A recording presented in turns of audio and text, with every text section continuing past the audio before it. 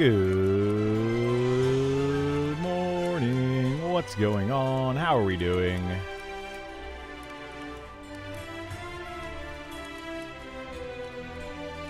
I hope everyone is doing well and swell. We're going to get to it in just a moment here. I'm trying something new.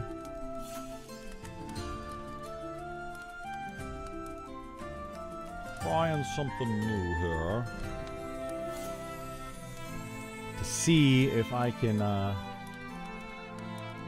get chat working for you all in a different, better way. And I don't know if I'll be able to. But we're going to try.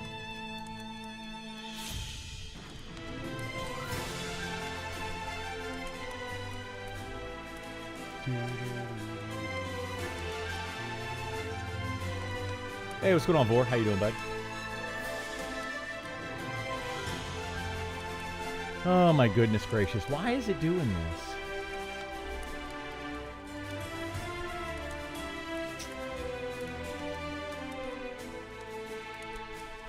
Yeah, I'm trying to find different ways to do chat a little bit better, and it's just not working for me.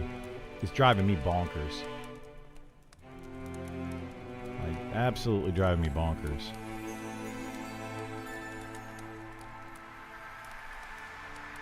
But I have gotten my computer to run a little bit better.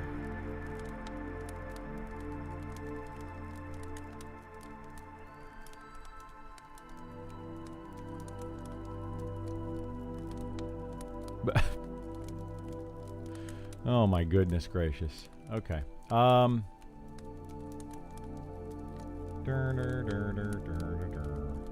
So I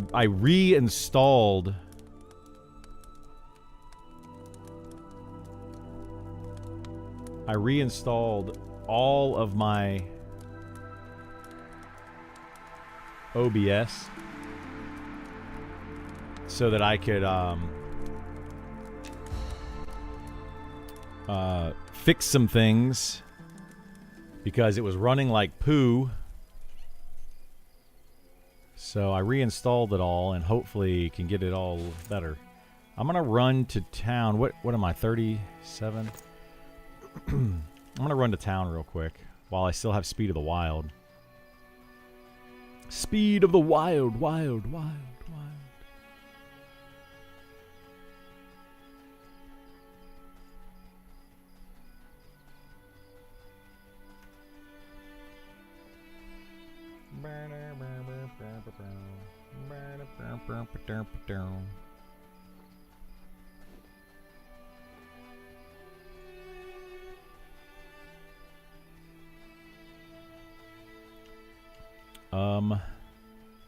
Where am I going?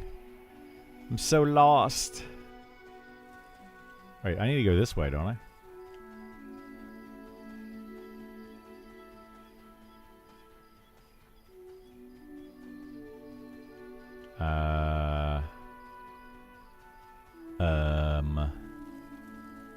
I say what?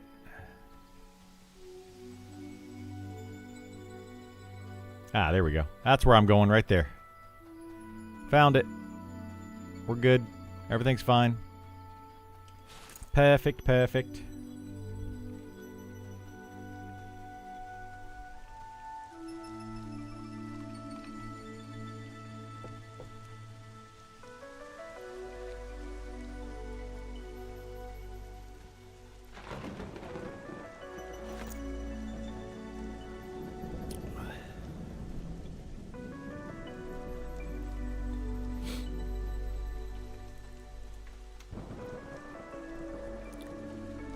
Bum, bum, bum, bum, bum.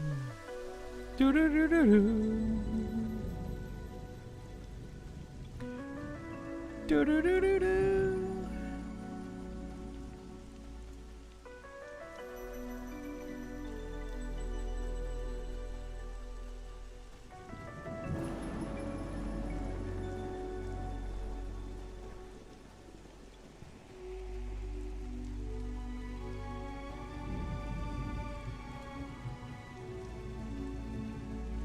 Hopefully everything's working right. Let me check something.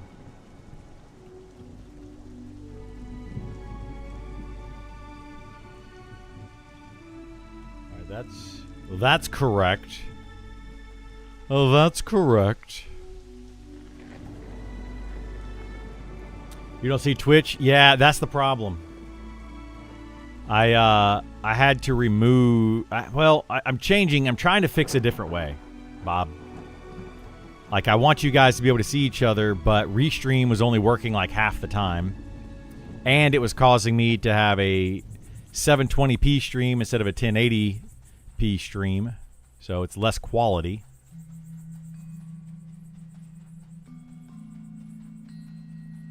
So I was trying something new, and now Owned Pro isn't working right. The guaranteed loot drop for sub function, yeah, I'm fixing that. That's currently in the works. Apparently there was a bug in our system. I'm trying to get that working now.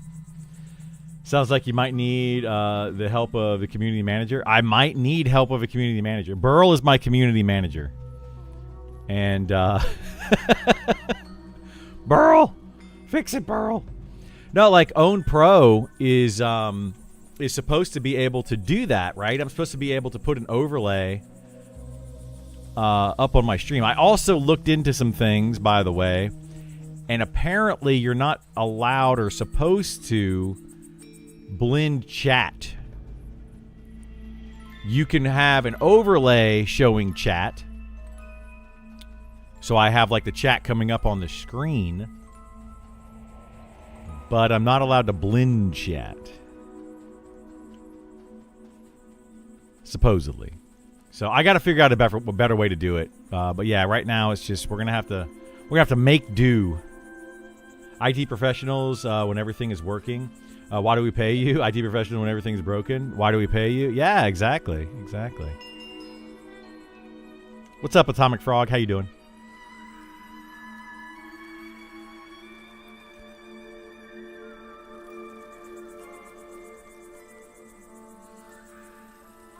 Some people blend chat. Yeah, some people blend chat. You're just not supposed to. So I'm looking into it. I'm trying to find ways that I can do it and make it work properly. Yeah, you just, like, according to the Twitch user agreement, you're not supposed to do that. I guess it causes some sort of conflict with something. I don't know. I have no idea.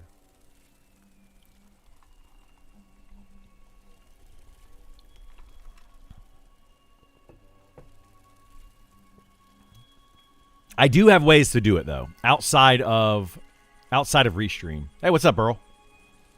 I do have ways to do it outside of Restream though, so we're gonna look at it. I just got to see if I can get them all set up.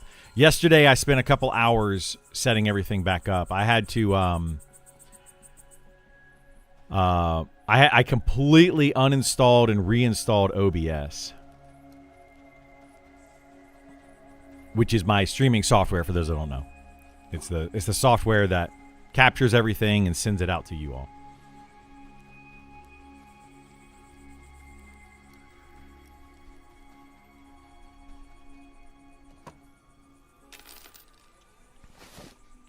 Do you use OBS proper or another version? This time I got the actual OBS from OBS because the other version that I was using was causing my computer to really get bogged down. So I decided to get rid of that. And now my computer's running. So, like, on the previous version of OBS that I was using, it was using 100% of my CPU. Right now, I'm using 27% of my CPU. Big difference, right? So, like, I think that was part of my issue. But now I'm trying to set it up. Now I'm trying to set it up so that you guys can see chat. And it's just not working right.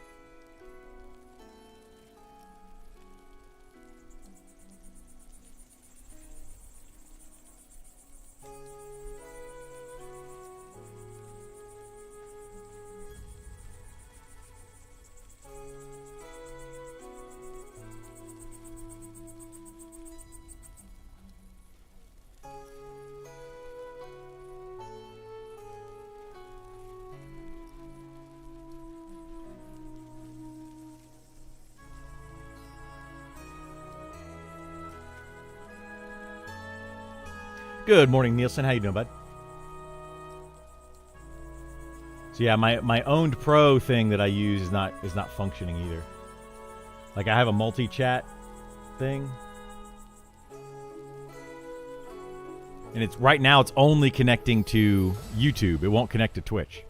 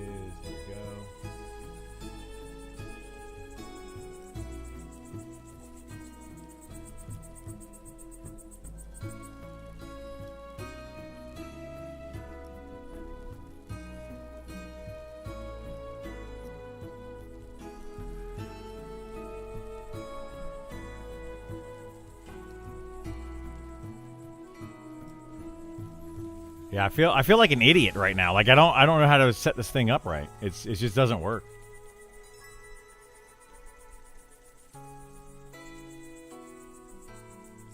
Like it's kind of bothering me actually because I'm like, it should just be set it like I think I'm doing everything right. I may not be, but I feel like I am. Soon, yeah. Just hoping for the patch today or thinking it's getting pushed. I don't know. Pretty hyped about my PTO approved for the first 2 days of launch. Just hoping servers aren't on fire. I mean, I hope so too.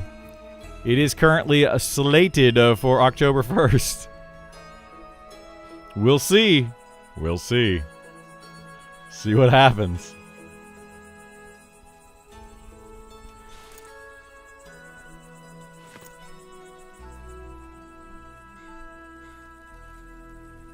Burl, I need to give you access to my own pro account and see if you can figure this thing out. I haven't seen anything indicating the patch getting delayed again. Should be sometime today. That's good. I was hoping it would be early. You guys usually do patches early. You don't always, but usually do patches early. I was hoping it would be early this morning so we could get as much done as possible since I'll be out of town this weekend, but not looking good. It's the Eminem meme. It really is. This is like the Eminem meme being slated. Everything's slated.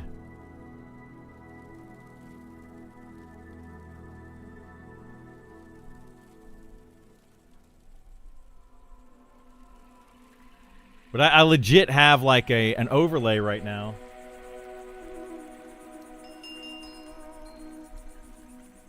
And the overlay is not functioning.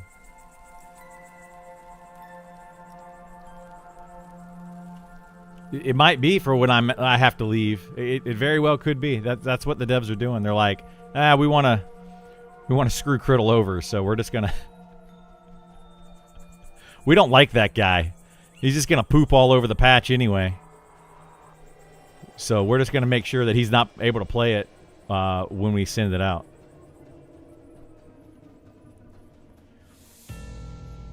Why do you think you hear your monitor? Yeah, exactly. They have a monitor for my stream now to make sure I don't say bad things. They're just trying to figure out how they can ban me. That's what it is. How can we ban Criddle? Man, it is so stinking dark. I've got to turn this up. Yoink. There we go. I had an early morning meeting, my day job. That's why you're here. Nice. So wait a minute. You wouldn't be here otherwise? Now I have my feelings hurt. You're supposed to want to come to this stream. You woke up early to come here, and you're sad that you're going to miss the stream for your meeting. You got it backwards. come on. Man. Oh, boy. Dota 2 International's going on. That has to be the reason. Oh, yep, that's it. That's it. The devs are watching the Dota 2 tournament.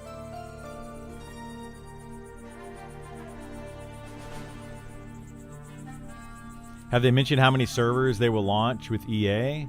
I can almost see it being impossible to find a camp. Or they have not mentioned how many servers, no.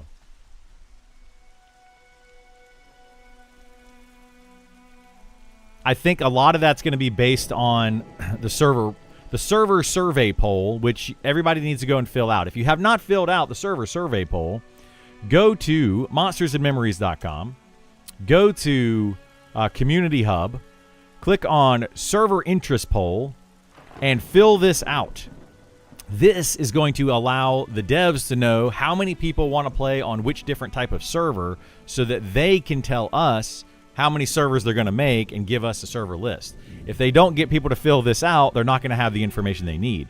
Clearly, majority of people want to be on the US East PvE server with almost 2,000 people, more than double of any other server. Well, almost more than double. There's an EU PvE server down here. So I don't see PvE West, which includes Oceanic. So not many people are going to be on that server. So that if we don't fill that out, they're not going to know the info. And they're just going to have to guess. I've never played Dota 2, but I love watching. Can appreciate almost anything played at a high level. Yeah, I prefer League of Legends over Dota, but yeah, it's cool to watch some of that stuff. I personally like to watch games done quick. I don't watch it like religiously or anything, but I like to watch it because it's super awesome that those people put in so much time to learn every little inch of where they need to go, what they need to do, to make, like playing out this route perfectly to do it super fast. I watched at TwitchCon back in like 2019, I think. I watched a games done quick competition between two players from Mike Tyson's Punch-Out on the Super Nintendo, or on the Nintendo, blindfolded. I'm like crazy. They both were blindfolded, and they played Mike Tyson's Punch-Out, first one to beat Mike Tyson. And they both won blindfolded. One guy beat the other guy because one guy, he lost to one fight, and he had to redo the fight. But the other guy just kind of blew on through. It was amazing. It was really, really cool to see. Beastmaster, how are you enjoying it? Are you feeling the two-hander damage over dual wield damage? The Beastmaster two-handed damage is better than dual wield simply because of Chop. This ability right here just does more damage.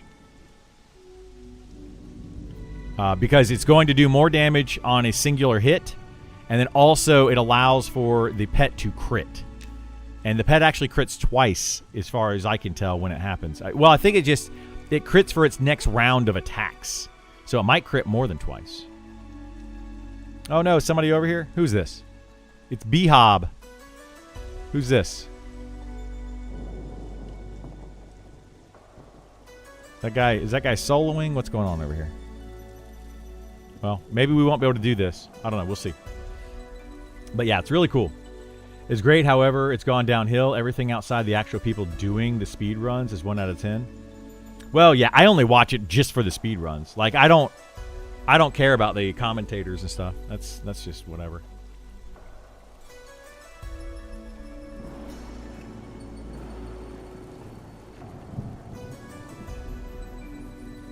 Having a bath being a battle cleric.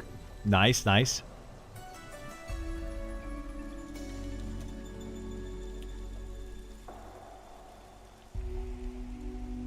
Everything the pet does for 5 seconds. Is that what it is? Everything the pet does for 5 seconds is crit? Okay, I knew it was something like that. Give me 1 second, guys. I'll be right back in just like 3 seconds.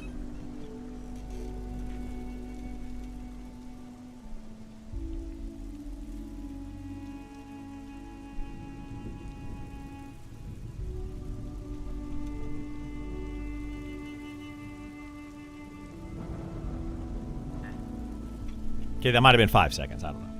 I wasn't counting. I'm sure somebody was. I forgot my moisturizer again. If I don't put on my moisturizer, I just like I feel terrible all day. Tell Bob to lick rocks.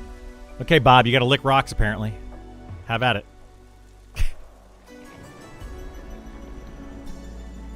So hit chomp, then dump pet abilities. Well, I don't know if pet abilities crit or not. I haven't tried that actually.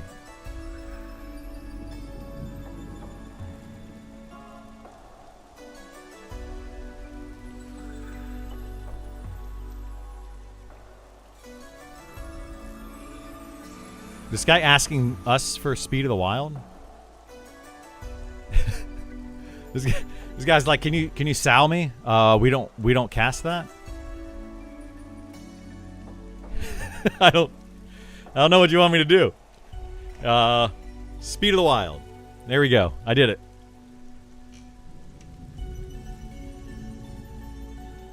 Oh, to kick rocks. I thought that said lick rocks. My bad.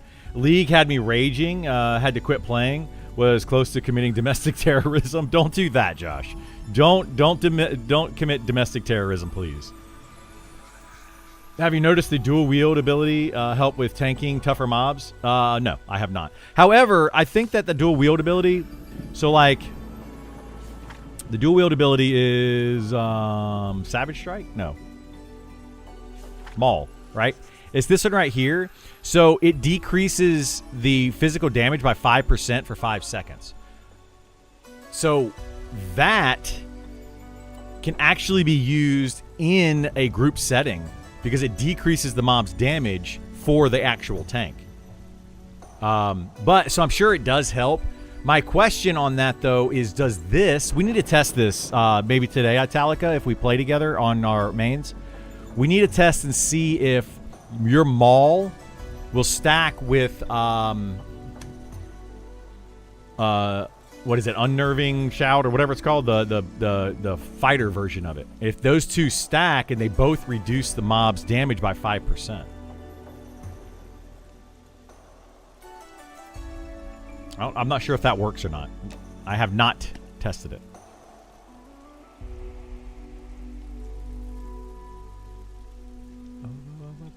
I leveled in Phalandraw recently. It was very strange how different it is to Night Harbor. No one wanted to party. Oh yeah, nobody wants to party over in Phalandraw. It's like it's hard to get parties over there. Yeah, it's super easy to test. Yeah, we should be able to test it. More that all the attacks the pet was doing are guaranteed to crit at high level. That could be 8 attacks. If dual wield and double attacks both hit. That's, I mean, it can be a lot.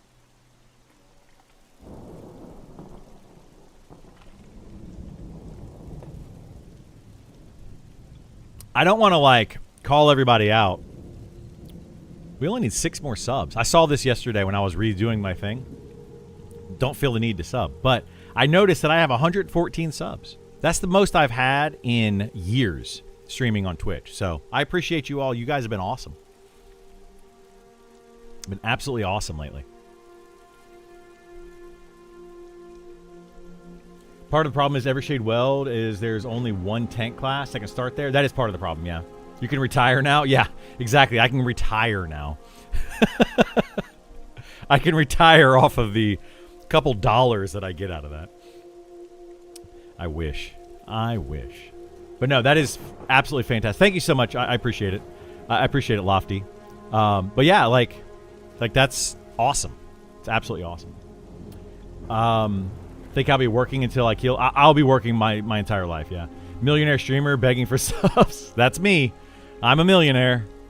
Somebody asked me the other day if I literally won the lottery. They're like, how can you do this all day? Did you win the lottery? I did not. I did not. I rarely even play the lottery. You finished setting up your Ko-fi account? No, but it's not showing right now, is it? Has Ko-fi popped up at all? I mean, it's basically set up. It is set up. I can just do like some tweaks to it to like add a banner and make it look all spiffy, I guess. It's more aesthetics at this point. Just need 1 or 2 Oilers on your set. Yeah, exactly. Exactly. Leveling every class to 10 in beta. I almost have it done, but still can't decide on the main. Oof. What do you like the best, Edward? Maybe I can help guide you. Usually goes off every 30 minutes. Yeah, that's what it's been doing. Is it's supposed to every 30 minutes. That's what it's set up to do. Is every 30 minutes to go off, but it's... I also redid my entire setup yesterday, so I probably broke some things. The stream looks okay, right? Like the visuals, everything. There's no lag. There's no latency. Nothing like that. We're good on that.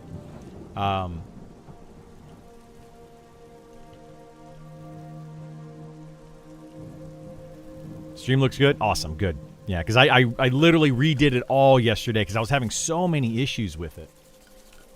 Now I can't get the stream, yeah, 1080p should be back. That's what I fixed. 1080p, 60 frames on both Twitch and YouTube. But now I can't get the crossover chat. So I'm working on that. Makes a nice difference. Yeah, people were telling me that I didn't have the 1080p, and that's because I was going through Restream. And I don't want to go through Restream. I don't like that. I prefer to have everything like all in-house. So we fixed that. Oh well. I'll figure it out. One of these days we'll figure it out to be able to get all the things that we need. I do feel like it's a little bit washed out though. I like pet classes the most, I guess. So you like pet classes the most? Do you want to be able to solo? You want to be able to group? Like, what do you prefer? The Necromancer is the best soloer in the game, and it probably will stay that way even after the deep dives.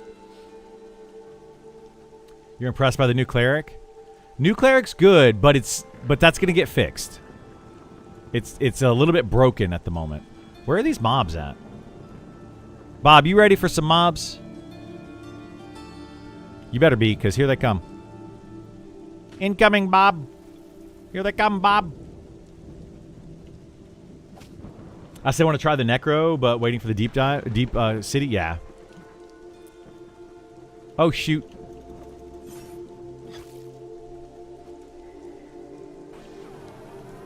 I forgot to tell my pet to stay in passive. Oopsie-daisies.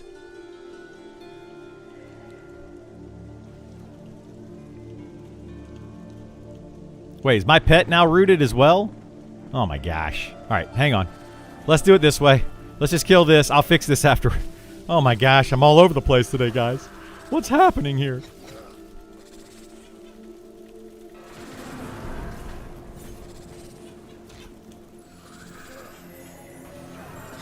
Failure. Failure, gamer. Cleric is so good. I don't want him to fix it. They're gonna have to fix the proc on it. The proc is too strong. Oh, I got another one, Bob. We should be okay, but I got another one over here.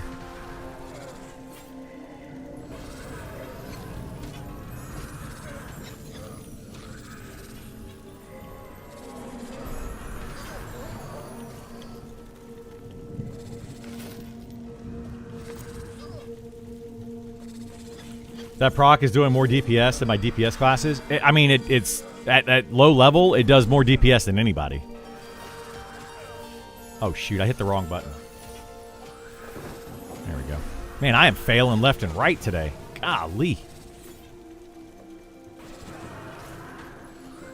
I'm so used to playing my, fighter lately. I've been doing so many, like, fighter runs.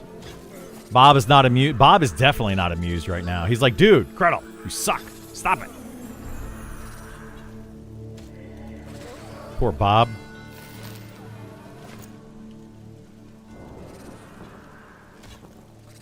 I just abuse Bob. That's all I do all day. Abuse Bob.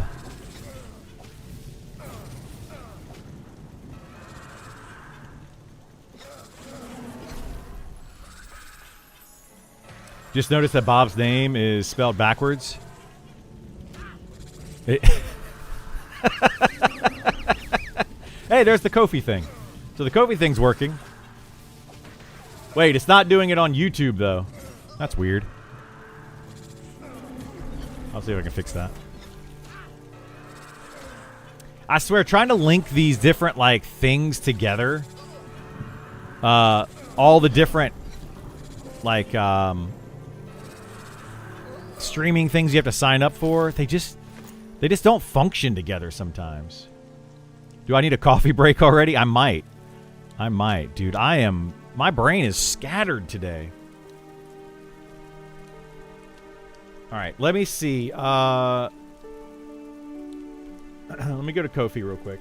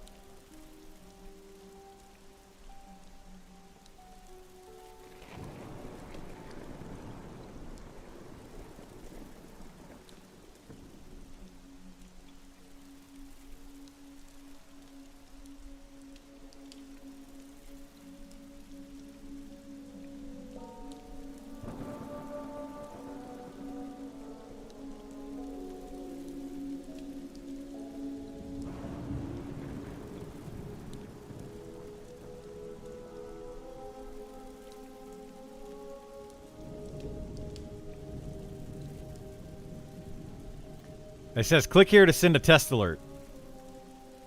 Hey, thank you so much for the $3. I appreciate it. I think that was the test alert. Anyway, I think it's working. I don't know. I can't tell.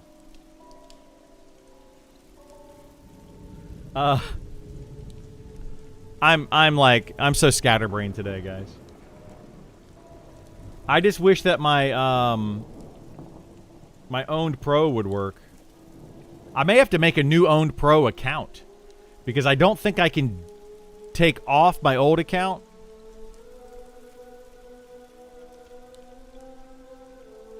I think that's part of the problem is I can't take off my old Twitch account and add my new Twitch account to make it work.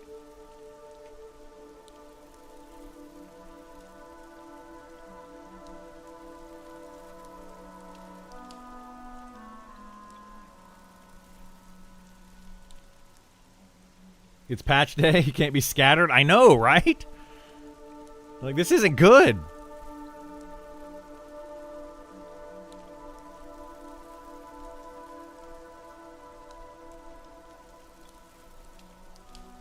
Eligible for account migration. Maybe that's what I need to do, is account migration. Hang on a second.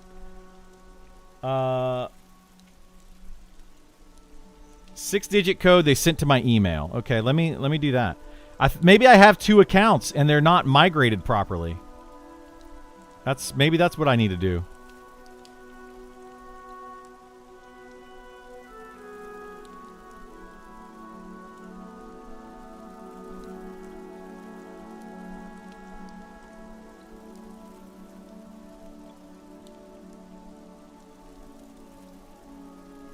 Resend code. Code resent successful. All right, let's see if I get a code. Maybe that's the issue. I was trying to fix this last night. Thank you, someone, right? No, I think that may have been actually someone, but I don't think it was, Burl. I'm pretty sure that was the test that I sent out. What's the new patch? What's in the new patch?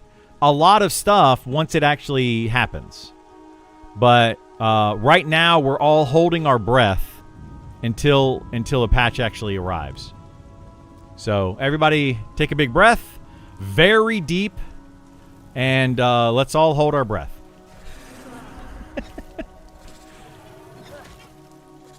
Because it's coming soon. It's coming soon. But yeah, what's in the new patch is we're getting 2 new dungeons. We're getting Fallen Watch and Rothold. So we're going to get a lot of new content from level 35 all the way up to 60.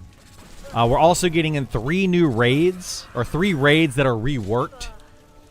We're getting in Inquisitor and Shaman deep dives, so those are happening. And we're getting some updates to Cleric, Monk, Fighter, Druid, Rogue. And more, I believe, is the last thing. It can't be coming soon. Pantheon already trademarked coming soon. It's slated. Yes, it is. Oh my gosh. What the heck? That giant came out of nowhere. What is this guy doing? Is he using the, is he using these guys to kill the giant?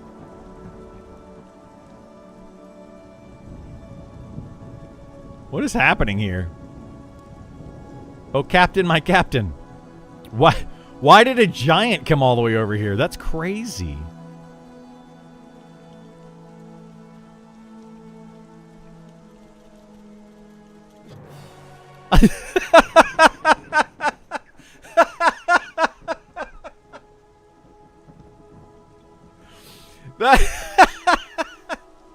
That mob was just kind of walking off, and I'm like, die. Got full XP for it and leveled. Nice. Free kill. You shouldn't have said on your stream you're AFK this weekend. Patch probably gonna be. Yeah, it's gonna change to this weekend. Absolutely. The devs don't like me. It's clear. Kill steal reported. I stole it from the giant. Look out, Bob. Inc. 2. 2 dungeons, Inquisitor Shaman rework, trade skill recipes, and more. Yeah, there's a lot. There's a lot coming in. It's going to be a big patch. That's why, you know, it's probably got a lot of issues. And that's probably why it's been delayed from Tuesday to today.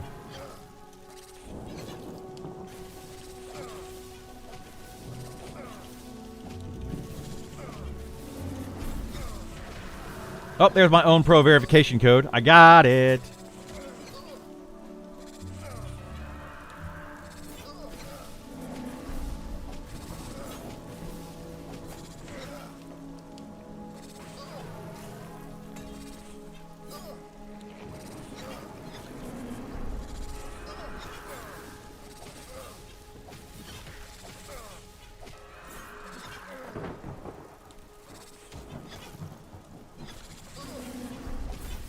ID of my new account. What the heck is this thing even talking about? I think I have 2 accounts on Own Pro, and I think that's what's causing the issue. I gotta see if I can figure that out. You get anything at 37? I do. Yeah, I've got one new ability. I forget what it is. I gotta put that in. I've got it in my bags.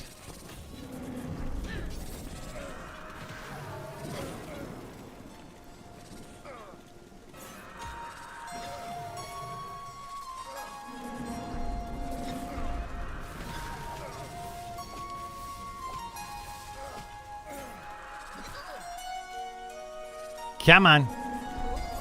Die. You filthy animal. Alright, what do we have? Is it chop? It is chop. Chop 3. 4. Chop 4. Get rid of that. We'll now put chop 4 in here. You're on? Yeah, we can do something if you want to, Isar. We're just kind of chilling. Kind of messing around. Chilling like a villain.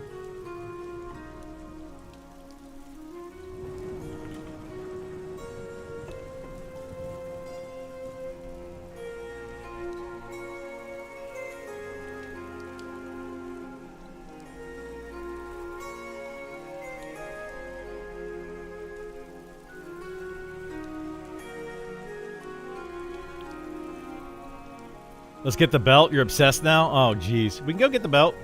The belt is a lie. It's a lie! Guys, I am really trying right now. Really, really hard to make this chat box work. Do you guys like the chat on Sean's stream that shows up on the actual stream? Do you guys like that? I feel like it takes away from, like, the gameplay sometimes, so I usually don't do that kind of stuff.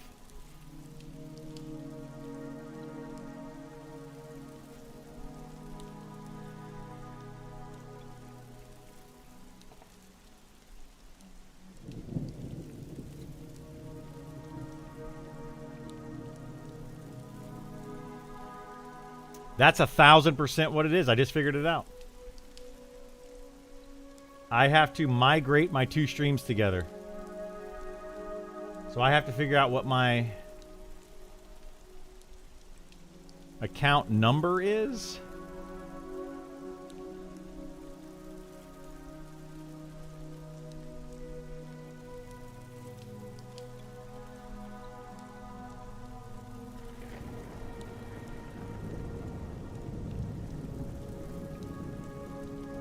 I have an old account and a new account. Oh, there it is. Account ID. I found it.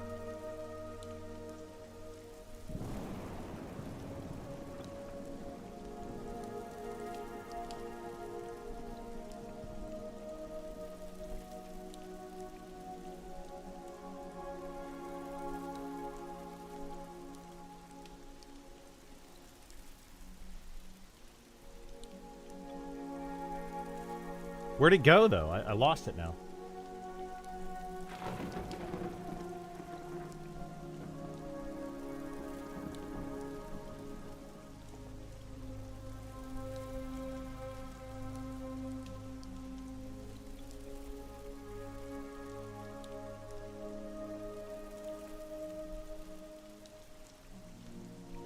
Ah.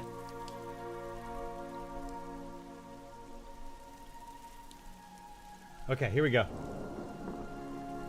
Account ID.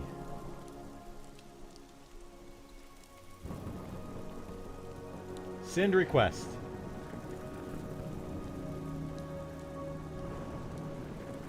Okay. Did it do it? Let's see. Migration. There we go. Look at that. Verify account migration. Ooh, we're making things happen. Sign in with Twitch. Okay. Oh my gosh.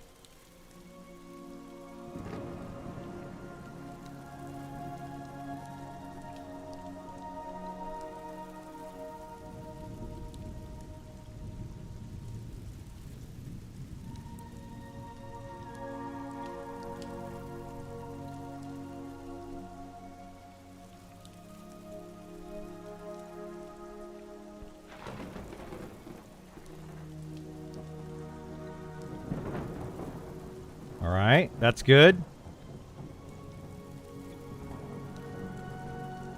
Okay, let's see if this worked.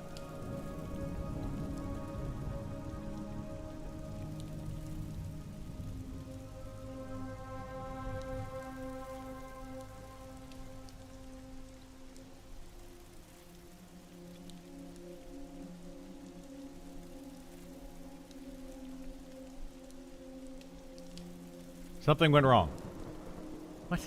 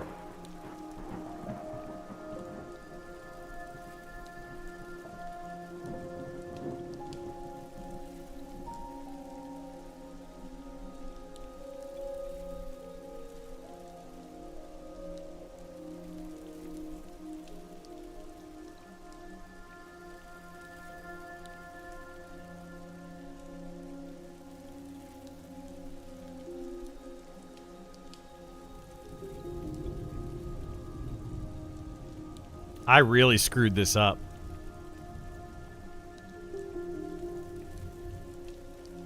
I don't know how I screwed this up so badly, but I really screwed it up. Like, I made 2 different accounts. Anyway, let's switch over. Let me get on my fighter. Sean Streamer, you generally on how to gameplay. I think streamers mostly do it, so the chat is included in VODs. Yeah, I think so too, yeah. Patch day, the big one. It's supposed to be a really big patch, yeah. Personally, you don't like it? Yeah, I don't personally like it either, but it might be the only way I can really blend chat together. My favorite old school MMO is Ragnarok Online. They recently launched a zero a 0 version. It's supposed to be old school players. I never played. I don't think I played Ragnarok Online. That might be one of the ones that I just missed. What's your favorite monsters and what's your favorite memory? That's a tough one. That's a toughie. Oh no, I only have 50 seconds on my...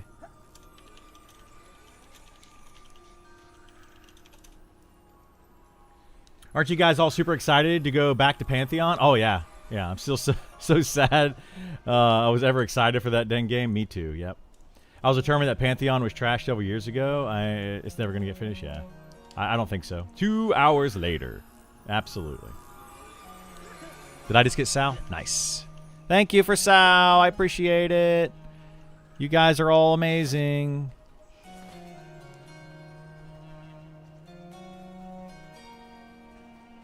I've seen hours and hours of play footage for Pantheon, and none of it made me interested. I mean, I was very interested in it. I'm still interested in it. I hope that Pantheon does well, but they're just every chance they get, they cut off another foot, and they've run out of feet.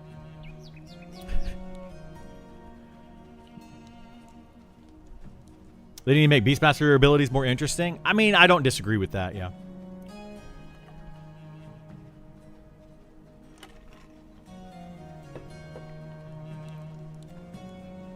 Yeah, I'm with Atomic Frog. I hope Pantheon figures it out. I really do. And I mean, even if I don't play Pantheon, I hope they figure it out for the competition. Because competition makes better games. If you don't have anyone to compete with, then you have nothing to push for, right? You don't have anything to be like, well, we gotta beat out these other guys. And I'm not trying to say that, you know, like Pantheon and Monsters and Memories and Adrulan Online, I'm not trying to say they're all competing with each other, because they are, but they aren't. You know, they're all like, they're making their own separate games, but they are competing for the same player base, honestly. And ultimately, it's going to be who makes the game for you, and they're all making 3 products that are similar but different. And I think that that's very important. Because hopefully it ends up getting better games and we get different games. Like Monsters and Memories being super focused on the group gameplay, and Adrulan Online being focused on the solo, well, more solo type of gameplay. And Pantheon being Pantheon, whatever they're doing. Nobody really knows, so I can't really say.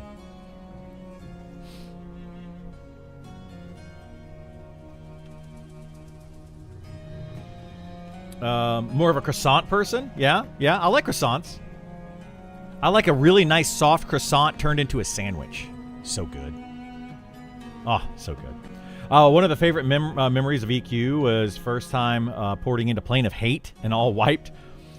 Yeah, Plane of Fear was always the scary one to me. No pun intended. But like, yeah, Plane of Fear, man, trying to break into that zone was a struggle every single because you zone in like right in the middle of it. You're not even off to a side. You're like boom, right in the middle. That was awful. All right, let me try something else real quick while we're doing all this. I do have one other option to blend chat, and I don't know if it's going to be an easy setup or if it's going to be a challenging setup. Actually, it's going to be a challenging setup. I can already tell. It's just a bunch of DLLs. Where can I put all this stuff? Oh shoot, hang on. Let me try something here.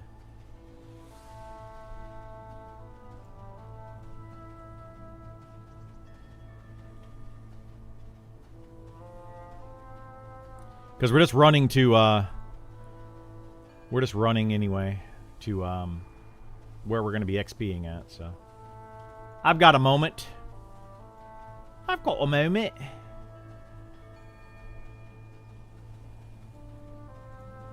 Hey, Sam. Slow down, Sam.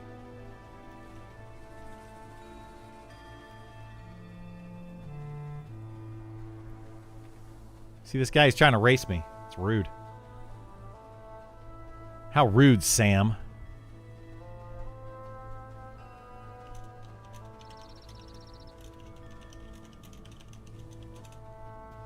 Hey, look at that. I lose is on the PvP server, or PvE server. Woohoo! He made it, guys. He finally made it. He's been wanting to get off the PvP server. Extract all and run.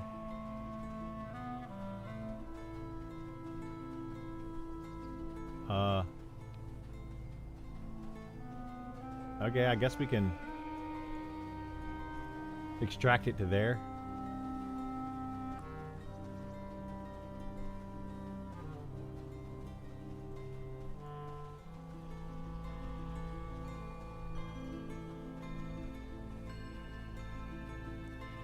Okay. I extracted it. Now what? Oh my god. I swear I know how to use computers, guys. I really do. I know it's shocking.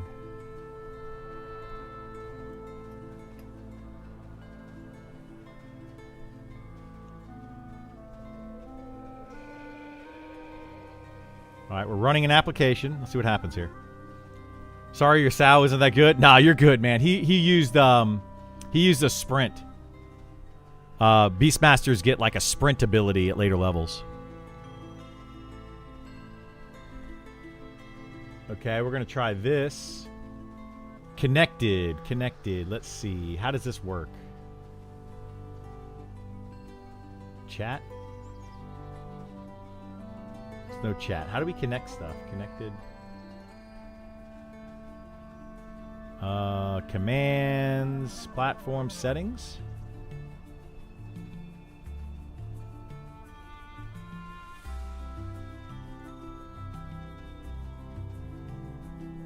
Oh, this has Ko-fi connected to it. Oh, wow. Okay. Platforms. Here we go. Twitch.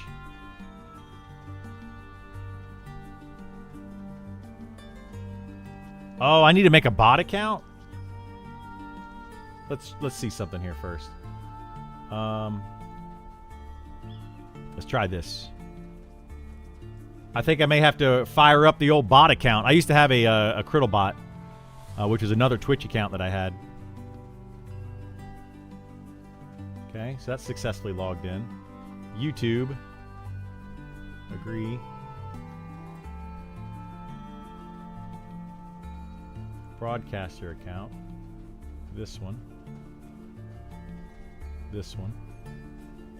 Man, I'm so happy I figured out this issue with my computer. It's running so much better now. So much more smooth. Token for YouTube has an incorrect number of scopes. The heck does that mean?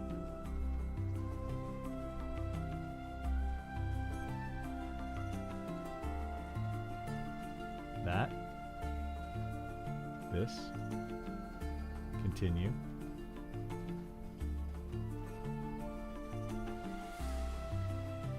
There we go. That's connected. Okay, so now chat. Let's see. All. Hello. Did that work? Did that send to everybody? No, it sure didn't. Twitch and YouTube. What?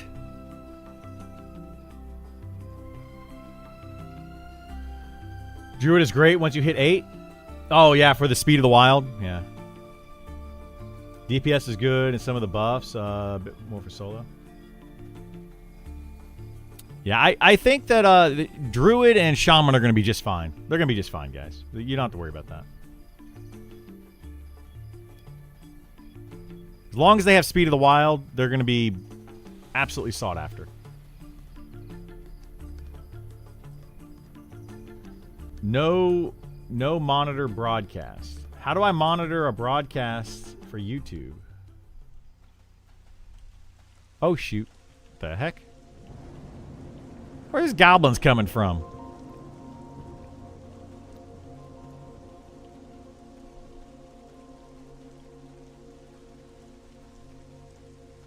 Train! Train!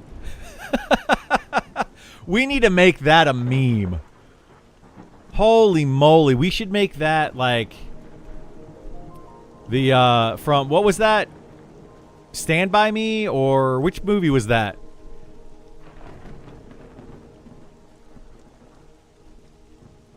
Is it not? I mean, it is a meme, but we need to make it a meme for Monsters and Memories, right? Anytime that we cause a train, just train. Have it pop. I could set that up, and I could make like a little button for it so it appears on the screen. We should totally do that.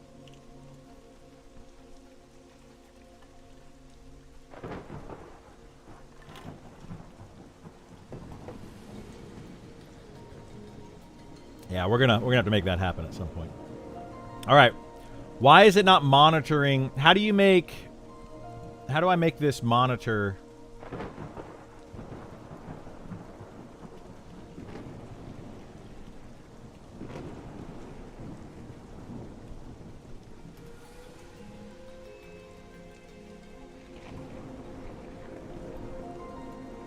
Link your Google account under platform. Turn on live broadcast monitoring. How do you turn on live broadcast monitoring? Settings?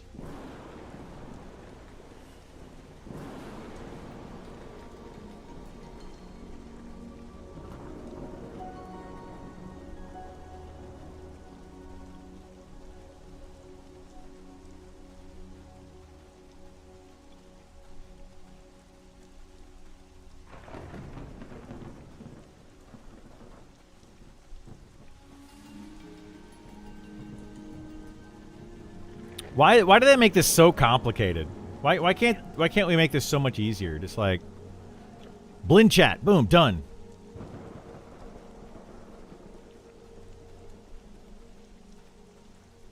It'd be so much nicer. The Great Goblin Migration, right? that's what that was. That's what that was for sure. Train warning macro is a standard. It should just be your number one. It should be that would actually be a really good idea. Atomic Frog, you got to make this happen. Excuse me, you got to make this happen. I got the hiccups. A tutorial for creating macros should be /shout space train to zone. That should be the first like tutorial on how to make macros in the game. Absolutely. I love it. Let's do it. How in the world settings?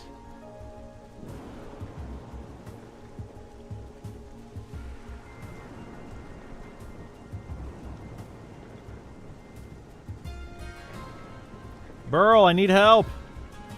I need assistance.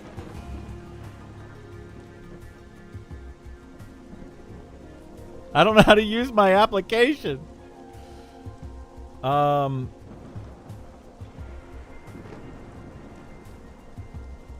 Connecting to YouTube. Here, let me watch this video. Let's see if this will do it.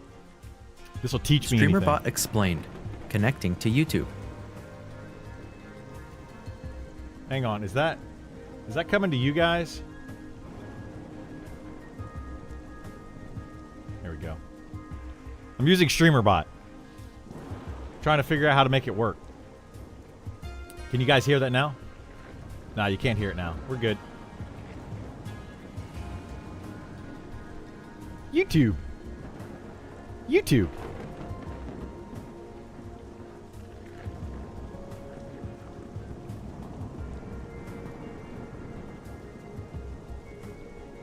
I did that.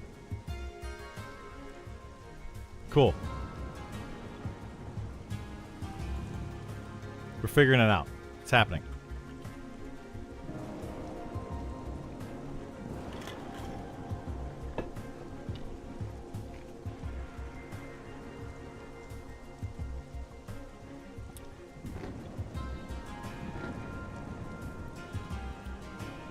Yep, got that.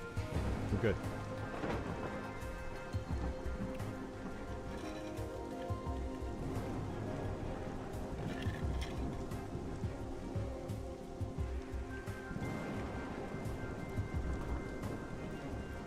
Okay.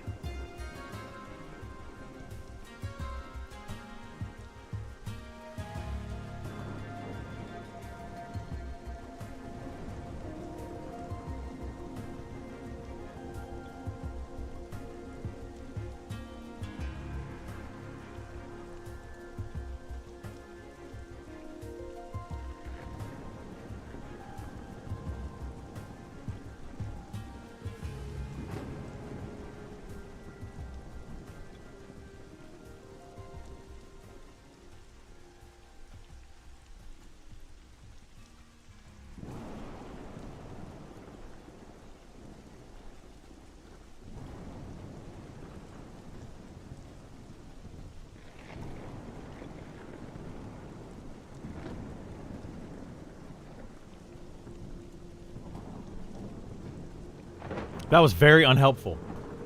That did not tell me what I needed to do. Not a bad idea. We flirted with adding some tutorials to the Plane of Meat, but not anything soon. Yeah, Sean mentioned that on one of his streams recently, that there's going to be like an offline tutorial mode, which I think is a very good idea. Like a very, very solid idea.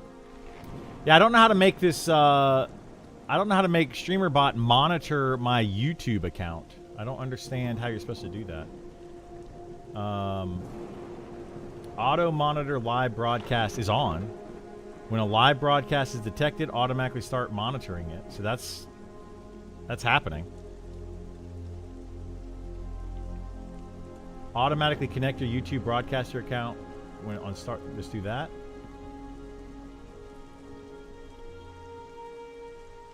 Go back to chat. Go to YouTube. Yeah, it says no monitored broadcast. I don't know what that means. Well, I know what the words mean.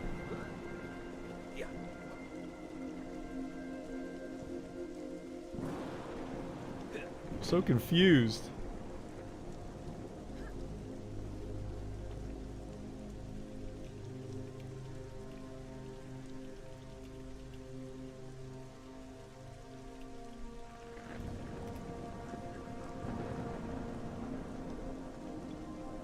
No monitor broadcast. You need to manually select broadcast to monitor or turn on the monitor settings by default. I did that.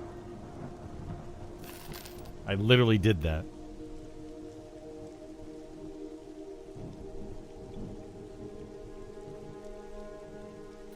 Maybe...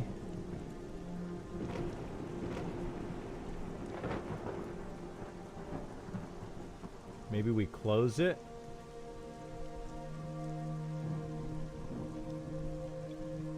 And reopen it.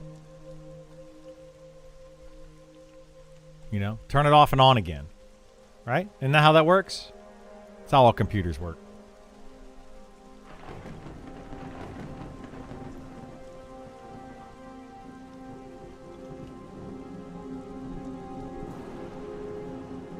Partially connected. Two are connected. Okay, cool.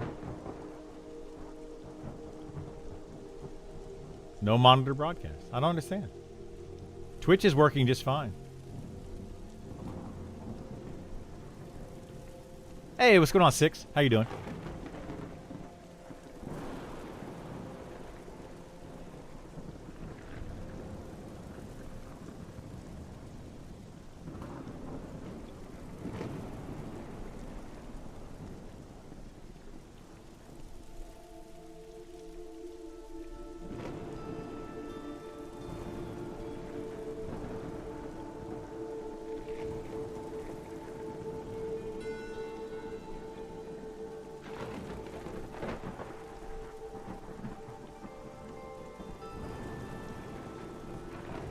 Monitor.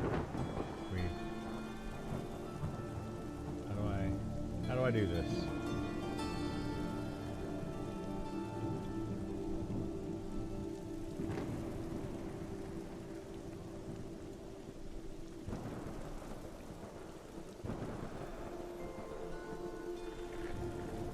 What's opening now? What is this doing?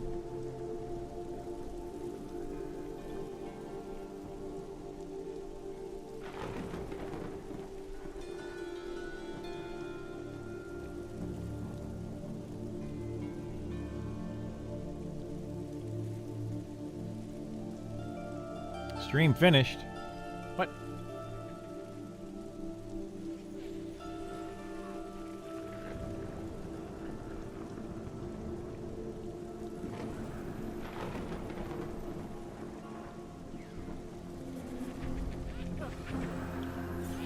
Oh my goodness. Dory!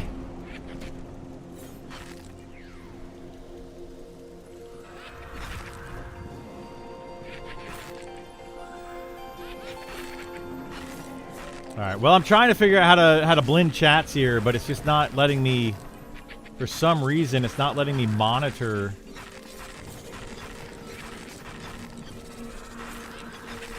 It's not setting up a monitor for it.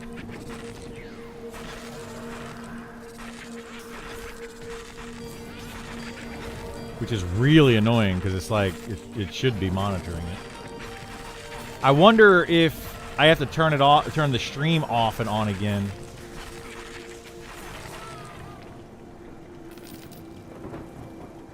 Which I don't really want to do.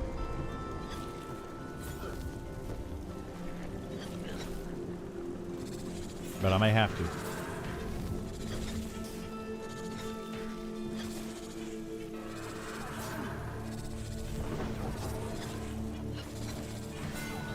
All right, YouTube people, I'm gonna turn just the YouTube stream off and then back on, and see if that fixes this. If it doesn't, then we'll just mess with it later.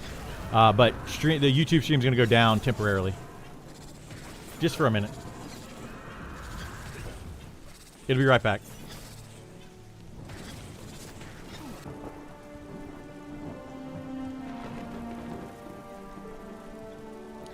Do you want to test mall stacking? Yeah, we can test it. Do you have, I mean, I guess you could do it without dual wield, but I guess you do have a dual wield, though. Let's do that.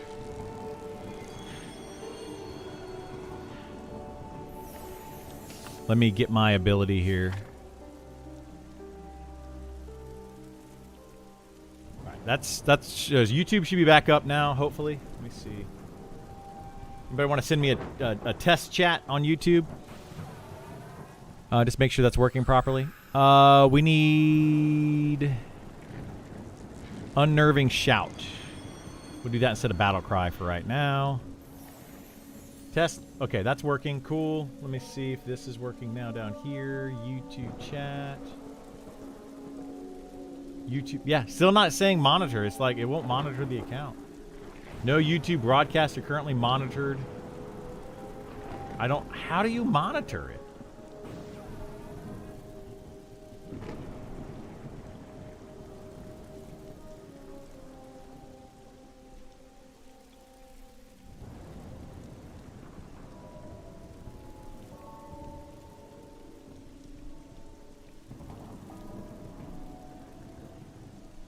First character choice, Necro or Cleric. That depends if you want to do group stuff or if you want to do solo stuff. Necro is going to be much more solo friendly. Uh-oh. Uh-oh, wait, what? I thought you said room was clear. There's mobs in there. Save me! Where's our team? Team! Nobody came in but me. Oh my gosh. You guys are killing me.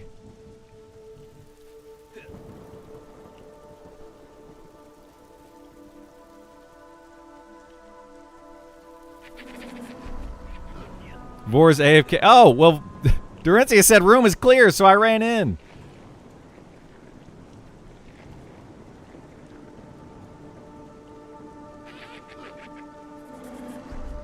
Save me. What the heck? Oh my goodness gracious, guys. This is just going to be one of those days, isn't it?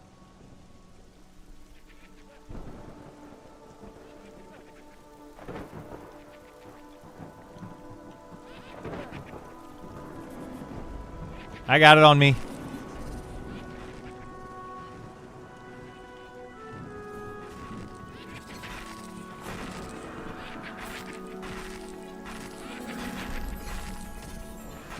Unnerving Shout. All right, I did Unnerving Shout on it. Unnerving Shout, Stunned, Maul, and Maul is on it. Maul is the is your debuff, right? So yeah, it looks like both of them are on.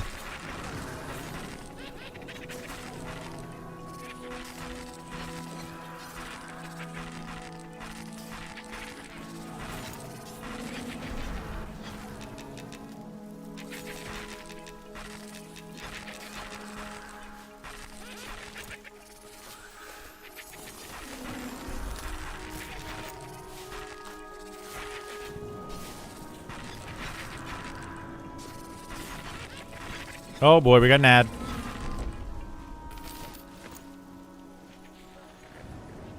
Alright, we killing another one or what?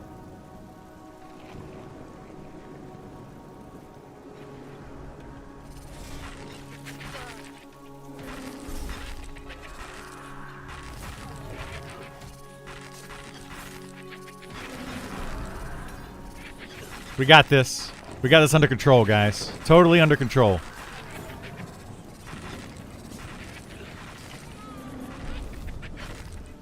Here, kill this real quick, because it's just the pet.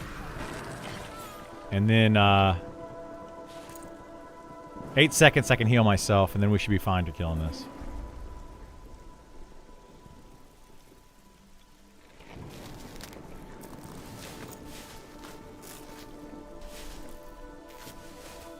Alright, let's rock it. Rocket Man! Unnerving shout.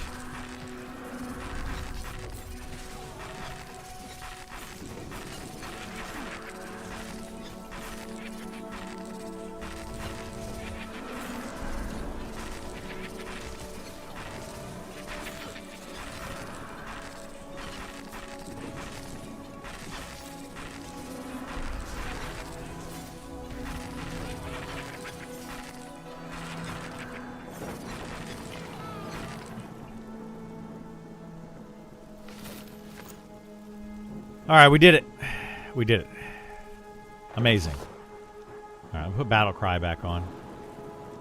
Alright, that's good that the buffs stack, at least. So, that's good.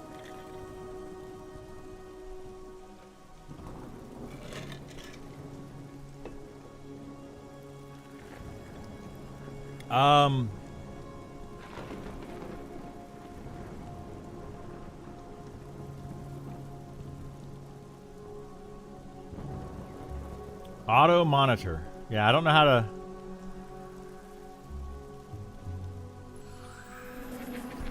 Dorencia, you're gonna die! Oh, shoot. She has no health! What are we doing?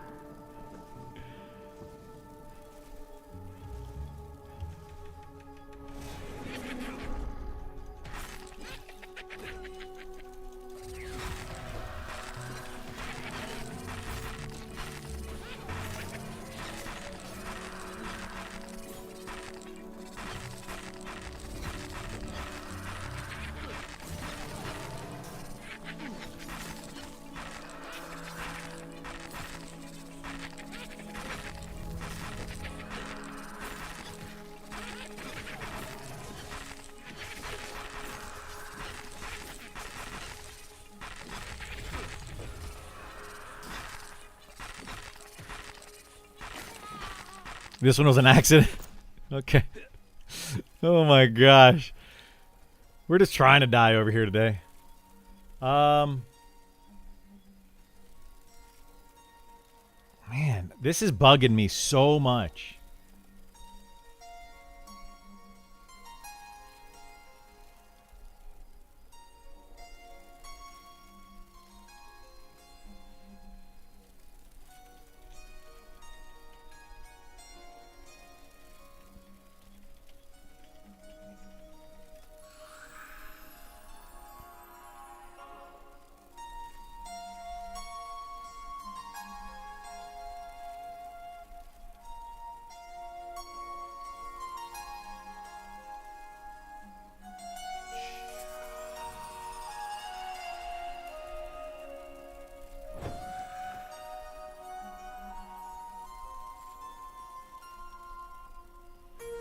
Enable, right click, so the broadcast tab.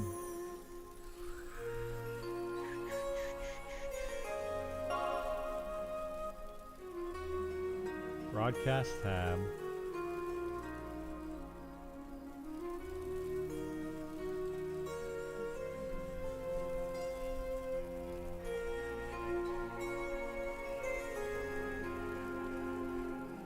Oh, wait a minute.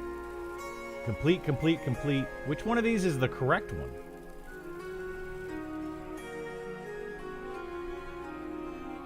Okay, so now I'm monitoring that. Let's see. Chat.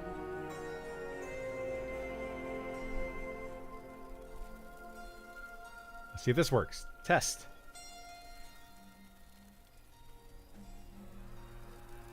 Huh? No. Okay. It's not that one.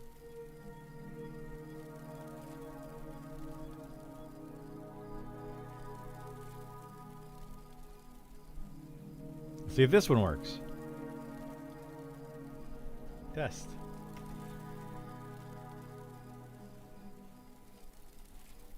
The heck?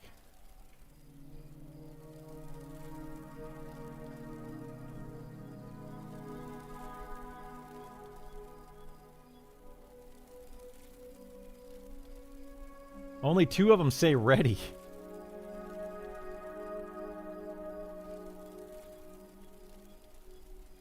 What the heck is happening? This is why I don't like this stuff.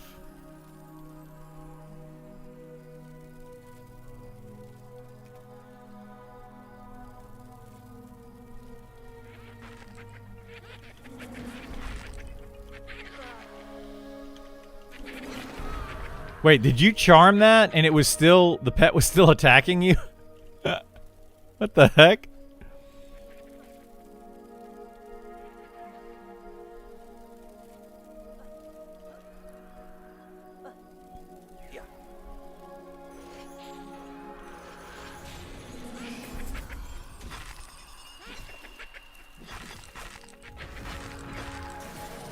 Yeah, I don't know what's going on. This is supposed to be working, but it's just not. It's not working. Like, it's not allowing me to monitor.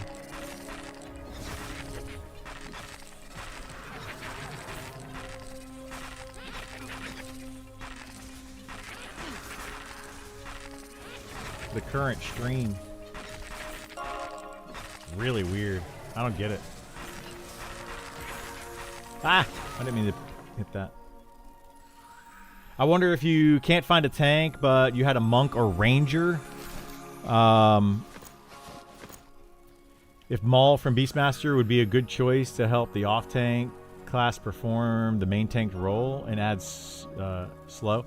No. The 5% damage reduction is not going to be enough damage reduction to make a monk or ranger be able to tank high-level stuff.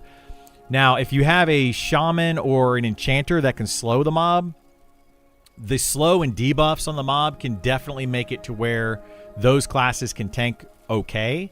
They're still not going to be great, but they can definitely do it. So you're gonna want to have a tank in most groups, but if you're doing like a trio, a monk or ranger could be just fine for a tank. So yeah, that's basically how it works.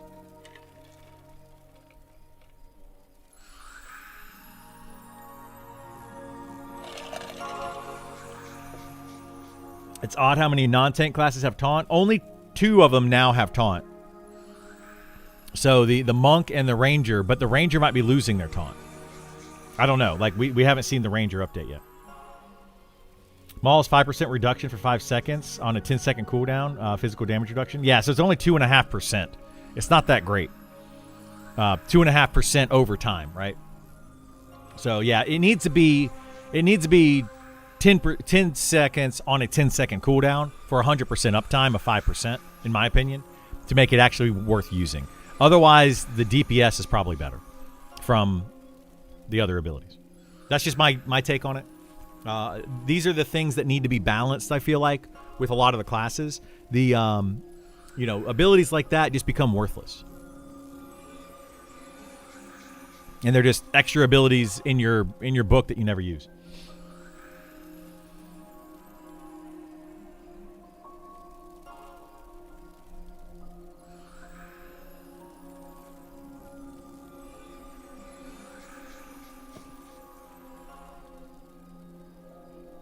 What's this?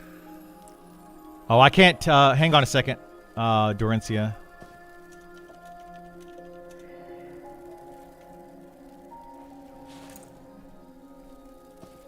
Oh, shoot.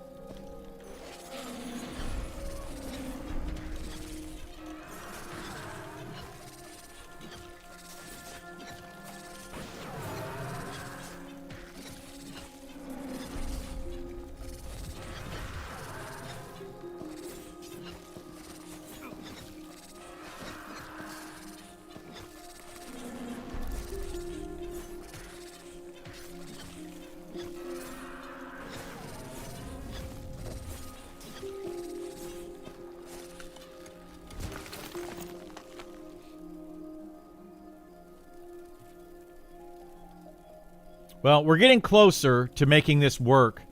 Let me close this down again. It's still not working yet, but we're getting closer to it. Like, it's finding the different streams. It's just not monitoring the correct stream for some reason.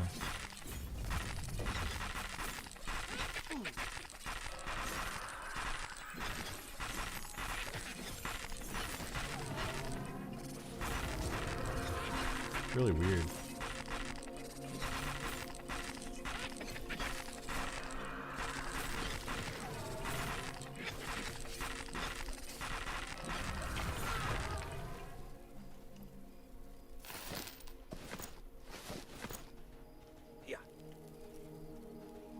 Oh, you have some too, Sam? Oh my gosh. Here, let me DE mine again. All right, you can trade me, Sam.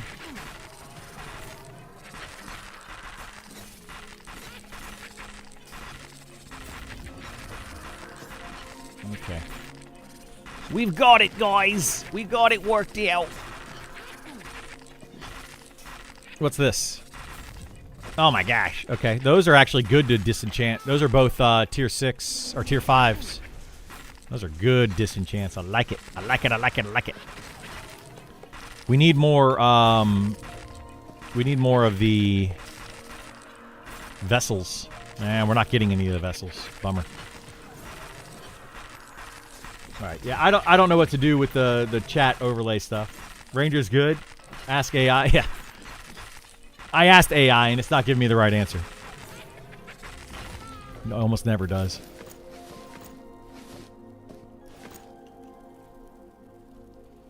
If you guys need to offload any loot, I can definitely hold some. We do offload loot sometimes. When I take it all to town, and I give away some stuff, yeah. Where do I go at 17 for max XP, duo, or group? I would recommend duo if you want to have maximize your XP. Absolutely, I would go duo. And at 17, are you in Night Harbor, Phelan Draw?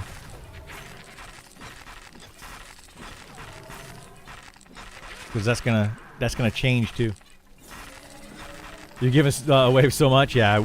I try to give away a lot of stuff. We've been disenchanting a lot lately, though. Night Harbor Monk, 17 Night Harbor Monk. You could go to the bins. You could go into Telekir if you have like a good healer with you. You could go. It's another good place around 17. You got stuff? Just being facetious? Yeah, I know you are. It's all good. It's all good.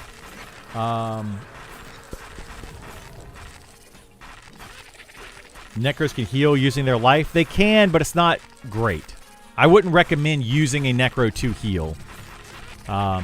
They're more like a oopsie daisies, you know, our group is dying kind of thing. And you kind of top people off. 17 Benz is good. Telekir would be good.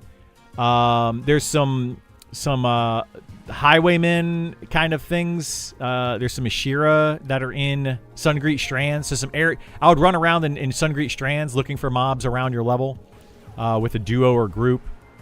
Those would all be good for that level range. What are bins? Bins. B-E-N-D-S. The Night Harbor Bins. It's near the if you know where the North Gate is, go straight ahead from the North Gate, and there's a teleporter. Go up the teleporter. When you come out of the teleporter, go to your left. That is the entrance to the bins, and that is like the slums of Night Harbor. And should be a bunch of mobs in there that are going to be around level 15, 16, 17. And if you have like a healer with you on a monk, you should be pretty solid there. How many belts dropped? You camped this for a while. We've been here for this is our 4th day now, and we have seen 0 belts. We've seen multiple of everything else. What are some good duos? Anything with a shaman, any melee with a shaman is a good duo. Any melee with a druid is a pretty good duo. But specifically a shaman is a really good duo. Druid plus a pet class spellcasters, really good duos. Enchanter, druid, necro druid. Any of the solo classes makes a good duo class. Put 2 solo classes together, boom, duo class. Or duo group, whatever. It's yeah. So your necromancer, your beastmaster, your elementalist, druid, yeah, like any of those. Enchanter. Maybe Fallen Pass skeletons. You can go to Fallen Pass. You could do the like graveyard, boneyard area of Fallen Pass when you first zone in from Shaded Dunes. That's another good one, Channing Tatum. Another good spot. You could probably, actually no, that might be a little too high still. But there's beetles in the quarry in Sungreet Strand, but I want to say those are closer to 20. Fallen Pass works, but I wouldn't recommend it just because the most crowded zone. Yeah, exactly. In the morning, if you go to Fallen Pass in the morning, it's great. But by the afternoon, there's just way too many people there. So because everybody just knows about it, you know, it's just way overcrowded.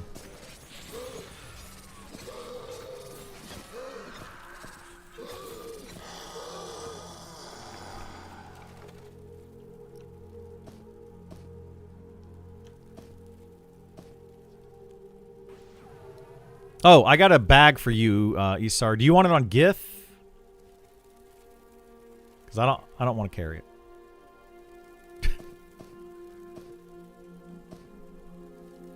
You want it on Isar? Oh my god. We can give it to whomever. Just let me know.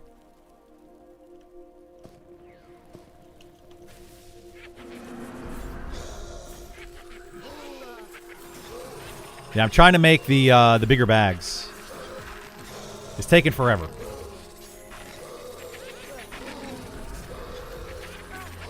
You get infinite crash bug and Fallen Pass. A lot of people are getting that right now. Yeah, it's kind of annoying. Hopefully they fix it soon.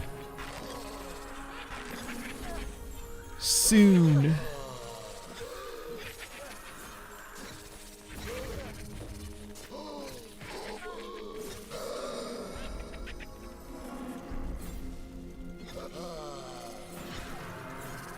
Patch or not, it's still slated for today. We'll see.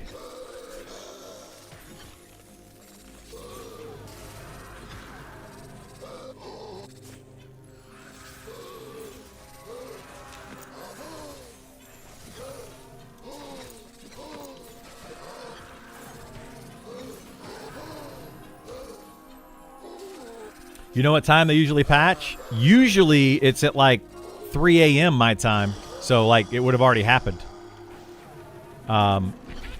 Because Ali lives in Bahrain, and Bahrain is way ahead of us on time, on the clock. So usually that's when it happens, but I have no idea what's happening today because they postponed it on Tuesday as well. I was really hoping it would be early today so we could have as much time as possible because I'll be going out of town tomorrow. Well, tomorrow afternoon. So, you know, it is what it is, I guess.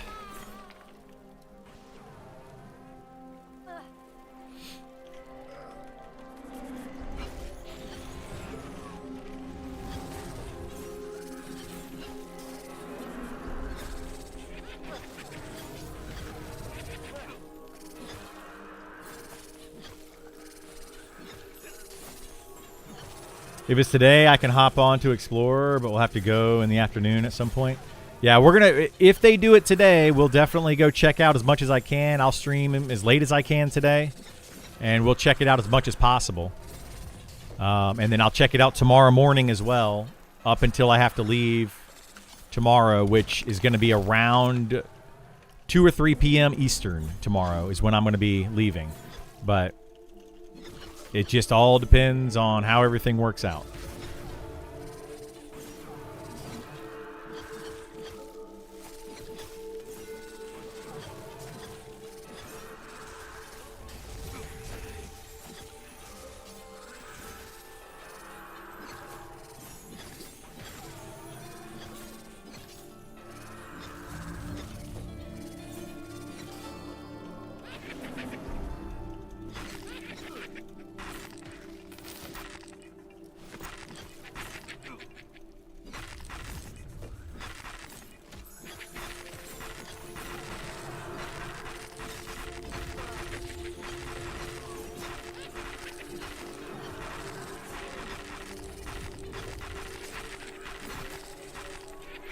I love the tank using the changes with your Inquisitor today. That'd be awesome, yeah.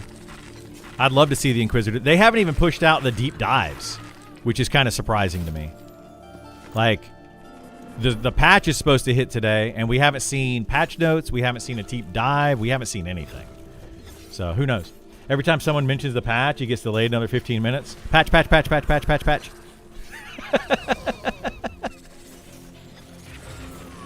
Wait, can I delay it until Monday? Can we do that? That'd be perfect. Just delay it to Monday. How many times do I have to say patch?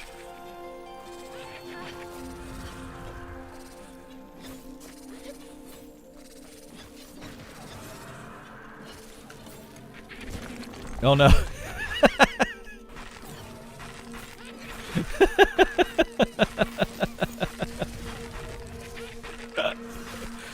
You done it now, Atomic Frog. You've done it now. I'll help. There you go. Bob Dole's helping. Patch, patch, patch. Can you just delay until Monday, or for the sole reason I want to see the mass hysteria of blaming Criddle? I mean, I would like to see it too, honestly. Let's be honest. We all want to see everybody blame me for everything all the time.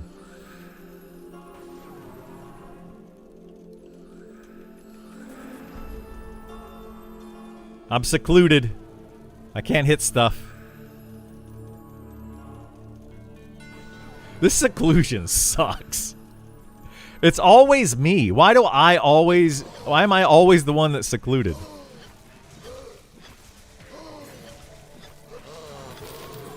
These NPCs are too smart. They're like zombies and skeletons, but they are smart. Have you found all the loot in this game at this point, or are you seeing new stuff from current content? Yes, we found all the loot. Yeah, there's nothing surprising anymore.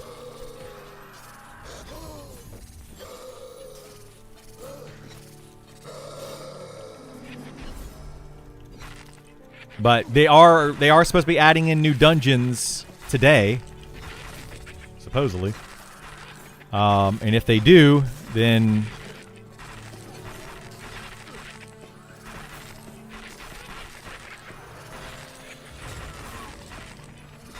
we'll get new stuff from that. Yeah, all loot so far. Yeah, we found all the loot that's in the game currently. But with the patch today, there should be a lot of new loot to go get. But, I mean, we only have 5 weeks left in the beta. Is it really a big deal? No, not really. But hopefully over the next 5 weeks, we'll be checking out all that new content. Finding all the different loot that we can. And then, yeah, be ready for early access. Only thing surprising is when a rare item drops. Yeah. Only 5 weeks of beta slated. Absolutely. Do you think this patch is still happening today? I mean, I don't know, man. Your guess is as good as mine at this point.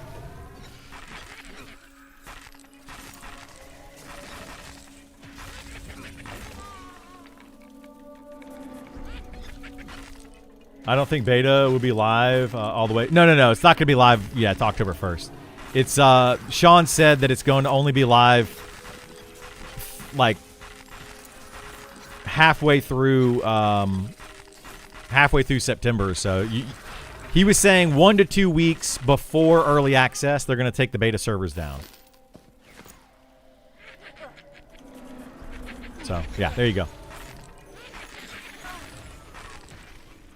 Well, you know, they do need to slate their patches every day leading up to early access. So they're going to have to be like, final patch slated for September 15th, and then 16th, and 17th, and then 18th, all the way up to October 1st. They got to have plenty of slated days. If a patch falls in the forest and no one's around to test it, does it really exist? It sure does not. No, absolutely not.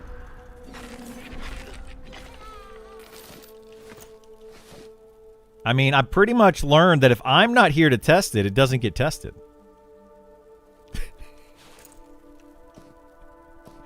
Is that how that works?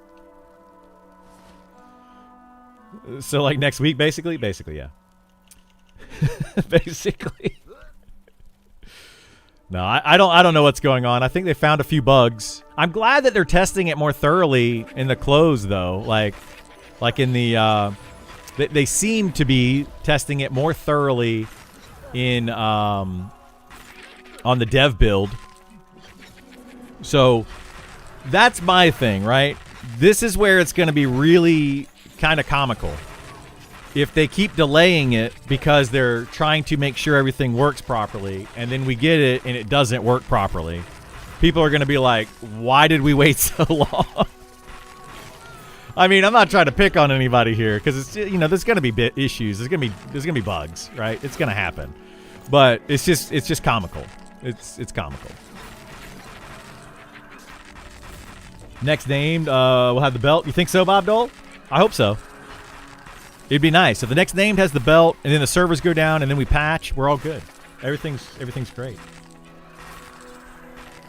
There's zero chance they do all the revamps in time. Oh yeah, zero chance. They're going to try to get all of the deep dives in before beta shuts down, but they're not going to be balanced. They're not going to like it's going to be. They're going to be buggy. Like, just expect it on the start of EA. A lot of these classes are going to be buggy. So as long as you're prepared for that, then it won't be a big deal. I mean, clearly the game is very playable still. But I was really hoping they would have them all in so we could test them, give our feedback on them, and then all they would be doing was balancing them once EA started. That was my hope.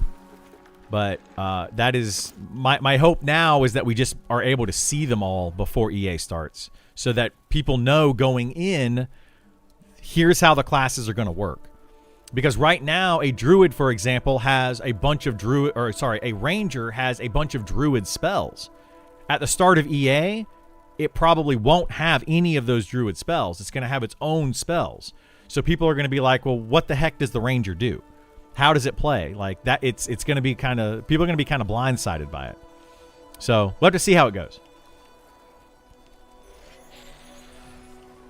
Just think about how broken it would have been if we didn't delay, though. And you're hyper. That's true. Yeah, that's true. We could think about it that way too. Be like, well, it would have had more issues than what it does when it actually comes out. But the problem is we can't see those issues, so all we know is that it came out broken. It's unfortunate. It's unfortunate for you guys that all we know is what we can see. Named will pop, belt will be on corpse, servers will go down before I can loot. I could see that happening, yeah. I think it's happened once before where Ali put like a thing in and it said like, server going down in 10 minutes, but it went down in 60 seconds. Pretty sure that's happened. Can I be a frog in this game? You cannot be a frog. No. You could play a dwarf and role play a frog.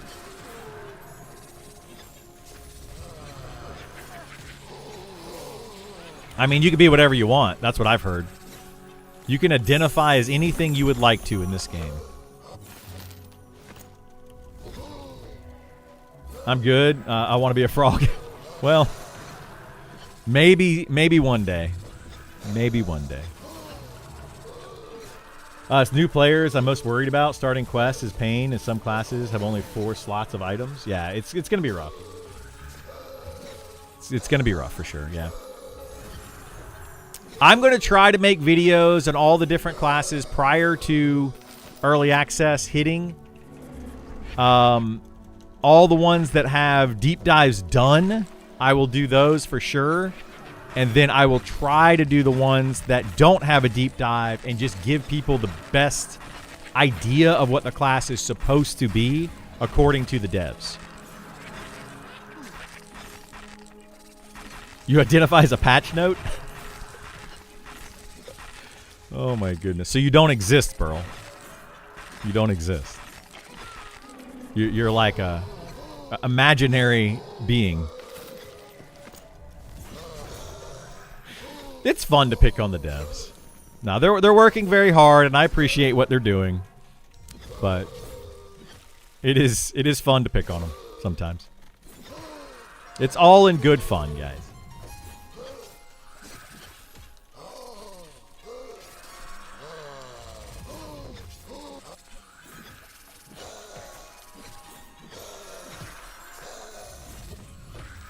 Wait, who's leader?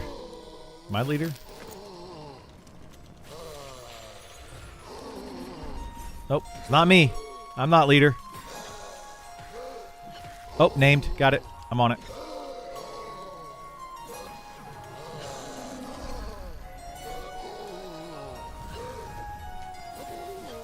Ali said patch is slated in 3 to 4 hours. Oh my gosh, dude. This is killing me, man. I was really hoping to have a lot of time for this patch. Wait, did he actually say it's slated at this point? Hang on a second. I want to see. Did he say slated? What is this? This is my friend Dirk. Okay. It's not here. Where did he say that at?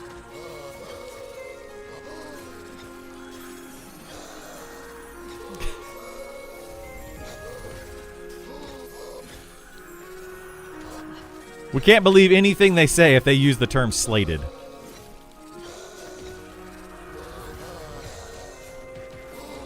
Patch will be in 3 to 4 hours. It should be about 15 to 20 minute downtime. Oh, jeez Louise.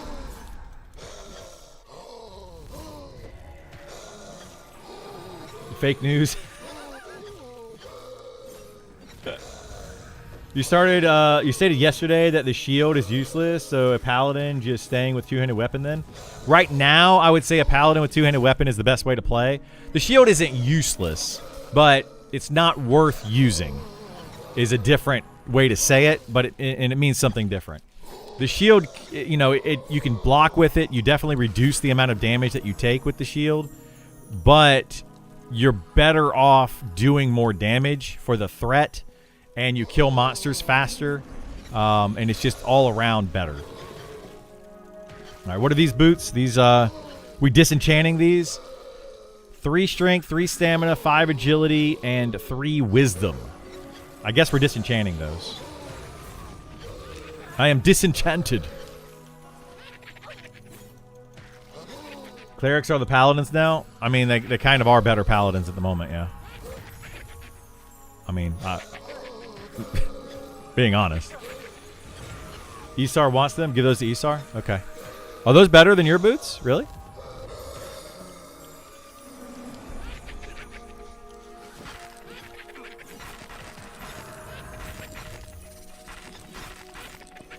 Oh, they're black. You just want them for Fashion Quest. Okay. I got it. Fashion is the end game. You're right. It is. You are not wrong about that.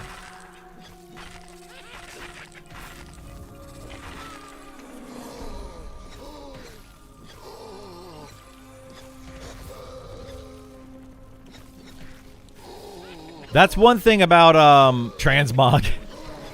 That's one thing about tanks that I don't like. I can't do the Fashion Quest as well.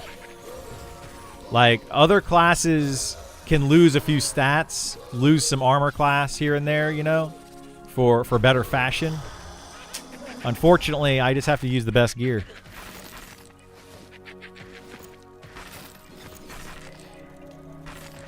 I think this new patch will include a nerf for cleric. Is it too early? It will nerf the clerics, I'm sure. Yeah, I'm sure the clerics are getting that 200 plus damage proc at level 1 nerfed. Like, let's be honest, guys, that's way too good. Plate naturally looks cool. So you're telling me my character looks cool in this hodgepodge armor that I have put together here? Like, that looks cool to you? Here, let me make it bigger. Yoink! Like, I don't know. He doesn't really look that cool. He looks like he does patchwork armor. It's just piecemealed together. Oh shoot! Hang on, I gotta make this smaller again.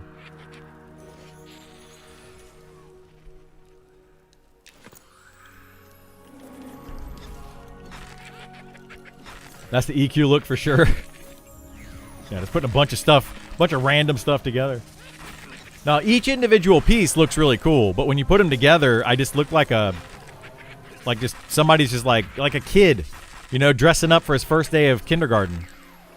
You said I could dress myself. Yeah, I probably shouldn't have let you do that. Maybe they add armor dyes later on. That'd be cool. Yeah, we talked to ZBrush, I believe, about armor dyes at one point, and they can do them. Wait, who's leader now? I'm so confused. What?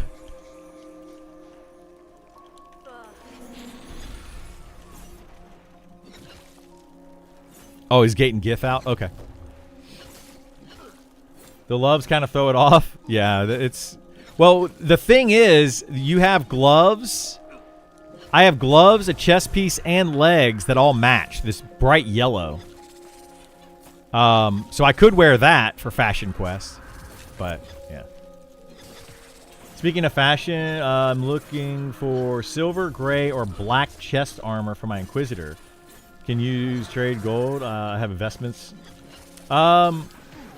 We found a black shirt here, but it's leather. You don't really want to wear it on your Inquisitor for doing anything other than walking around and looking cool.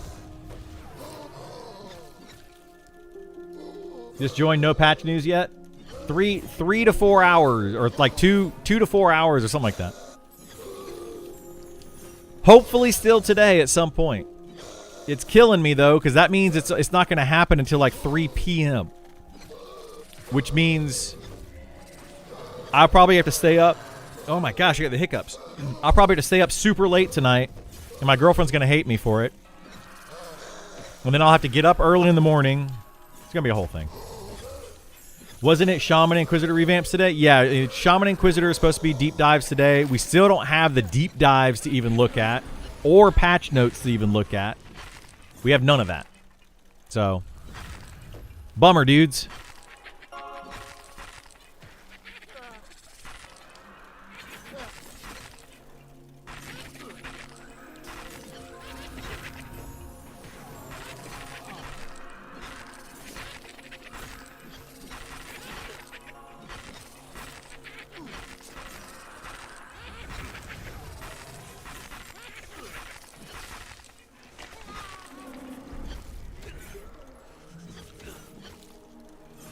Maybe Inquisitor will be a sleeper hit. Maybe. Maybe. It's very possible. Maybe this ends up being the best overall patch. Now, not to pick on the devs again, but they have yet to put out a big patch that didn't have a lot of issues. So, expect it to have a lot of issues today. If it comes out today.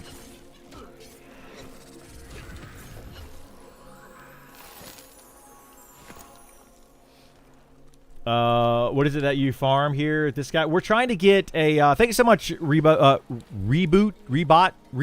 There we go for the Prime sub. I appreciate it, bud. We're trying to get a belt here. So the mob that spawns right here, There's a named that spawns there that drops a whatchamacallit, drops a haste belt. It's this haste belt right here. So it's got 20% haste, 7 strength on it. It's bis for base. Oh shoot, there's a mob here. It's bis for every melee class in the game. So we're trying to get one for Sam. We've been trying for days. Cool if you don't have an enchanter. The belt? No, it stacks with enchanter haste. Oh, you're saying Inquisitor is already really cool. Gotcha. If you don't have an enchanter. Yeah, Inquisitor is a cool class for sure.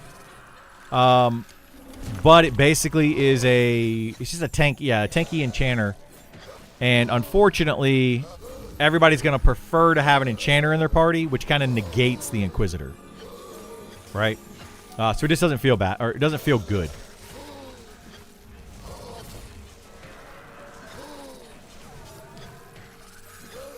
Which names drops the belt? It's called Hovarth. It's here in Glass Flats at the bottom of the big tower.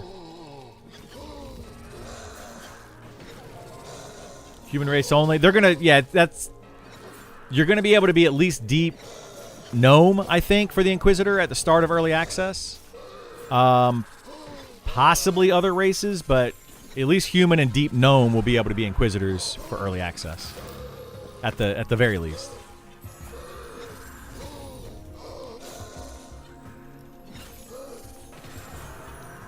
So you're probably going to see a lot of deep gnomes running around as Inquisitors.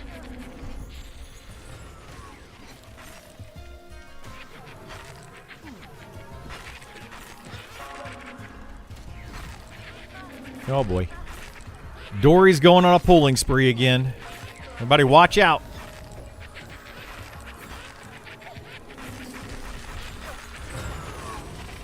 Dory the Explorer. She's exploring something.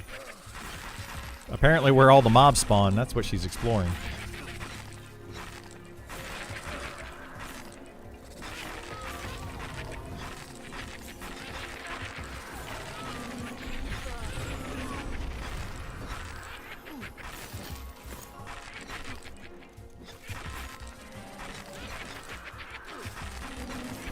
Hey, what's going on, Nomadic? How are you? Mind telling me where the old Scar spawn is? I heard it's right before the King Room. It is right before the King Room. So when you're going, do you know where the King Room is? If you know where that's at, then yeah, it's literally the doorway of the King Room where all the wolves are. All the giant wolves. So when you go into the King area, you're going to go into the first main door. And then when you go through that first main door, you're going to go all the way through to the left, up the stairs, and the stairs go like up, and then they hook, and then they go up some more.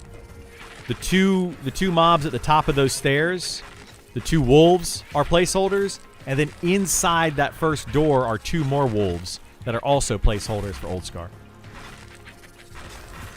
It's Deep Elf, not Gnome. Thank you, Vor, for correcting me on that. So yeah, Deep Elf is going to be able to be Inquisitor then, not Deep Gnome.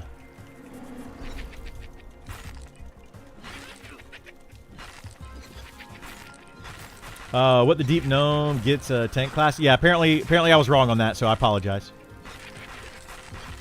She's got to keep the surname up. She sure does.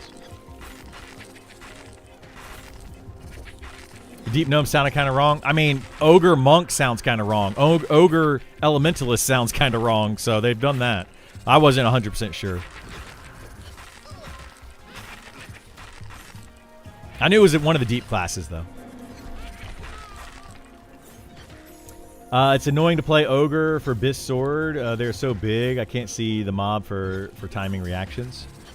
What reactions do you need to time? Like, what do you need to see on the mob to time a reaction? I don't know why you would need to see it. That's not like... That's not really a thing in this game.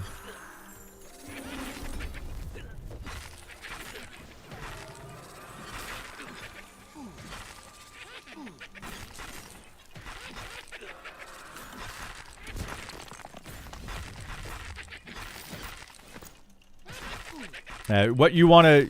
what you want to watch for is spells being cast. If you want to, like, if you're going to interrupt something, it's going to be on the cast bar. So you just want to watch for that.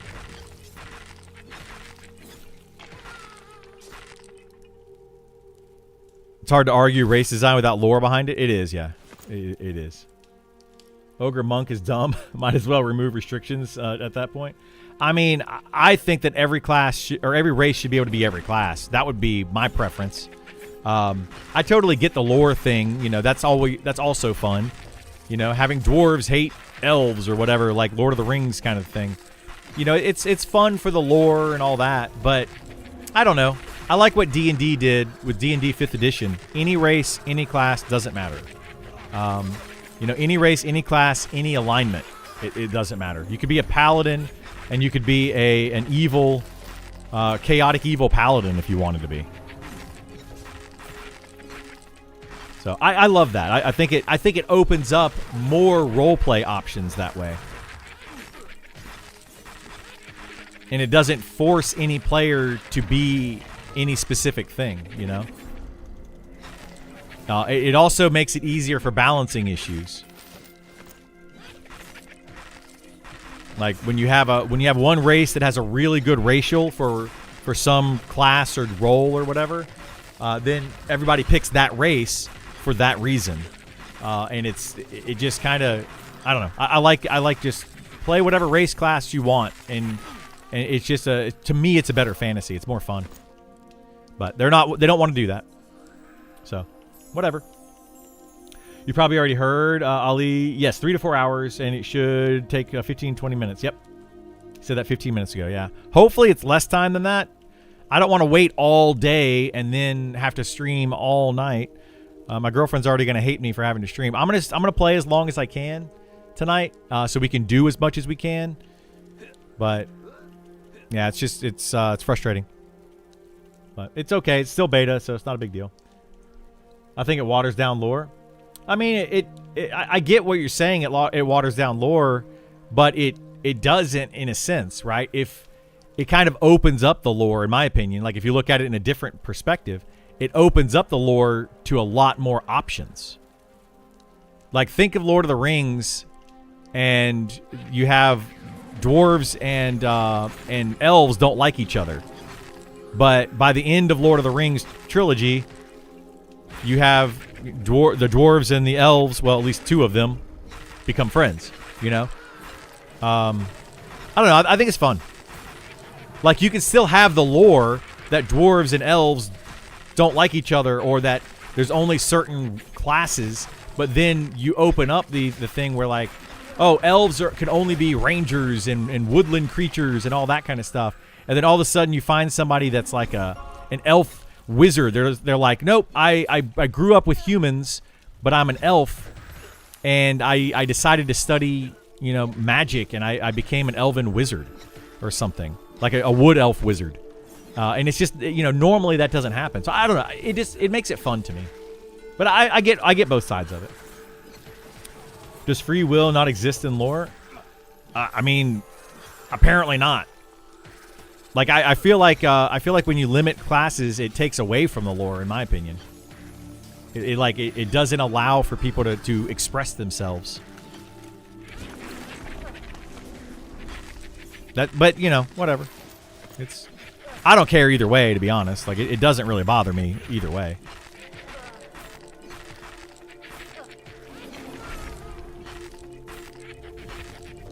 Would it be funny to see a bunch of gnome fighters and paladins running around? Yeah. I mean, I think it'd be fun. I like it. If I can kill my own to increase faction with a natural enemy, why not? Well, you can. Yeah. Like, you can. The way that this game is made is you can absolutely, like, create a character in the wood elf area, right? And if you choose to, you could kill the wood elves and kill your faction with them. You know, you don't have to side with it. You don't have to be nice to them. So, what's the best solo class? Necromancer. I think of class as profession. Why would ogres not be able to master in martial arts for a monk? Yeah, that's kind of how I look at it too. Like, they're not really built for it, and it would probably be a different type of martial arts. But why could they not be a monk? You know, if an ogre wants to try to be a monk, let him try to be a monk. You know, I don't know. I don't see why not. You know, did your parents like try to tell you had to be a doctor or a lawyer or something like that growing up? And they're like, no, you have to be one of those things. No, they're like, you be whatever you want to be.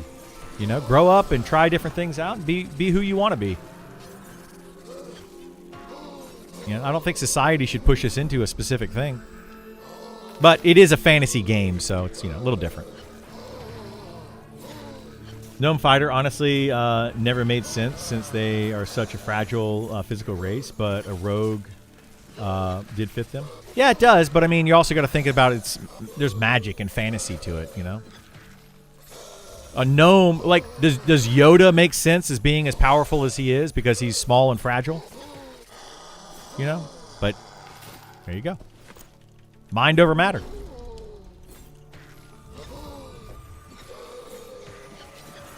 EQ ogres had lore reasons. They couldn't be int-based classes because the gods made them stupid. They were too powerful. Always cracked me up, yeah. Like, I mean, but the thing is, ultimately, like in EverQuest, you could cap out intelligence. Like, you eventually just... You're going to max whatever stat you want based on gear. So it doesn't matter what your starting class is. It just might take a little bit longer or slightly better items to make you more intelligent, you know? So... Anyway, I've seen Air Bud. There aren't rules. They say a dog can't play basketball. Exactly. No rule says a dog can't play basketball. Gameplay freedom is more important than lore.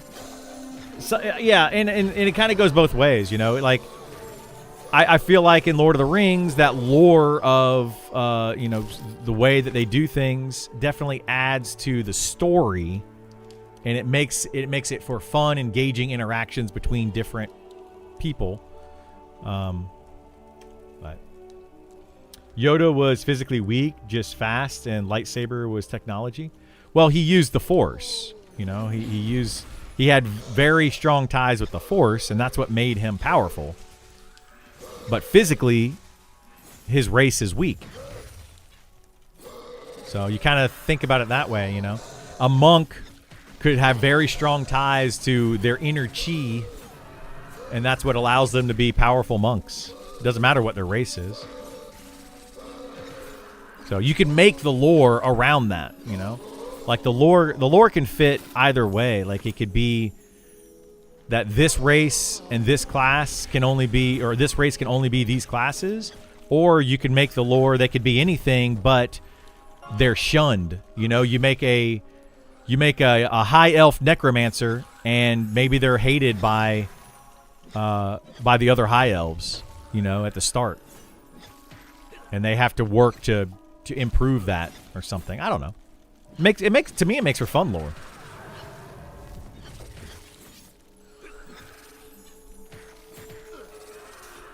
That, and he was 800 years old before he showed up in the movies. That's true, but look at Grogu, right? Grogu was only what, 70? He's still pretty strong. It takes that race. I forget what that race is called, the Yoda and Grogu race.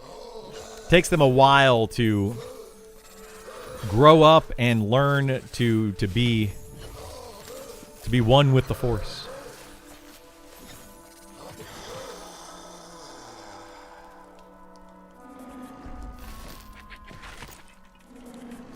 If Ogre picked Monk, he should have less Dex Agility available in starting stat. Make him less efficient choice, but should still be a choice for players. Yeah, like, they're stronger, though, right? One of the best stats for Monks is Strength. So you're kind of offsetting your Dexterity and Agility for stronger hits. You know, you just hit harder. So you may not hit as often, but when you do hit, it's more substantial. And that's the difference between them, in my opinion. The Force is pretty much GM commands. It kind of is, yeah. If Panda could be a Kung Fu master. Kung Fu Panda. Wait, which came out first? Kung Fu Panda or Panda Monks in World of Warcraft? Who stole it from whom? I don't really know.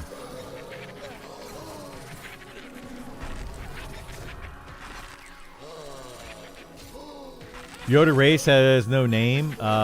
George refuses to give them one. Really? I thought they had one. WoW stole it, did they? Uh-oh. Kung Fu Panda first. Wait, WoW Panda Monks were in World of Warcraft? Or Warcraft 3? Were they? I don't remember them being in Warcraft 3. Was it like an expansion of Warcraft 3? I don't remember that. Bonus campaign, but it's different? Okay. Yeah, I don't remember that. I don't think I played all the expansions for Warcraft 3.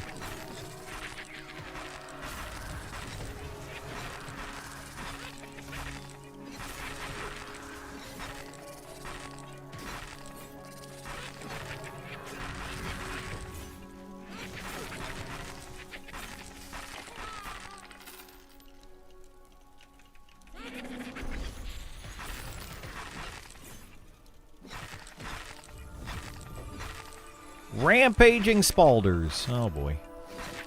Oh, shoot. Picked up the wrong thing. Ah! Interrupt. Hang on a minute. There we go. I got it. I did the thing.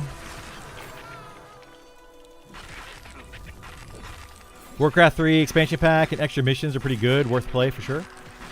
Yeah, I think I may have played like the first one, but I don't think I played all of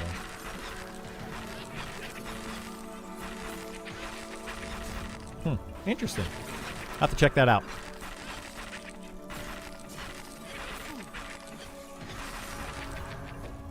Hey, my goal for today, I talked about this earlier, and I'm not, you don't have to if you don't want to, but it is a goal for me for today. If I can get some Prime subs to get to that 120. I just noticed that yesterday when I was redoing all my stuff. I'm going to plug it, and I don't care. No shame. If anybody has a Prime sub just sitting around, it's free. Well, you're already paying for it. You might as well use it.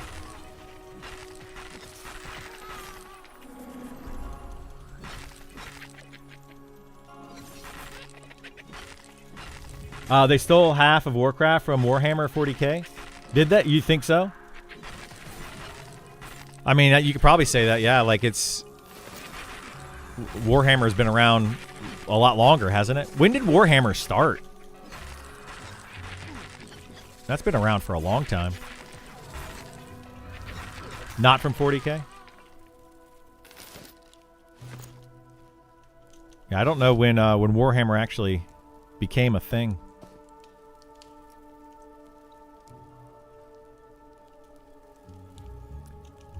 They're about to ink in an agreement in 1991, make it Warhammer RTS.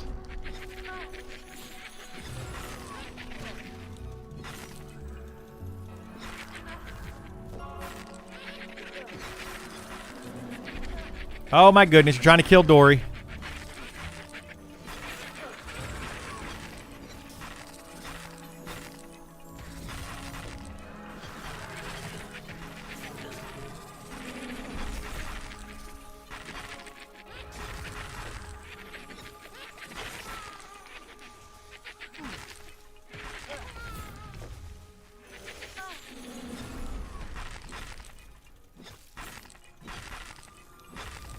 Yo, almost got her. Almost. Very close. I was into Warhammer in the mid-'80s. Oh, wow. Oh, wow. We were watching a game show. My girlfriend loves watching game shows. We were watching a game show the other night, and this lady was on there, and she got like a bunch of questions right in a row and like earned a lot of money for her team on whatever the game show was, right? And at the end of it, they told her how much she got, and she goes, "Oh, wow." I was like... That needs to be a meme.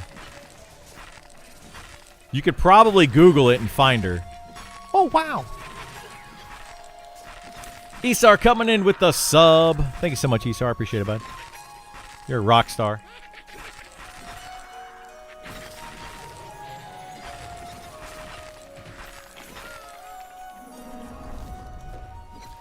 That wasn't even a Prime sub. That was like the real deal sub. That was like a sub sandwich. That was your Prime sub? Oh, it was?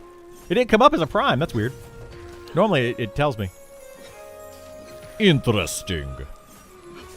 I'm too poor and lazy for Warhammer? I mean, yeah, right? We were talking about trading card games yesterday. Trading card games are so expensive to keep up with. They're ridiculous. You got to buy new expansions like every 3-4 months or whatever. Just crazy expensive. I got into Lorcana, and I still like Lorcana. I still want to play more of it. It's the Disney trading card game, and it's actually really fun. If you haven't played it and checked it out, I recommend it. But man, I was spending like a couple $100 every few months. And I just couldn't afford it anymore. I was like, nah, I can't do this. I would love to, though. I would love to be able to do that, be able to afford that. That would probably be the trading card game that I would stick with, is Lorcana. I really liked it. 1080p, go Twitch stream. Yeah, we made it 1080p, but now the stream chat doesn't cross. So I got to figure that out because yeah.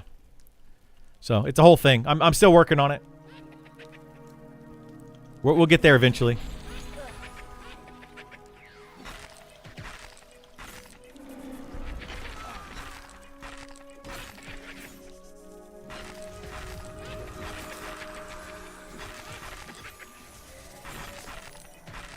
Last trading cards you can carry around in a box. Warhammer, you haul around the entire battle scene. Yeah, that's even worse. You buy that overpriced plastic, yeah. I don't know, I love toys, man. I still, like, 46 years old, I still love toys.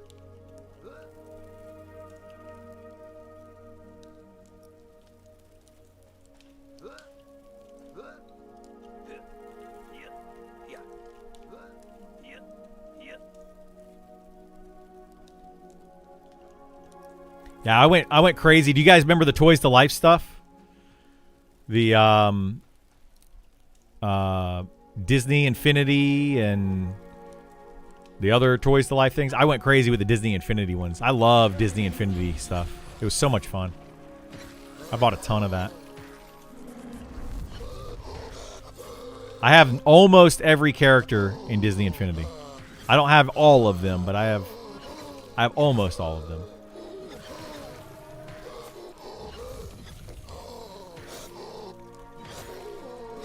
I collected those for a few years.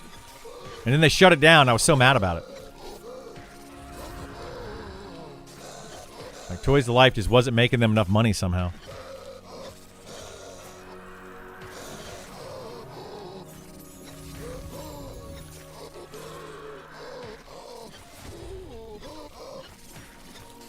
Played it on stream? What, Disney Infinity? Yeah, you can still play it. They just don't support it anymore. I did play it on stream when it first came out. That was a long time ago.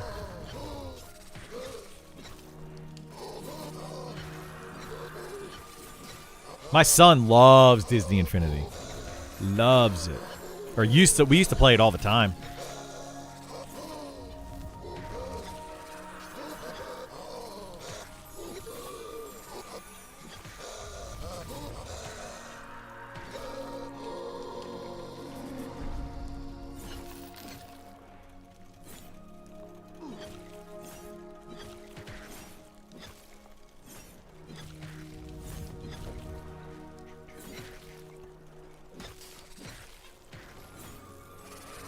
What did we get? Garbage?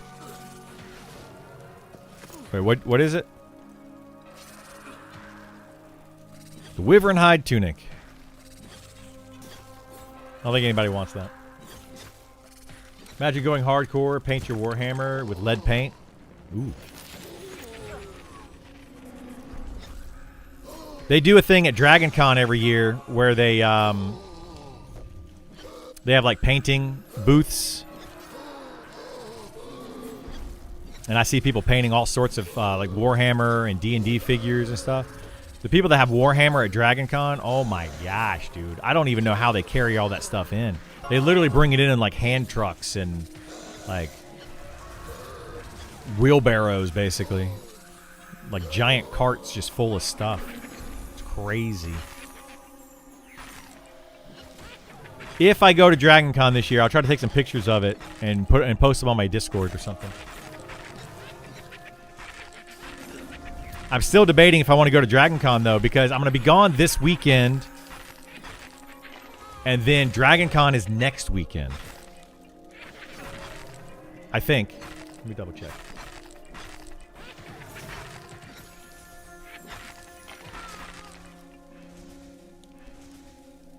Actually, Dragon Con might be the following weekend.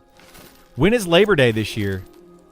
Labor Day is the first Monday of September, so it might actually be the following weekend that's Dragon Con. Huh.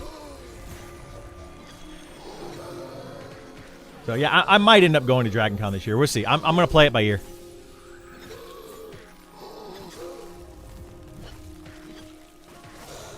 Some of them look amazing. Oh, yeah, oh, shoot. Some of the Warhammer stuff, yeah, like crazy cool stuff. These giant, like, full-on tables, just a giant battlefield of tanks and mechs and soldiers. And September 3rd is Labor Day weekend. So it is... Wait, September 3rd is Labor Day? Oh, it starts. So September 3rd is when Dragon Con starts. So yeah, I might actually go to Dragon Con then, because I'll have 1 week between. I don't know, we'll see. See how it goes.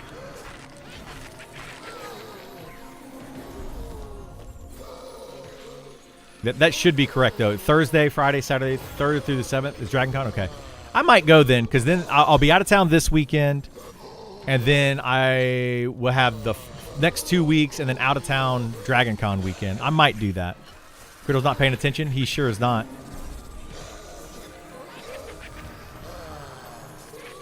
Why would Criddle pay attention? He's not important to this party.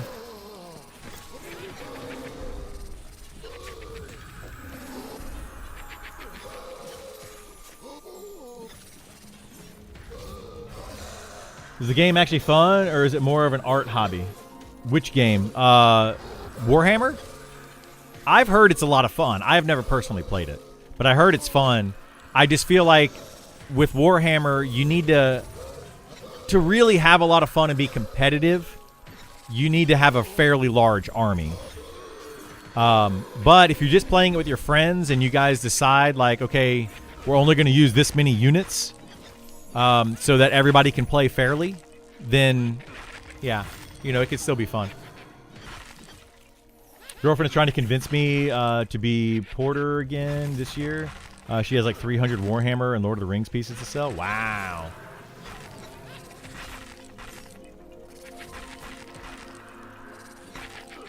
BlizzCon soon as well. Yeah, BlizzCon is September 12th through 13th.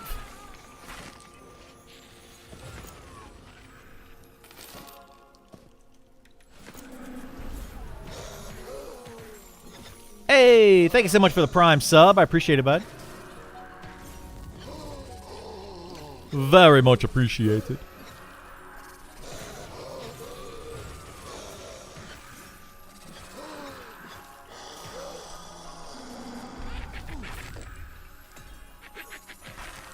Discord so I can yell named at you?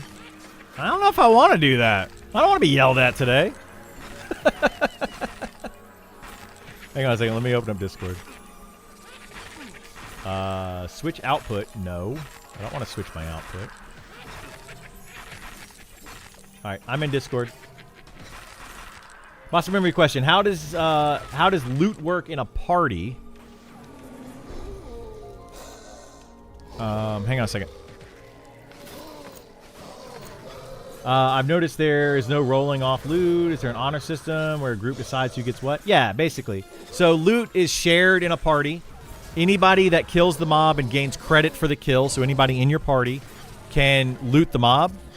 and everything that is in there is just like kind of shared between people. Glyphix coming in with the subs, double sub, putting us over that 120. Thank you so much, bud. I appreciate you. You're awesome. We hit the 120. That was my goal for today. Boom, nailed it. Get that goal. Woohoo! Thank you so much. To everyone that contributed, you all are awesome for helping me get that goal.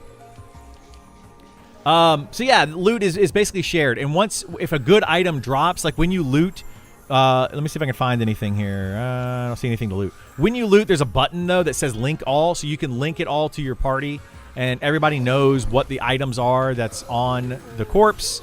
Or when you loot something, it shows up in your log here. So let me pull that up. Oh shoot!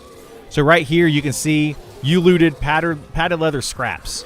And if anybody else looted something, like if I go scroll up here, Esar looted the Wyvern Hide Tunic, and I can click on that and see what it is, right? So you can see what other people in your party looted.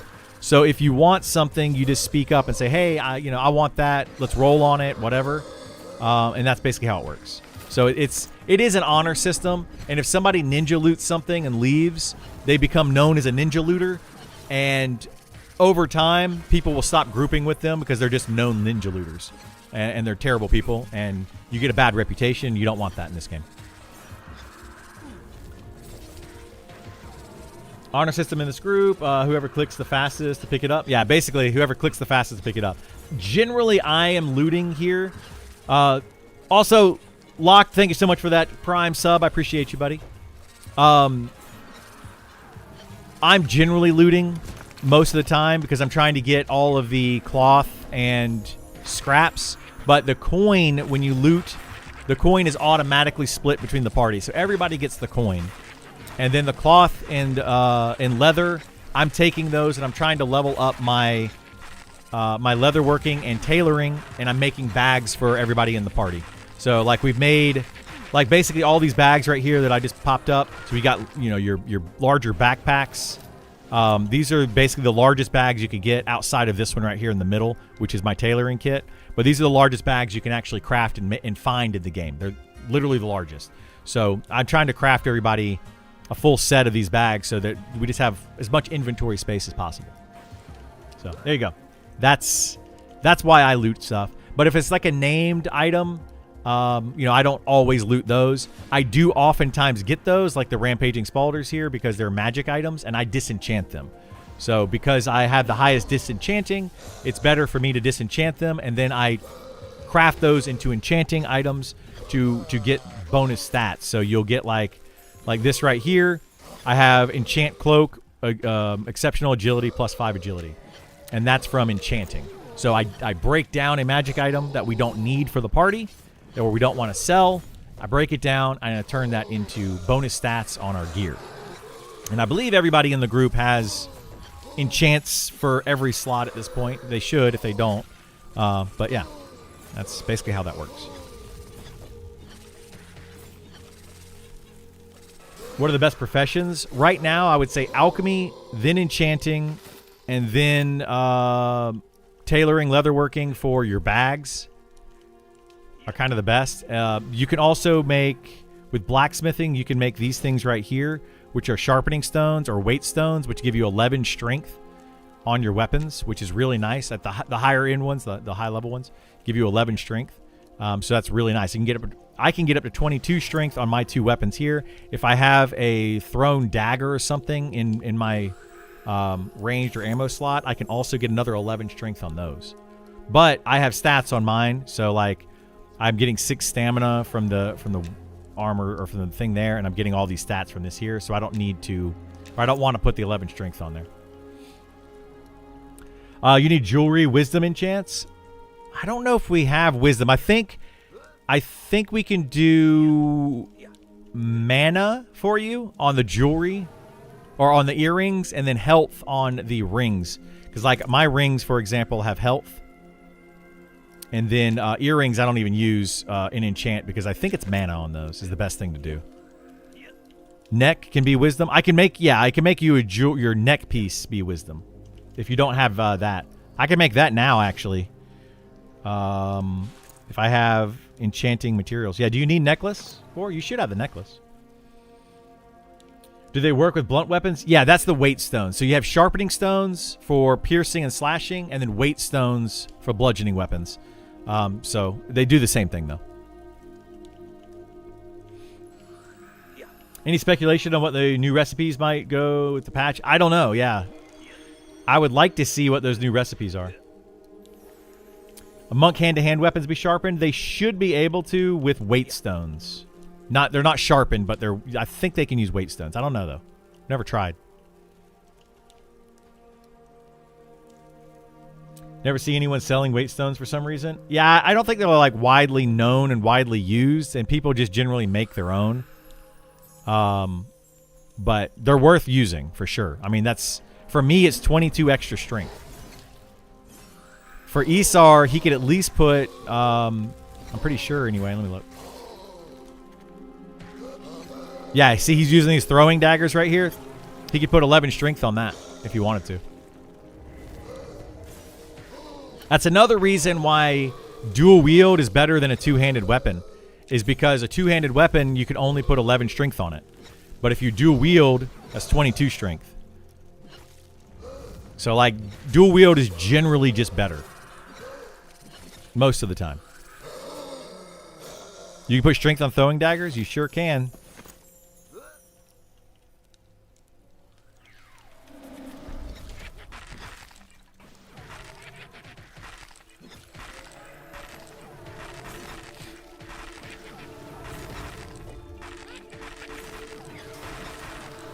I never see anything selling. We got that. Here we go. Yeah, I think I'm caught up in chat.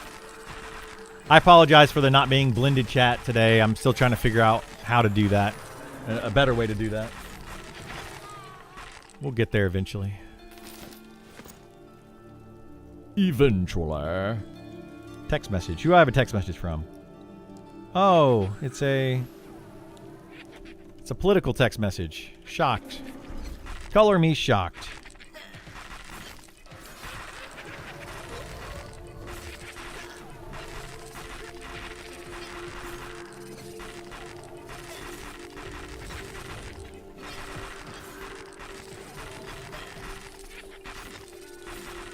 Have any of the reworks been standouts? As bad, maybe? I have not been overall a big fan of the reworks so far. Most of them have come in broken and not functioning properly in some way. But as far as the idea behind them, I would say some of them have been well received and some have not. It really depends on play style. Like I don't like the druid or the wizard. The new play style of the druid or the wizard, but there are a lot of people that do like both of those. So it just depends on your play style, really. Fighter just became more of a DPS class. Yeah, fighter is just higher DPS. And slightly tankier. Not really that much tankier. In fact, I don't even use any of the new tanky abilities of the fighter.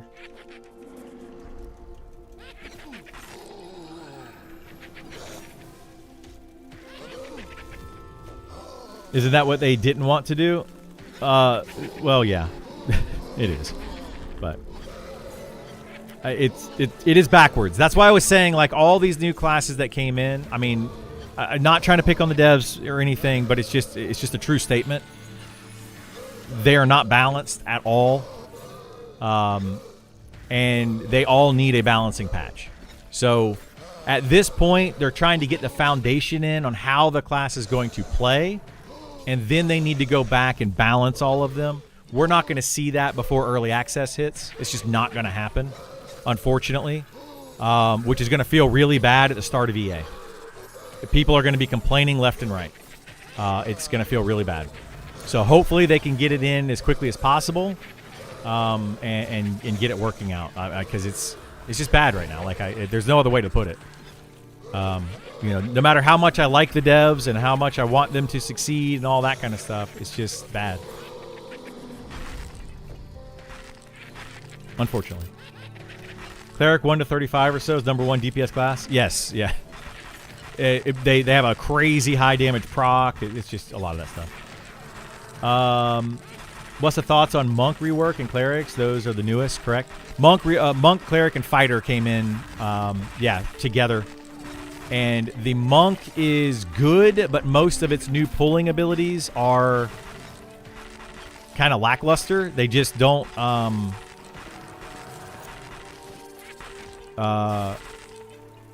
do I put it? The new Monk abilities are just kind of not worth using, unfortunately. You're better off just pulling the old way that everybody has always pulled with the Monk. Yeah, they're just, I don't know. The Monk is good. It's not a bad class. It's just the new abilities, all the work that they put into it, it was kind of moot, you know? Unfortunately. There's not enough space on the bar now. Like monks used to have only like 7 or 8 abilities. And now they have more abilities than they can actually put on their bar. But unfortunately, several of those abilities are not worth putting on their bar. Druids won't be complaining until they get nerfed. Yeah, Druids are still very strong. Very, very strong.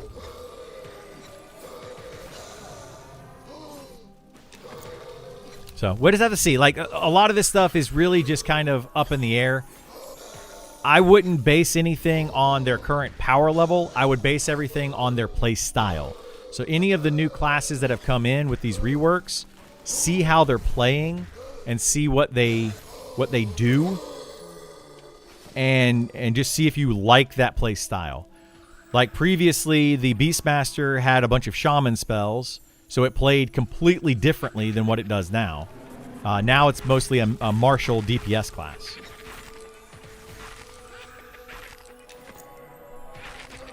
So some people are going to be like, oh, I liked the Beastmaster previously with all the shaman spells. I don't like the Beastmaster as a martial class. So that's going to be a big issue going into early access, is people are just not going to know how these classes are going to play. So we're hoping that they get them all released by early access so we can at least say, this is the style of play for that class. This is what it does. And then hopefully they can balance those in the future. And otherwise, you're just going to have a bunch of people playing Enchanter and Druids. Because they're they're very powerful. They're just very good at what they do. And Necromancers. I have some garden, been weeding slated for today. But my wife doesn't understand that slated doesn't mean it's going to actually happen. So I have to go. Have fun, Glyphix. Appreciate the subs, bud. Thank you so much for being here, and hopefully we see you later and your garden gets weeded.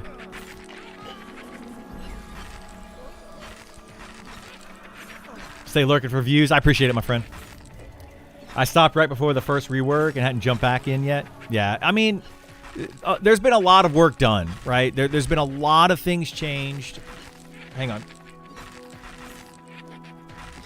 A lot of things have changed. A lot of visuals have been added in, new monsters, new spells and abilities, and all that kind of stuff. So they've done a lot of work. It's just more work needs to happen. It's just not there yet. I would love for them to add a regen to the Ranger campfire buff. I would like to see something like that too. Like right now, the Ranger, we don't know what's going to happen with the Ranger. They're supposed to lose all of their Druid spells and then gain more martial abilities and possibly get more things they can do with survival, for example. Like I think they're going to become more like the Archer and Rogue, where Archer and Rogue need the tinkering and poison making. And I think the Ranger is going to get something similar to that, probably with survival. And they're going to get like additional types of bandages they can make or bonuses for the campfire. And then on top of that, they're going to be physical damage DPS classes. So that's my guess on the Ranger.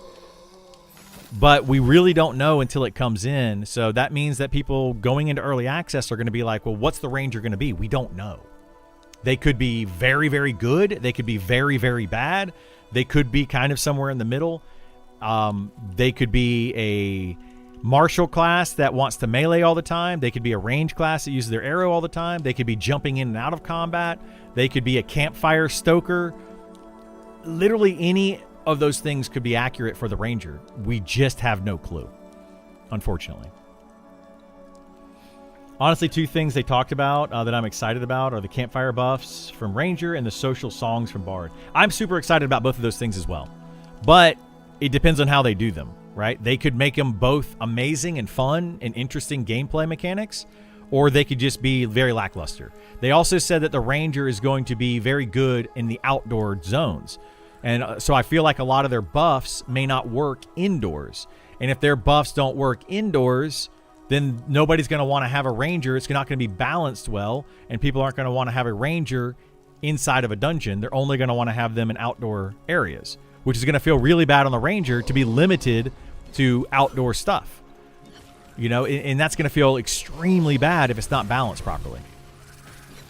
So, yeah.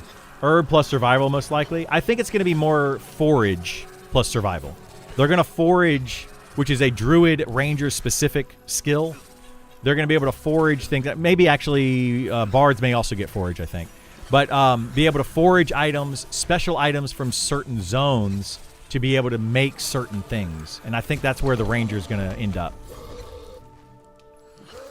So like they might forage a special herb instead of just carrots and grubs and whatever the other thing is that Rangers and Druids now currently forage.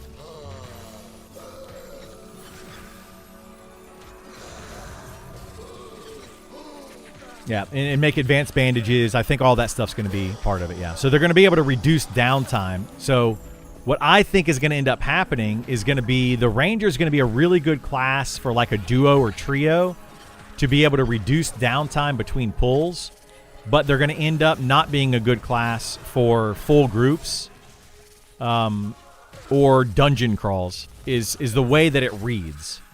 Like, and that's what I'm worried about. Is that they're just going to be, they're only going to be good for very niche groups, and they're not going to be wanted very much. But the campfire buffs, everyone's going to want. So it's going to be kind of like, an enchanter going around and just buffing everybody clarity and haste, but nobody actually wants them in a group, you know? That's not true for enchanters currently. Everybody wants an enchanter in the group. But that's for the CC. Hang on, I gotta focus here. Here we go. All right, we're on this guy. But let's say that enchanters, all they did was buff. So like, they just go around from group to group buffing everybody, but nobody actually wants to put them in their group. It's gonna feel bad, right? So if they do that with the Ranger, where the only thing that Rangers can do is a campfire buff and reduce downtime. If you don't have enough healing or something, then that's going to feel really bad. Like if they don't still put out enough damage or give you some sort of other combat, like increase to your combat capabilities. So, anyway. I'm pretty sure, I'm pretty new to M&M, but I did see one higher level Ranger. Hang on. And asked about how does the Ranger feel. Guy said at 55 Ranger, I'm like level 35 Druid and more bad. I felt so sorry for the dude. So Rangers right now are actually very good currently because they have a lot of the utility of the Druid and they have decent melee DPS. So they're decent DPS and they have a lot of the utility that Druid has, and that utility is very nice for a group. But, as with all hybrids, they're not as good as their parent class. So a Druid is going to be better than a Ranger. In a lot of ways. They're going to have better healing. They're going to have better damage shields. They're going to have better regen. They're going to have better armor buffs. They're just going to be better in those ways, right? But the Ranger does do really good damage, and the Ranger is very strong right now, and it's very versatile right now. The problem is is that that is not going to be true come early access, because the Ranger is going to be losing all of the Druid abilities. They're not going to have Druid spells anymore at all. So their utility is going to plummet. So how do they make up for that is going to be telling, right? It's like, are they going to give them more damage? Are they going to give them other types of utility? Are they going to, like, what are they going to do? Oh my gosh, I got stunned. Why did that mob run out of the room after Dory? Dory wasn't even in here. Weird. So, yeah, we just have to see what they do with it. They're too versatile. Is Ranger's biggest downfall? Well, exactly, right? The Ranger's done well because they are extremely versatile, so they lose out on other things. They can do a little bit of tanking, a little bit of DPS, a little bit of healing, a little bit of everything, and they're a kind of a jack of all trades, master of none. That is the Ranger class, and it's done really well. But because of that, people generally want to go for a lot of times a class that does something exceptionally well and doesn't fill other roles as well. Usually, that's this type of game.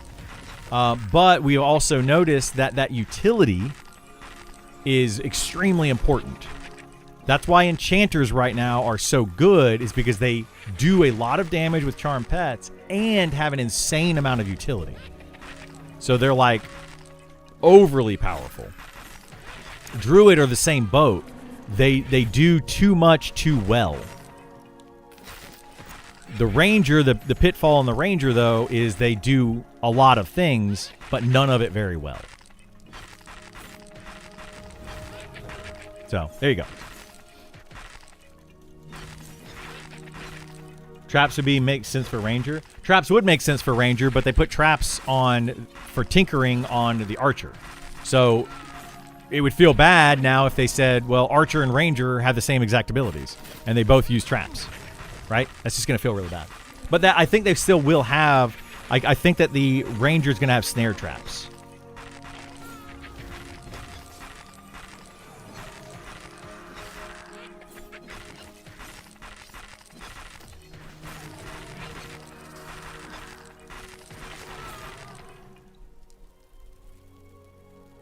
Okay. Sorry, I was reading an update on my son. Some stuff going on with him.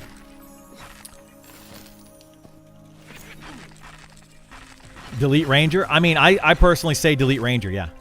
That would be my preference. Just go down to 17 classes. We don't need an Archer and a Spellblade and a Ranger and a Rogue. Like, they're all too kind of similar.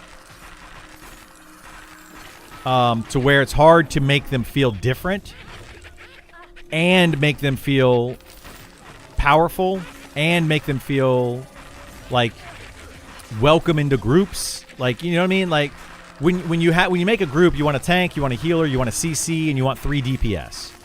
Well, what is a Ranger going to do differently than an Archer or a Rogue or a Spellblade or a Beastmaster?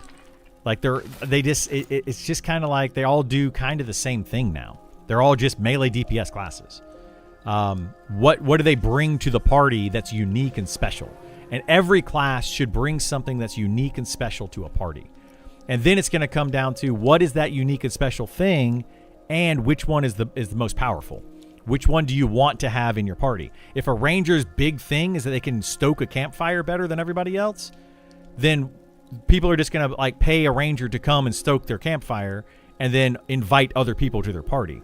So then Rangers won't level up, right? They're not going to be needed. Same thing is for the Cleric right now. Why do you need a Cleric when a Shaman and a Druid suffices for healing, but they have far more utility? It just feels really bad.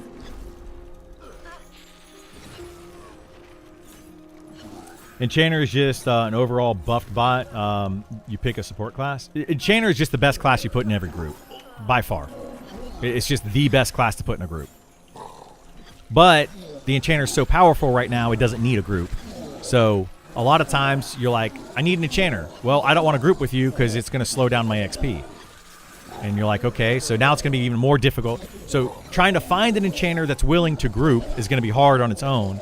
And then finding an enchanter that does want to group, and then you have like dozens of groups that want those enchanters, it's going to make it even more difficult.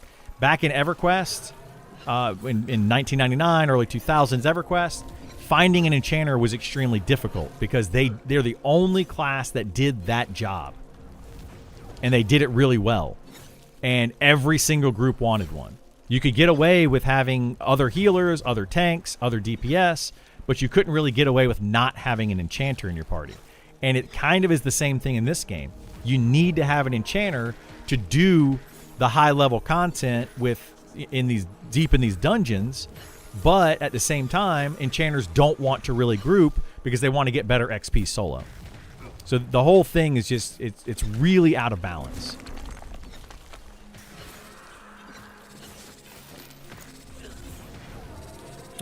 Delete Ranger and call Archer Ranger. Yeah, I mean, I think a lot of people are kind of in that same boat. A scout with a bow that tracks is obviously a puller, but devs never seen it. Yeah, they're not going to be good pullers. Ranger won't be a good puller. The reason why is because the way they have lull working. Rangers are not going to want to, right now anyway, they're not going to want to increase their charisma so that their lull works so that they can lull mobs and pull, right? They're just not going to do that. But they're probably going to be taking away lull from the Rangers because they're not going to have the druid abilities anymore. They're all going to be, they're going to be their own unique class. So are they going to get lull? Maybe. I don't know. Maybe some weird type of lull. But if it still uses charisma, no Ranger's going to want to stack charisma because that's going to lower their DPS because they need strength, they need dexterity. So, yeah. You bring Cleric to proc Wizard nukes? Well, right now you do, yeah. Yeah, Cleric is just super powerful at the moment. If you're going to keep Archer, drop the traps and focus entirely on their range skill. Arrow types. Yeah, that's what I think. Yeah, if you're going to have tinkering, remove the traps from the Archer. Make them tinker different types of arrows. You know, so that they can use different and that's what they do with tinkering, but they also have traps. And it's like, well, why do they have that should be a like trap making. Maybe that'll be the Ranger skill and they can make snare traps and things. But how is a snare trap going to work? What's the duration on it? That's going to be the big issue. They're supposed to be the master of snare. So they need to have at least 30-second snares or they're not even going to be able to compete with a wizard or a druid with snares. So they have to be at least 30 seconds. And you need snare at the end of the fight, not the beginning of the fight. So when you pull, like what we could do is I could put a snare trap in this doorway, right? Mob comes in, it immediately is snared. Well, that's the problem is now that it's triggered that snare trap, if it starts to run when it's low on health, it's going to run out that doorway and there's not going to be a snare trap there anymore. So you have to wait till the mob comes in, then put a snare trap down so that the mob hits the You see what I'm saying? Like it's going to feel clunky and it's not going to feel good. Like I'm calling it now. That's what the Ranger's going to end up being, and it's not going to be good. The only way they could fix that is if they have like a bolo kind of thing, or bola, whatever they're called, where a Ranger creates a bola and throws it at them for snares. And then that snare lasts for at least 30 seconds, and it's an instant cast snare. Then, and the cooldown on it is less than 30 seconds, and they can keep something maintained indefinitely. That would be a good idea for a Ranger, but I feel like they're not going to do that. But they might. Bards are better solo kiting full zones of mobs. Well, in EverQuest they were, yeah. Remove trap and give them hamstring melee ability. Yeah, that's what I think Ranger might get.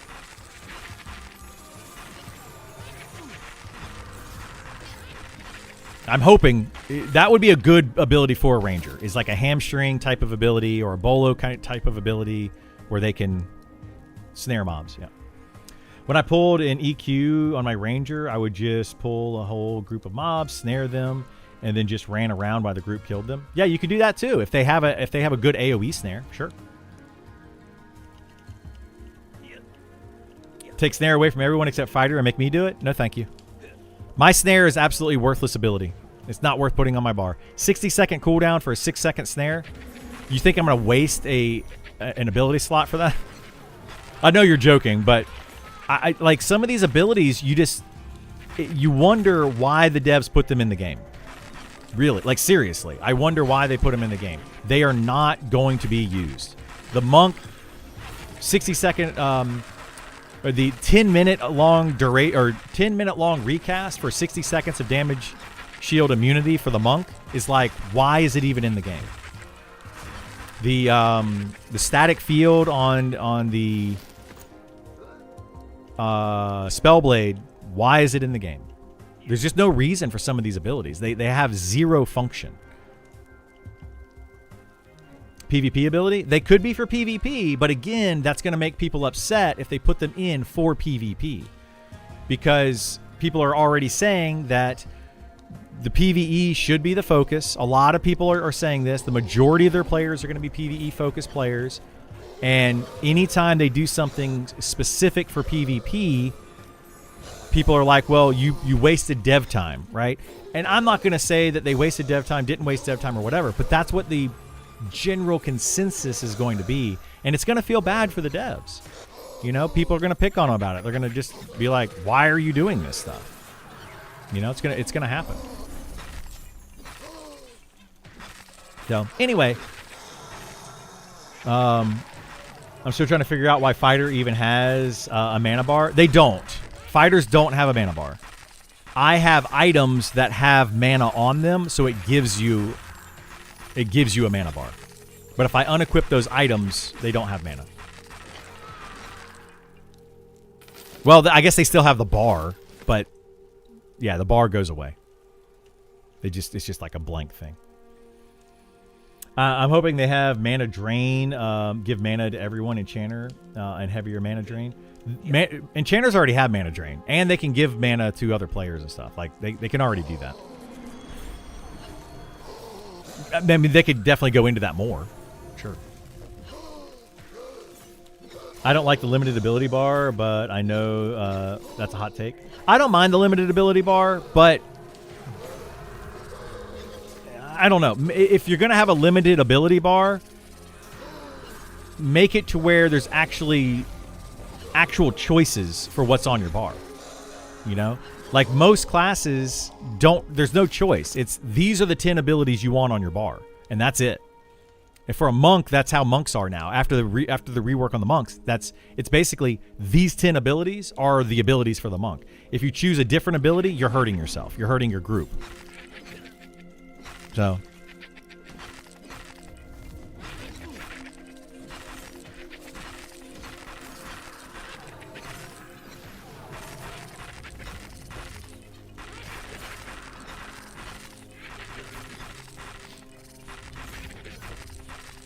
mana drain costs 30 mana, 5 tick use, 15 mana, level 28 mana. Yeah, like they could definitely use more of those. I think that could potentially go to Inquisitors. I think Inquisitors need more of those types of abilities. I think Enchanters should get them for sure, but like they could make more things where, like a mana burn on an Inquisitor, and it takes the mana away from the target and damages the target some. Would be a really cool ability on Inquisitors, so that it's a little bit different than Enchanter, but kind of has that same effect. And then you can have an Enchanter in your party and an Inquisitor in your party, and they do different things even though they use the the mana of the target. What's up, Wool Socks? How you doing? I like that you go to everyone, like a mana burn to go to everyone. Oh, you're saying like have the mana burn? Yeah, you could drain the mana of and use the enchanter to drain the mana of the target and give it to somebody else. I think they can do something similar to that. Enchanters can like feed mana to a target, and they can drain mana from the target to themselves and then transfer that mana to somebody else. But yeah, like I see what you're saying. To do that though, they would have to have they would have to do something different. I mean, I guess they could do it where they drain the mana and it gives it to everyone in the party. But I think it would be even better if they had an ally target and then an enemy target, like two different target windows. So if you target another player or a group member, and then you could also target an enemy. And then so like I'm targeting, let's say I'm targeting Sam and I'm targeting an enemy, I can drain the enemy of mana and give it to Sam. That would be a really cool feature. But you could also do it to where it gives the whole party mana. But in that case, what if you have a rogue in your party, you have a fighter in your party, you have a beast, well, Beastmaster does get mana. A rogue, a fighter, an archer in your party, so those are 3 different classes that don't use mana. And now you're just kind of wasting that enchanter ability, and then it feels bad. Because it's still splitting it up based on how many people are in your party. So they would have to kind of balance that out and figure out a good way to do that. It's a really good idea, but it would create. They would have to actually program that, and that's going to take time to add that in. So I don't see that happening, because it would be a lot of additional programming that would have to happen. Interesting. I would like to see it buff. Yeah, maybe have 2 mana drains, 1 for group, 1 for me. Yeah, there could be a lot of different ways to do it. I don't disagree with you. I think it's a great idea. Absolutely think it's a great idea. Can't change any martial abilities on monk now. It's kind of sucky. Yeah, like now the monks basically have to have these 10 abilities, and they don't have room on their bar now for a 10-minute long cooldown, for a 1-minute damage shield immunity. You know, they just don't have room for that. What's another one that monks don't have room for right now? Can't remember. We got another earring. That's good.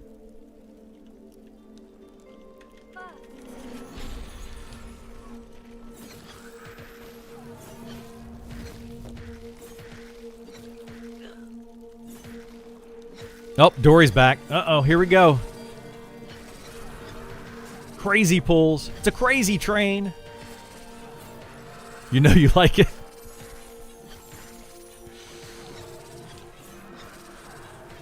What are your thoughts on Inquisitor? I love the class fantasy, but they feel really lackluster to me currently. I hope they give them some decent updates on the patch. The current Inquisitor, to me, feels bad because you would rather have an Enchanter in your party. Same issue with Bard. Why put an Inquisitor in your party when you would prefer to have an Enchanter in your party all the time? Like, every group wants an Enchanter. And if you have an Enchanter, there's no need for the Inquisitor. It's just kind of redundant. So that's part of why the Enchanter kind of feels bad right now. Inquisitor. Inquisitor, though, without an Enchanter in your party, feels really good. It's a really good class, and it allows you to pull more mobs, mez those mobs. They give you some mana regen to your party. They're really good that way. But what I'm hoping they do is they make the class feel more unique, and they take away some of their magical abilities and give them more of like they give them more anti-magic abilities, which is what they're supposed to be in the first place. Like, I don't think that the Inquisitor should be able to charm. I don't think they should be stunning mobs that much. I think they should have more interrupts, but not necessarily stuns. Like a silent spell, or like they have kick and then give them a silent spell. But the stun kind of feels weird because stun is not really anti-magic, right? It's using magic. So that's kind of my preference on them. Mana drains, where they could drain mana or burn the mana of the enemy to do more damage to the enemy. So an enemy that has mana increases the DPS of the Inquisitor. That could be a really cool thing to do. They're already the most defensive against magical effects, so that's good. I think that should stay. That's kind of where I think that the Inquisitor should land. But I don't know what they're planning to do with them at all. I just know they're taking away all of their Enchanter abilities and then hopefully make them unique. When you can't get an Enchanter, just need a tank. Yeah, if you can't get an Enchanter, excuse me. If you don't have a tank and you can't find an Enchanter, an Inquisitor fills both roles. And that's really nice. Currently. But that won't be the case in the future. So we'll have to see what they do. They could end up just making them terrible tanks. But they could also make them super overpowered against, like, spellcaster mobs. You know, and make them the go-to tank for higher level, because a lot of higher level mobs have a mana bar, right? They as you get higher level, you get more caster enemies in camps. you have a lot fewer of the martial enemies. So Inquisitors become more useful at higher level, but at low level they feel really bad because they're just not necessary. I'm surprised they didn't post a deep dive. I am too. Like, why didn't we post the deep dive? Why didn't we get some patch notes on what this patch is going to be today? We haven't gotten any information whatsoever, and they delayed the patch, and it just feels bad. So hopefully we get something soon. You thought they were supposed to do that? I don't know. I don't know what's going on. Your guess is as good as mine. That's one of the reasons why I don't like the limited action ability bar, because these long cooldown abilities feel bad when you don't use them. Yeah, absolutely. I agree with you, Sci-Fi. I feel like the long cooldown abilities need to be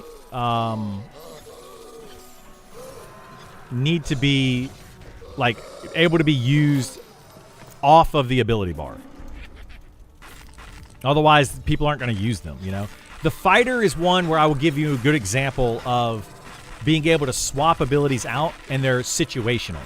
So with my fighter right now in this group, I'm using all of my abilities currently, right? I'm using my feint and my rend, my armor break on every single pull. I use taunt whenever I lose aggro or whenever, you know, I need to taunt something. I kick to interrupt. I clobber for the stun when it's needed if I don't have kick to interrupt something, or if I'm taking extra damage or whatever. So clobber is really good. Frenzy is another DPS ability. Shield bash, I can easily swap my shield for extra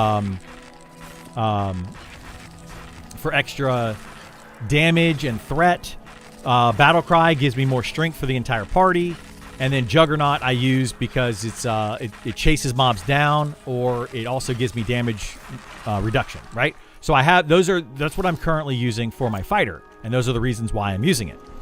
But I also have Shield Block, and I also have Second Wind. Second Wind is currently broken, which is why it's not on my bar, but Shield Block is actually a really good tanking ability, and I want to put it on my bar. If I'm taking something difficult, I would put Shield Block on my bar, and I would actually use it every 20 seconds on cooldown, because it's going to help the healers mitigate some of that damage.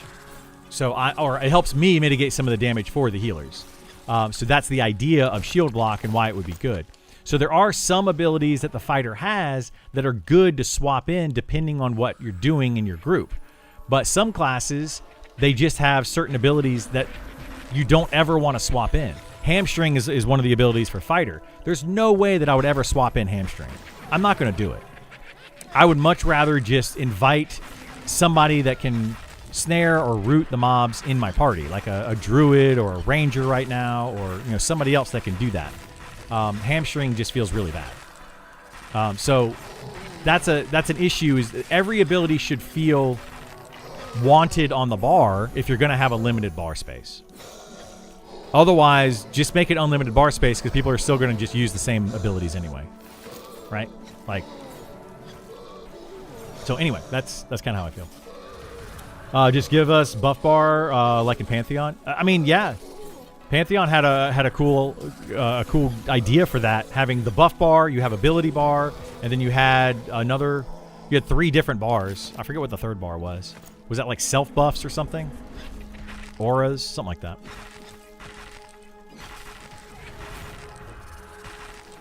Are you just not using a shield because this content is lower level, or are you using a shield just situational overall? Shield is only good if I'm tanking something really hard and I don't want the DPS. Right now, this content we're doing is lower level, so that's one reason I don't need the shield. But the main reason is because the dual wielding gives me higher DPS, which gives me higher threat, which allows my group to do more DPS without me losing aggro. So we just kill monsters faster. Killing a monster faster reduces the amount of damage I take. So why use a shield? If I put on a shield, we kill monsters slower, and I still take same amount, if not more damage when I use a shield, because we're killing the monsters slower. So there's just no trade-off for using a shield, right? It's literally I end up taking the same amount of damage or possibly more damage for what? For no reason. So, yeah, that's just the problem with shield right now. It just feels bad. So you can only use 1 through 10 abilities or map them. Yeah, you can 1 through 10. So the ability bar on the far right-hand side, these are the abilities that you can use. They did take some of these abilities, so your innate abilities or skills over here that you start with. So like Tough, Stone Form, my Throw ability, things like that. They took off of that. Those used to be on your ability bar. They took those off the ability bar, which is very nice that they did that. I think they need to do more abilities like that. Take more abilities off the ability bar, or make more abilities auras. Like I have my different stances down here. So we have stances. I've got offense stance, defense stance, and tactician stance. Things like that. They could definitely do. Like a monk, instead of having the Iron Fist ability, they could make an Iron Fist stance so that the monk can just swap to that when they're fighting a damage shield mob and then swap off of it when they're not fighting a damage shield mob. That would probably make Iron Fist a little bit better. Right now, Iron Fist just feels bad because it's a 10-minute long cooldown for very seldom use. Like it's very rarely used. There's really very few times when you want to use it. Because if you're in a group and you have a fighter in your group and a rogue in your group and a monk in your group, you just want to get rid of the damage shield anyway. You don't want to keep the damage shield on there. You want to get rid of it because you're going to have all these other classes that can't make themselves immune from the damage shield. So you're going to just remove it if you can. So like, what's the point of giving it to the monk? Like unless they're solo, but monks don't really solo that well.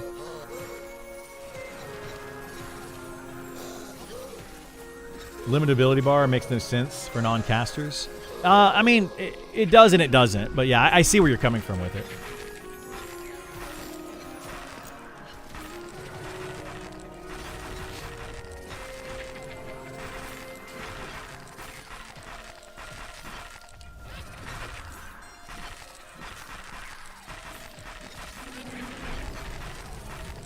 Seems like M and K hand to hand. Hang on. So monk hand to hand is pretty irrelevant due to the loss of stats from weapons. Well, monks have specific weapons in the game that are exclusive to them that are just they're monk weapons, and it increases their hand to hand, and they have stats on them. They're called like knuckles and different types of things.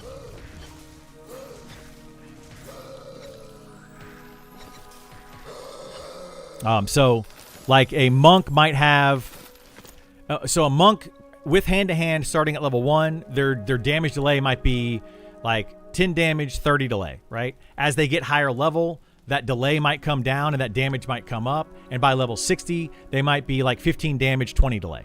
Just as an example. These are not correct numbers. We don't know what the numbers are. So let's say a level 60 monk, though, has 15 damage, 20 delay at level 60. Then they also get an item that are knuckles that might give them plus 3 damage, plus 4 delay. So now they become 18 damage, 24 delay. So they increase their damage delay respectively to make them stronger, and then those also have stats on them. So monks do have abilities or do have ways that they can go hand to hand if they want to. But what monks have found out are the best weapons in the game for the monks are currently not the hand-to-hand weapons. They're finding that there's just bludgeoning weapons. So Isar is currently using 2 different hammers right now, which actually one of those is one of the best weapons in the game. The other one I'm not sure. It might be. But they're faster and they do about the same amount of damage. So that's why monks want to use them.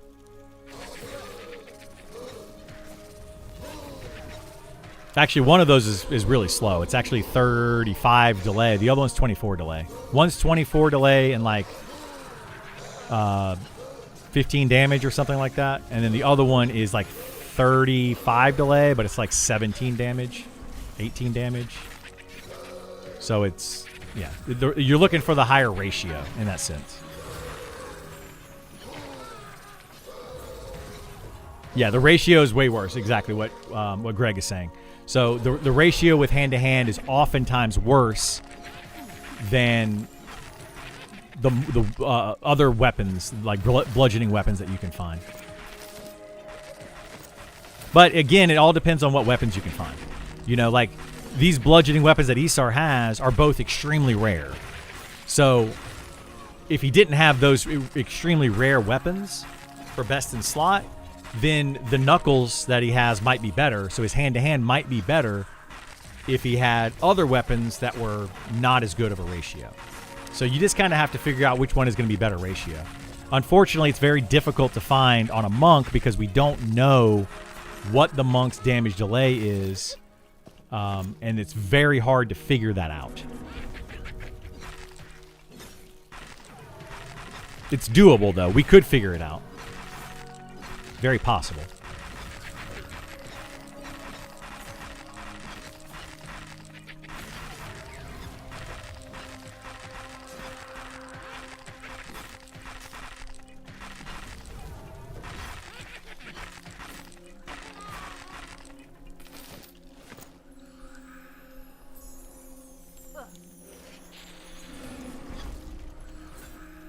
Someone figured it out, and a week later, all the weapons in the game changed. Yeah, I mean, you could easily figure it out by counting the number of attacks in a given time, and then that gives you the delay, and then looking at the maximum damage that you do, that gives you the damage, and then you would put in, so you would just swap in different weapons until you get the same exact delay and the same exact numbers.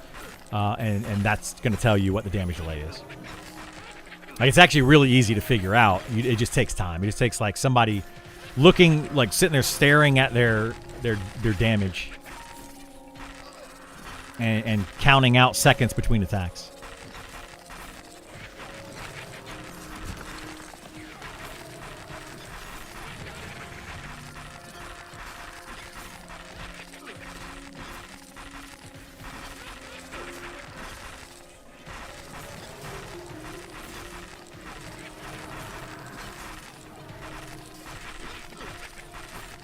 You have to pay like 10 gold to equal a 30 silver steel warhammer.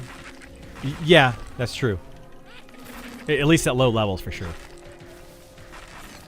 Yeah, it's kind of weird. It's like... Ah, dang it. Hang on. Like the monk fist weapons are pretty rare. Like the good ones that you would want to actually use are pretty rare. So people generally charge a lot for them. But then, like he's saying, a steel warhammer is craftable, so they're really cheap. So ultimately, the only difference between them would be a few extra stat points. So like steel weapons have 0 stats on them, but the monk hand-to-hand knuckles are gonna have like, you know, maybe a total of 10 stat points on them.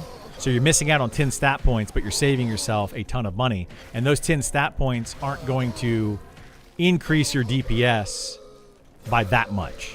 Like maybe 1 DPS, right? So like maybe 1%, let's say. And 1% for a min-maxer is huge, but in this kind of game, DPS isn't as important. That 1% DPS is not going to make a huge difference in the grand scheme of things.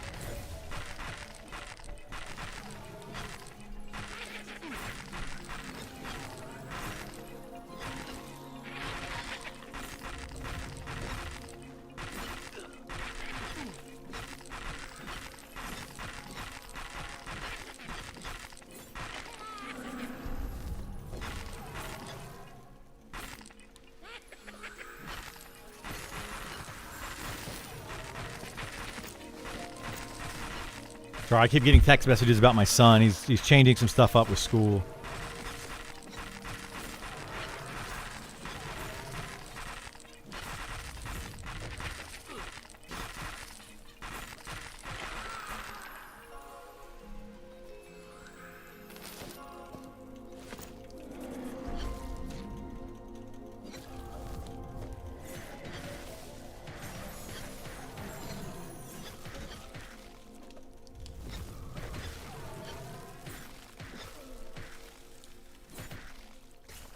Which is a big deal in those weird levels where you keep doing 2 to 5 damage.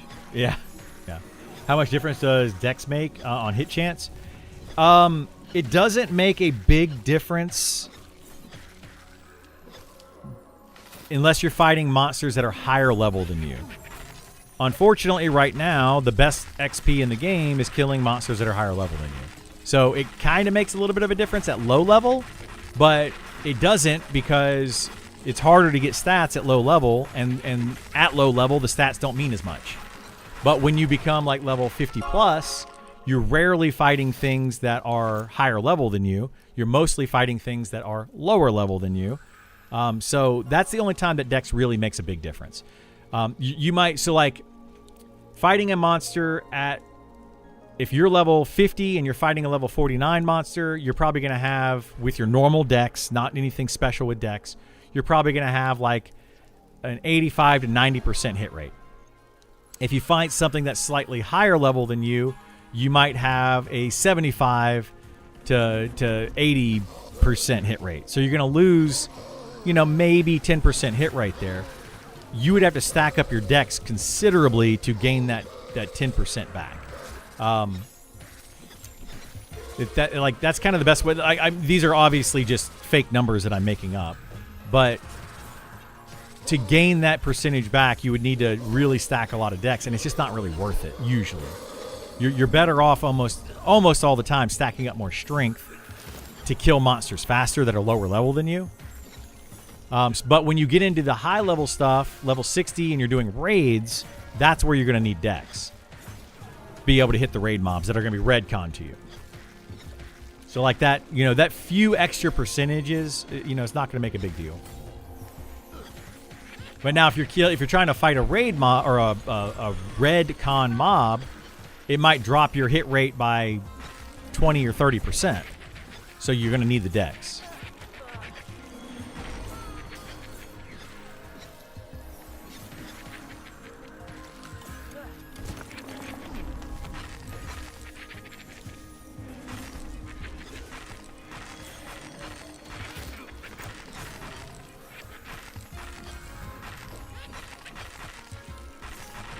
Is there a different hit chance for abilities versus auto attacks?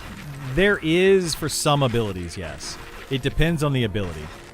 For example, Kick, which is your interrupt, has a higher chance to hit than your damaging abilities. But I don't think that it's not a huge difference for most abilities. Like most of your abilities and auto attack are going to be about the same. But Kick, which is very important interrupt ability, yeah, it does have a difference. It's got like a bonus hit chance to it.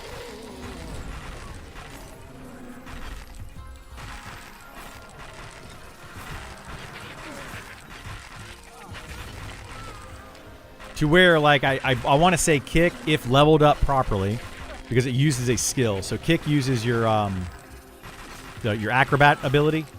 So if your acrobat skill here, like mine is 305 out of 305, so it's maxed out. But if my acrobat skill was 1 and I try to kick, I'm going to miss a lot. But if you have it leveled up max to whatever your current level is and whatever mobs you're fighting, and then it also has a bonus on top of that, it's like a 95% hit chance. It's pretty consistent. You still can miss with it, though.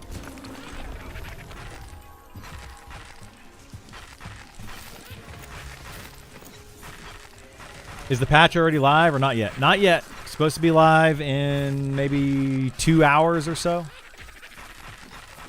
That means tanks would need to stack Dex for raids for threat generation. Yes, they will.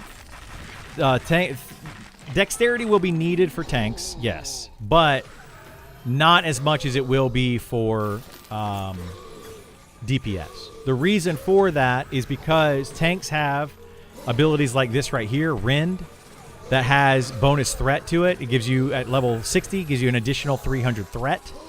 And then Shield Bash right here has an additional 500 threat at level 60. So I don't know, though, if the threat, if you miss, the threat still goes through, or if you have to hit with it for the threat to go through. I'm not 100% sure on that, but they're not going to need to hit as often as long as their threat generating abilities do hit. They should be okay.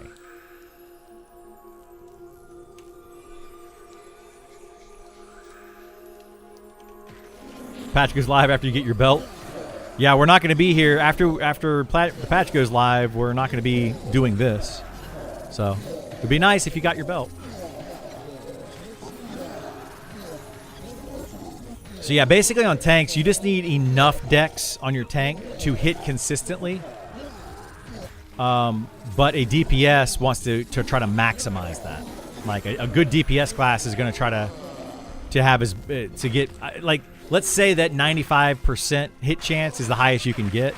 A DPS will want that, but a tank may only want 85%, and it'll be enough. But they're still going to need dex. Yes, dex is still important for a tank.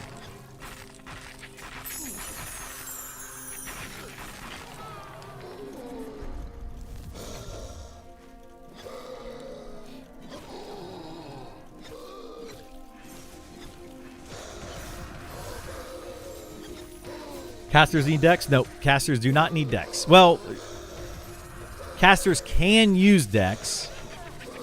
What dex does for casters is if they are hit with an attack, they have a chance to be interrupted if they take damage. Dexterity reduces the chance to be interrupted.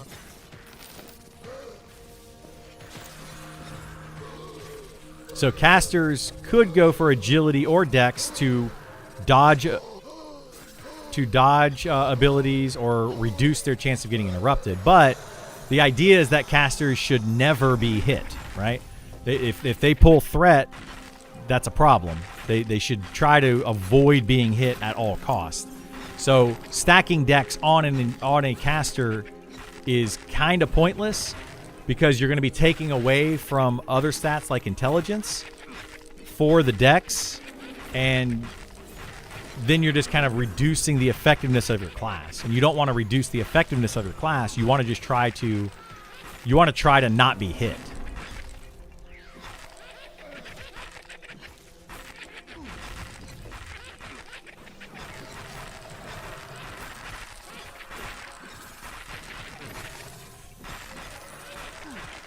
You just want to stop fizzles? Yeah. The only way to stop fizzles is to cast the spell more and max out your evocation, arbitration, whatever the different abjuration, whatever they are. Max those out and get them as high as you possibly can, and it will reduce your fizzles, but it doesn't remove the fizzles.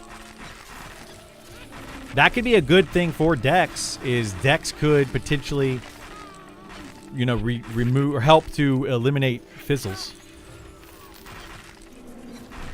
That would actually be really good. And then it would give casters a reason to have another a stat. God bless. Casters have another stat other than just intelligence or just wisdom.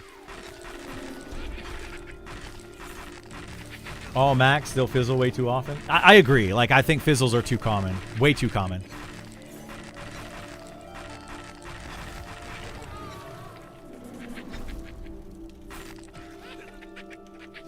Yeah, fizzle, like you're gonna fizzle, or you're gonna get resisted, or like there's just so many there's so many options with spellcasters, and it just makes them feel bad.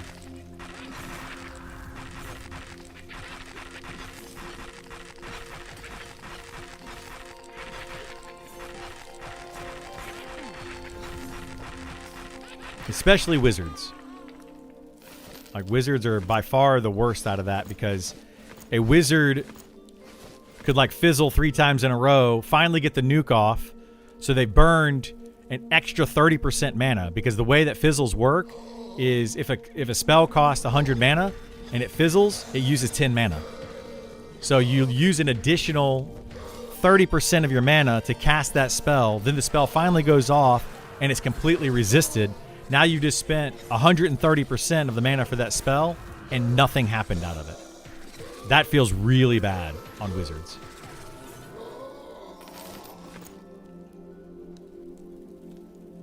I'm playing a 28 Enchanter and my AE stun. Oh my god ability. Yeah, if I can't mez, fizzles all the time. Yeah. Well, I think that's because it uses a different skill. Is that one maxed though? Like what does a stun use? What casting? Because like their mezzes use alteration. Their stuns might be conjuration. I don't remember what they're using. But yeah, even if you have a max though, yeah, they fizzle quite a bit. It's divination for stun. Yeah, I couldn't remember which one it used.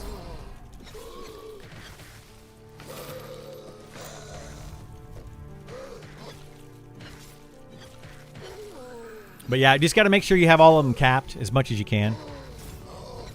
You know, like a lot of fighters, or a lot of, well, fighters specifically, they can't interrupt as well.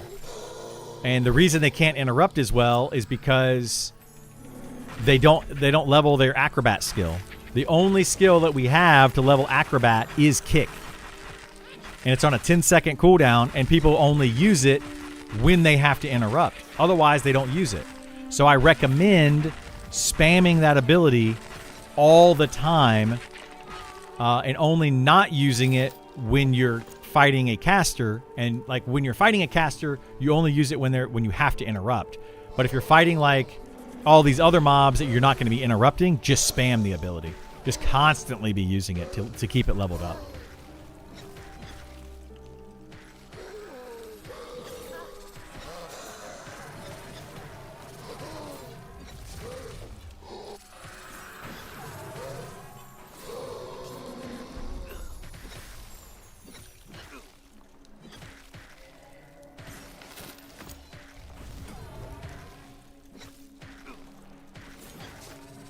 Yeah, it would be really nice if they did add more stats to casters, like the use for dexterity, use for agility.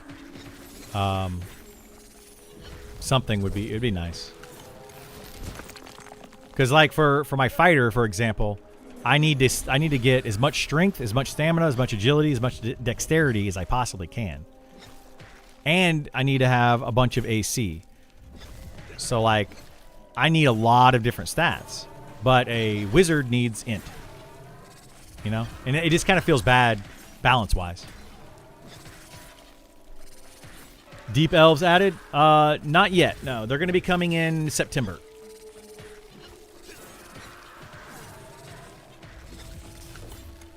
What I'd like to see on Mez is color-coded Mezes. Oh, yeah? Like, you want to have, like, longer duration Mezes or AoE Mezes or what? Like an AoE Mez be, like, purple and a single target Mez be blue or something? That could be kind of cool.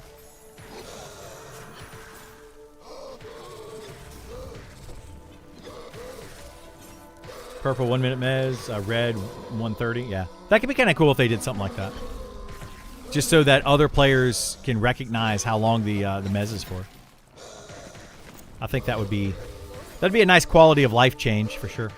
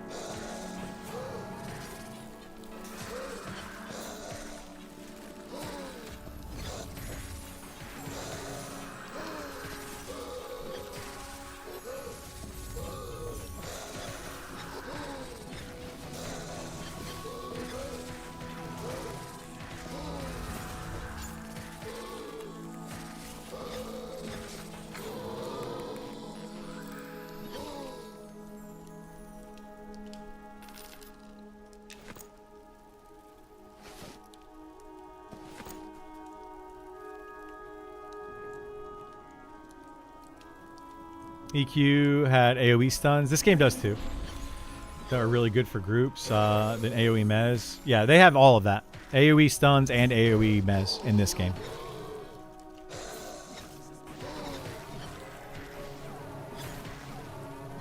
Party can't tell what is what. Yeah, that would be nice for the party to be able to know for sure.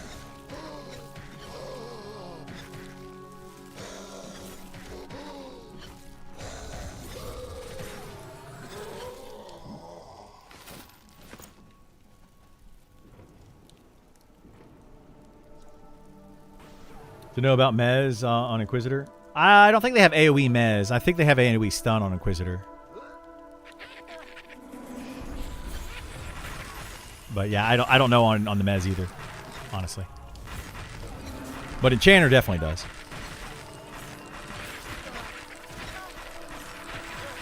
Barge, you get AoE Mez? I would help him out. Oh. Well, that's going to be a run.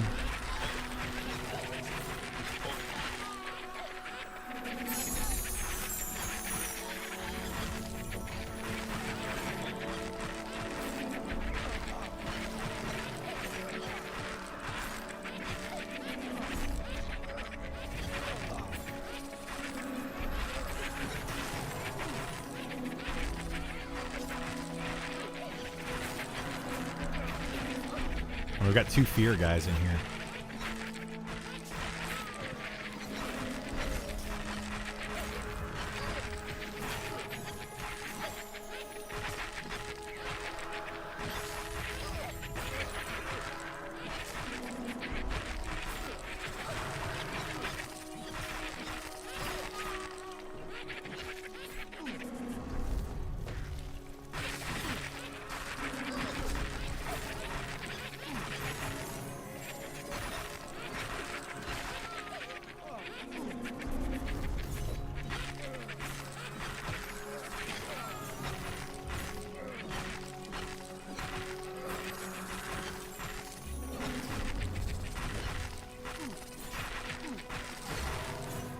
Well, that was fun.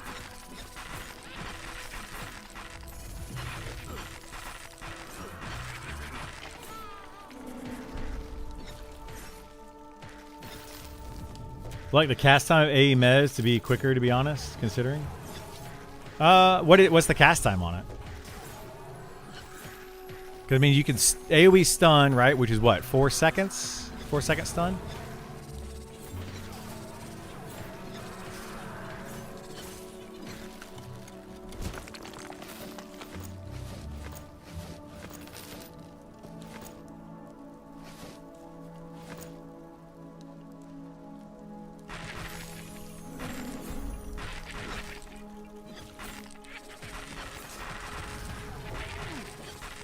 AoE anything is trash. I mean, I don't like AoE spells in this game.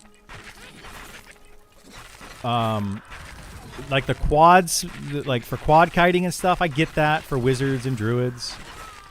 But yeah, I don't know. I don't understand why they've made so many different AoE spells.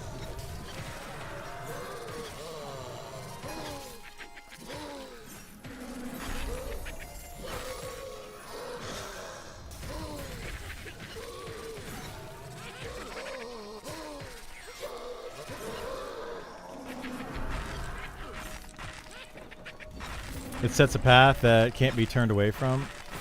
It does start to set a path. Yeah, it's weird. What the heck is Sam doing over here flying? Did you do a leap, Sam? And you just like stuck in the air? That was weird.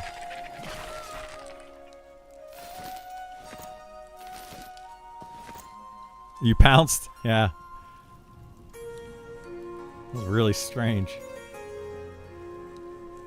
They say what time server coming down for the patch. They have not given an exact time. They said a couple hours ago that it would be 3 to 4 hours. So we still have probably another at least hour, maybe 2 hours before they're going to do the patch. Which I'm frustrated by, but it's, you know, nothing we can do about it. Nothing I can do about it.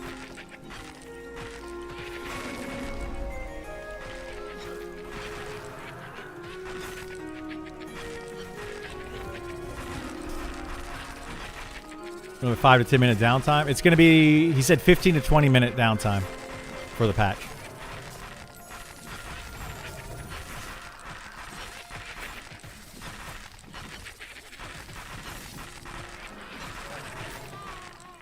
Yeah, that's actually the good thing about their patching is that their patches are usually quick. Very little downtime.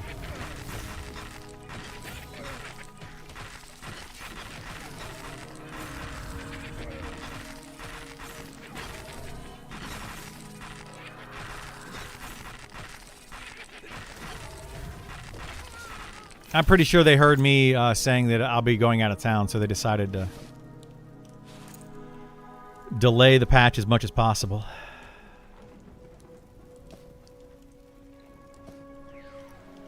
Because I'm literally that important. Hours of repatches, yeah. There probably will be multiple, like, I don't know. I'm suspecting that there will be multiple issues that they're going to have to work through with the patch.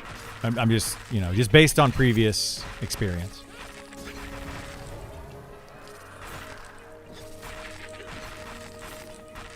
They're doing something new this patch that may or may not work. They're doing a couple things new, actually. They're adding in a teleporter to the Rothold dungeon, which they've used in the past for the boats, when the boats were broken. So that probably should work. Hopefully that works properly.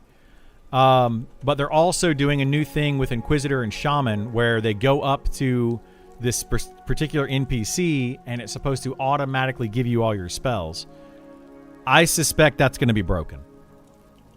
I mean, hopefully it's not, but I suspect it's gonna work wonky, and people are gonna probably go up to it. They're gonna hail the NPC, do whatever they have to do, get their spells. They're not gonna have a spell book in.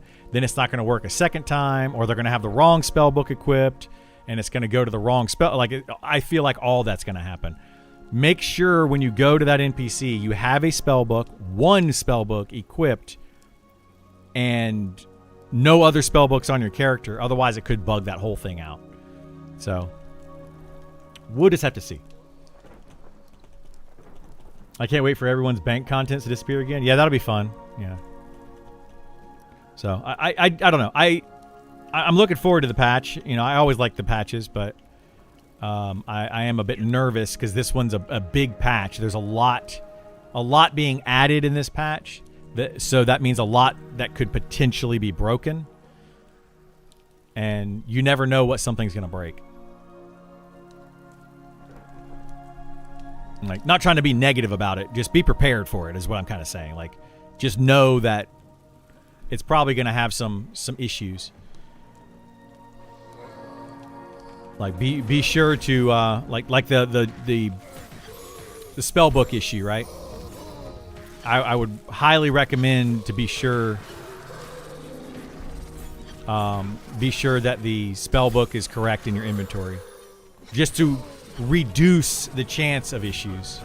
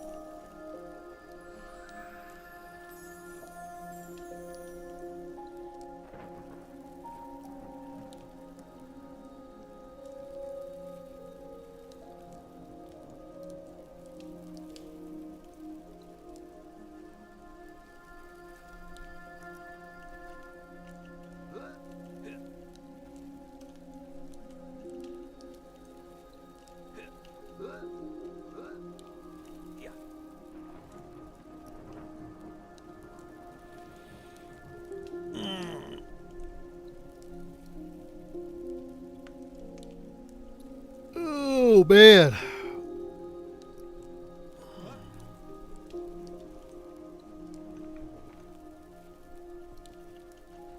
Okay. You want me to just keep this outdoor area clear for now?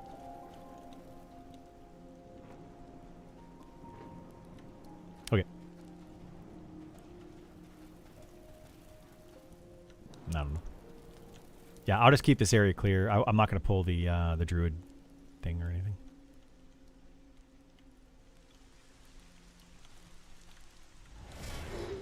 I'll pull this one druid since he's up. Yeah, I won't pull the main circle. Which bugs will come back? The bank or the spell book disappearing? Yeah, either of those could be issues. Or a whole new issue. You never know. Never know. I mean, I hope for no issues, right? We always hope for no issues. But, you know, it's such is the life of patching in an MMO.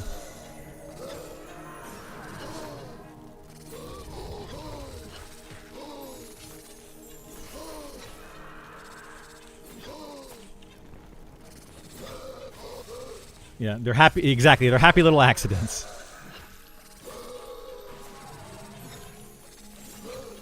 So the idea is just, you know, be prepared and try to prevent as many bugs as you can.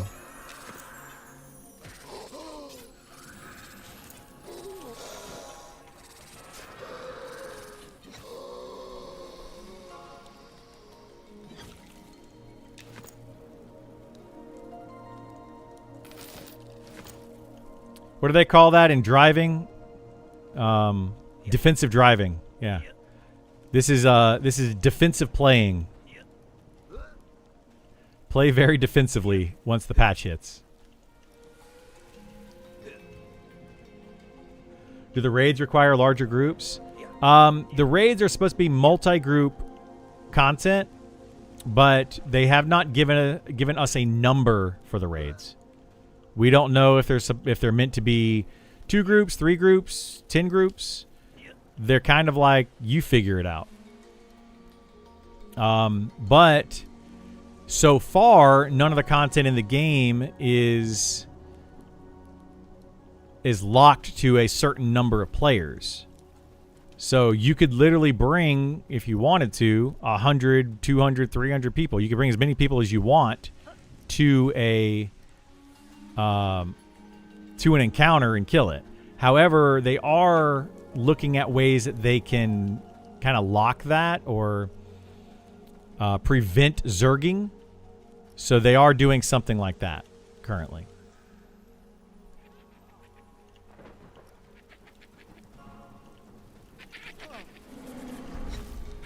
So we'll have to see what they do with that this patch.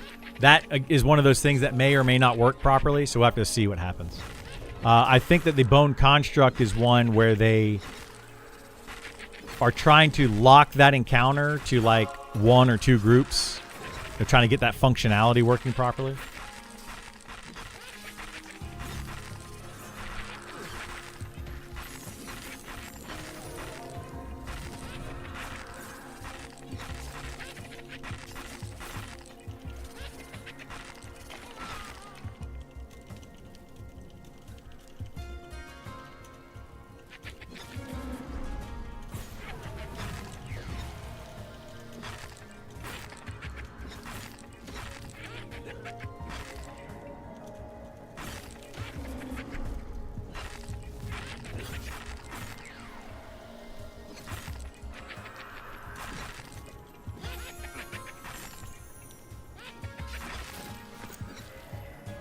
One thing I hope they change is that you lose your spell book when you die. Really frustrating. I don't know. They're pretty rigid on some of those things, but we'll see. I think a lot of people are in that same boat though. They don't like it. But the devs for this game really like friction and the lack of quality of life mechanics. They really lean into those things. For some reason. Some of that I think is good. but I think they've overdone it. Like I think they've done it so much that it's not cool and fun and immersive anymore. It's just like the norm. You just kind of expect it to be that way, and yeah, it just that's how I feel about it. It's cool and fun and interesting when it's not everywhere, you know.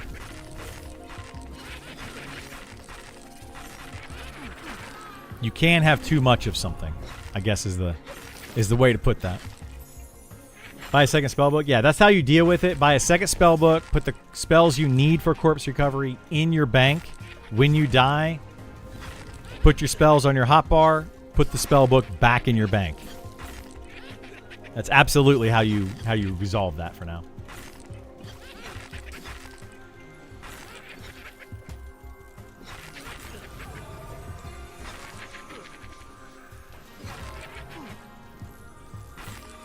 Also set your cantrips, but the problem, yeah, I've always had an issue with cantrips. The issue I have with cantrips is, yeah,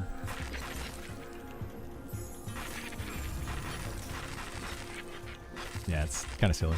The issue I have with cantrips is that oftentimes the spells that you want to use for corpse recovery are not the same spells you want to use in a group. So you don't really have them on cantrip, you know, like they're not cantripped because you have a different set of spells while you're grouped, and then you die and you have now like a bunch of spells that you don't need on your bar for corpse recovery. So like some of those spells have crossovers, right? Like Speed of the Wild is one that you probably just always have on your bar as a druid or shaman, but honestly, you don't need it on your bar. You buff your entire party, and then you take it off your bar. Why would you have it on your bar otherwise? Invisibility is another one. Once you're in a camp, you don't need invisibility on your bar, but invisibility absolutely helps for corpse recovery. So, like, it just kind of feels bad, you know? Like, it doesn't really resolve the issue. If I go into an undead dungeon, I might set IVU. Yeah, it might set IVU, which makes sense, right? But do you need IVU on your bar while you're in a camp? And it's not really. And it depends on the class that you're playing. You know, is having IVU on your bar advantageous to the group and what you're currently doing? So, yeah. Good morning. What you killing today? What's going on, Big Show? How you doing? We're doing the same thing we've been doing for the last couple days and trying to get Sam a belt. It's not going well.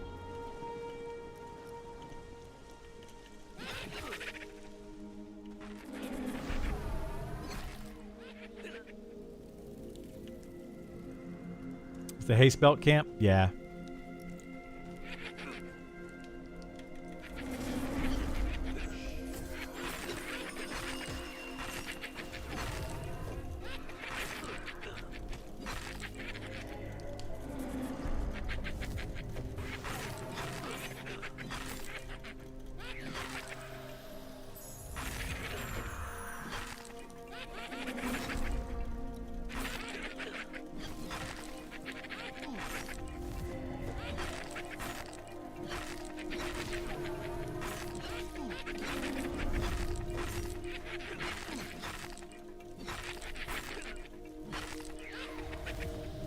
Cantrip should be a secondary hotbar. Maybe. When they originally talked about cantrips, I thought they were talking about giving wizards spells that they could use to just cast, like their magic missile type spells, or their whatever they're called, bolt spells or whatever in the game. I thought that's what they meant when they said cantrip, but it was not. It was not, in fact, what they meant. But that would have been nice for wizards, I think.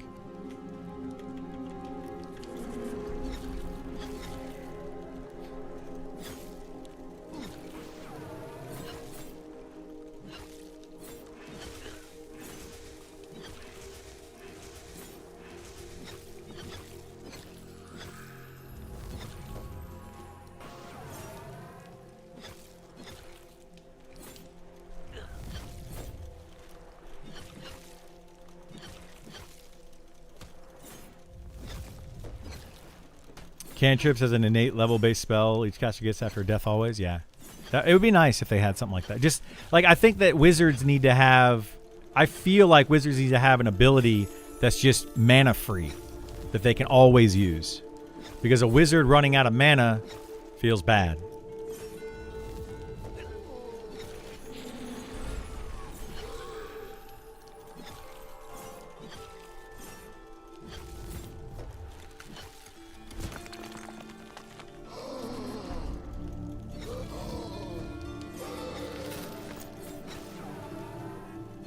A cantrip is a small, minor magic spell that a person can cast anytime without using a special power or energy.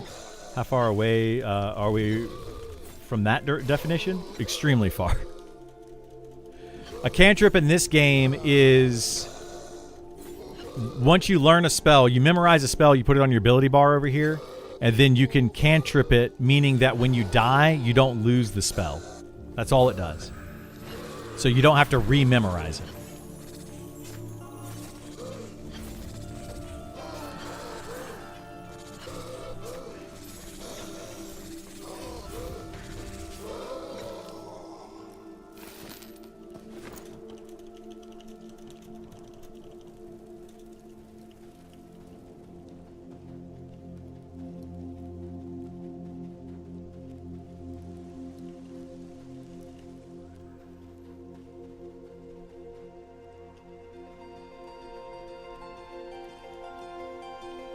Hey, what's going on, Don? How you doing, bud? We are having a fantastic day. Take it the patch isn't in yet? It is not in yet. We probably still have at least another hour, maybe 2 hours. According to their most recent post about it. That I know of, anyway.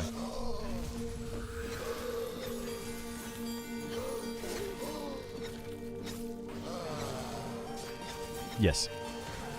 It's probably going to be between 3 and 4 o'clock my time.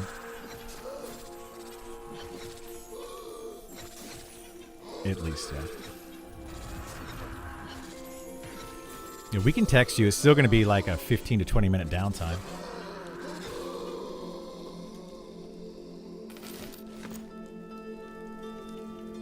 Yeah.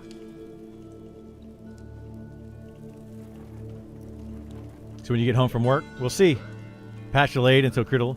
I'm pretty sure they're delaying the patch until I go out of town. That's what I feel like's happening. Perfect time for a patch. Friday evening. When the most people are going to be online to break everything as quickly as possible.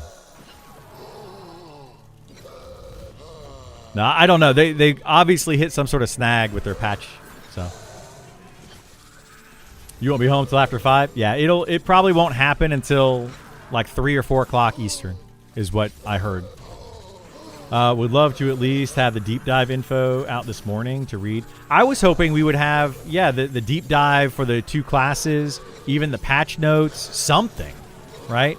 But since none of that is out, it's something else is going on. I don't know what happened, but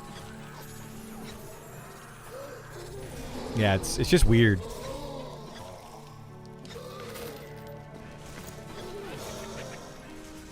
Just hang out there. I can always come.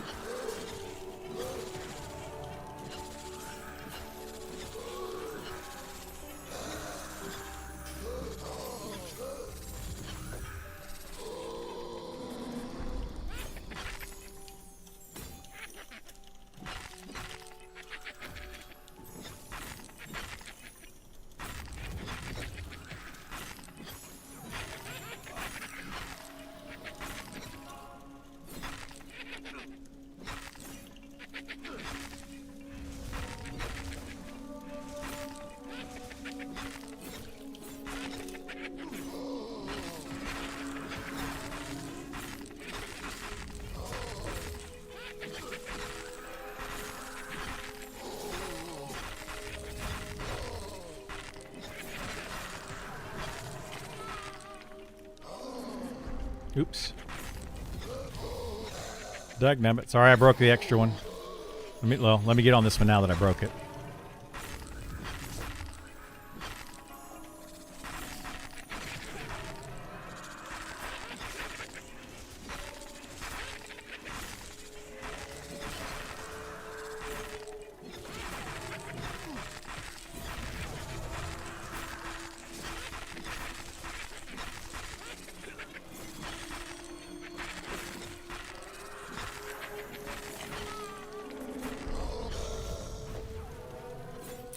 If I had to speculate something...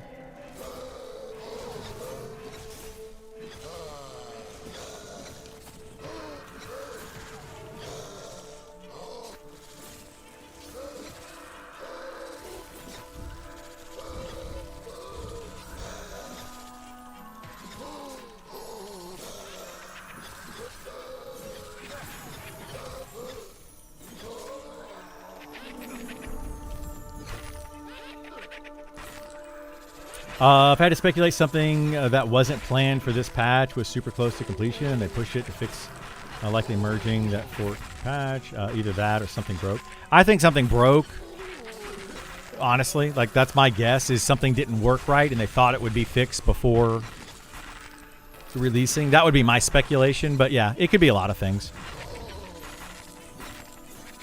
You're off to work. Take care, I lose. Glad to see you on the PvE server. So if I'm level 60 wizard, why would I suddenly forget the spells I've been casting forever? Death amnesia? Yeah, kinda, but it's like D&D, right? D&D has you memorize spells for the day. And that's the idea that they were going for with wizards, at least in EverQuest. That was the idea, and then this game kind of just copied that over.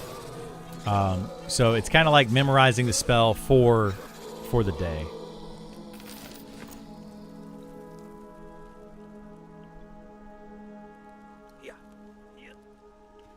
Oh wait, is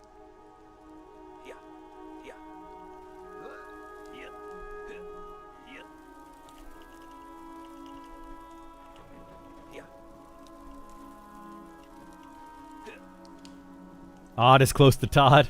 Yeah.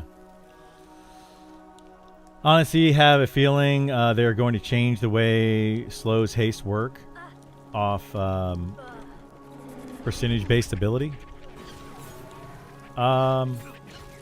Maybe? Like, what do you mean? How would they change that? Like, what is your idea?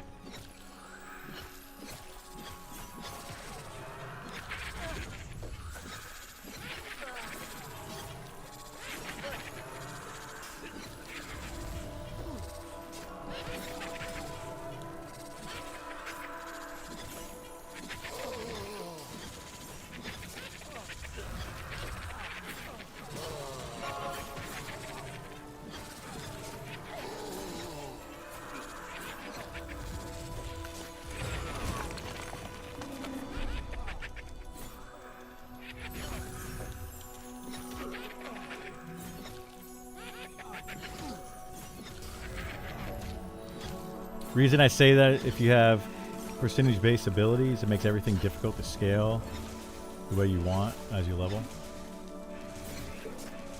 If you say add plus damage or plus hit chance or double percent, something you can scale, it's easier. Same in reverse. You saying like do damage like it does 10% of the health or something? 10% of the health of the mob? I don't think they're ever going to do something like that. Where like an ability would be a percentage-based damage. I don't see them doing that. Because that, like you said, it would be very difficult for them to scale that and make that work.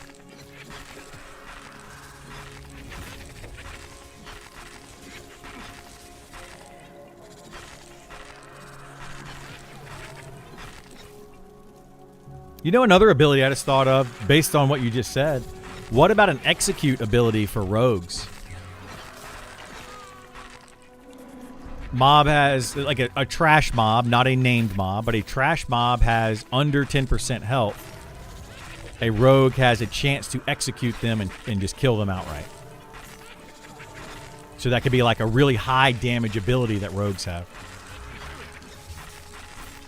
You don't like execute abilities? They ruined EQ. Yeah, I don't remember them in EQ. I don't think I ever used them in EQ. I know they had them in World of Warcraft. Because my warrior had it in World of Warcraft.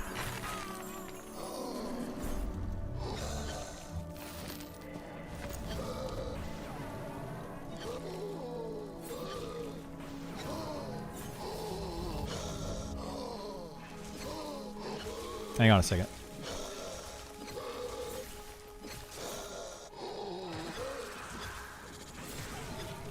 Let you know when what? Alright, we got 2 more in here.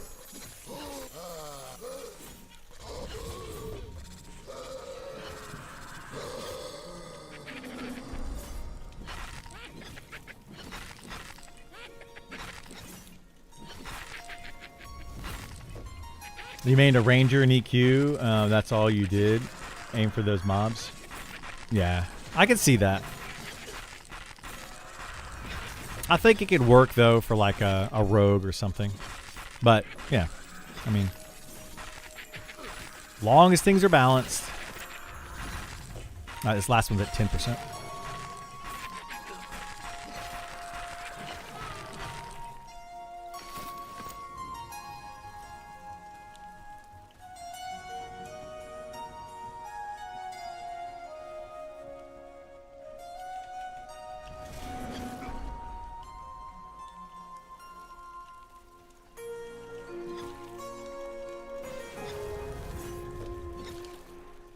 Chance to do double damage on backstabs.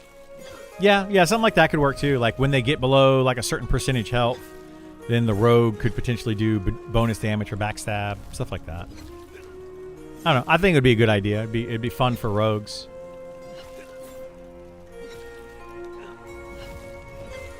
But the issue that I see with it as well is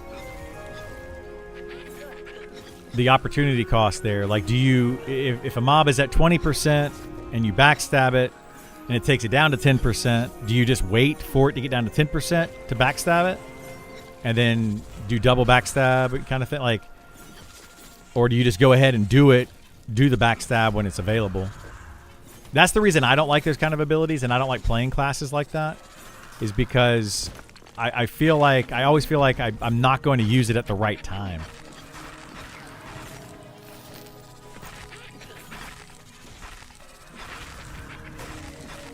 Is there first-person camera mode? Yeah, you can zoom in to first-person if you want to. It doesn't look very good, though. You can see how my character silhouette kind of gets through it. But with this patch that we're supposed to be getting today, they're going to be doing some adjustments to camera angles and camera whatever. So we might be getting... I have no idea if they're doing it or not. They haven't said what these camera adjustments are going to be. But yeah, we might be getting something like that. Yeah, group's bugged. I see you in it. I'm going to reform. All right, I'm just going to drop.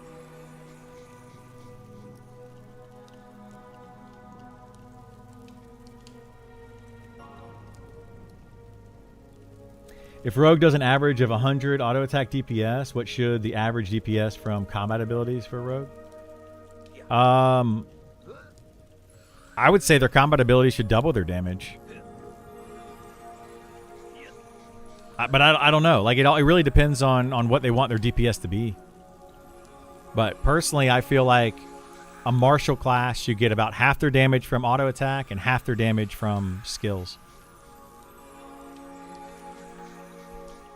Wizards are going to get like 90% of their damage. Well, they're going to get 100% of their damage from skills. So...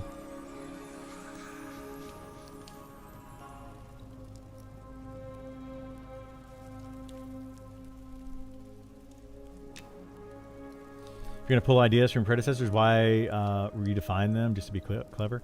I think that a lot of the reason they're doing it is to get away from EverQuest and get away from those other games. I think they're trying to make these abilities unique to Monsters and Memories. I mean, they're not going to be able to make something perfectly unique.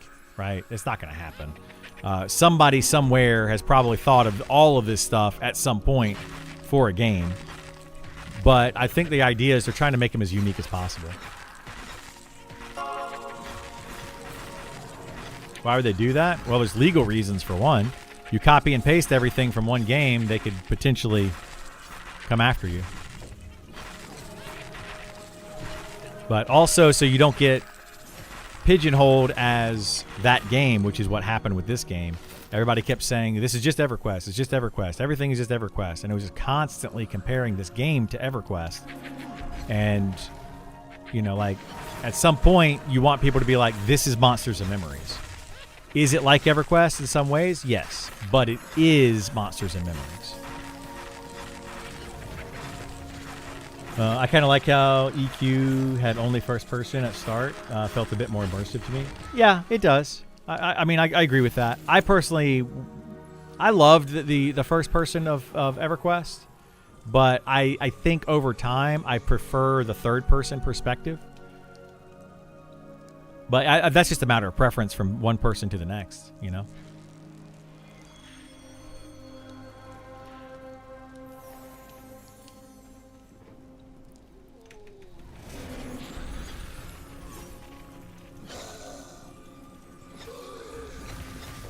My Valor skill going up yet? My goodness. Valor. 300 out of 305. Nice. It's getting there. Slowly but surely, it's getting there. Actually, I think something else uses Valor. Is it Frenzy? No. Is it Shield Bash? What else uses Valor?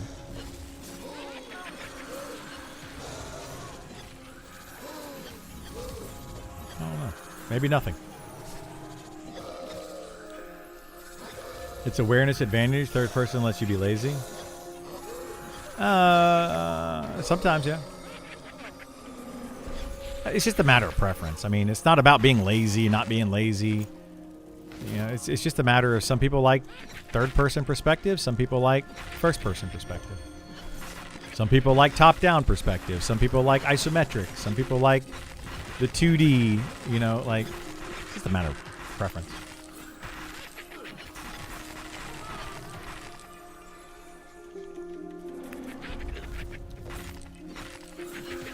First person makes sense on a PvP server. It would definitely add to the challenge of a PvP server for sure. More preferable because you can see your gear. That's another good reason. Yeah, I would say that's a really good reason. People can actually see their character and how cool their character looks, which is a very big reason for people that play these kind of games. They love that kind of stuff.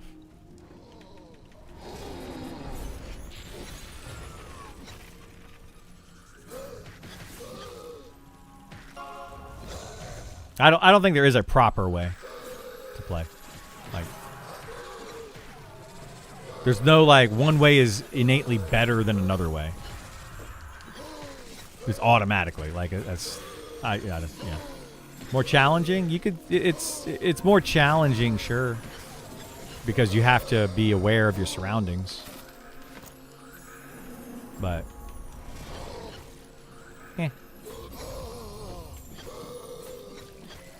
it's not just preference. You kind of get advantage in fights when you see more stuff going on your screen, so that's why it's more preferable. That's another reason. Yeah, I agree.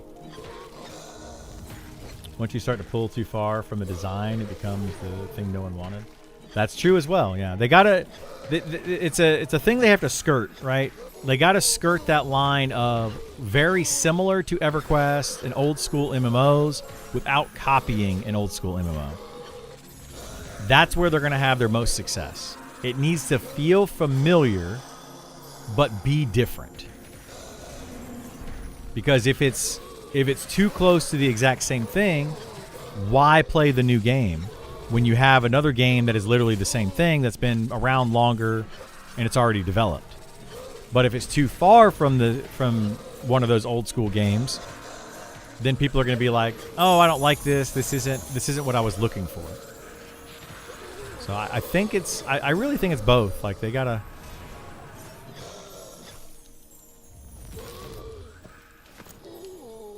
They gotta kind of have to do both.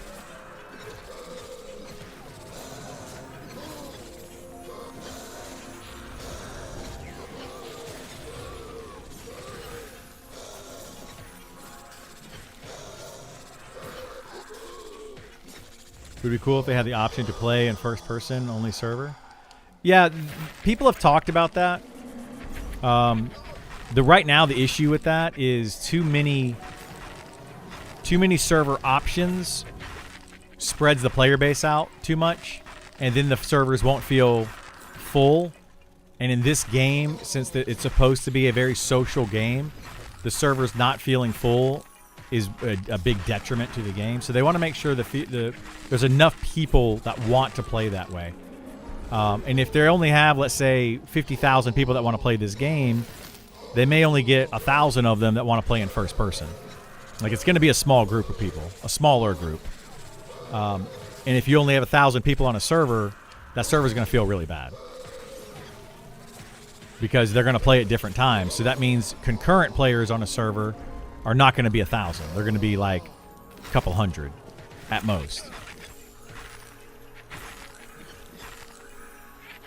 They also go way overboard with development these days. They release way too much content right out the gate. They should save a lot stuff for expansions. I don't feel like any company does that these days. Most companies don't release enough content at the start. And then the game feels bad because it feels you feel like you do all the content and there's nothing left to do. I think that's more of an issue, personally, from my perspective, from like the games that I've seen. Hey, what's going on, Farrell? How you doing, buddy? We need more things that Forage can drum up. Absolutely, yeah. I agree with that. Yeah, we definitely. I think that Forage, when they bring in the Ranger, Forage is going to get a facelift. Like, why can we not forage water? You know, it's weird. And we can only forage carrots for food. Forage is bad. It's very bad. Yeah. I leveled Forage on Alpha on my Druid that I had. I leveled that thing so much. It was just constantly pressing the button. It levels so slowly, and most of the time you get nothing. And then the next most after that is the trash item that doesn't even sell, and it's not used for anything. Like, it's just mostly just garbage.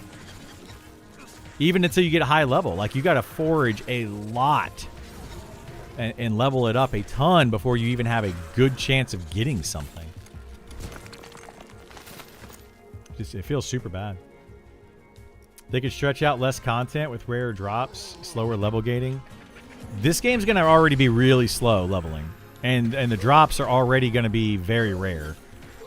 Like, this game's... It's going to take most players months and months and months, like 6 months or more, to get through its current content.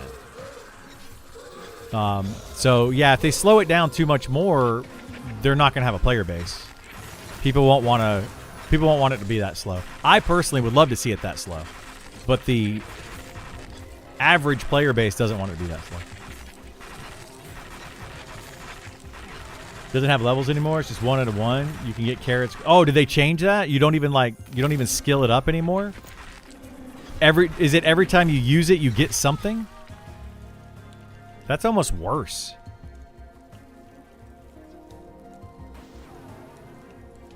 If you use a campfire, it's super fast. What level are you? I feel like it's super fast at low levels, up to level like 40. But it slows down drastically. The last 10 levels take just as long as the first 50 levels. Herbalism has cooking stuff too? I would agree with that, yeah. I think herbalism, like getting, being able to like pick different types of fruits and stuff, or get herbs, rather than buying all the herbs off of a vendor. Yeah, I can see that. Looking at my forage, it's 1-to-1 now? Oh, really? Yeah, on Alpha it was not that. I had to actually skill it up. and it was kind of annoying.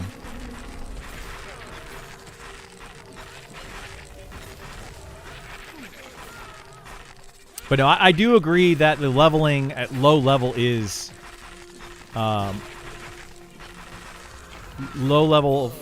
slow, or is fast. Like it's way too fast. That's the issue that we've had, and we've been talking about, and Kaz even posted on the Discord, and people are disagreeing with him, is that we have these dungeons. We have so many dungeons in like the level 1 to 30 range that are just going to go underused, like to the point where you could actually get you could go into a dungeon, sit in that dungeon, and do one camp and out-level the entire dungeon. You don't even see the rest of the dungeon. You just see that one camp in the dungeon. And then you move on to another dungeon. And yes, there is something to be said for that, for like the players that want to play 3 or 4 or 5 different alts and see more of the game. But even then, you could literally play 5 alts and still only see, 1 or 2 dungeons. Because you could literally sit at a different camp inside of those dungeons for 5 different alts. Take Telekir, for example. I haven't even touched Telekir for leveling on this character. I don't think I went in there once. But I could go to Telekir at level at whatever level range, and I could camp one group of mobs. I can go in for the same level range and camp a different group of mobs.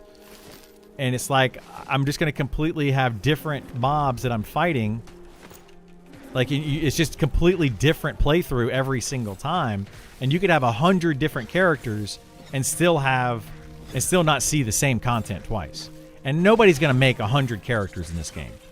They might make 2 or 3 or 4, but after that, they're going to get bored leveling alts. And eventually, they're going to get to a point where they're just power leveling the alt, and they're just going to find the best method of leveling, and it's not going to matter what the camp is. They just want to have the best XP. So, that whole thing is kind of bad. Wormsbane, more quests. They removed the quest from Wormsbane. The Wormsbane armor quest, they're gone.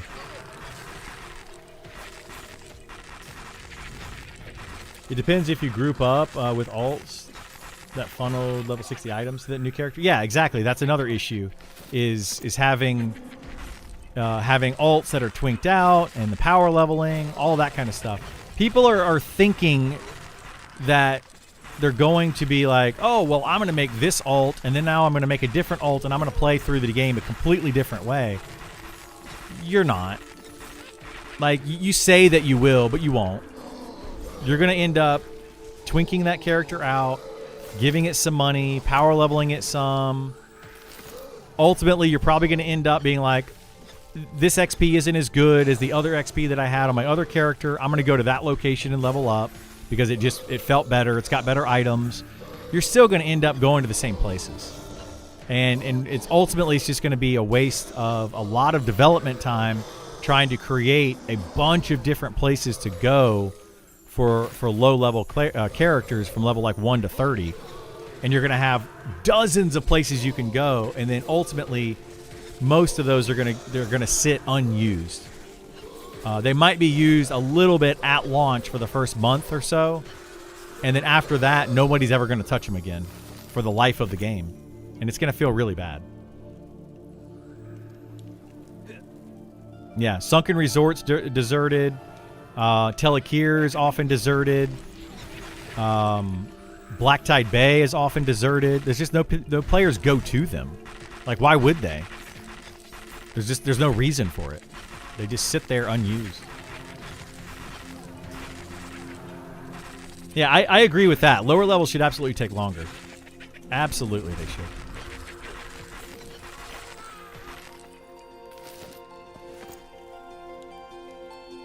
Big fear of dying in the dungeon. Yeah, there's a big fear of dying in the dungeon. People don't want to explore those areas because it's not worth it. It's not worth the effort. And you can level up just as quickly outside of the dungeon And you don't need to get the gear from inside of the dungeon. It's just, yeah, it just feels bad. I think the issue with seeing more of the world and camp more places can be partially fixed by adding unique item drops tied to quest items. No, it can, right? It can, but what I'm saying is eventually that's not going to matter. People are going to figure out where the best items are, and they're going to go after those on their different characters, or you know, like, they're just going to go, this is the best path. I need this item at this location, I'm going to camp that. This is the best XP at this location, I'm going to do that. And people aren't really going to spread out very much because they haven't developed the game in a way that encourages players to spread out and go to different places. They just haven't encouraged it. So why would players play less efficiently? And I know there are players out there, there's probably one or two in the chat right now going, well, I don't want to play that way. I want to explore. That's cool for you. Congratulations for being that one person. But eventually it's going to get boring. You know, it's what we kind of talked about yesterday with that honeymoon phase. People are like, I love this aspect of the game. I love this aspect of the game. And it's like, well, you played the game for a few hours. But you haven't seen that thing over and over and over and over, and you're not tired of it yet. Like the sandstorms and, you know, the tediousness of certain things. You haven't had enough time to make it boring. But once it becomes boring, it stays boring. And after your first playthrough of a character, your second playthrough, you don't want to do the boring route. You want to speed things up a little bit. Everybody plays that way. Even the casual players are constantly talking about it's fun to twink their characters out, and it's fun to power level their characters and get the superpower buffs and all that kind of... It's fun to do that. So they're going to play it that way. Sandstorms should do damage out in the open. Let's see how long that... Oh, dude. If sandstorms did damage, nobody would be in the zones. They would completely just leave the zone. They already do that. Sandstorm happens, people leave the zone. They did that so much that they've now reduced sandstorm duration to 10 to 15 minutes. Because it used to be like an hour plus long. It used to be terrible. Every dungeon should have gear sets with bonus effects that encourage players to do that. I agree. They need to spread out the itemization more. Itemization is very poorly done. It's not spread out to where everybody wants to camp the same few mobs. They need to have more options, like weapons... weapons and gear. Like, it shouldn't be this is the only option for the best weapon in the game. It should be these are 4 different weapons that are very comparable, very similar, and any 4 of those is good and very comparable to where it might be like a fraction of a difference. You know, like best in slot players might go after, but it's such a small difference that it really doesn't matter. And if they did that and they spread it out to different places, people would then go to different places and do different things. But ultimately right now, at some point, you're going to end up taking your character to this Hovarth camp. It's got 4 of the best items for tanks. Period.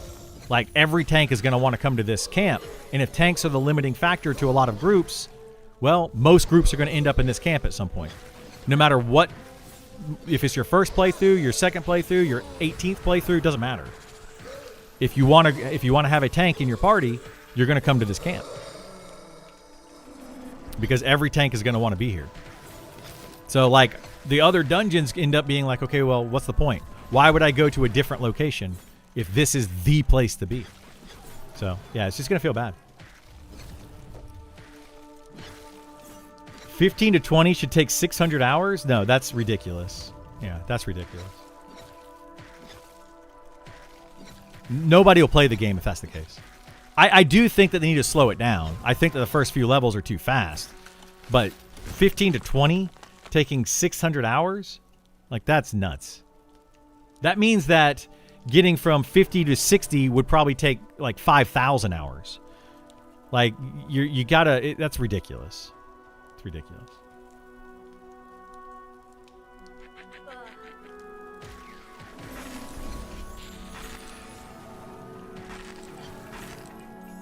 Yeah. You're just trying to cause an uproar again, as you usually do. Do the devs respond to my feedback? They have in the past, and then they stopped, kinda. Like I made a few posts, and then those posts went very much unseen and unheard. To the point, I made a very big post about raid mobs in alpha, and the devs saw it, they read it, they commented on it, a bunch of people commented on it, and then ultimately they did nothing about it. And they left the content in exactly how it was in alpha. And then it turned into the poop show that ended up happening in beta. And then they eventually took him out of the game. Like literally what I said. And I was like, guys, you could have fixed this a long time ago in alpha. And that's why I kind of stopped posting stuff. If they want to hear my takes, they can come to my stream. I've tried to give them feedback in the past, and I had devs argue with me about it. Instead of just being like, okay, I see your perspective, or I disagree with it because of whatever. Like, I don't mind if they disagree with it. They don't have to follow my point of view. They don't have to change things because I say so. I'm not trying to say that. What I'm saying, though, is they sometimes have been very dismissive, and that makes me not want to give them feedback. So, like, I don't care if you don't like it. That's fine. And if you don't want to do it, that's fine. But, you know, at least listen. I think they need to listen to more players' feedback. And it's not just me that I'm talking about. There have been several people that I've seen give very solid feedback, and it just goes unnoticed. And it's because the devs are too bent on making the game a specific way. And it's fine. It's their game. Absolutely, it's their game. But some of the feedback that I've read is like, this absolutely makes sense. And for you to completely dismiss it feels bad.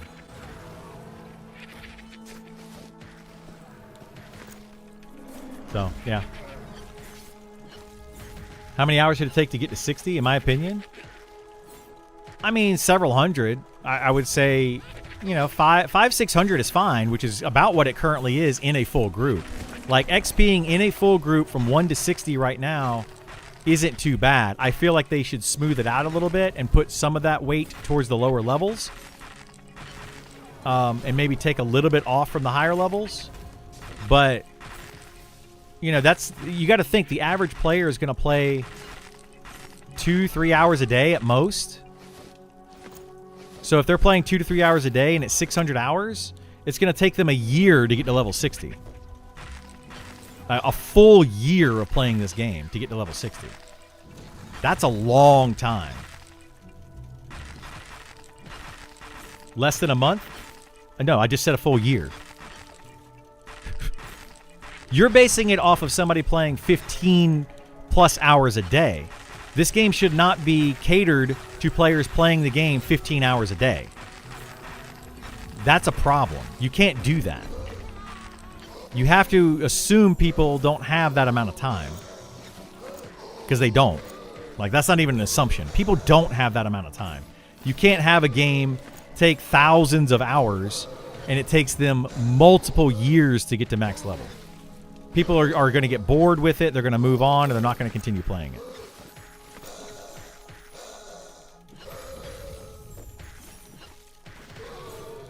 If you're putting 500 hours into a month, then you're not the average player. Yeah, you're not the you're like me. Like, you know, like I put about, you know, 40, 50, 60 hours a week into this game. I don't even put 500 hours in a month. Like, are you kidding me? How many? Hang on a second.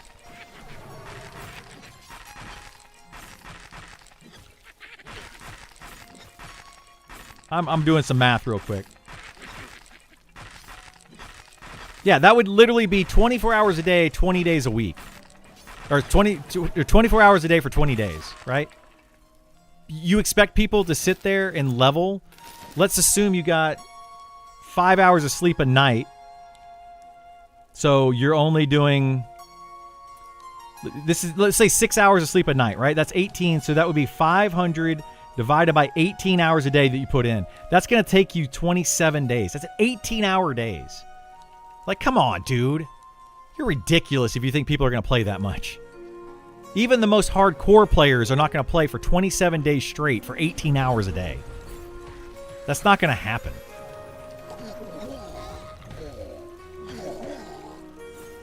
Like, good God. 2,500 hours. Good luck ever making a good game. Yeah, it's rage bait. Moving on. This is why I usually ignore him.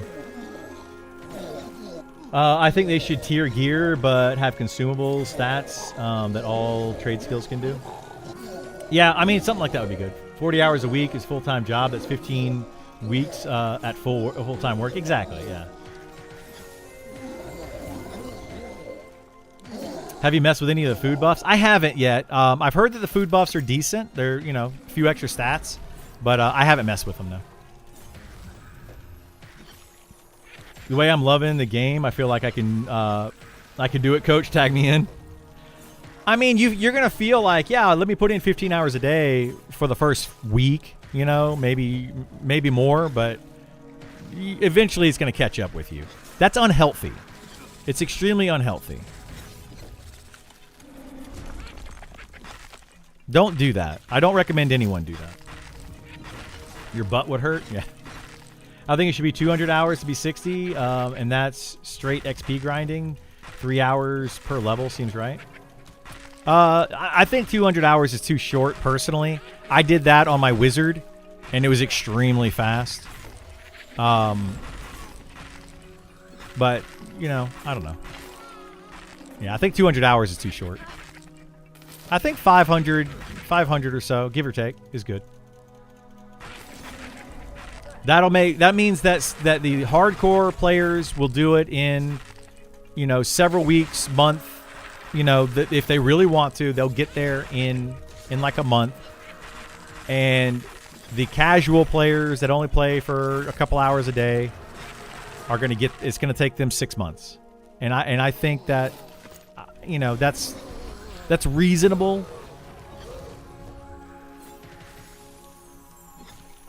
Rather than just grinding, I love those long epic quests that take a long time. Oh yeah, yeah. That's what so those epic quests are going to be meant for the players that put in 15 hours a day every day for the first month, and then they have something else that they can go do. Items they can go camp, like the super rare stuff that they can go and get. That's going to also be tacked on top of that. Whereas the casual player is not going to be going for those. They're going to be just trying to get, you know, the middle of the road items. They're not trying to get best in slot, you know, across the board. But the casual player will eventually get best in slot as they're doing it slower over time. They're willing to go and get XP at a slower rate. You know, it might take them 6 months, but after 6 months, they might have the best gear in the game, and they finally got to level 60. Whereas the fast player is going to get to level 60 in a month, but then have to go back and camp all the best in slot gear. And that's a way to kind of balance those two things out.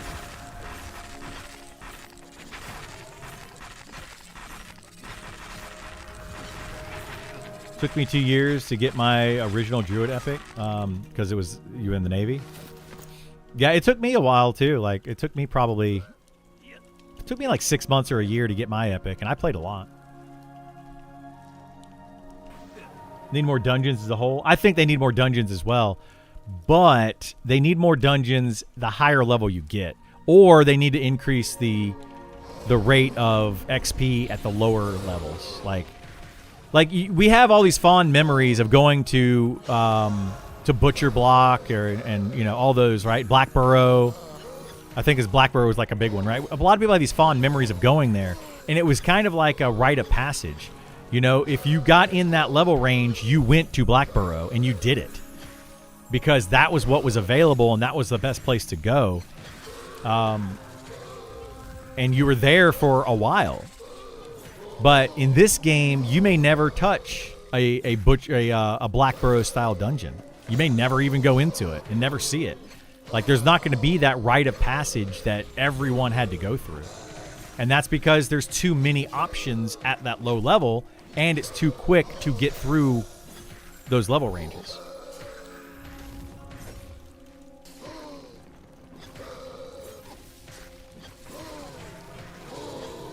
Dungeon crawls are amazing, but they need to make them more interesting. Yeah, well, you're not going to be doing dungeon crawls per se in this game. That's something that would be cool, but yeah, it's not going to happen. But you're going to go into a dungeon, you're going to sit in a camp, and you're going to probably stay in that camp for a few hours, and then you're going to out-level the camp, and then you're going to move on to a different camp. You're going to move on to a different dungeon with a different camp.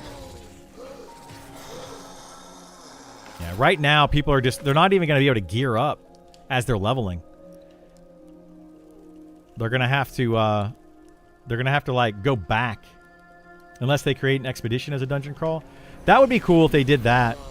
But I'm not sure if that's the plan. But that would really change this game quite a bit. It would be like the end game of it is dungeon crawl, but the entirety of the game is camping. So once you get to end game, the game just completely changes. And I don't know that they would do something like that. I mean, they could, but I don't see them doing that. It would be like a completely different game from the beginning to the end. Which I don't know. I feel like that would feel bad.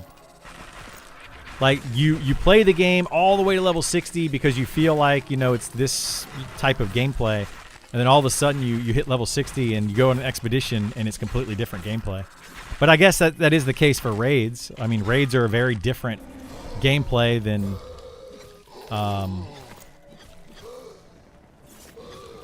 sorry, my nose itched.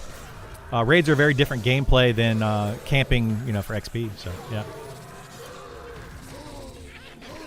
Be cool as a mix. I mean, it would be. Yeah, I think it would be very cool. Mix it up some. Lost Dungeon Norath type stuff was fun for farming augments. Yeah, it can be very cool. It just depends on how they do it. What class am I? I am playing a fighter.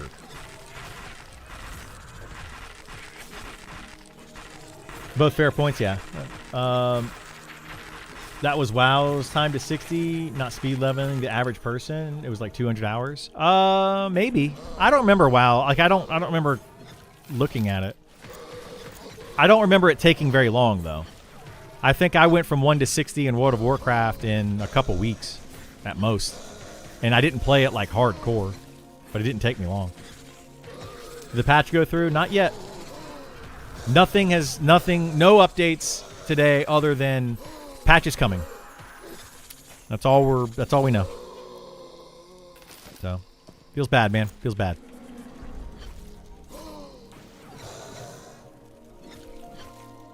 Is there meant to be Bard rework before the October release? There's meant to be every class rework before the October release.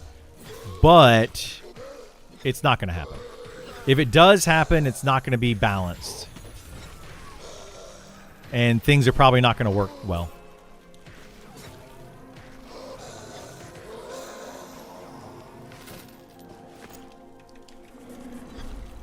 Yeah, every class that they put in for this rework, every single deep dive they've done, there hasn't been one deep dive that has come in functioning properly, or balanced. All of them have been kind of needs testing. So yeah, it is beta, so it's okay, but yeah, we're not going to see it before EA.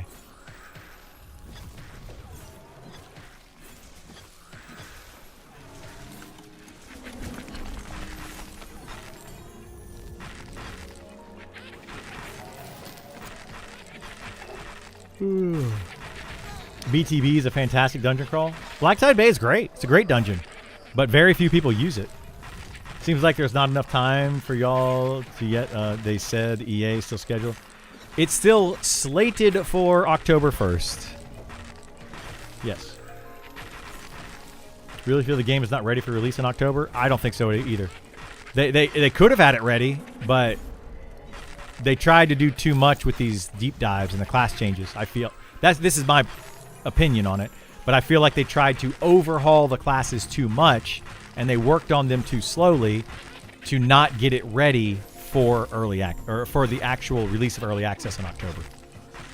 But they kind of have to release in October at this point. People need to get paid, and I just hope that they can speed up the work once people are getting paid, because they can no longer say volunteer team like that. That's not going to be an excuse anymore once October hits, because they actually are making money. So I don't know what's going to happen. Seems like they're just going to go live and figure it out. That's what it seems like, yeah. With more people in the game EA, having more places to go is good, though. No, absolutely having more places to go is good, but even still, people complain about too many people inside of Wormsbane. There's tons of other places you can go to level outside of Wormsbane. You don't have to go to Wormsbane, but people they tend to go to the easiest places to get to, that are going to give them the quickest XP, to get them a couple of items, and then move on. They don't want to go way out in the middle of nowhere, because A, getting a group together to do that is a pain in the butt. Then you got to keep the group together. Then if it wipes, somebody inevitably leaves. Then you got to get a corpse recovery. It's just not worth it. So having like extra places to go is fantastic, but you need to incentivize going to those places. If there's no incentive to go there, why go there? So that's the problem with it. They can't keep hiding behind volunteer. Yeah, exactly. Like I appreciate it's been a volunteer team. They've done a lot with a volunteer small team up to this point, but it's go time, man. It's go time. You want people to pay for the game. Well, here we are. Show it, show us what you got, kind of thing.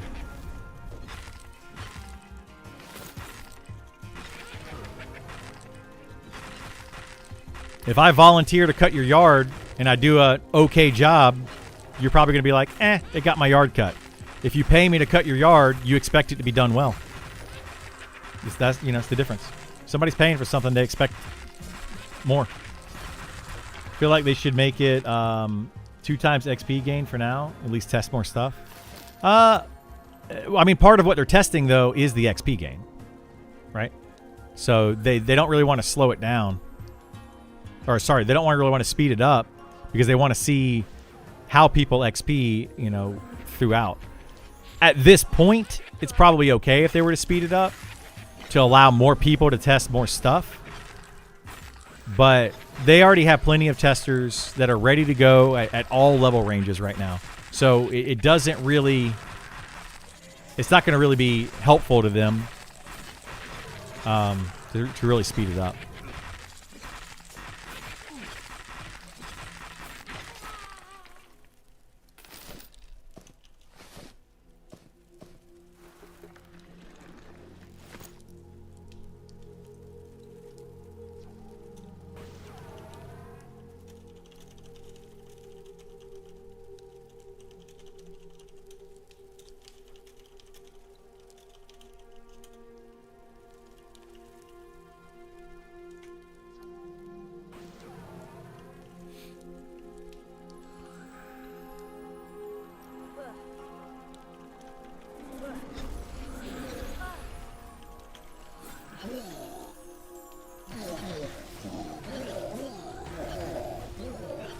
Druid changes, I agree with. Yeah, do you like the Druid changes? I wasn't a big fan of them, but that's just a playstyle difference.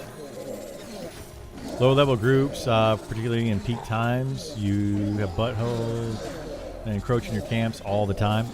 Yeah. You talking about right now, Westmort? Like in the game right now? You probably do. But there's so many camps. That's what's really crazy to me, is that there's so many places for low-level players to go and XP at, but they're not doing it. There's got to be a reason for that. Like I said, Black Tide Bay is mostly empty. Telekir is mostly empty. There's so many places you can go in XP, and those 2 zones alone, to where the people in, like, these other lower level places, like, they don't need to be there. Like, just if why are they trying to take over a camp in some dungeon where people are already at, when they have a ton of other options? like a bunch, and they're just not going to them. Like, you got to incentivize those. Everyone defaults to Fallen Pass. They do. Like the teens, everybody goes to Fallen Pass from like 15 to mid-20s. It's just Fallen Pass is just loaded with people. But there's so many places you can go. You can go into Telekir at 15. You can go into Telekir earlier than 15. You can go in there at like 12 or 13 and level all the way up to like 40 inside of Telekir. But nobody does it. Why? Black Tide Bay is fantastic for that level range as well. For like 10 or so, all the way up to like 30. You go to Black Tide Bay. No YouTube video showing them where to go. I made a YouTube video showing all sorts of places you could go. I even went through Telekir in that video. I showed it. I walked through the entire thing and showed it off. But people still don't go there. But to the point, like, it's funny to me because a lot of people complain when I make a video that shows off. They're like spoilers, you know. They get all mad about me, and I'm like, dude.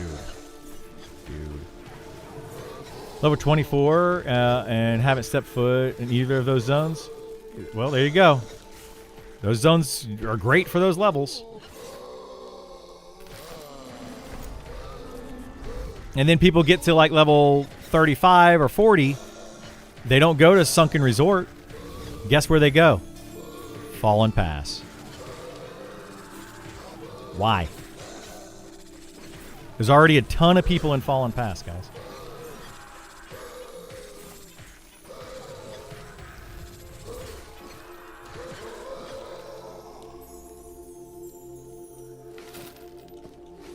But, I mean, there is a reason why. The reason why is because it's not worth it. Like, it's just not worth it. It's not worth the... It's not worth getting the group together for it. It's not worth the loot that's in there. It's just not worth the effort. Just not worth the effort.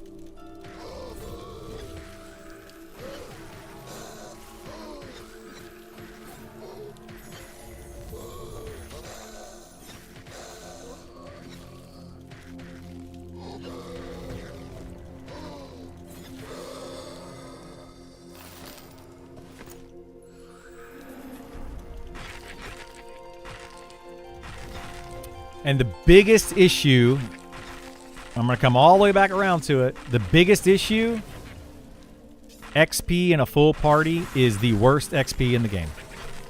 That's the biggest culprit. If they were to double the amount of XP you give them in a full group, I guarantee you people would be more willing to go to those dungeons.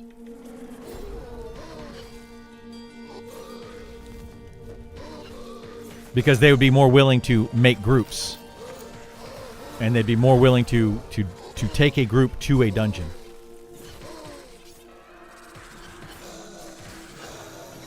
It's always charm? Yeah, well, charm is a big problem with it.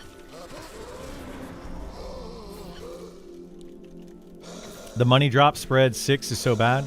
The money drop is bad, yeah, I'd agree with that. But the bigger issue is XP. What's the most important thing in this game until you're level 60 is XP. Money doesn't matter. Items don't matter. None of that matters as much as experience. And that goes for everyone. Like, even people that say they don't care how long it takes them to get to level 60. They do. They just like to sound cool. Right? They want to sound different. They want to be those, well, actually people. They care. They don't want to sit there killing, like, light blues all day that give them crap XP. They don't want to do that.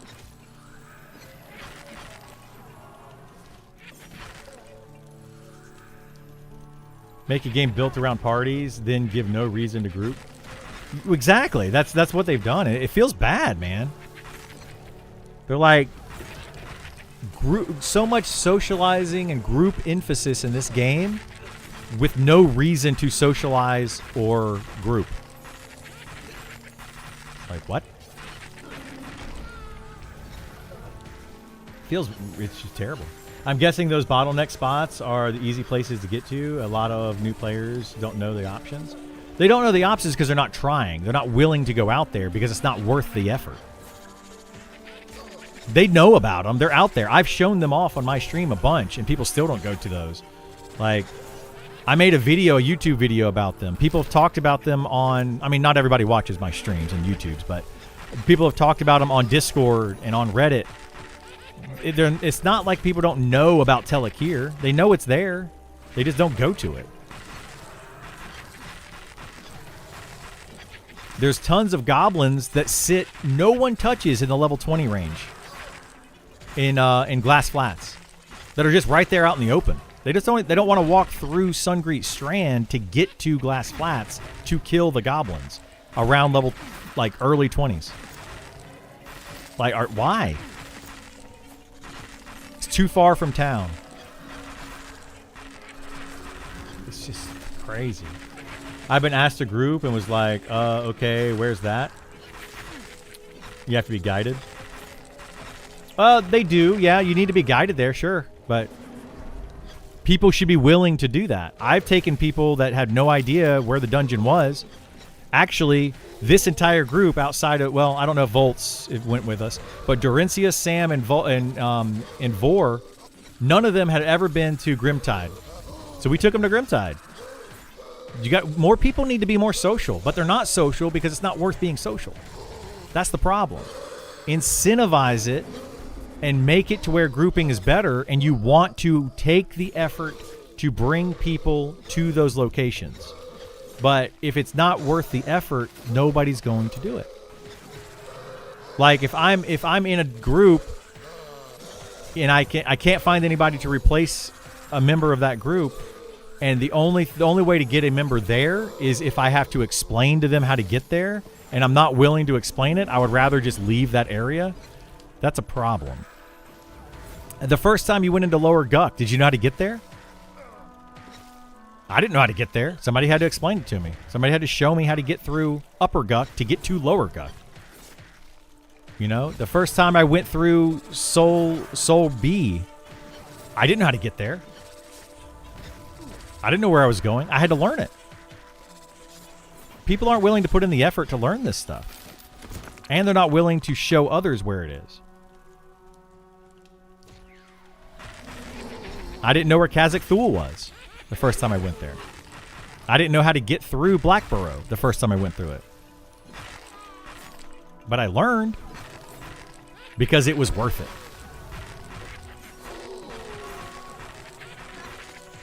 In the open playtest, one of my favorite leveling areas was the Ashira Deep in Sungreet. Yeah, those are still good. Yeah, those are still very good. For like the teens, early 20s, I think. I don't remember exactly what level those were. Weren't they like the teens? High teens?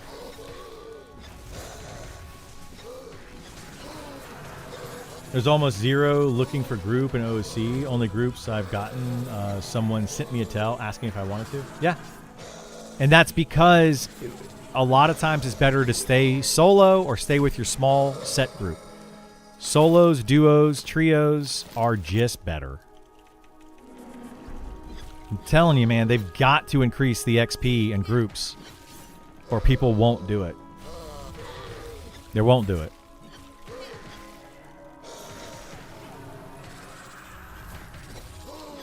But it's like banging your head against a brick wall. The devs just do not want to budge on certain things.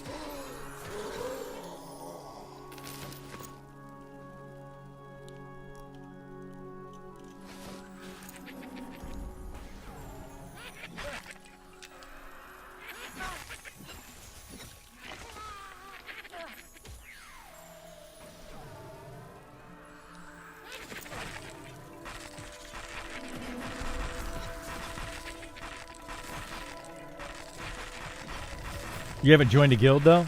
Even in a guild, like, doesn't mean you're going to get a group. It depends on the guild you join.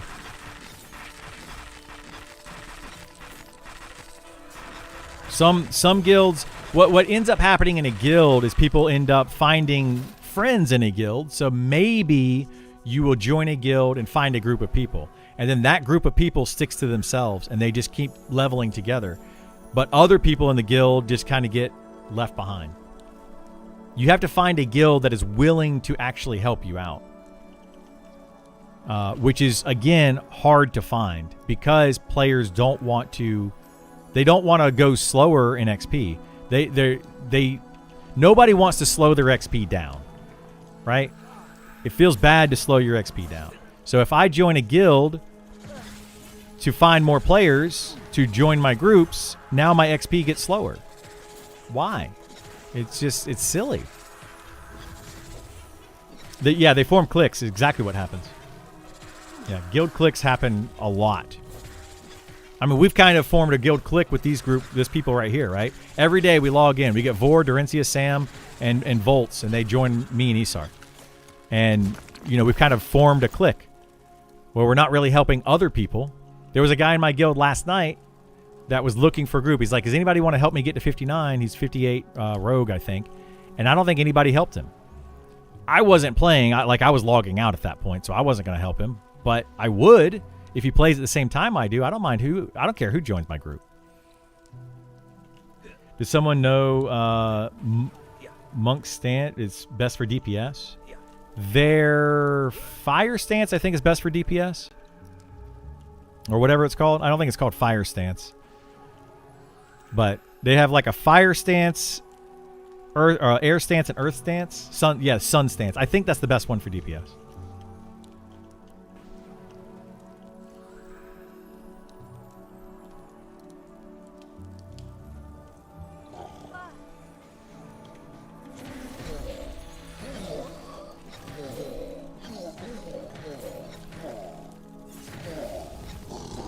I've said that forever. People don't know about the tool. Oh, the LFG tool? Yeah, that's right. This is the LFG tool right here for you guys that don't know about it. Hit O on your keyboard. You get this social tab. Click on Group Finder. And normally there would be a list of groups here that are looking for group, but clearly there's not. And then you go to LFG tab, and there's a bunch of people right here that are all looking for group. Use it. Yeah, make groups if you can. But again, the problem is the more people you add to your party, the slower your XP is going to be. So people are going to find their duos and trios, and they're going to stop there. You have to take initiative to make groups happen? You do, yeah. You do. You absolutely do. You can't just expect to get invited to a group. If you want a group, make it. It'll work so much easier if you're willing to put in the effort to make the group and then take them to a dungeon. Find a dungeon that you know is the right level range, create the group, and take them there, and you're probably going to have a blast. You'll have so much fun playing the game. But people don't want to take that effort. They don't want to try.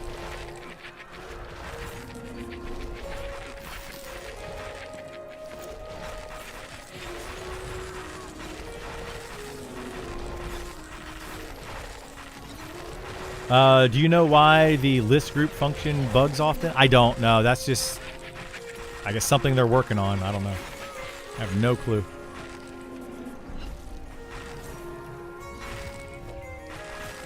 It's slower, but it's safer and more fun. It's actually not.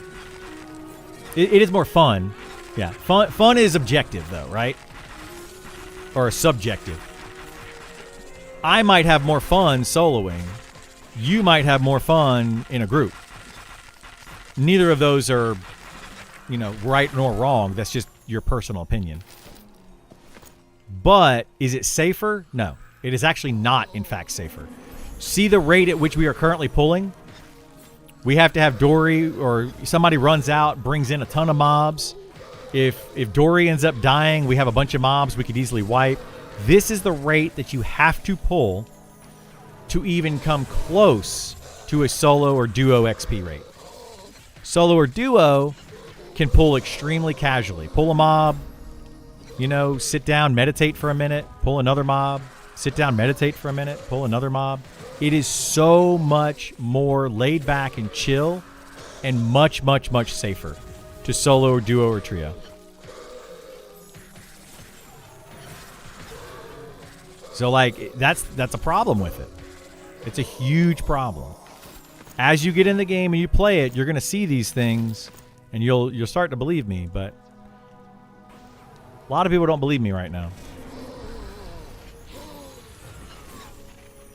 Not enough knowledge for me to solo efficiently. I spend too much time trying to solo safely. And that's fine. Yeah, that's okay. Then duo. If you can't solo, duo. The most you ever want in a party is 3. After 3, it's terrible.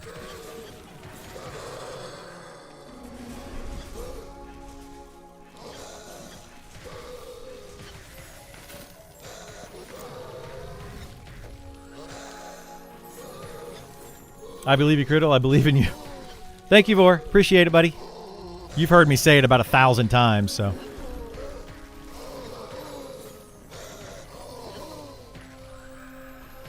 Best DPS right now, I would say Spellblade.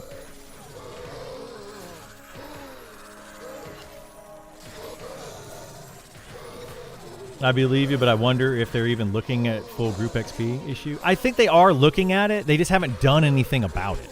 Well, sorry. Let me rephrase that, because I don't want a dev coming in here and be like, no, we have done. This is why we don't like you, Criddle, is because... oh, shoot. Hang on.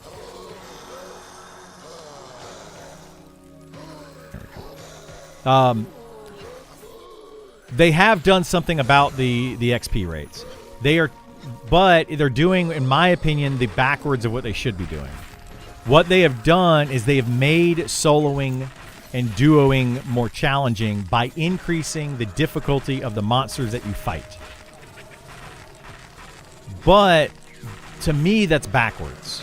If you want people to group up, you don't punish people for soloing, you reward people for grouping. That's my opinion on it. Right now, they're trying to punish people for solo or duos, but they're not actually doing it. They're not making it harder. They're making some mobs more difficult to fight, so people just tend to go to fight other mobs, right? They just find what the easiest thing that they can fight in a solo or duo, and they go do that. So you have a bunch of little groups everywhere fighting stuff. They've also disincentivized grouping by their play nice policy, by saying that a group can only hold one camp. One named. But if we were to split up into 2 groups of 3, we can hold 2 different named. And we get better XP at the same time. So in fact, we get more loot. If we split up into 3 groups of 2, again, we can hold another named, and we get more XP. So we get more loot, and again, more XP. So they're encouraging smaller groups. Right? And they're not punishing smaller groups enough to where that pushes them into larger groups. It's really backwards. The whole thing is very, very backwards.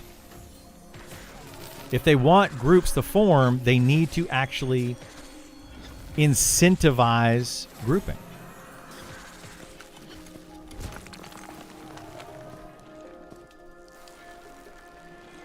So, yeah, it just... there's just a lot of issues with it.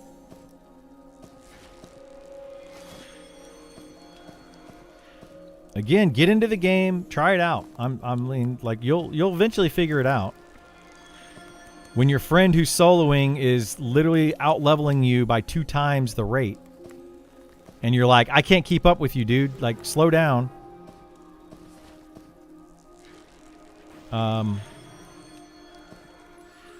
Yeah, you're gonna start to be like, this sucks.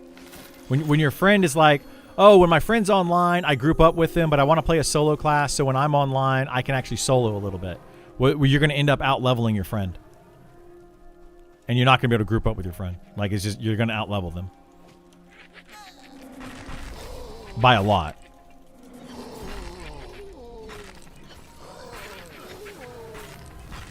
Still no patch? Nope, still no patch. Last I heard, a couple more hours. So, hopefully by 4 o'clock today. I did not want to be streaming that late tonight, but I guess I'm streaming until like 10 or 11 or something. I'll be streaming late. My girlfriend's going to hate me. I'll try to stream it even if I turn off my stream light and turn off my mic. I'll still try to stream some. If I can. Yeah. Do you think that the group sizes are too big? No, I love the 6-man group size. I think that's great. I just think they need to build encounters around that group size.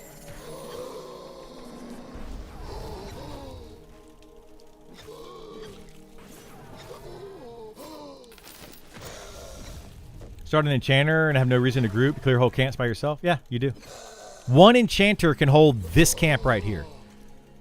So if one enchanter can hold 6 different named mobs, why would you want to have 6 people hold the same camp? That's the play nice policy in a nutshell. It's backwards. It's super backwards.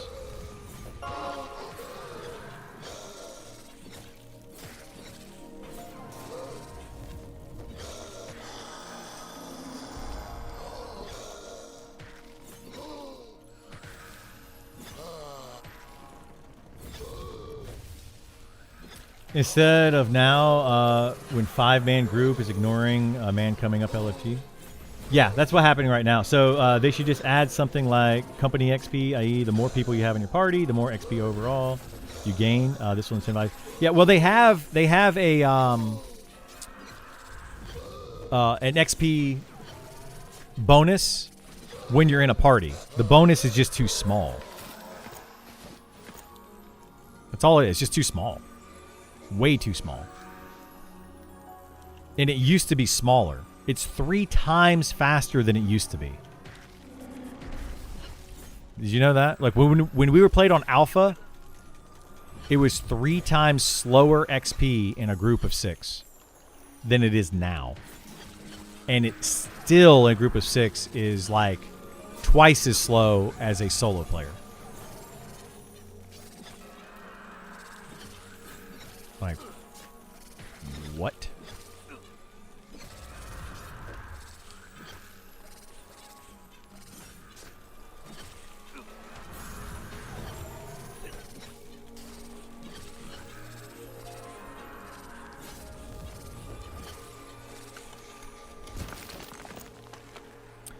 You know what's troublesome is the Enchanter soloing content is more engaging, fun, and ultimately less boring than everything else in the game has to offer.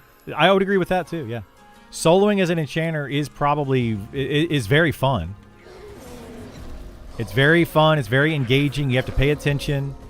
It's challenging, but not impossible. It's very safe. It's more rewarding. Can you explain your bag setup real quick with the crafting bags and all? Seems good for crafting on the fly. Yeah, so I have my bags right here. I have the middle bag there, the one dead center middle is my leather working bag. That's the one that I swap out for different crafts. So I have a leather working bag. I have a tailoring kit. I have mortar and pestle, jewel crafting kit, enchanting tome, disenchanting.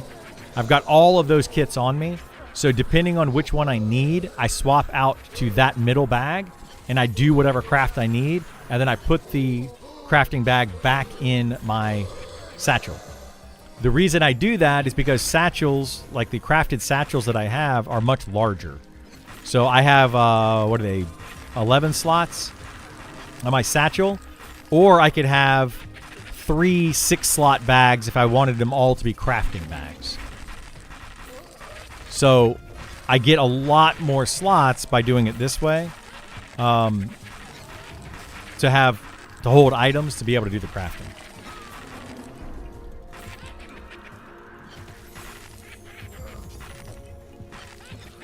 Doesn't need to be doesn't need to be a whole lot either. Maybe 5% per party member, or even a set percentage if the group is full.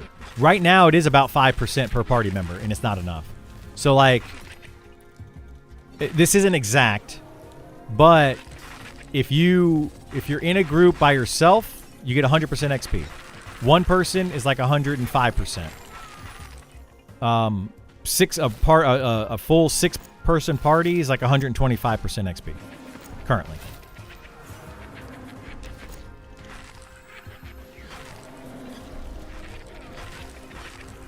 It's not enough. It needs to be at least 50%. It needs to be at least 10% for each person you add to the party. So when you have 6 people in your party, you're getting 150% XP. That would make it feel good. But with the way it currently is, no. It's terrible.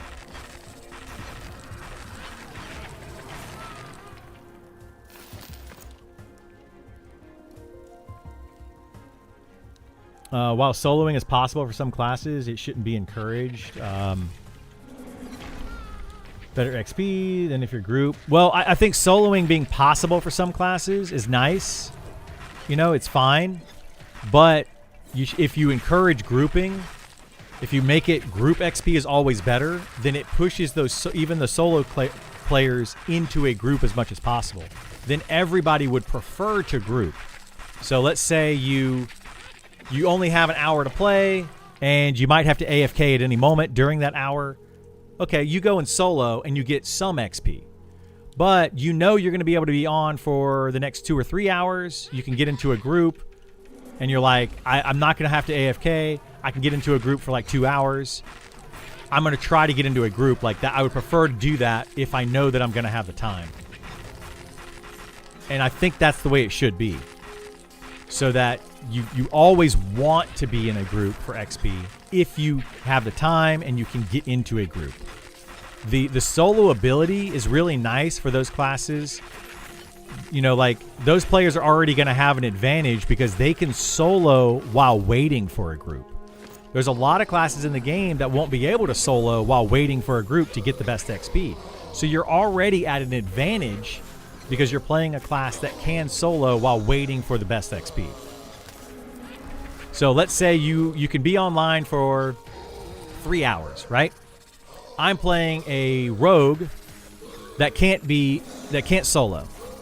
I have to wait an hour to get in my group, and in that hour I get 0 XP, and then I finally get a group, and I'm in a group for 2 hours and I get 200 XP. Or I'm playing a class like a Necromancer, and in that Necromancer, the first 2 hours, I don't get a group. But I can solo for like, let's say 80 XP.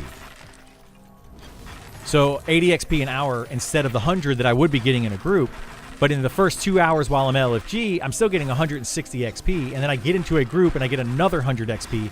I gained in that 3 hours 260 XP, whereas the rogue only gained 200 XP because they had to sit LFG waiting for an hour. You see the difference? Like, you see where the math adds up? So it's actually better still for the solo class because they're able to do something while they wait for a group. Even if they have to wait longer for a group, they still come out on top than a player that waited less amount of time and got into the group. And that's why I don't feel like soloing should be better in any way than group, is because the players that can't solo are kind of screwed either way. You know, they don't get anything. They just sit LFG and maybe don't even get a group, so they get 0 XP for those 3 hours that they could be online. And the more classes that we have that can solo, that don't want to group, the less groups are going to be available for that rogue to join, which means that they're going to sit in queues for longer waiting for a group. So it's just worse all around for the rogue and better all around for the solo class. I thought the idea is that all classes will have some solo ability, just not the most proficient way of leveling. Right now, that might be the idea, but that's not what they've done. I'll just put it that way. Yes, it is the idea, but it's not what they've done. Which makes it feel bad. I also reckon classes with solo potential are generally more useful in a group and therefore more wanted. Sometimes, yes. It doesn't really hold true for like the Necromancer. Necromancer is a very good solo class. In fact, I would say the best solo class in the game. but not really great for a group. Like they're okay in a group, they're fine, and there's no reason to not have a necromancer in your group. But other classes can kind of, do the same thing. Enchanter right now is the one that is extremely proficient solo and always welcome in a group. They're getting like the best of both worlds. Make Wormsbane scary again? Yeah, absolutely. I mean, how often do you hear what's the best solo class? I hear it all the time. All the time. Every day. Up to the percentage gain per party member to incentivize people, full group. 5 people ignore the 6-man. Yeah, they do. Items that can't get without group should push people in. You would think so, but right now that's not the case. Like I just said, this item right here that we're camping with this full group, we're camping it for Sam to get an item, but we have to come in here. You need to have at least a duo to do this camp with, like a tank and a healer kind of thing. But an enchanter can hold this camp by themselves. A necromancer can hold this camp by themselves. They can do this camp, get great XP and the best items in the game by themselves. So they haven't made it yet to where you need to have a larger group to get the best items. Until they do that, grouping again is not going to be something that people do. We just happen to be doing it as a group because, it's fun to play together and we're helping each other out and all that kind of stuff. That's the reason. Like Sam couldn't solo this, but Dory can. And Dory has. As a 50 rogue, the solo struggle is real. Also, even if I build a group, everyone tends to want full groups instead of duo or trio. Yeah. People want to go that full group because they don't know yet, right? They don't realize that it's better XP. Like for a rogue is best if they can be the trio in the group. You get a tank, a healer, and a rogue. And dominate some XP. Like get some crazy XP. You can do every camp in the game with a tank, a healer, and a rogue. Best gear in the game, boom, tank, healer, rogue. You don't need anything else.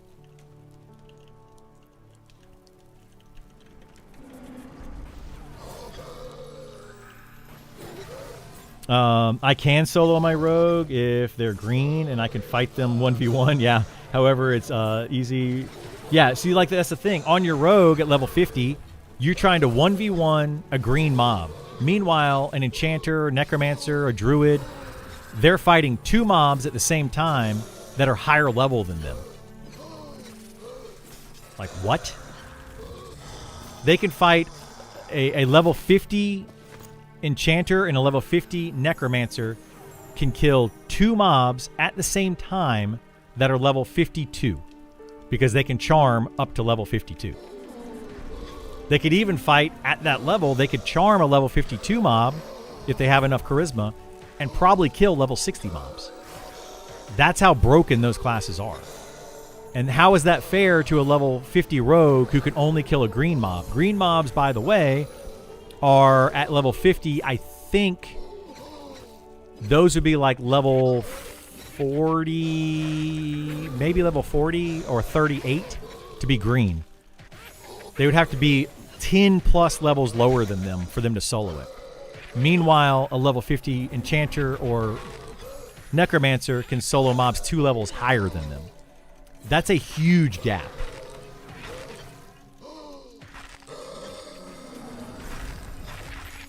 And a rogue is not really that wanted in a lot of parties, right? Like I said before, solo is better than duo, which is better than trio, and a rogue is the third wheel every single time. At best, they're the third wheel. So you would rather have an enchanter in your party over a rogue. Again, making it feel even worse to play a rogue. It's just awful, man. Bigger groups mean less chance to roll. Yeah, bigger groups, less chance to roll. Absolutely. If you have a party of 6, means that you now have to roll against potentially 6 or 5 other people to get the item. Necromancer or enchanter killing the mob they kill it. They get the item. They get the money. They get everything out of it. It's just better, man. It's just better. Feels so bad. Figured you would have to be in a full group. You said it wasn't safe, so you meant if an overpull, I guess. If you overpull, yeah, if you overpull. But the thing is, like, to get into this camp, there's only 3 mobs that spawn in this room right here. You get a duo in here, you just have to slowly pull the mobs outside, make your way in, or IVU, Invis versus Undead, and make your way into this camp. You only have 3 mobs. A duo can easily kill 3 mobs, right? The first time around, they're going to have to split them up. That could be challenging, but if you have a monk, or like as part of the duo, if you have a monk, an enchanter, a necromancer, a shadow knight, or some class that can root, something that, you know, you can split them up, then you can easily split this camp. Once you split the camp, a duo can hold it very easily. Extremely easily. An enchanter can just come in here by themselves, IVU, walk into the room, mez one mob, they mez one mob, and they, godly, hang on a second. They mez one mob, charm one mob, kill one mob. And then they charm the other mob and kill the other mob, and then they kill the final mob. That's all they do. It's super easy. Like crazy easy.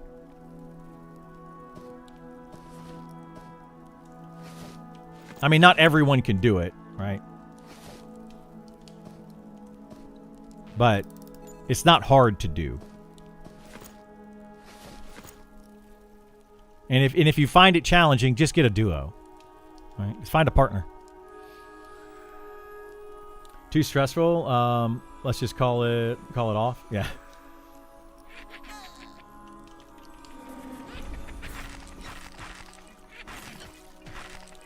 But again, like for the people, here's another reason. Think about it this way too. You say that it's too hard to solo because you're not skilled enough, right? You're not knowledgeable enough. You're not skilled enough to solo or maybe even duo. So you prefer to be in a full group because it makes it safer for you and it's more fun or whatever. Do you not think that if you put a bunch of people that are just not as good at the game together, put them into a group to make it safer, don't they deserve to have the same amount of XP? Right? Like, just because I'm super skilled at the game and I'm a solo class, like, oh, I just get exponentially more XP than you? Like, this style of game, to me, is about grouping with people, finding friends, and playing with other people. It shouldn't matter if they're the best player in the game. I should be like, oh, hey, you want to be friends? Cool, join my group. Come on, I'll teach you how to play the game because you're not as good or you're not as knowledgeable or whatever. That should be what we should be doing. That should be what everybody wants to do. And teach them how to play. Show them how to play, you know? Help them out. I don't think they should be punished further. They're already bad at the game. They're already less knowledgeable about the game. Why are we punishing them more? You know? Like, that feels bad. You're already going to have people out there that are going to be like, man, you suck. I don't want to group with you. And those are toxic people, but they're already going to be out there. And now you're just making it worse. They're encouraging that behavior. I'm not playing the solo classes. I'm soloing Cleric. Yeah, if you want it, Cleric right now is actually one of the best soloers in the game from like level 1 to about 30 or 40. And it's not really even the best class to put in a group.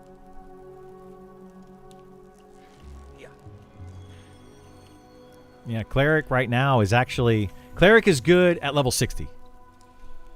From 1 to 60, you want a Druid or a Shaman. But Cleric is absolutely worthless until... well, they're worthless until about level 55 when they have the 95% res. Then people will be like, oh, I want to be your friend. And you're going to be like, you didn't help me level, right? Or are you actually going to go and still res them? That's the thing. Like, that's the only thing they do. that people care about. It's the only thing they do.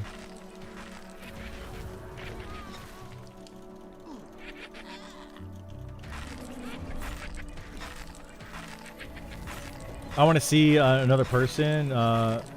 We both want a group. That's what I want to see. I want to when I see another player that's LFG, I want to be like, "Do you want to join my group?" Every time, and I want to feel good about it. You know, I want to feel like, "Hey, this is going to be advantageous for both of us." I mean, you guys see me all the time when I'm on my alt. If somebody pops up to where my alt is and they say, "Hey, you know, like I'm LFG or whatever," add them to the group. I don't care. But that's mostly because I'm on beta. I've already got my characters leveled up. I don't really need anything. I don't mind playing a little slower. I don't mind any of that. But that's also just me. That's just the way that I play. But there's a lot of people that are not going to want to do that. That World of Warcraft toxic mentality, man. It's going to be nuts. And it's going to come to this game. Trent commented, raids will be disabled for guilds whose names start with C, S, and R. Will you tell your people? Awesome. Oops.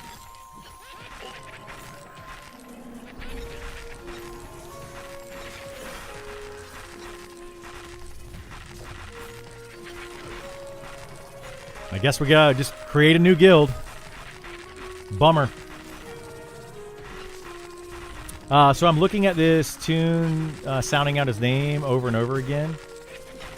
Donk. I don't know what that. Yeah, I don't know what that is. Can you rename a guild? I don't know. The guild leader might be able to. I don't think you can, but you can remake a guild. So.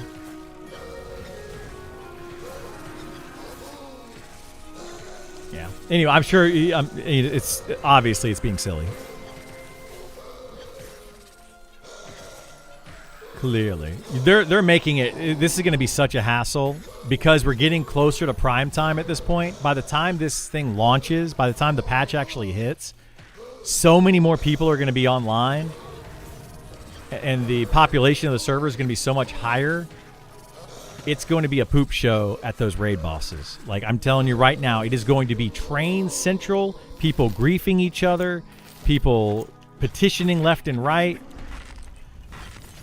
It's going to be absolute garbage.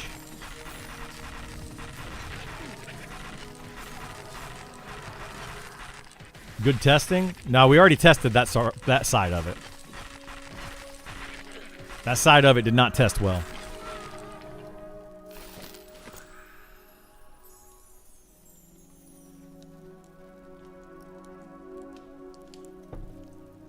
You stole my wood node? Yeah. It's going to be awful, man. I wonder if those players are actually back in the game. I've seen a few people come back of like the old hardcore players that did some of the raids. I've seen a few of them come back.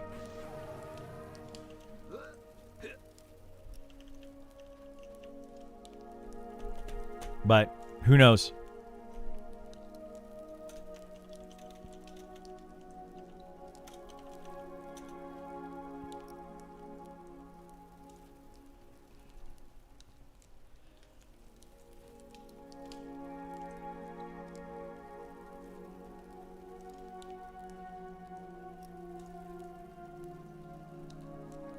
Oh, I don't know. I don't think so. She just sat down. Yeah. We'll see what happens. It's gonna be crazy over the weekend. I won't be here for the poop show, so they can't blame me this time. Which they couldn't blame me last time, but they did. It's funny, like how many people like got mad at me for how the raids turned out because the guilds are hating on each other. When it's that easy to just G-quit, as if new guild won't have it at some point. They all do eventually. Oh, yeah. No, we're talking about the Trent's comment.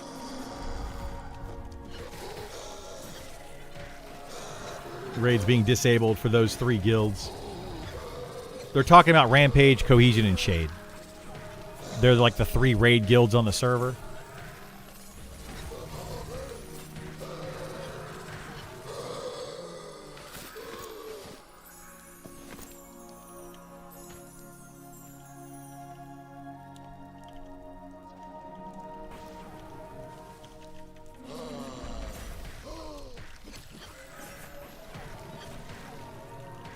Will you be testing and streaming the raid bosses? I mean, if they put the patch out before I have to leave to go to Florida, yeah.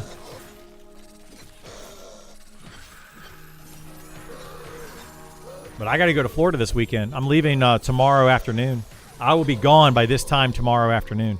So I have 24 hours to test out whatever they put in this patch. And then I'll be gone until probably Monday morning. Unfortunately. But I'll be checking out as much as I can, as soon as I can.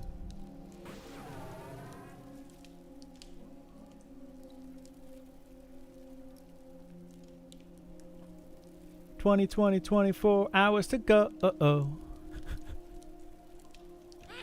Patch just hit. Yeah, 11:59 p.m. Oh, yeah. Yeah, we'll see what happens. But I'll definitely check it out, and I'll show it off as much as I can.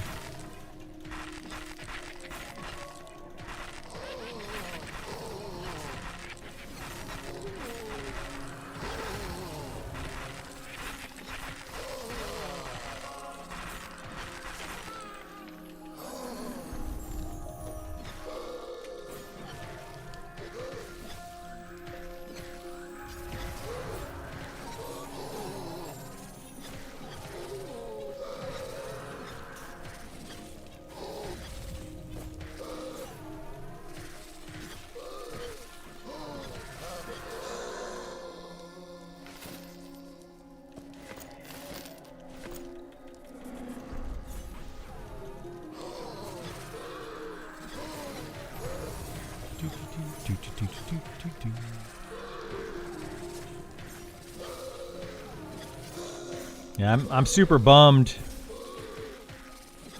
Super bummed.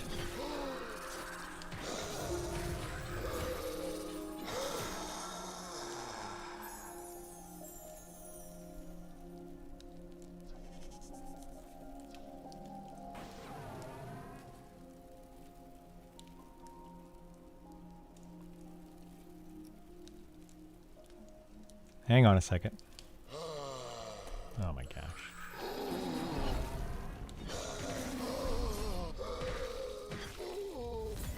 Have you played Shadow Knight at high levels? No, I haven't played it at high levels personally. But I do know a couple high level Shadow Knights that I've talked to quite a bit. This agility is best for tanks. How much more damage do you take than fighter does? How much more damage does the Shadow Knight take? I mean, they basically, we're all going to have the same gear. Shadow Knights effectively use the same gear, best in slot, as a fighter does.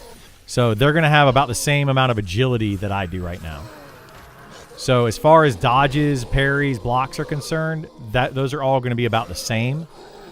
The main difference between a fighter and a Shadow Knight is this right here, this defensive ability. So it's going to be 5% damage mitigation. And then maybe some armor class and some health. Because right now, Shadow Knights have an extra buff that they can cast as self-buff. That gives them slightly more health and slightly more armor class than a fighter does. So it's about a 5% damage difference. That's the main difference between fighter and Shadow Knight on the mitigation side.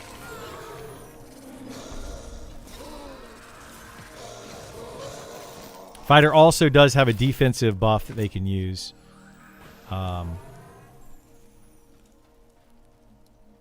So, yeah.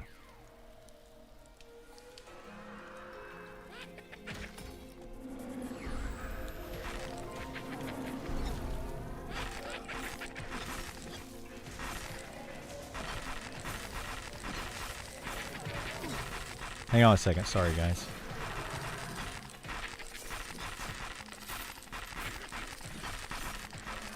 My mom's very frustrated right now.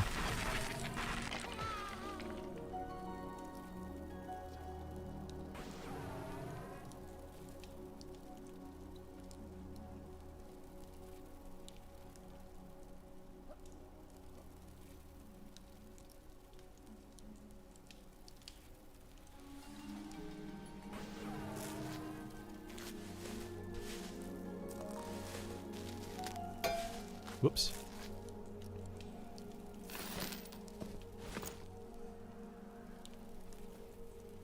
Have they released the new deep dives? Nope, they haven't released anything. My mom's annoyed by the patch too. Sure is. Nah, she's trying to set up. So for my stepdad's celebration of life, she's trying to set up a slideshow and music that I helped her set up. And she can't get the music to play on her phone, and it's because we set it up through Amazon Music under my Amazon Music account, and she can't get it to play, so she's frustrated with it right now. She's a little upset about it. And I'm like, Mom, just wait for me to get there. We're doing the celebration of life on Saturday. And it's like she's the type of person though that wants everything to be perfect before, so she doesn't have to worry about anything on the day of. And I'm like, don't worry about it, Mom. I got it under control. I will sign in on Saturday and we'll set it up. But I'm just trying to help her get through that. She's very, very anxious right now.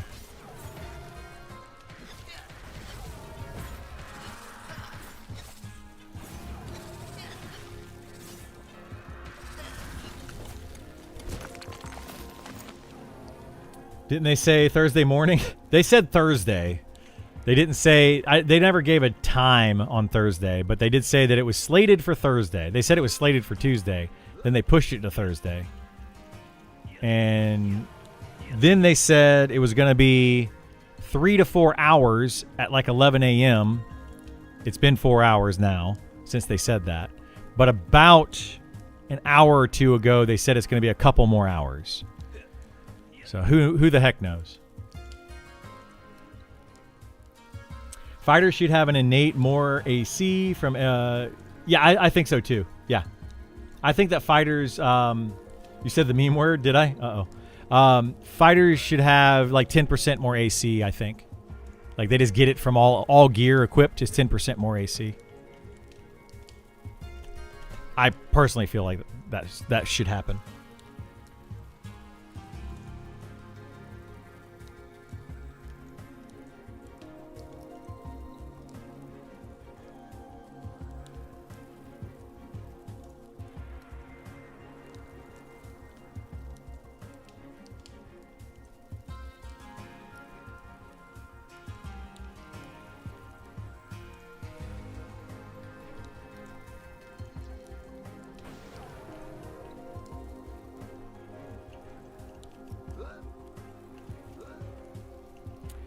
At least post the deep dive so we have something to look at while we wait. I agree. Like, I don't know why they didn't post... I don't know why they didn't post the deep dives. They didn't post the patch notes of what's planned. They didn't post anything. I'm like, what the heck, man? Because I want to make, like... I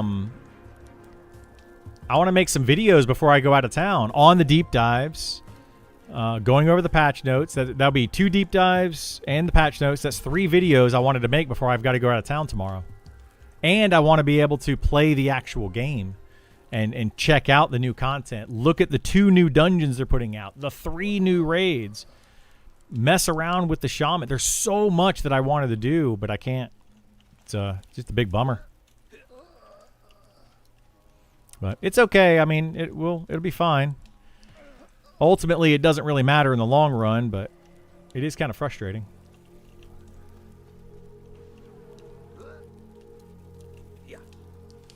I would guess they won't let one tank be superior in mitigation over others. Instead, each bring a flavor, utility. Maybe a fighter will have DPS or AoE. Okay. I don't know, man. Like... Yes, if they gave the fighter equal utility to the other 3 tanks, then yeah, they could give them equal tanking. But they need to give them equal utility. So for the fighter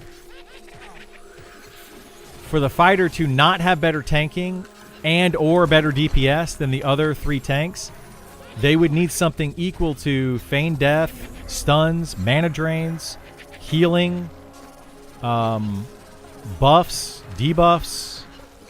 They would need a lot more. There's so much that those other 3 classes can do that the fighter can't do. So they would have to give them a ton of utility. I don't know what you could come up with for utility for the fighter to make up for that. If they gave the fighter more AoE DPS or something, I wouldn't play the fighter. AoE in this game is not good. You don't want to do AoE damage most of the time. That's why I haven't even used Cleave once on the fighter since I got Cleave ability. I haven't used it once. Because it would just sit here and break Mez all the time. It would be really annoying to use.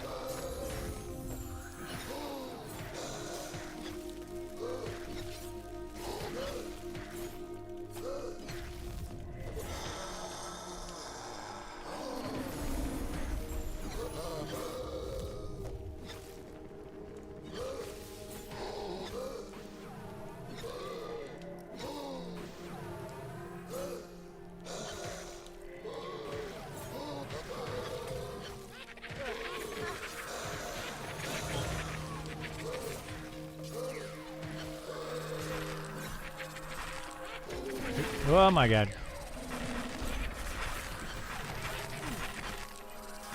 They never gave us a time frame until 10 a.m. EST. Yeah, they said like 3 to 4 hours at that point, which is now, that is come and gone. 2 new dungeons, isn't it just Rothold? No, they're adding in Fallen Watch. Yeah. Rothold and Fallen Watch are both coming in with this patch. And 3 raid bosses. It's a lot of content that I am now going to miss out on. And it's not even that I'm missing out on it. Like, I don't really care, it's beta. But I'm not able to make content on, which is really frustrating to me. Very, like, extremely frustrating to me. As a content creator, as my job, like, can't make content on it until Monday. And you know how the internet goes. You don't make content on it the day that it happens, then you may as well not make content on it. Feels bad.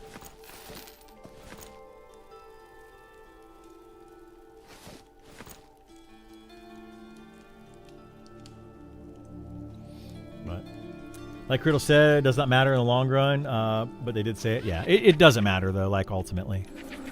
Like, I just hope to know all this information by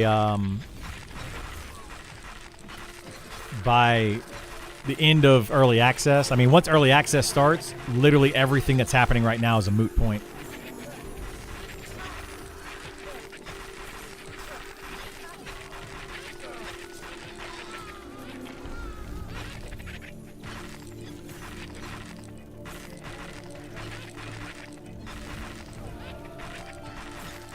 They said likely in the morning? Yeah. Well, they also said slated on Tuesday, and slated to me means pretty firm. You know? It's a very firm time frame. So, who knows, man. Like, I'm not mad at them for or anything like that. It's just frustrating. Like, I don't care if the patch even happens today. It would be nice to see it, sure. But if I wasn't going out of town this weekend, I wouldn't care. I wouldn't care either way if the patch happened today, tomorrow, next day. Wouldn't matter to me at all. Can't rush greatness. Well, what I said earlier is funny. I'll wait for your content on it. I appreciate that. Thank you for waiting for my content. It'll be better than everybody else's content anyway, right? No, what I said earlier when Atomic Frog, who's one of their devs, well, their accountant, was in here, I was like, what's going to be funny is they keep delaying it and pushing it back to hopefully fix a lot of issues. And then we get it and it still has a ton of issues, which is what's going to happen anyway. There's going to be a lot of bugs with this update. It is a very big update with a lot of new stuff, and it's going to it's going to be buggy. It's going to be a buggy mess. So just kind of expect that. Give me a second, guys. Let me call my mom real quick. She's freaking out about this Amazon Music thing. So let me call her real quick so that she can sign into it and not be stressed out. But I'll be back. I'm going to keep playing here, but I'm just going to give her a call. So I'll be back in just a minute.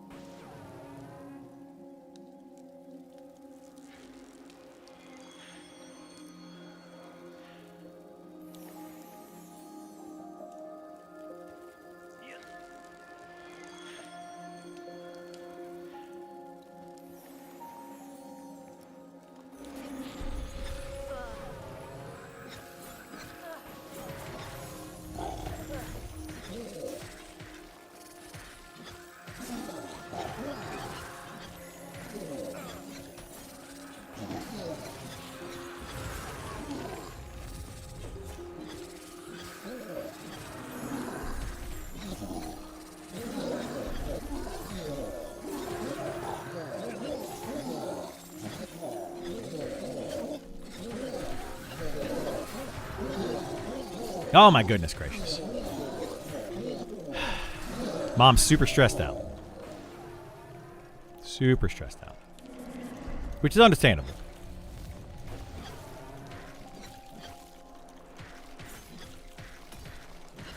And I saw the comment by the guy who says it's maybe the worst game he's ever seen in his life.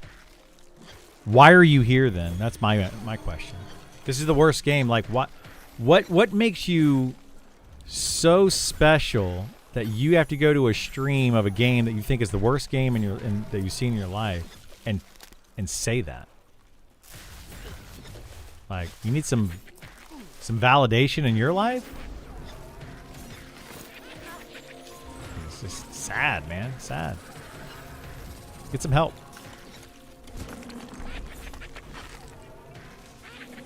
Anyway, the cat was playing. Did the cat do okay? You guys were good? The cat didn't kill everybody? Definitely nice to gate out of a dungeon. It is nice to gate out of a dungeon for sure. Yeah.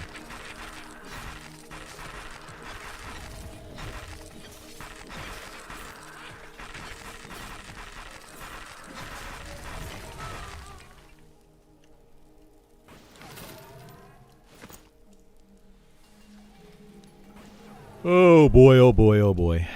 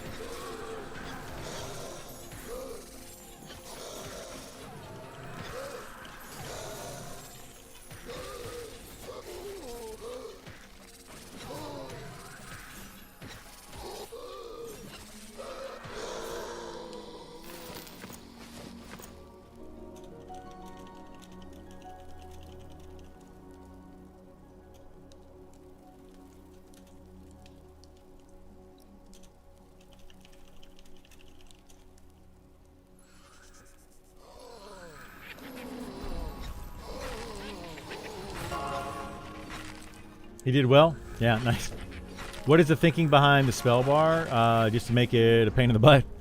I don't know. I think they just wanted to be like old school games that required a spell bar, like EverQuest. That was the idea. They just kind of trying to keep it old school like that. I don't think there was a whole lot of thought honestly put into it. I think it was just what's old school. Well, the spell bar is old school.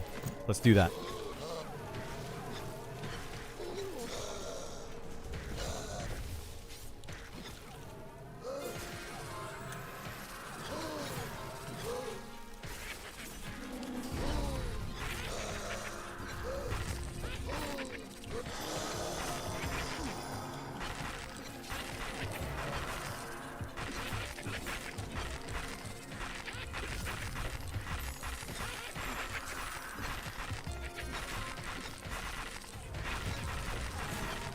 Why just one that you have to drop and add spells on the fly?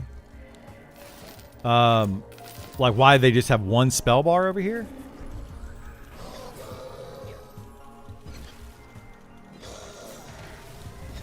I mean, they kind of like the idea of swapping out spells as they are needed, like in D&D, memorizing spells, like memorizing spells for the day or whatever, and then when you do another long rest, you memorize spells again. I'm pretty sure that's the idea.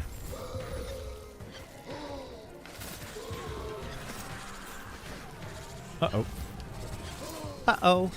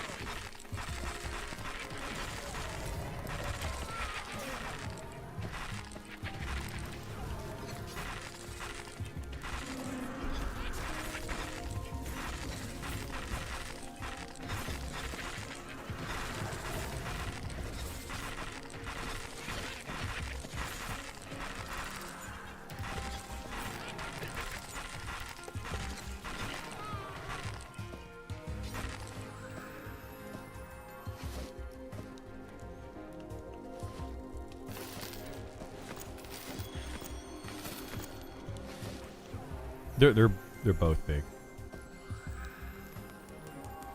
They're both big. Rockhold and Fallen Watch are both huge. That's why I'm frustrated, because I'm leaving tomorrow afternoon. I'll be gone this time tomorrow.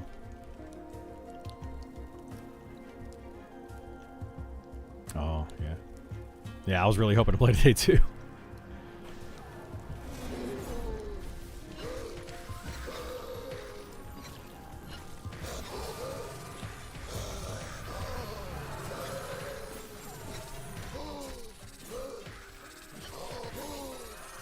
Yeah, I expect by the time I get back from this weekend, Isar's cleared out that whole dungeon.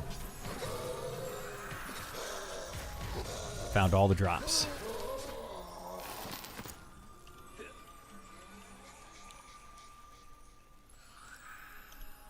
I think they'll be fine.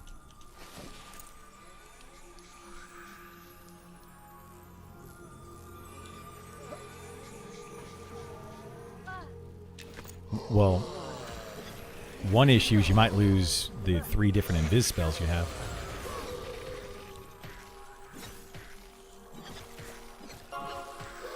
Hey, what's going on, Wolf? How you doing, bud? Welcome back.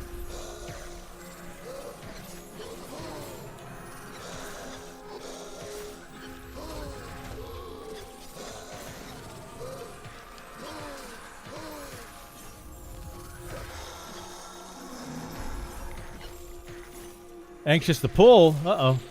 That's all cool, but when you are about to go, and you have your main spells set, and someone needs food and water, group needs ink undead.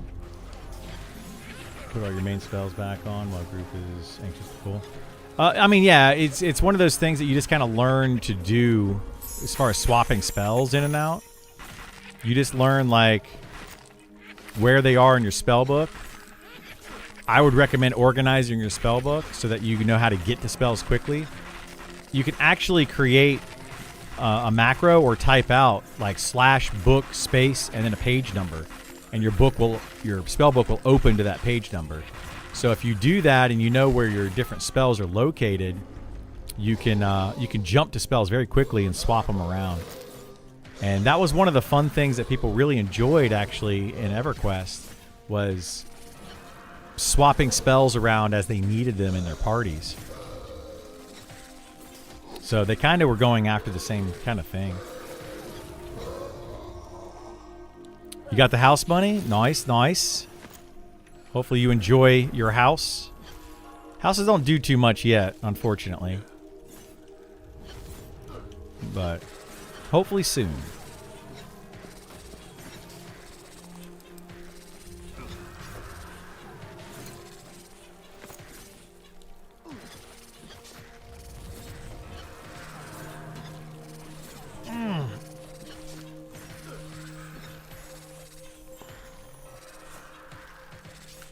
You just need to adjust then? Yeah, you just gotta, like, you'll learn how to do it quickly. I mean, I organize my spells in my spell book. Usually I put them together, so like I group them by line, like spell line. Like I'll put, you know, my main nukes and then my main buffs together, and then, you know, like that kind of thing. And then a lot of times the spells that I use a lot, I just put on the first page of my spell book, so that I can swap them in and out there easier. The Bahar won't sell you a deed yet. I wanted to buy a place near Whiskey. Uh-oh. Yeah, you got to increase your faction, I guess, to them.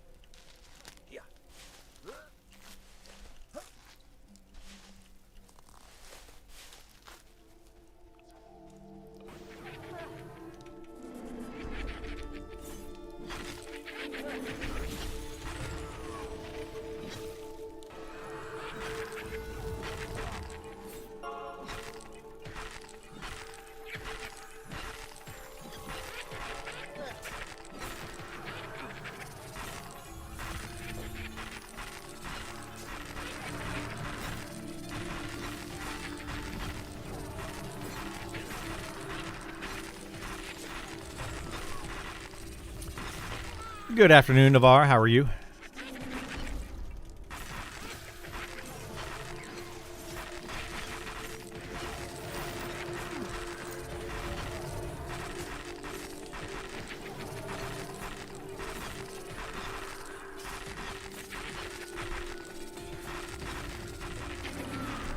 Doing well, looking for this patch? Pfft. Yeah, if it ever happens. It's not looking great.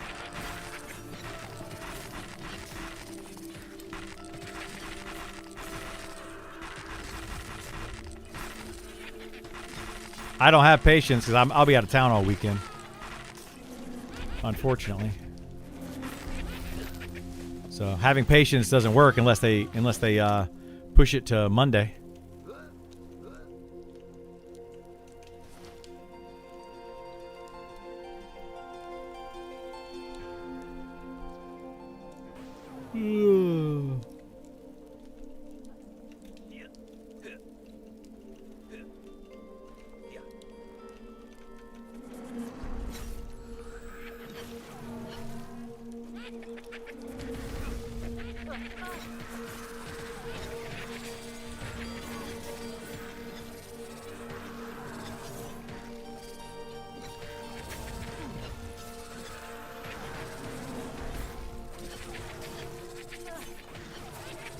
We hope it drops today. I mean, I was hoping it would drop on Tuesday, and then I would have time to play it through the week. But at this point, I'm barely going to have time to play it tomorrow before I got to go out of town. Not a big deal. I mean, I'll be able to play it all next week, and we'll see all the content eventually.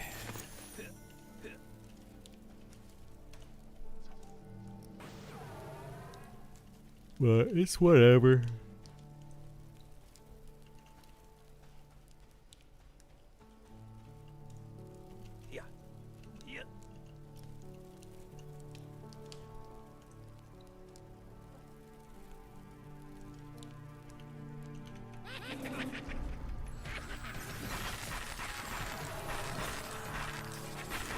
Be there when you get back. Yeah, it will. It's more. What I'm frustrated about more is the content creation side of it. Like I don't care about the content itself. Like that'll be there whenever. I care about being able to make my YouTube and Twitch content over it. Like that's a big deal for me.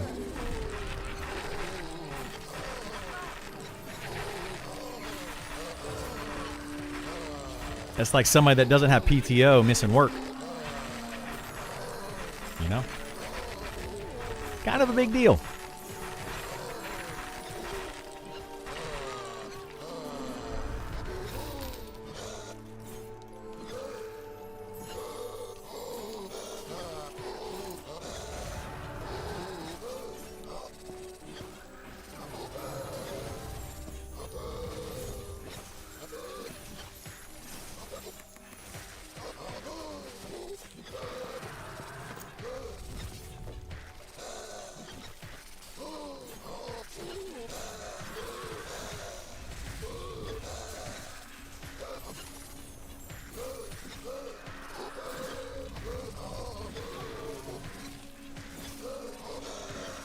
You headed out for some vacation? No, I'm going to my stepdad's celebration of life. He passed away a few months back, and this is the weekend we scheduled the celebration of life.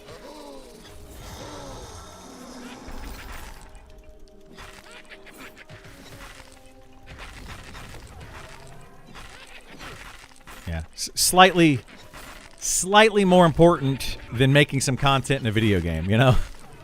It's just frustrating because, it's kind of like a job, and you need to nurture that to grow your channel or your job or whatever it is that you do, you gotta nurture that, and it's rough. That's what I want when I pass. Pink Floyd, Jimmy Buffett music, great food. That's basically what we're doing. Yeah, we're going to be doing. My mom's got like a slideshow that she has set up with some pictures of him and some music that she's got playing. That his type of music, the stuff that he likes. And then we're going to be doing a Low Country Boil, which is basically a big seafood thing. For those that don't know what a Low Country Boil is, it's like seafood and corn and potatoes and all that kind of cooked together, and then you just basically dump it out on a big table, and everybody just kind of like serves off of the table. He was a country guy, so he would want it to be low key. So we're gonna be doing that, and very casual. My cousin, it's gonna be at my cousin's house. He's got a pool. Let the kids jump in the pool and kind of just hang out and play and all that kind of stuff. It's very low key. It's just gonna be kind of a family gathering to celebrate him and all that. So that's the idea. We're looking forward to it. I mean, nobody's ever looking forward to this kind of thing, but I'm looking forward to getting everybody together and hanging out and telling stories and all that. So I will not be even thinking about Monsters and Memories while I am there. It's going to be the last thing on my mind.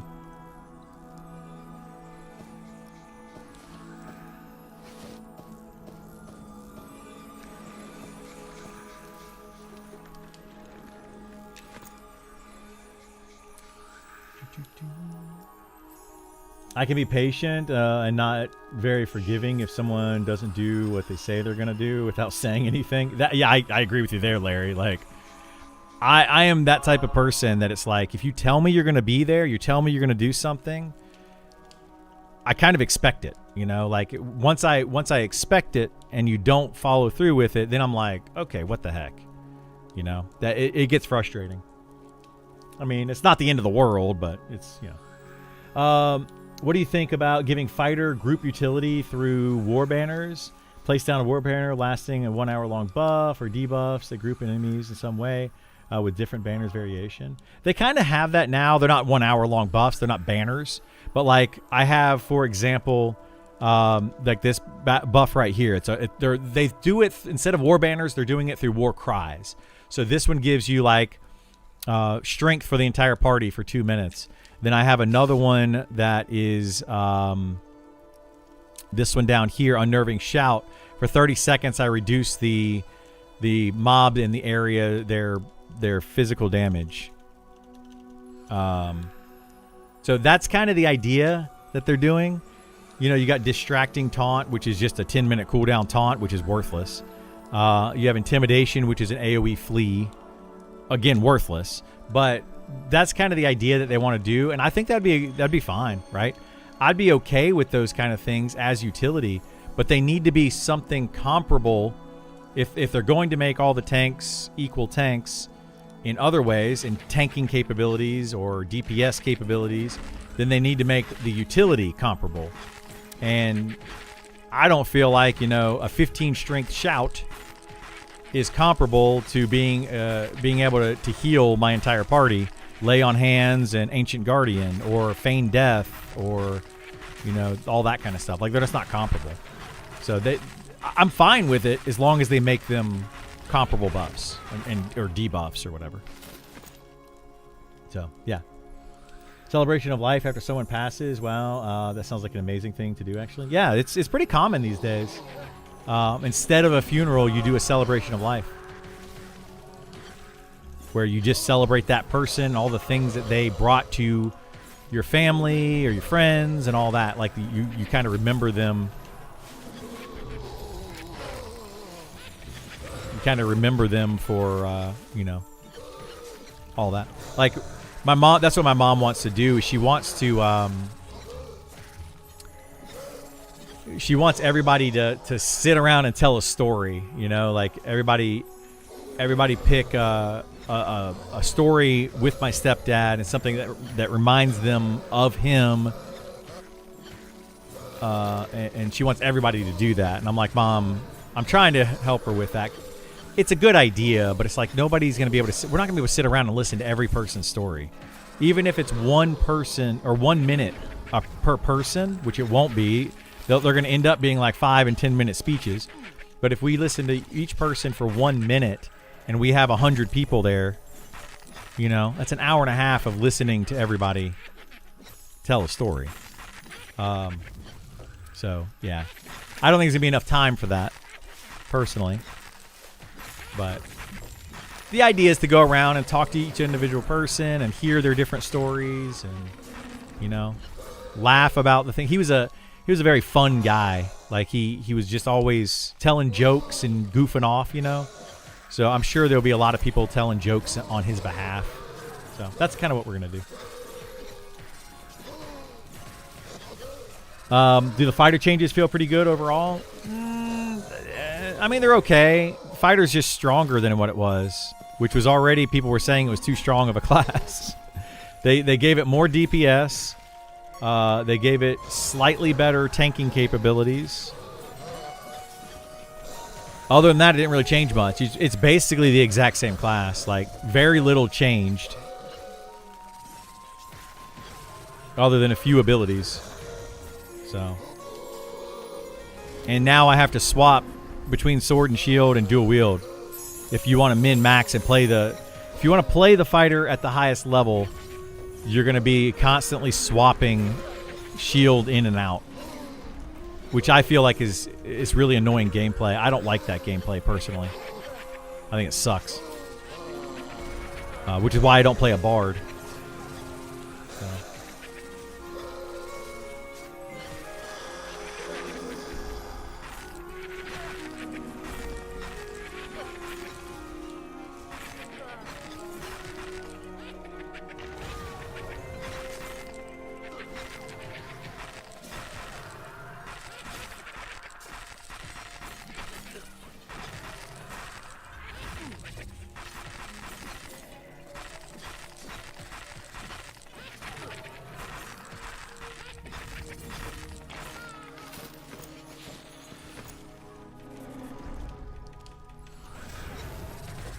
I do like this Juggernaut ability, though. It's awesome.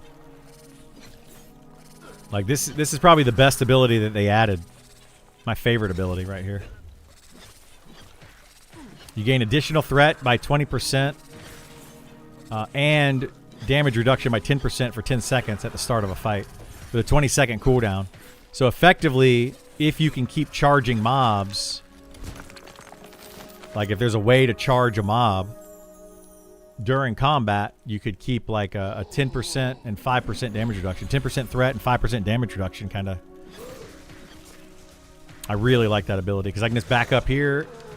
Well, these move too fast. But you could back up and charge back in. It's a cool ability. The extra threat is good. Are rogues still able to pull a single backstab? No, rogues DPS kind of sucks. I don't worry about rogues at all pulling threat. Now, a Spellblade will absolutely pull threat.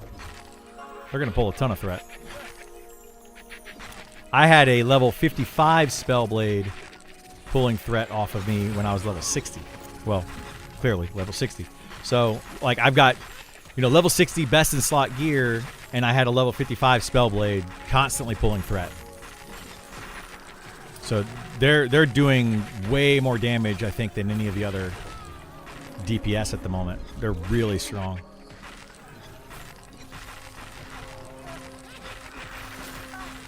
And that guy wasn't even like best in slot, like fully geared up. You max out his strength, his dexterity, and his intelligence, and they're going to be doing so much damage. They're going to have to nerf the Spellblade's damage.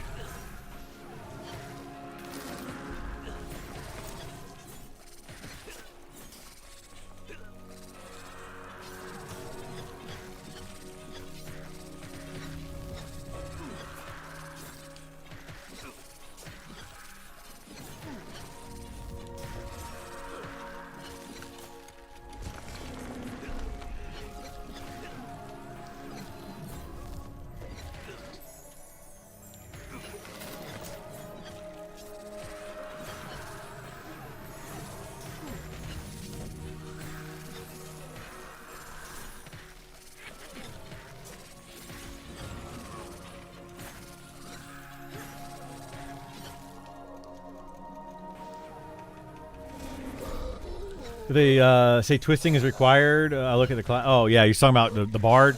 It's going to be a twisting required class for the Bard. And you're going to be swapping out instruments, supposedly, to min-max the Bard. It's going to feel really bad. I feel like Bard should get double attack and not dual wield and just always hold an instrument. That would at least feel a little bit better. But right now, they're going to have dual wield but not double attack. And you're going to have to swap out an instrument, which is going to reduce their damage that they do while they're swapping their instrument or while they're holding an instrument. And then their spells, if their spells aren't like a lot more effective with instruments, then it's going to feel super bad. So, patch day. It was patch day hours ago. Now it's now patch night. Yeah, we don't know if we're getting the patch today or not. Where are some cool off the beaten path places for a level 7 cleric to go level? Something that's not Crocs or Ashira. There's an undead area, so if you go all the way down the beach in Shaded Dunes, follow the beach all the way to the end, you're going to run into some, what are those guys called? They're effectively werewolves. They change from humanoid to Ashira or whatever, were creatures or whatever they are, were rats at night. So they're... Anyway, you can fight those, and you can fight all of the skeletons and zombies that are running around out there in the dunes. Lycans, yeah. The smugglers. That's the word I was looking for, was smugglers. That's kind of the best place to go for a level 7 to 8, 9. You can get from level 7 to 12 there. After like level 10 or so, it starts to fall off, 10 or 11. But you can get to level 12 if you want to. I in fact leveled my Spellblade and my Wizard. Both of them I leveled there from level 7 to 12. Yeah, really good spot.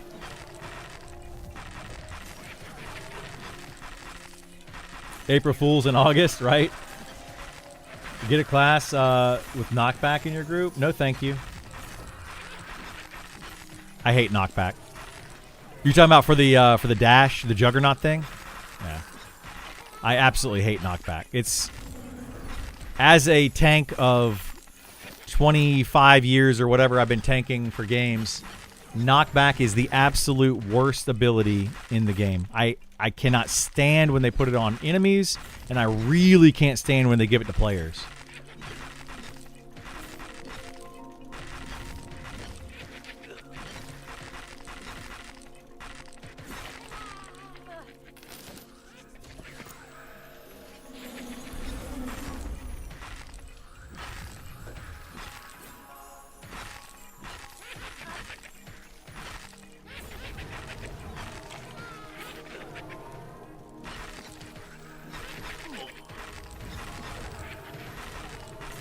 Oh my goodness. All right, I'm going to look at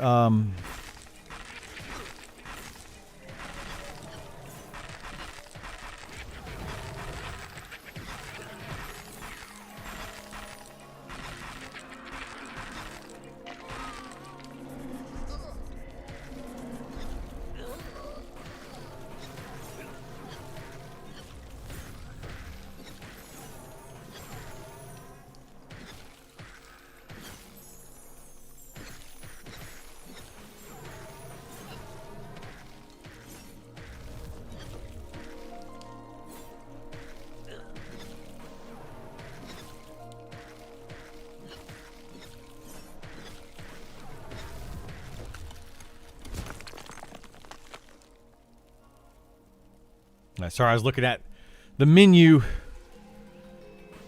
for the thing coming up.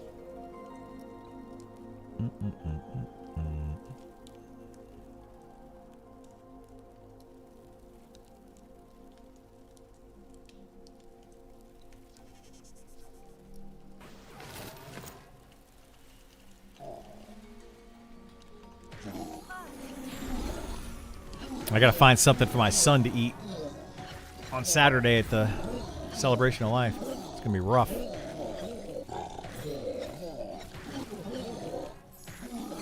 Wait a minute, let me look at something else.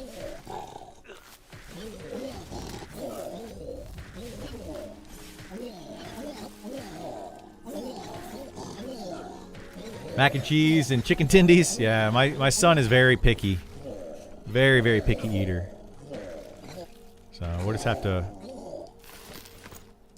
We'll swing by grocery store or something.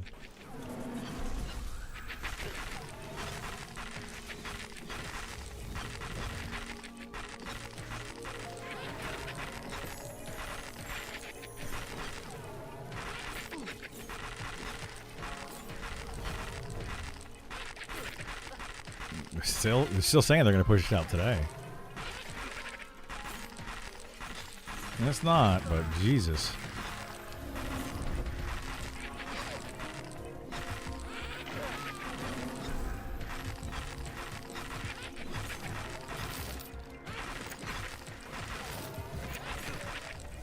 No, Ali lives in Bahrain.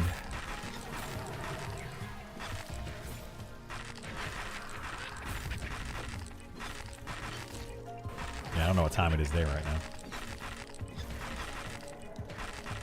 Yeah, so it may not happen today at this point.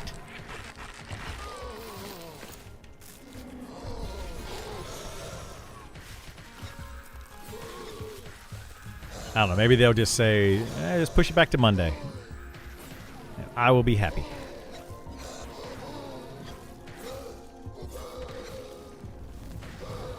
Yeah, I mean, take your like how I look at it is take your time. Don't try to rush it out because you said you were going to bring it out. They're taking their time on everything else anyway. Like,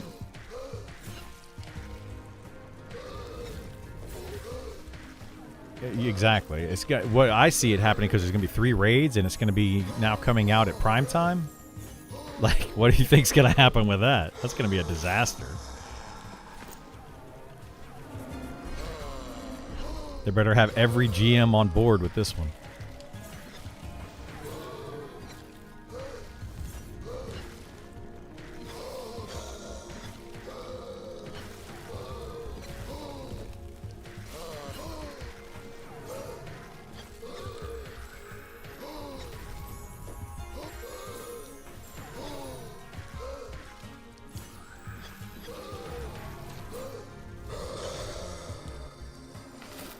That might be part of the problem if he's actually out of town, is that he's not able to update it as easily. Something else could be happening because of that. Might just have to wait till he's back in town.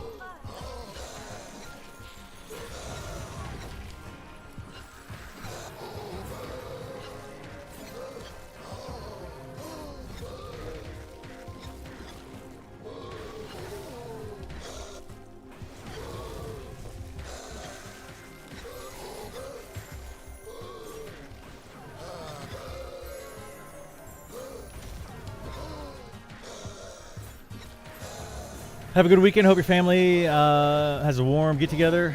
Everyone's at peace when it's done. Absolutely. Thank you so much, Larry. Appreciate you, bud. Take care. Have a good one. I'll be on tomorrow morning for a few hours, whether we get the patch or not. I'll be on tomorrow morning for a few hours before I have to leave. I'll be leaving a little earlier than right now tomorrow is the plan. I might leave a little early. I don't know. I want to leave earlier rather than later, but it's just the whole thing.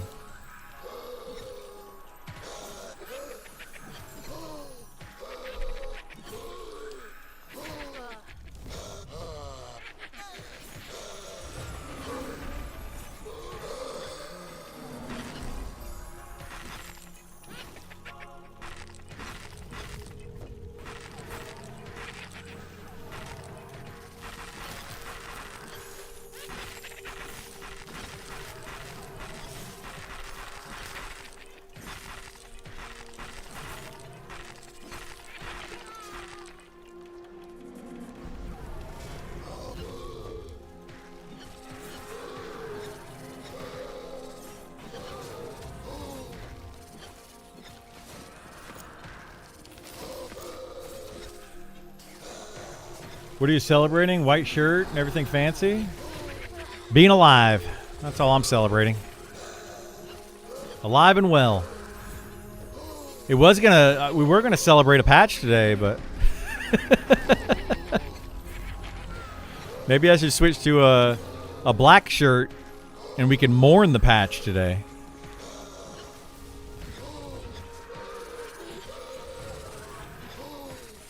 What happened to the patch? Nobody knows. They just keep saying that it's a couple more hours. The last thing we heard, which was a couple hours ago, is it's going to be a couple more hours. That was literally about 2 hours ago now. They said a couple more hours.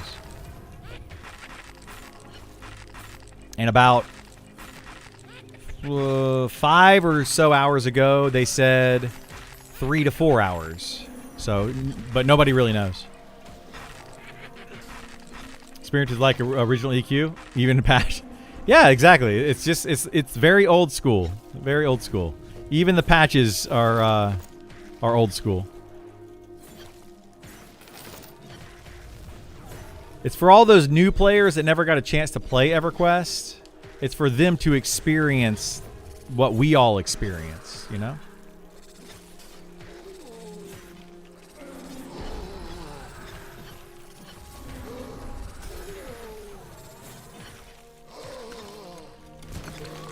I'm actually super excited to play this. I have the beta, but at this point, I think I'll just wait to be a fresh noob.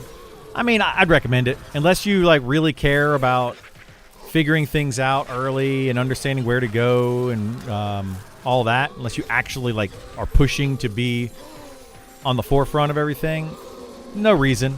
Just pick it up in a few weeks. I mean, what we got? 6 weeks before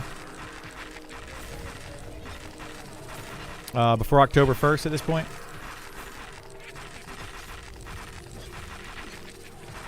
So it's, yeah, and it's whatever.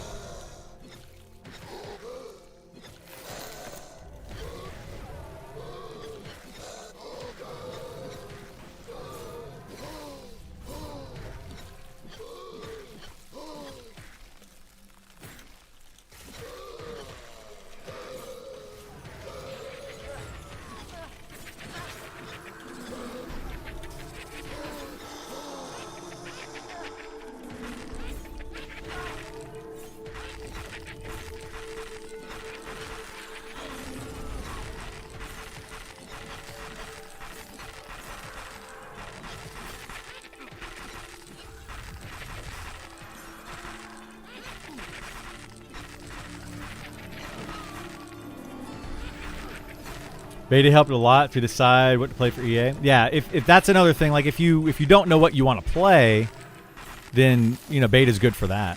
You can just kind of mess around with different classes.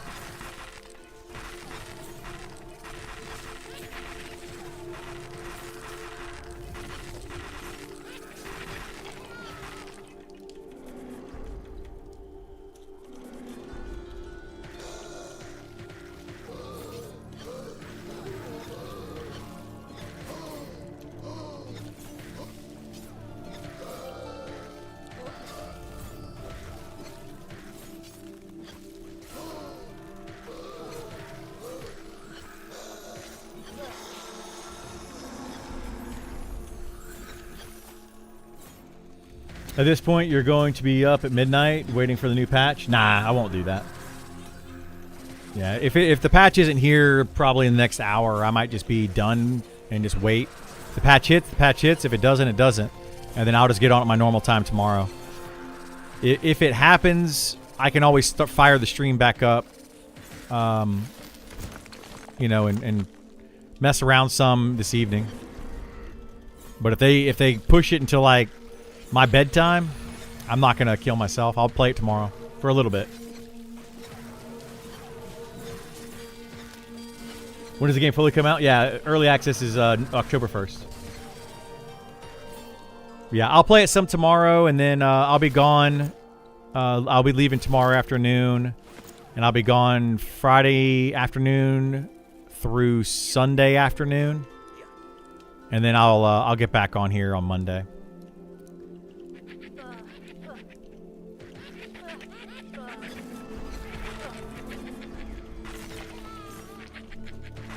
Not a big deal, really, in the grand scheme of things.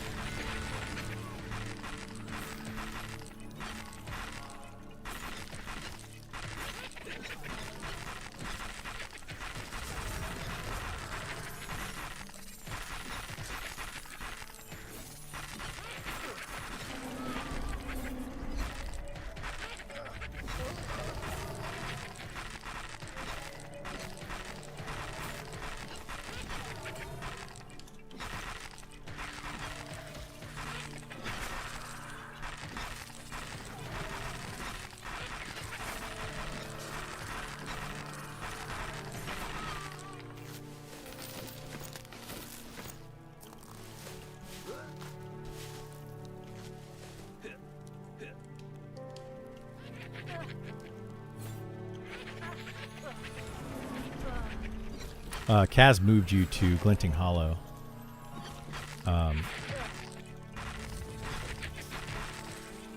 Yeah, he moved you right to the entrance to Glinting Hollow because I was going to teleport you. If you were not going to get on, he was going to play you after the patch. But the patch never hit, so... You know. But I can... I'm bound over there on my wizard, so I can always come grab you.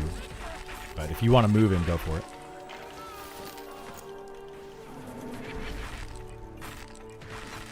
Yeah, if the patch hit, I was just going to log in my wizard and teleport you wherever you need to be.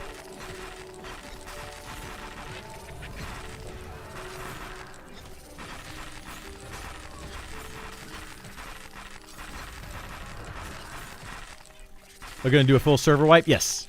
Yeah, there's going to be all brand new servers for early access. So we only have, like, literally five weeks at most, I think, and all this content's going to be gone. Then they're going to take the server down for at least a week, maybe more, and then bring up the early access servers. At least that's the plan. Hopefully they don't miss that deadline. That would not be good.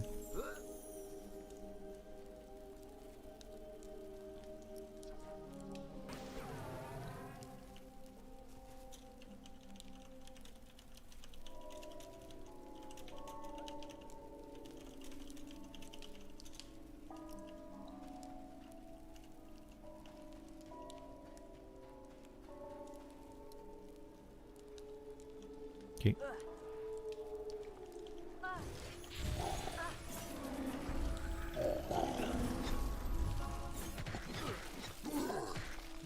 You sticking with Dwarf and EA, or is Deep Elf Gnome in the cards? I don't know. It's going to be based on... stats. I mean, I'm not going to meta the crap out of it or anything like that, but I am going to look at the meta a little bit. You know, if like right now, the reason I am Dwarf is because of the stone form that they have, which is just a really good tank ability. But, you know, depending on what they do, they're looking at changing the racial traits at some point. And if they change the racial traits, then I might, you know, go for looks rather than the trait. Like, I would prefer to play a larger race because it's easier to see if I'm tanking something, you know? It's easier for people to see it than a smaller race. I also thought about playing a human because of tenacity, because that's a pretty good trait, too. So, I don't know. We'll see. We haven't heard what the traits will be. No idea what the traits are going to be for deep races, and they're going to be redoing all the traits for all the current races. So they need to balance them as well. Remake them and balance them. It's going to, like, this whole thing, like, is going to feel really bad because we're not going to really know. It's really only going to feel bad for the meta players, right? People that are trying to min-max the game. And you're going to pick a race and you're going to pick a class based on what they can do. And then they're going to go in and possibly change a lot of this stuff. And it's like, it's kind of frustrating, to be honest. But we'll see. I've always been rule of cool when it comes to character creation. Nothing I enjoy doing more. Doing requires min-max. Yeah, I like to do I like to push in-game content and push the hardest content in the game, which min-maxing helps with. But hopefully there's no traits that are extremely overpowered. Like in EverQuest, having an ogre be your main tank was clearly the best because they couldn't be stunned from the front. So it was just by far the best to be. But hopefully they don't do anything like that with this. Like, the Dwarven cooldown, like, I hardly ever use the Stone Skin cooldown. But in, like, a raid setting, I will use it. Or, like, in a really challenging, like, in-game type fight. Something that's meant to be, you know, hard, I would use it in that. So, yeah. Any new race or classes coming in this patch? Yes. Nothing new is coming in this patch, but they are updating the Inquisitor and the Shaman. They're getting some big changes to those classes. No new races are coming with this patch, though. That's all going to come in on a September patch, so another couple weeks. I'll sweep everything under the rug and pick it up as is. Yeah, I mean, it's not really a big deal. I just really hope that they look at the power level of different races and classes and combos and all that. Like it's gonna matter.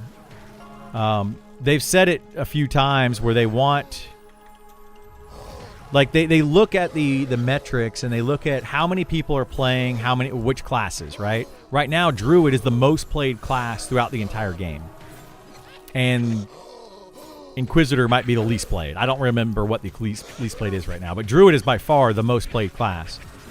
And they would like it to be balanced so that people play all the classes fairly evenly. It's never going to be perfect, but give certain things to certain classes, take away certain things from certain classes to entice people to play one class over another class to balance those out, If you have 18 classes, you want roughly about 5% of players playing each of the different classes.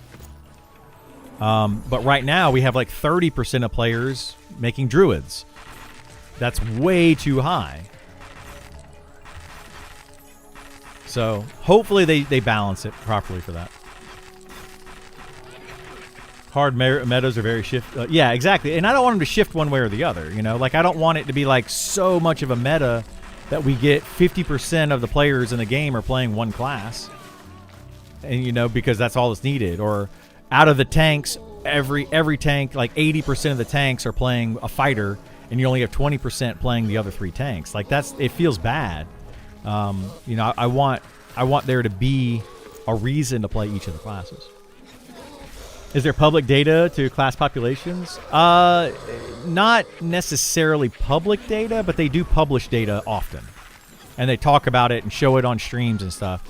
Sean specifically shows a lot of that stuff on his stream.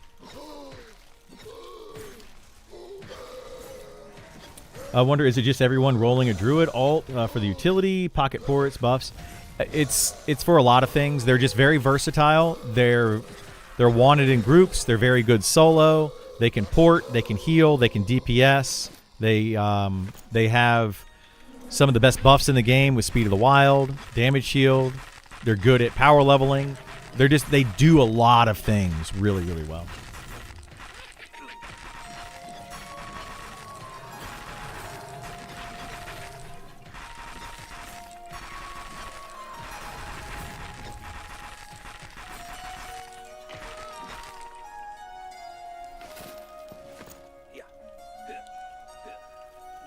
You can see some class charts in the update post. Yeah, they posted in the class charts on the update post.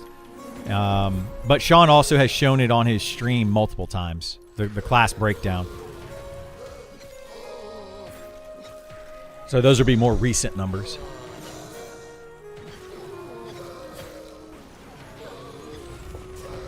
But yeah, Druid has always been one of the most played classes. And with the recent updates to Druid, they've just become more played. Like they've just more popular because they made Druids extremely strong.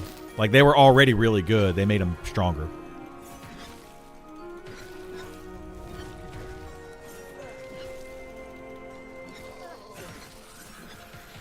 You can see some class charts. Found the most recent one. Druid is 12%, Shaman 8%, Inquisitor 2.5%. There you go. Is that the most recent that they posted?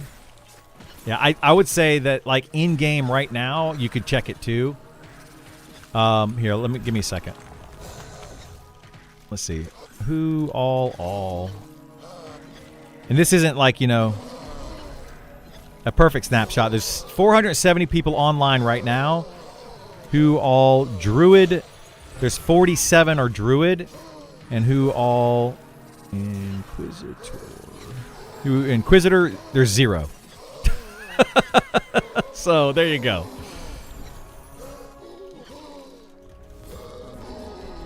Unless I spelled Inquisitor wrong, which I may have.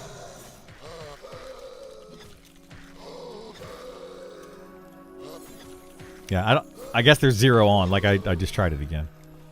Unless they're anonymous, right? They could be anonymous.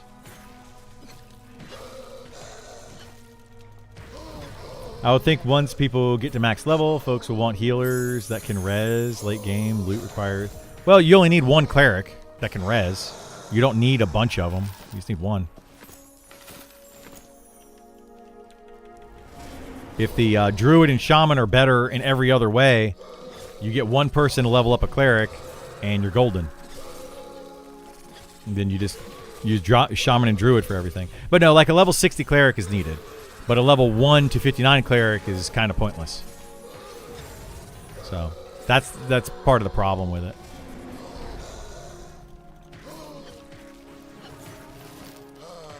Yeah, like if we do... Who all cleric? 37 cleric. Who all, let's see, fighter. 29 fighter. So like, you know, you see the... Like just online right now, there's 10% of the players currently online are druid. That's high. And 0 inquisitors. That's clearly low. They need to give the inquisitor something. Let's do a who all paladin. 11 paladin, right? Like that's another pretty low class that needs to come up.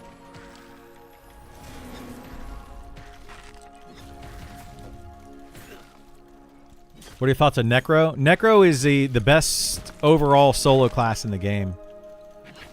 And it's probably going to stay that way. It's really good. There's 16 Inquisitors. There's one LFG. There's 16. I did Who All Inquisitor multiple times and it didn't show anybody. Who All Inquisitor. Oh, there it goes. I don't know why it didn't show me that. But yeah, there's 17 currently Inquisitors on right now. I don't know why it was showing 0. But anyway, point is, several of those there's few people playing several classes, and there's a lot of people playing other classes. And it's very skewed and heavy towards one side rather than the other. And you don't really want that. You want it to be a little bit more balanced. It's never going to be perfect, but you know, more balance would be better. You know, 47 druids versus 11 paladins. You know, let's throw a few of those druids. Let's turn them into paladins. You know.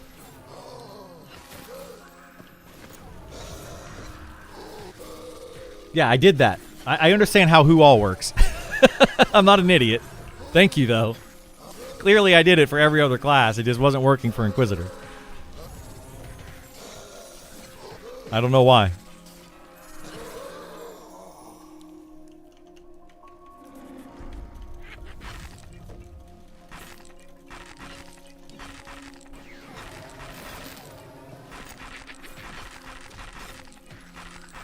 But anyway, yeah, you get my point.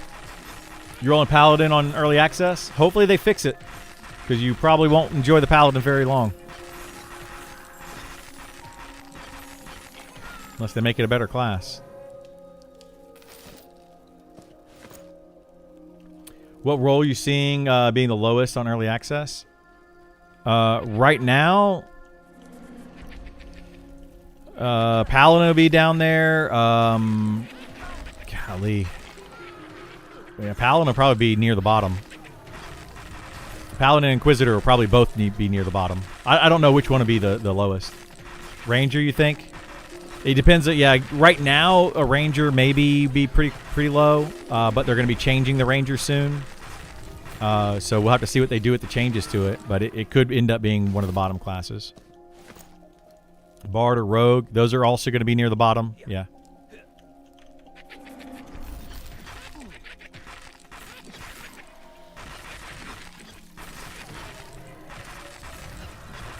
Ranger have Speed of the Wild for a while. Yeah, well, they'll probably change it. So the Ranger probably won't have Speed of the Wild. But yeah, like it's clear which one of the most powerful classes, right? It's very clear. When you do a who all in game, or you look at the metrics, Shaman, Druid, Enchanter, you know, those are some of the most played classes. And it's because they're overpowered compared to the other classes. Like, even if you don't want to play a more powerful class, somebody else probably does. Most people would prefer to be on the stronger classes. And then you look at the other end of it, and you have Rogue, like, who all Rogue? Whoop. Did we finally get the belt? Oh, my God. 25 Rogues. Who all Bard? 16 Bards. Like, Rogues actually being at 25 is surprising to me. Because that's about where it probably should be on the actual scale of classes. But Bards are down to 16. They used to be one of the most played classes, and they dropped considerably.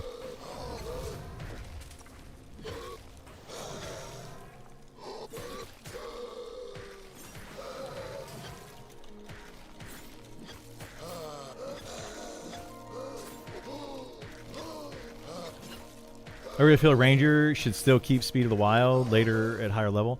I think they're going to get something different than Speed of the Wild.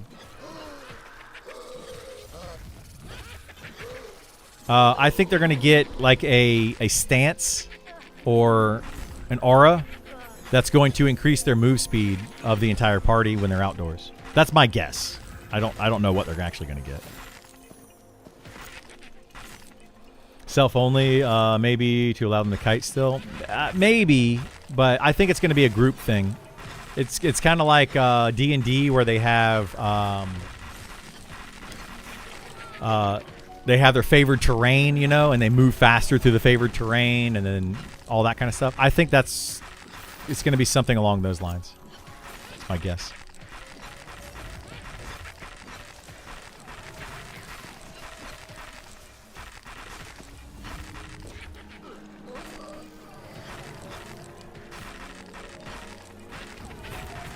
Yeah. That's nice, though, so we don't have to worry about camping any of this stuff anymore.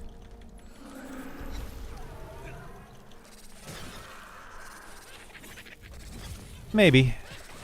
We'll be here, like, we can come here at level 50 with our group and just camp this for a while and get XP and loot. So, it'll be fine.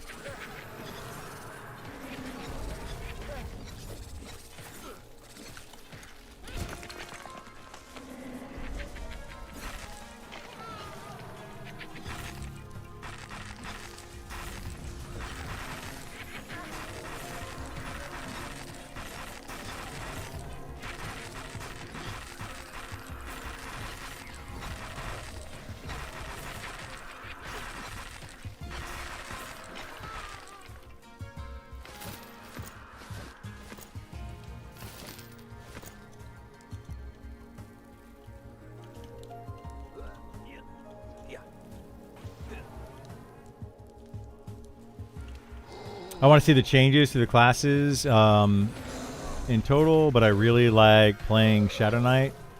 Just interested in the changes they have planned. Yeah, I want to see all of them, honestly. Like, I was hoping to see all of them before early access and be able to play them a little bit or have other people play them or whatever, just so we can get a feel for them all. But yeah, that's not looking good at this point.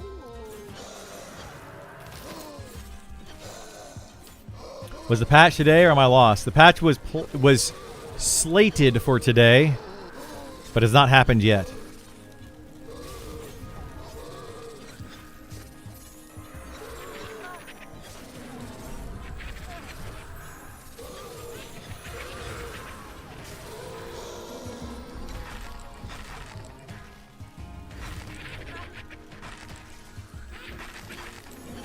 You know, the other statistic, by the way, that people need to look at is not just how many of those classes are online or been made or whatever. Like, we have 47 druids on right now. But how many, like, what level each of those are. You know, like if you have 47 druids and they're all level 30 plus, let's say, versus you could have like 50 rogues and they're all level 10 or lower, clearly the druid is still a better class because people are willing to play it longer and all that. So they need to look at a lot of different statistics. Yet another reason for community manager, Ali said, is dropping in 3 to 4 hours 5 hours ago. Yes. Yeah. That was 5 hours ago, and then 2 hours ago they said it would be another couple of hours. So they reconfirmed that it would be only a couple more hours. Who knows, man?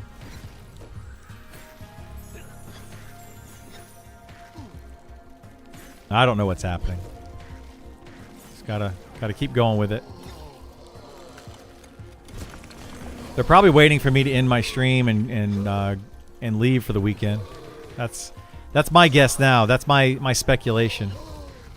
I'm so important that they don't want me to have access to this new content. I'm not that important. But I like to pretend that I am.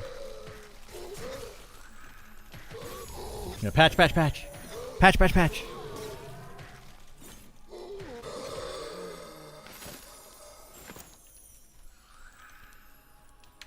Need to do the opposite, say Friday, and then put it out on Thursday, and people will be so excited, right?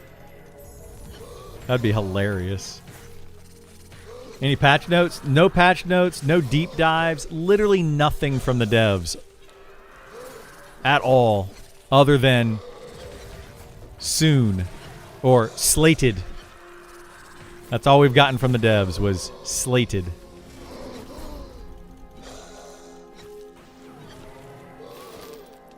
Either way, what I'll probably do is, even if I'm out of town this weekend and they drop the patch notes and stuff, I'll still do some content while I'm out of town. I'll try to, and I'll try to post it on YouTube. I think I can do that. I've done it before. I just have to do it with record it with my cell phone and have like a hotel room background or something. We'll figure it out. Just mentioned in Discord they were wrapping some things up. Whatever that means. Waiting for me to log out. That's what it means.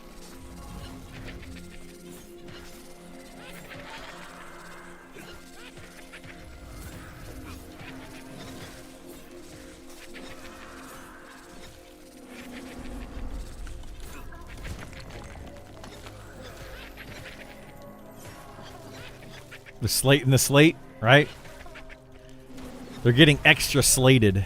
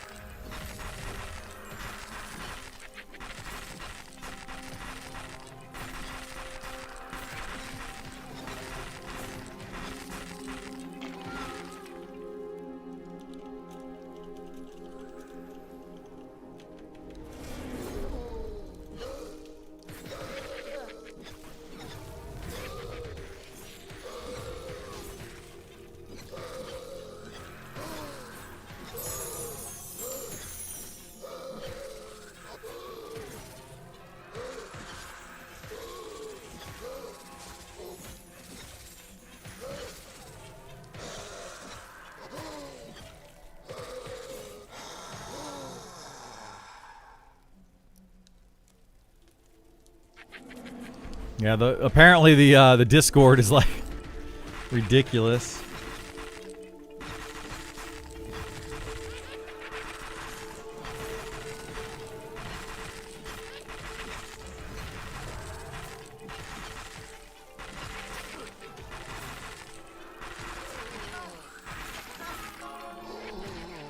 People are all like, is it past morning yet?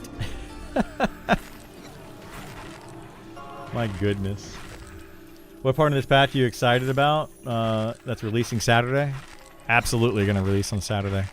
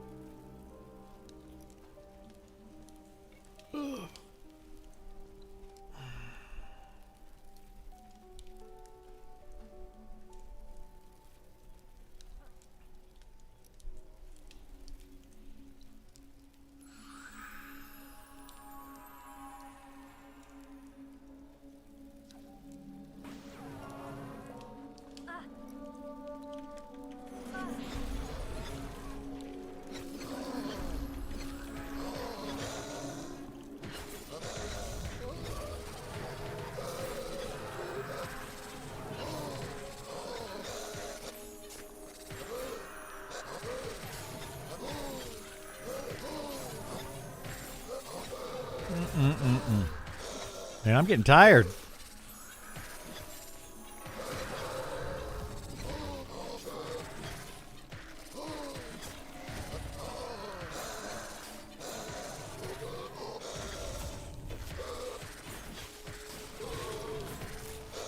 Don't say that. The patch is more likely to come out the more tired you are.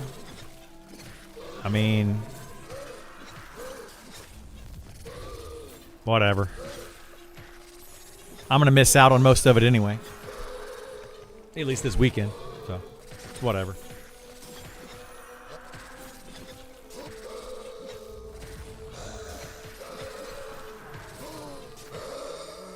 I'll be doing it all next week.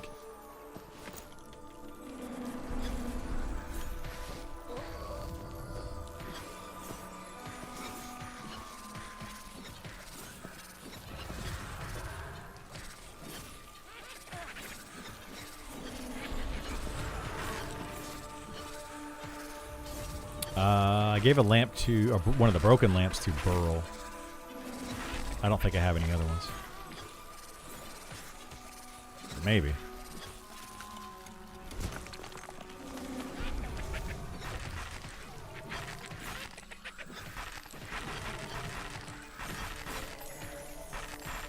You're gonna have plenty to camp this week.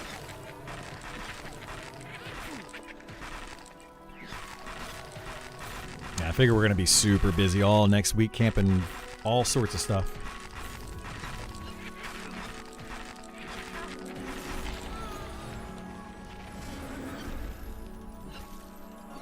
Well, he won't be on next week, though.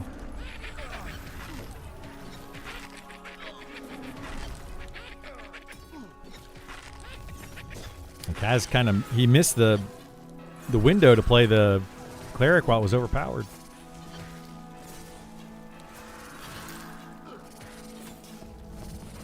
I'm guessing it's getting fixed with the patch.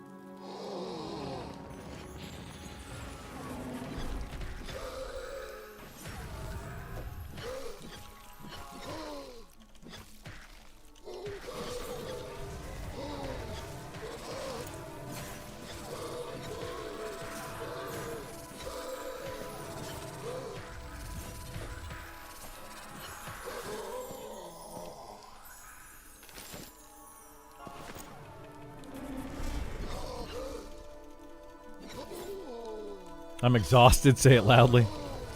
I'm not exhausted yet, but I am tired. Like, I would normally not be playing right now. I probably would have ended my stream already if it was a normal day and not a patch day. I would have ended it. Well, I definitely would have ended it when Sam got his belt. I'd be like, okay, well, I'm done. I'm going to go hang out with the fam.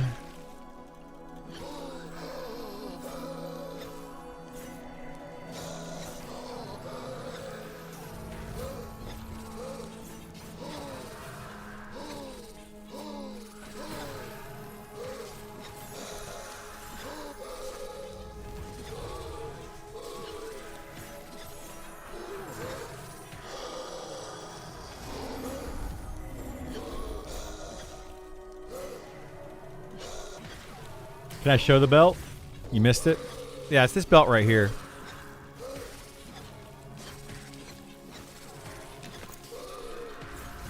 Minus the 5 agility that's on the bottom there.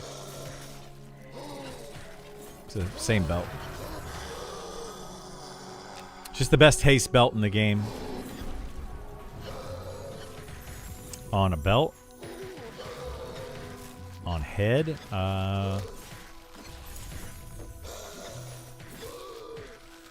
Stamina is what I have, yeah.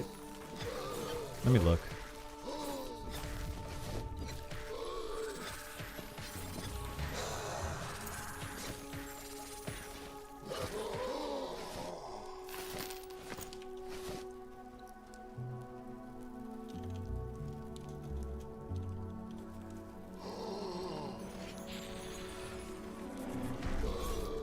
Intelligence, stamina, and wisdom. And then resistances.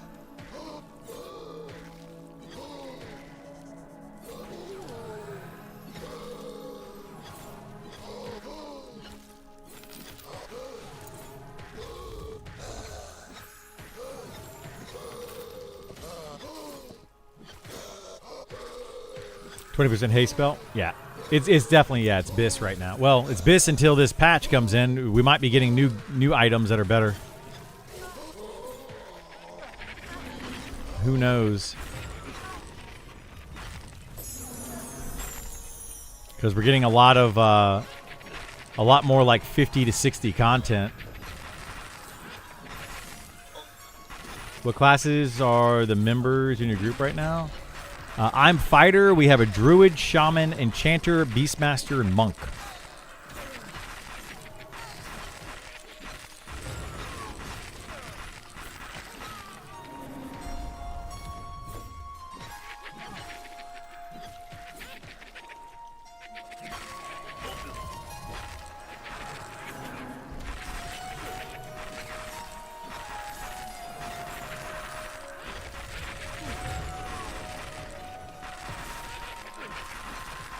Which is Monk.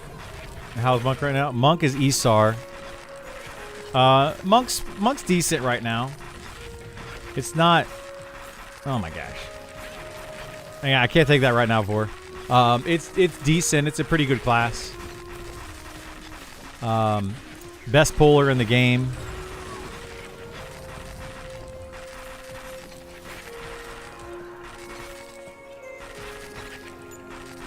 All right, Vor, you can trade me now.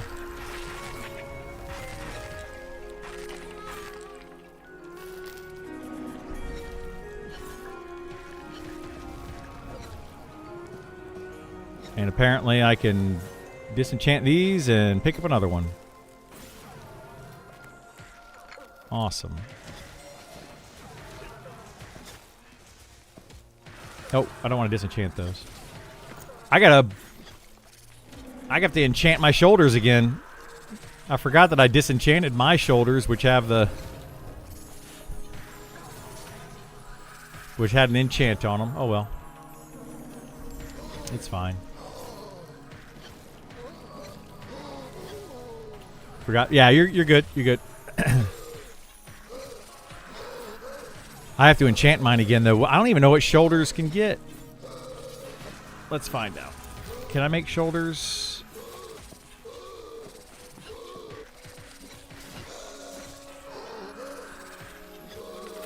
Nope, I can't make shoulders here. I have to make them in town.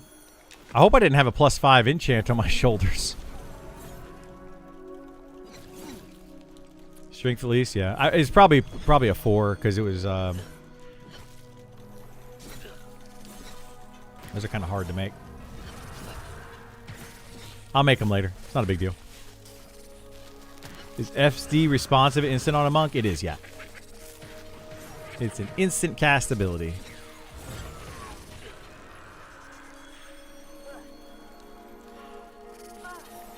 Where's this mob at? Oh, it's in the...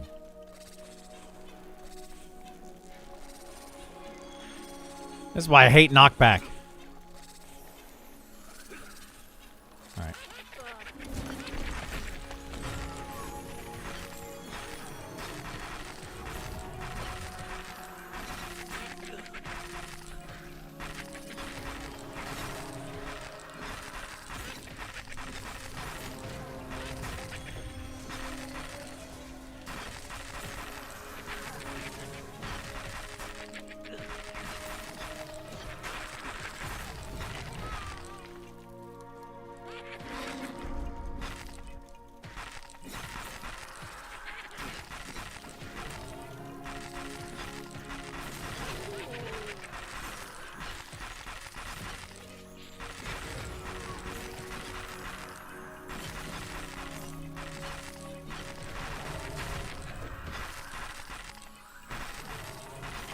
Wish people would use the LFU tool more. Sometimes it's a little annoying if I don't have a static group to get going.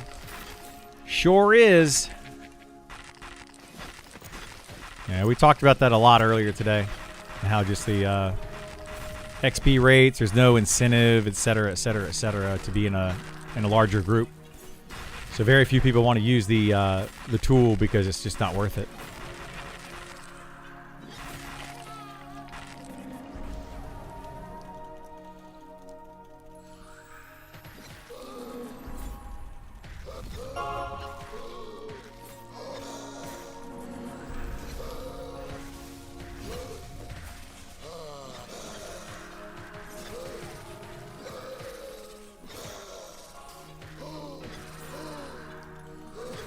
How's Rogue right now and Archer? Rogue, I feel like needs a little bit more love. Archer's okay. It's pretty decent at soloing. Does pretty decent damage in a group.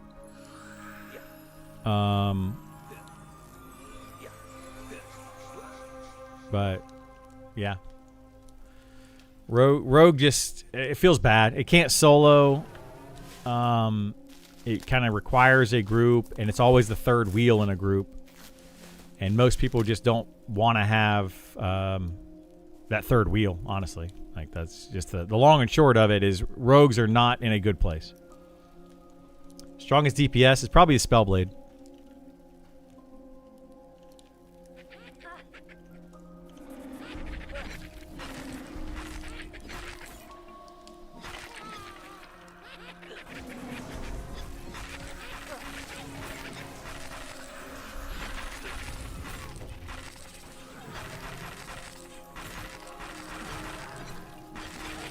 I think, especially for people starting out, it's so important for them into groups. I learned so much in the first group I had because dumb noob questions. Oh, I think it's important too. Yeah, like grouping is very important in this game, and it's supposed to be the main way to play the game.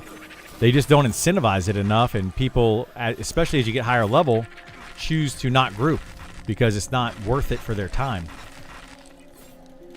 Spellblade gameplay is... I don't like it personally, but it's a melee class that has a little bit of utility, but you're going to be stance dancing, so it's got 3 different stances that it can be in, and you're going to switch between those 3, use an ability, then switch to another one, use an ability, switch to another one. You're constantly switching different stances and using different abilities, and to me, it's not fun gameplay. I don't like it.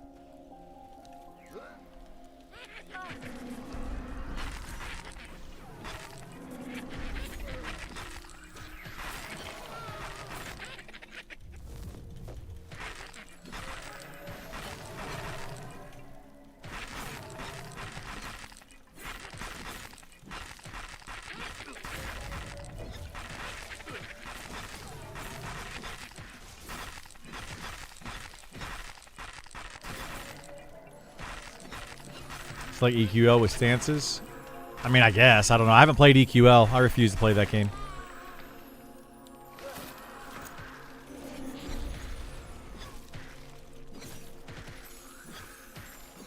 But it's like these. I have the stances right down here for my fighter, right down here in the bottom.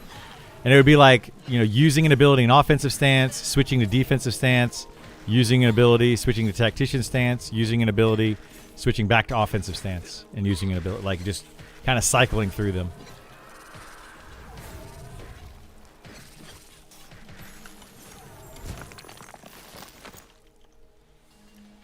Not really fun gameplay, in my opinion, but...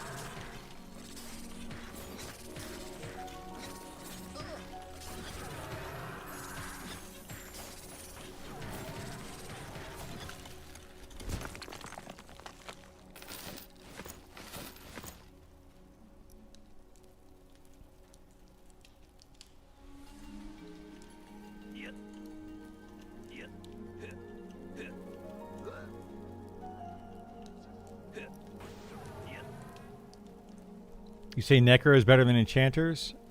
I I would say overall, yeah, Necro is probably going to be the best soloer in the game. But better than enchanters? No, not necessarily. But they're better soloers. That's mostly because the game is like majority undead, so they can just charm, like enchanter or necromancers can charm undead, and level up very quickly, and they have better tools for surviving. They just have better tools in general for solo play. Enchanters are probably a better overall class. They can solo, and they're going to be extremely useful for groups.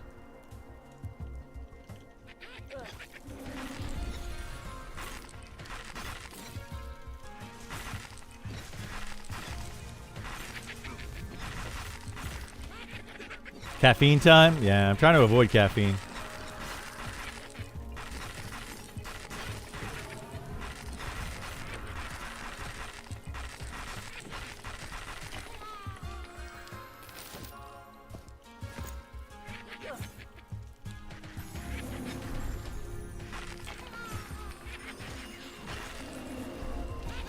What's Necro FG like? Instant?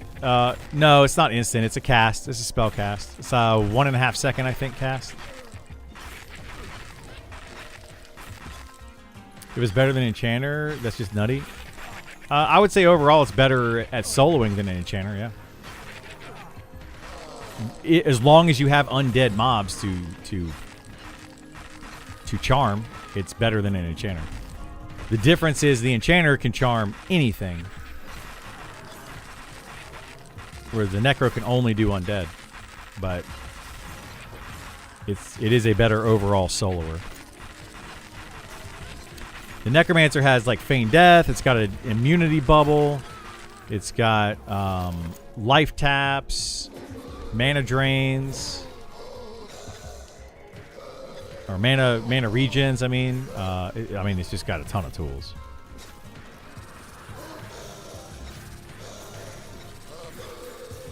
Yeah, you can absolutely solo and charm all the way up to level 60 on a Necro. Yep.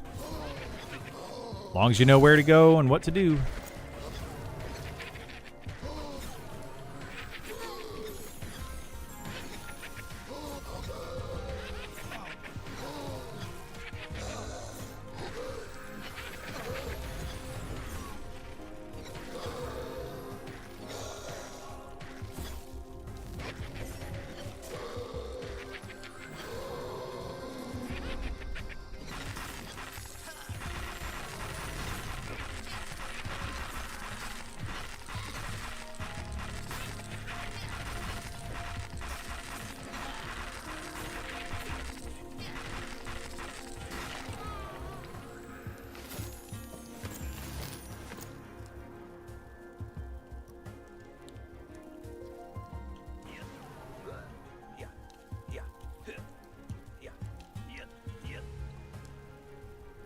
I'd rather take twice as long grouping than leveling solo. Okay, that's fine. Yeah, I mean, there's a lot of people that would prefer to solo. A lot of people that prefer to group. It should just be better balanced.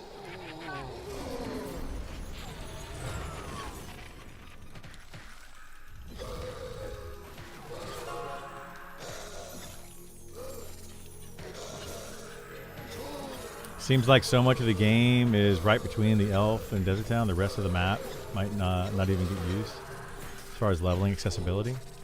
I mean, I don't know what you mean by that, but sure, I guess. There's a lot of content out there that's just not being used. Like all of Grimtide Sanctum. Most places in Shallow Shoals.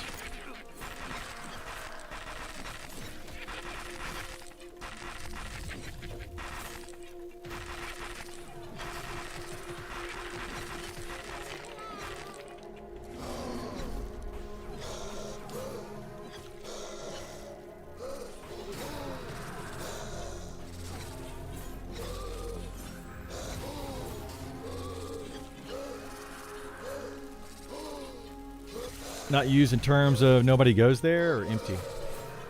Nobody goes there.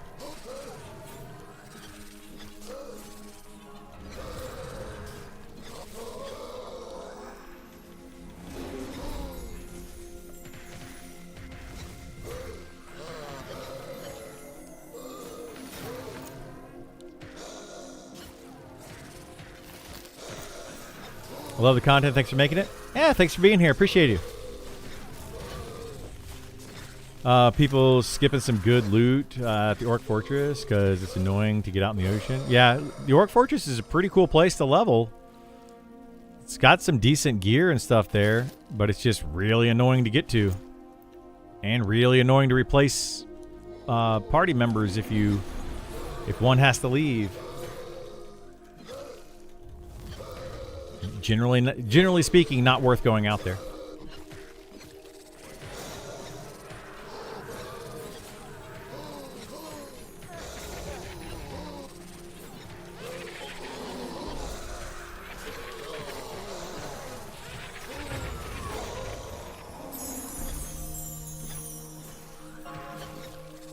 I'm saving Shallow Shoals for when they have boats.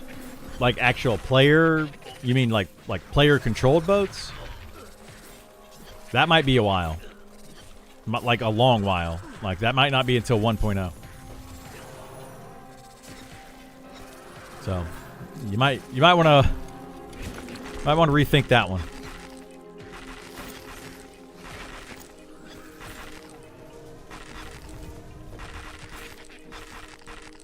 You like the fighter class?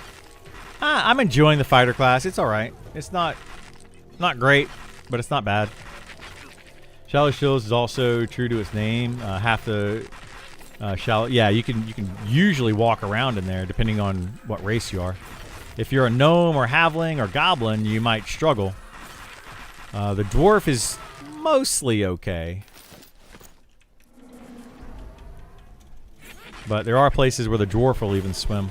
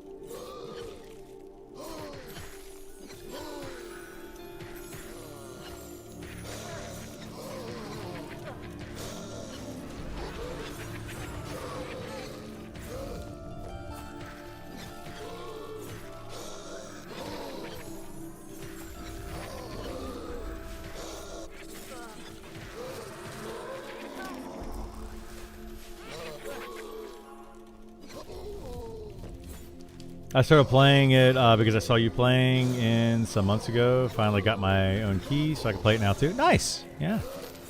Yeah, I like the fighter. It's a good class. It's a good tank. You know, no issues.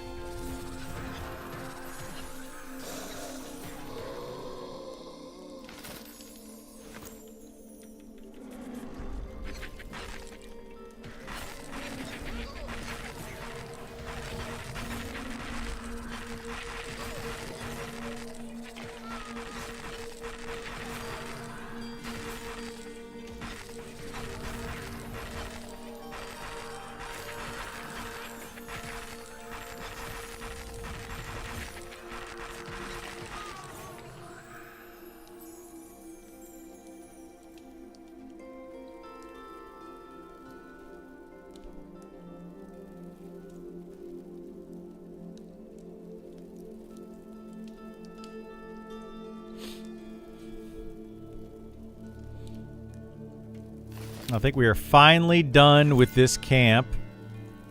We got Sam his belt. We got Volts to level 60. My goodness.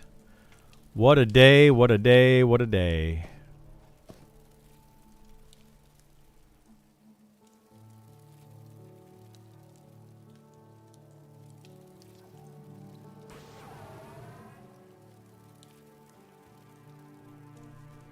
Holy moly.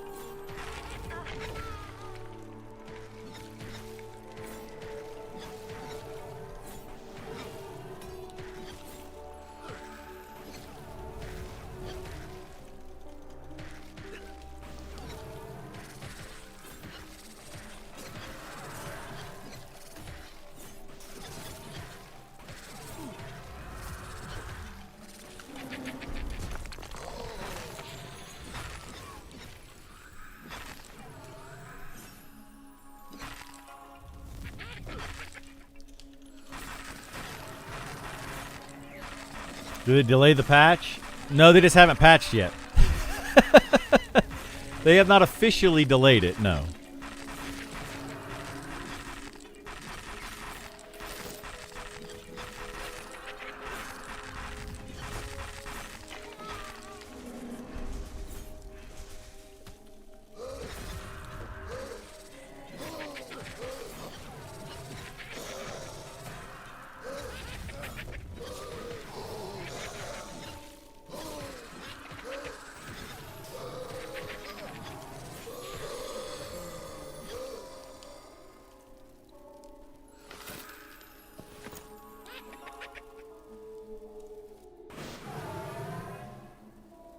Woohoo! Get the heck out of here. I don't know. I mean, I would stop if I don't know what's going to happen with this patch. Like normally I would just be like I'm done for the night.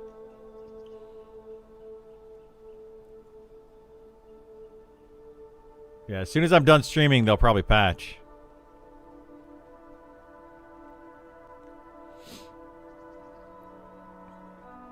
I mean, I assume Dory and Vor are going to be leaving soon. It's 10 p.m. for them.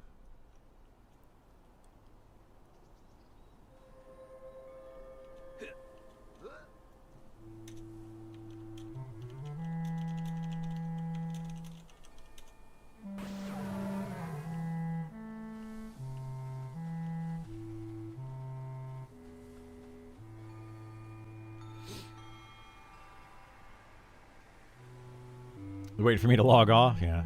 They don't know me very well if they're waiting for me to log off. Like, I might end my stream and go do something else, but then as soon as the patch hits, I'll be right back, so. They're not waiting for me. Definitely not waiting for me.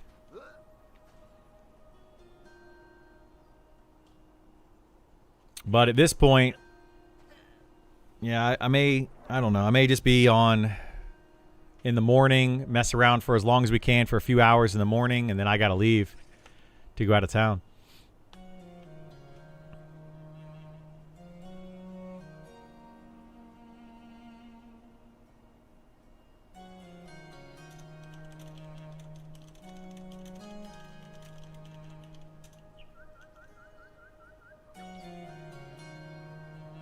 What the heck?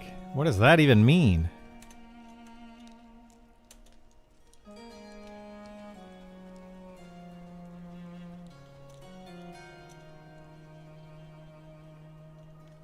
Yeah, they're going to remove all the spells on the characters, and then you have to get them all back. So that's what I'm saying. He's going to lose all of his spells no matter what. If he buys them now, he's going to lose them. Yeah. Yeah, there's no reason to buy them.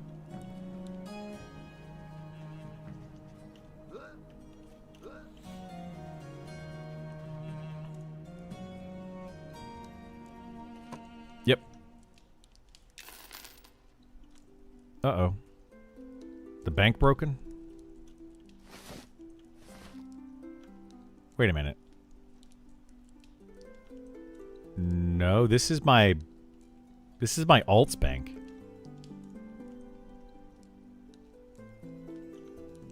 What the heck?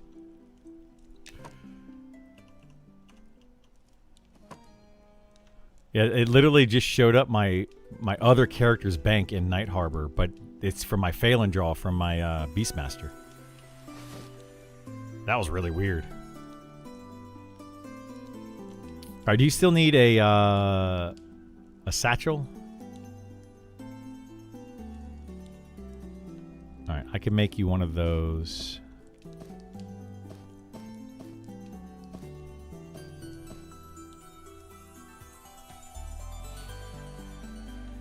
My God, it's super laggy here.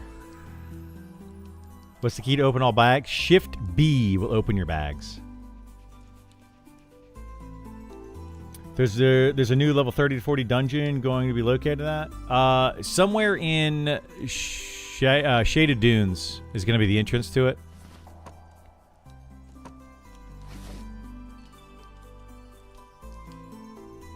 The heck is going on here?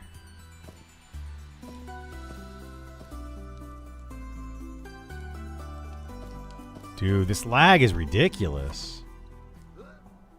The heck? I can't... Oh, it's the wrong... Okay, never mind. It's not the lag, it's me. I'm a dum-dum. It's like, what is happening? I'm using the wrong book. Or wrong trade skill thing.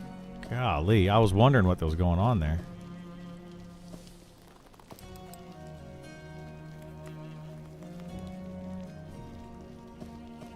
It's usually user error. Oops.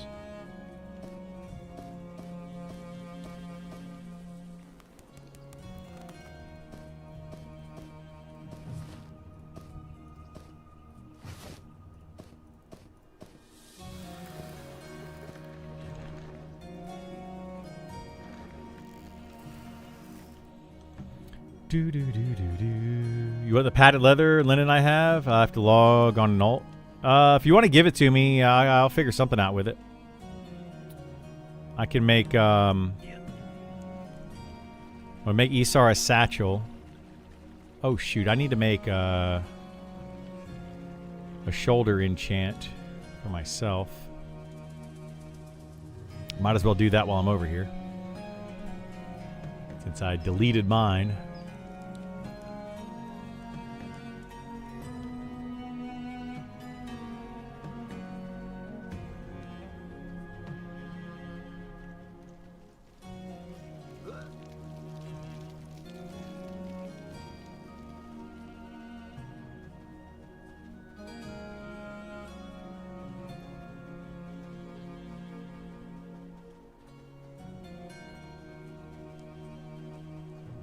Yeah, then I'm going to try to make you guys backpacks. Do you guys all want a linen backpack, Vor? They're hard to make, so I'll have to go through a lot of linen to make them, but... Yeah, I'll make you a satchel. Yeah, I gave you one on... Yeah, I'm going to try to make a second one if I can. Well, yeah, I'll make a few of them if I can. I'll make as many as I can. I don't know. Yeah, this lag is bad. You have a hide backpack? All right. Yeah, I'll see if I can make one. Let's see. Dexterity, strength.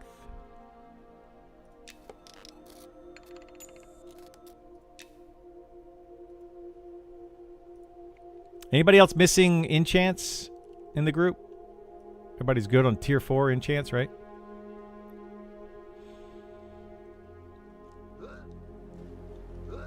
Wait, you need a belt, don't you? I can get you an agility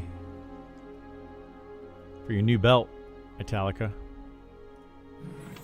Let's see, belt. Agility, strength. I'll make you strength. Wait, why am I... Oh, I knew I'm... Okay, using agility. Alright, yeah, I'll make you strength one. Every strength enchant except for shoulders. I don't know if there really any are anymore.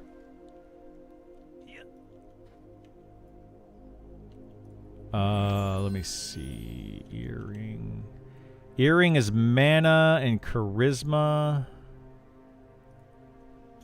Which I think Vor wanted some of those. And then ring is health and charisma.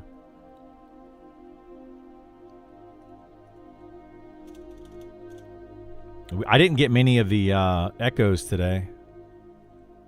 There's so few of the echoes. Can't really make much of anything, unfortunately. Shoulder, legs, bracer, and belt for strength. Bracers, I could only make one. Legs, I could make...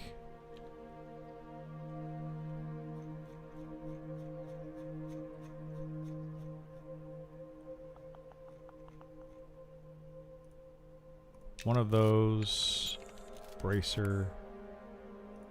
You're sure you can make one of those. Alright, that's going to be all the mats I have to be able to make those. Shoulders, legs, bracer, belt. Yep, that'll be it for now because I don't have many of the whatchamacallit. Is there a container in your bank that holds extra large items? Nope. Sure is not. Feels kind of bad.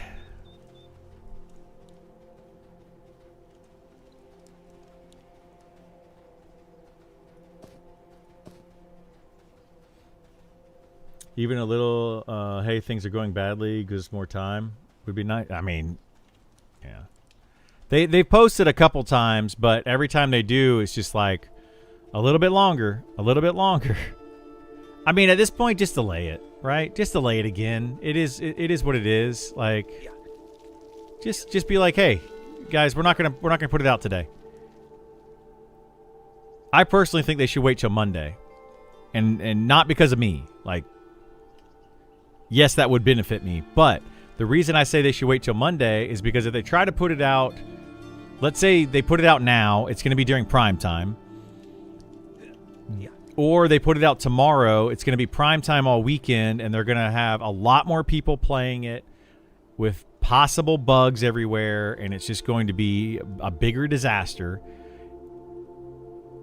I say just put it out on Monday, early in the morning, and find the big issues and hopefully resolve those big issues, and then let it kind of fix the issues throughout the week, and then, you know, it won't be as big of a problem. But if they do it now, I mean, I'm just calling it. I think things are going to be very, very broken with this patch. It is a huge patch, 2 brand new dungeons, 3 brand new raid mobs, a new way that they're doing the spells on the Inquisitor and the Shaman. It's just a lot of new stuff that's coming in, and I feel like it's just going to end up being broken, and it's going to be a disaster. And it's just the game's not going to be very playable. So I say take the weekend, you know, take your time, try to figure some things out, and put it out on Monday. That's just my thing, right?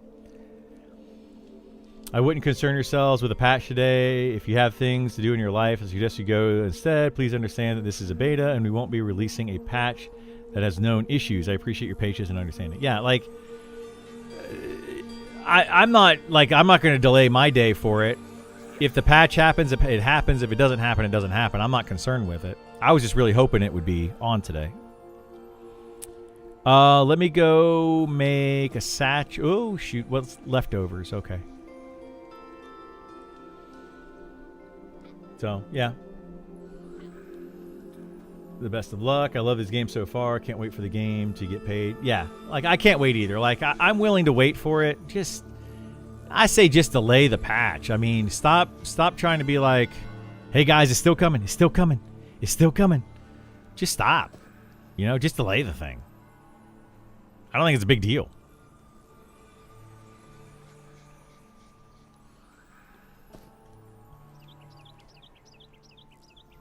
Oh, these are leather scrap. Leather. Do you not want the leather scraps? Linen. Okay. I'll see what I can do with all these things.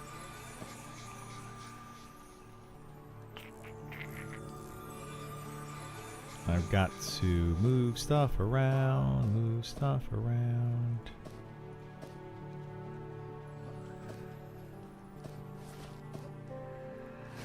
You gave me regular leather. At least I have regular. I've got 20, 40, 60, 80. You gave me 80 regular. Oh, 100 regular leather in here. Did you want those back?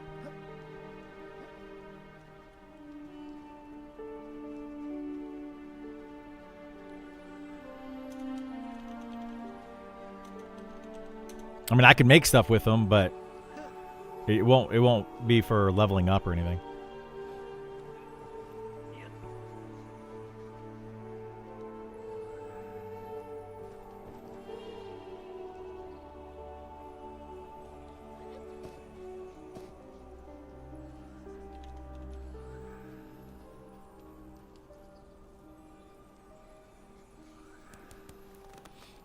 Hand it back, my bet. Yep, no worries. Where are you at? Left. There you go. Leftovers. There you go. Let's see. Leather. Leather. Leather.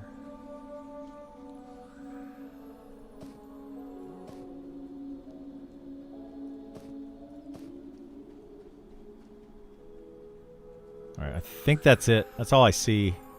Padded. Okay. And I've got some on my other character, I've got some oh shoot. I've got some hide and stuff on my other character. If you want to use that to level up or whatever you're doing with it.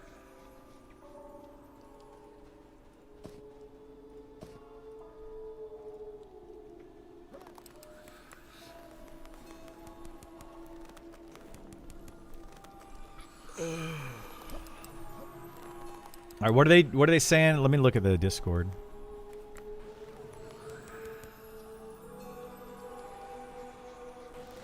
Servers are restarting for patch. He just posted this right now. Patch notes to follow. Servers are restarting apparently.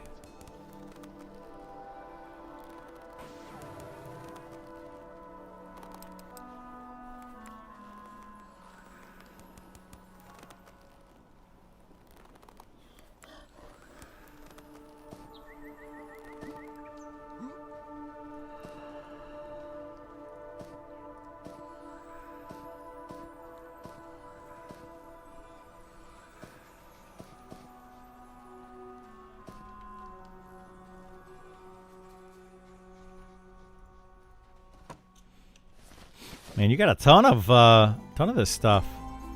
Bananas. Bananas. Trent trolled everyone with saying it's not happening, then it drops, right?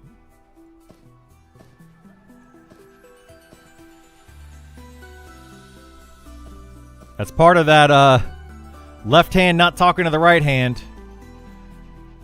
Like, come on, guys. Get it together.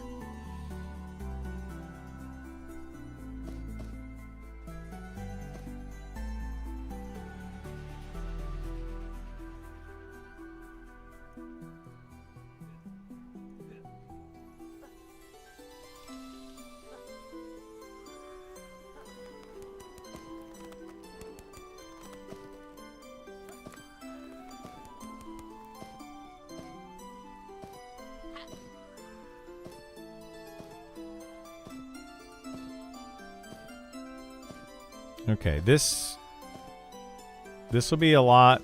I don't know what we can do with all this, but let's see.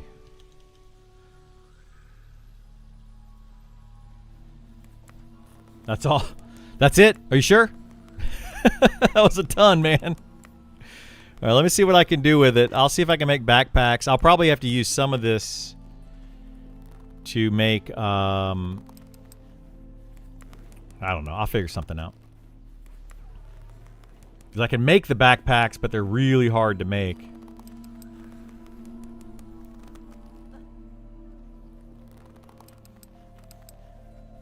Is the patch up yet? I don't know. He just said... Ali just said... Servers are restarting for patch.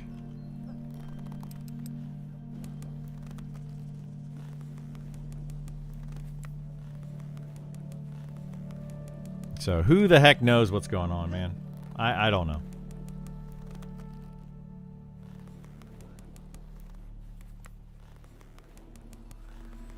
When do I get to go to bed? Never.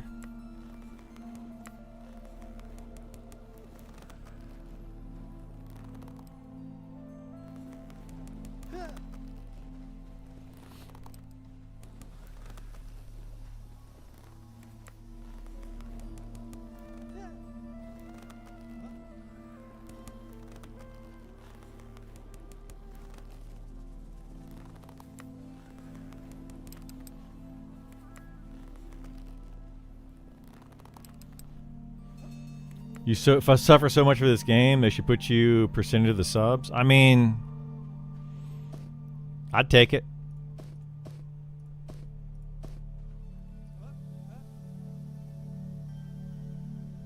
Be nice if somebody appreciated it. No, I know people do. I put a lot of time into this game in hopes to help make it better. Just to have people yell at me and tell me I'm wrong. It's great. It's really fun for me.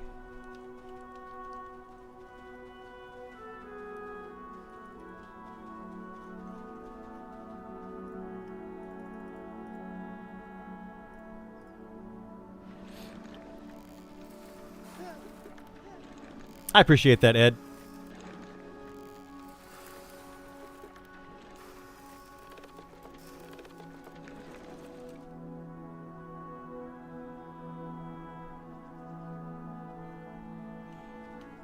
All right, let's go see if we can make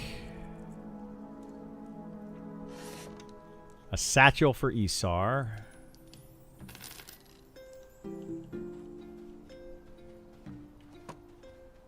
See if we can make it without failing here. One linen satchel, please. I failed. Okay, let's just do it this way. We'll go here.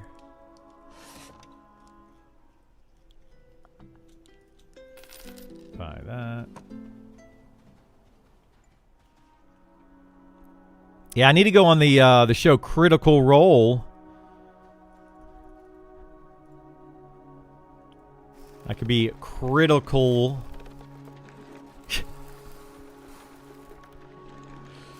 Oh, this is going to be my main MMO for the next decade. It really needs to learn and grow. It sure does. I want it to be my main game for a while, you know? Like, I would love to play this for a long time. All right, there we go. Got the satchel for Isar. Now let's do... Let's do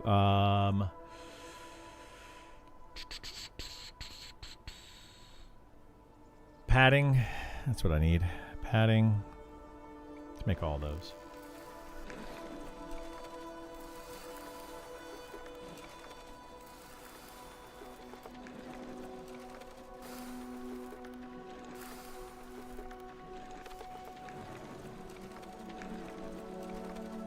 Log off to make sure this belt doesn't get rolled back. Yeah, if it gets rolled back, man, we're quitting. We're game over.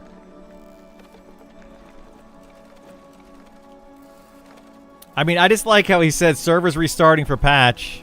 Nothing's been announced in game yet. Are servers going down? I have no idea. I have no clue. Your guess is as good as mine, guys. Like, I don't know what's happening. This whole thing is just kind of up in the air at this point.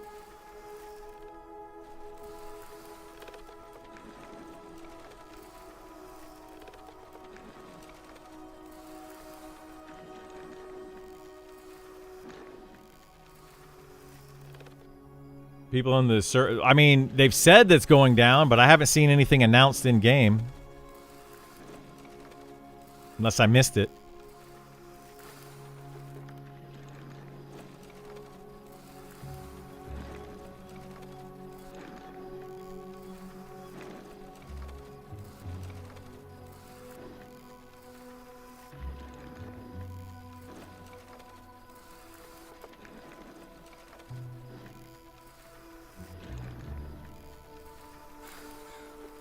Just experiencing one final moment of bliss with my OP cleric. Nice.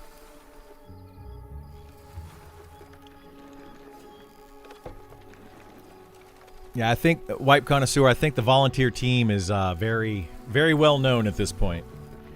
It's clear. You should have said that. There they go. Slated to restart. 10 minutes. Servers are going down in 10 minutes. You absolutely should have said they're slated to restart. My goodness.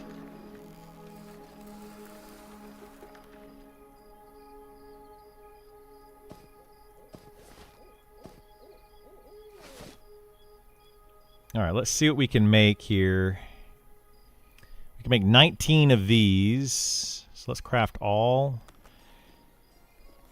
See if we can get some skill ups here. Oh, nope. Whoa, whoa, whoa, whoa, whoa. Okay, that's good. That's good. That's good. That's good. I guess we're going to make boots now.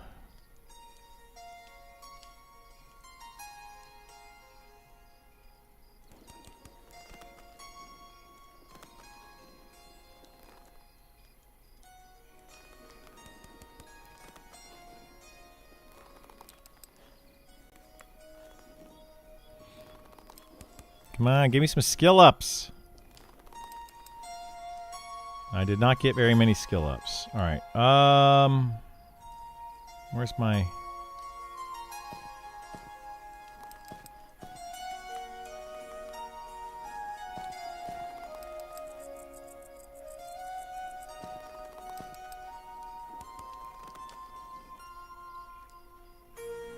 I have 82 gold. I do have 82 gold. But I also have 1 platinum and 82 gold.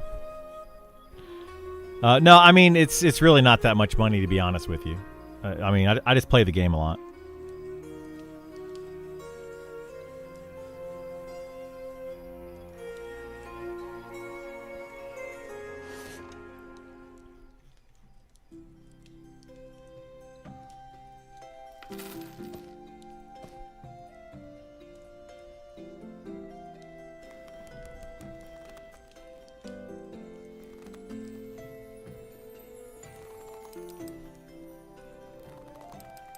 Why is there a row of cauldrons? Somebody was crafting them and just threw them out there, probably.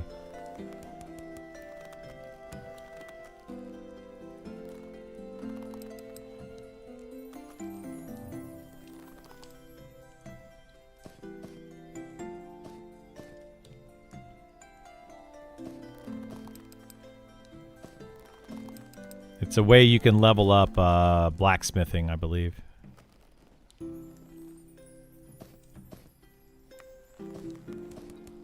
Who knows?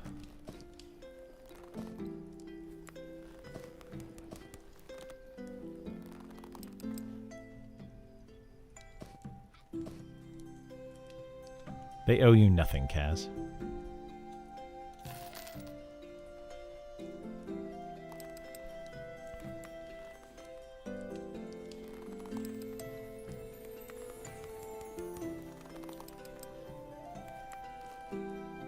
What's the coffin for?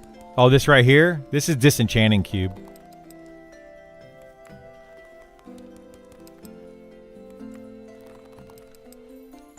They said 15 to 20 minutes originally.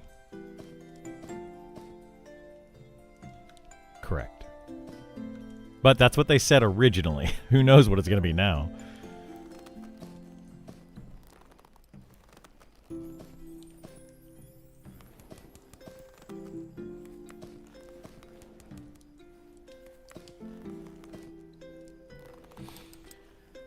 Okay, did I use up my padding? I've got 6 padding. That means I can make...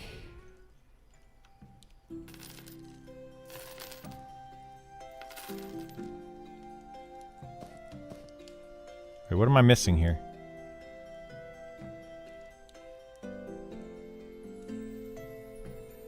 The heck's missing? Linen padding. Linen padding. Why can I not make this?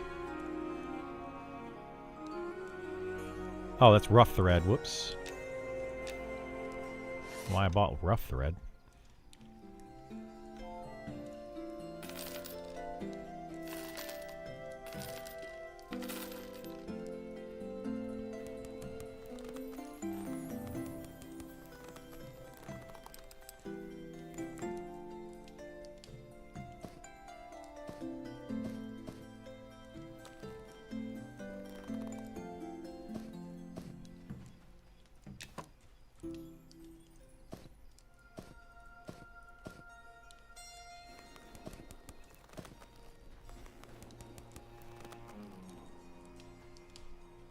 Well, level 12. Enjoying my cleric so far. Cleric is very good, but it's about to be the less good when this server restarts.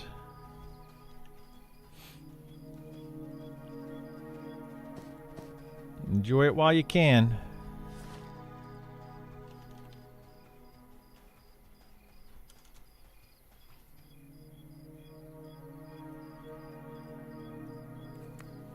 What's happening to Cleric? They're just fixing it. It's they had a broken mechanic with it. They gotta fix it. Like it was clearly broken.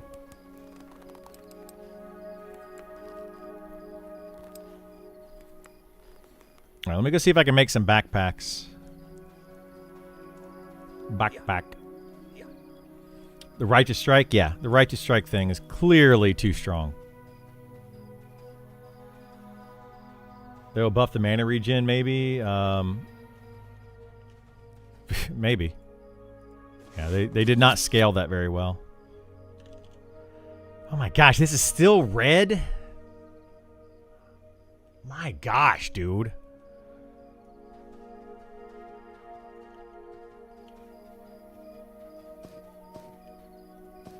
Alright, we're going to have to keep leveling this more. I'm going to have to, let's see, 40...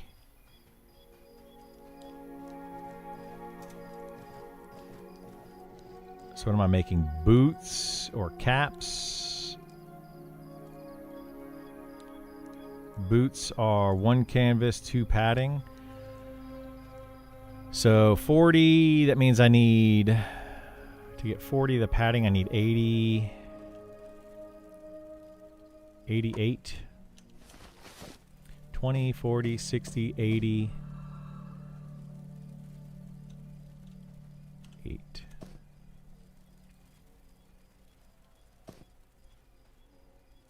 Whoops.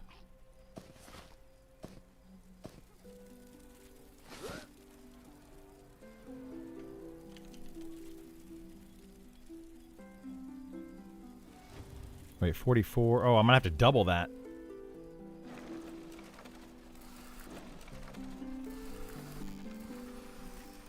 I don't mean the damage. I mean purely the healing aspect. Well, yeah. I mean, it's still it's a cool class for sure.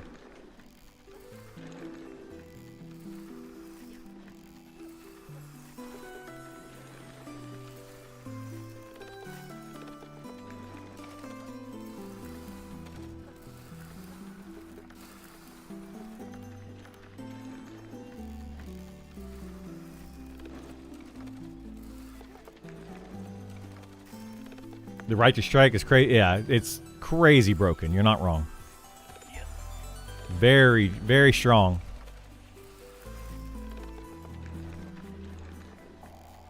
Yeah, they got to fix that.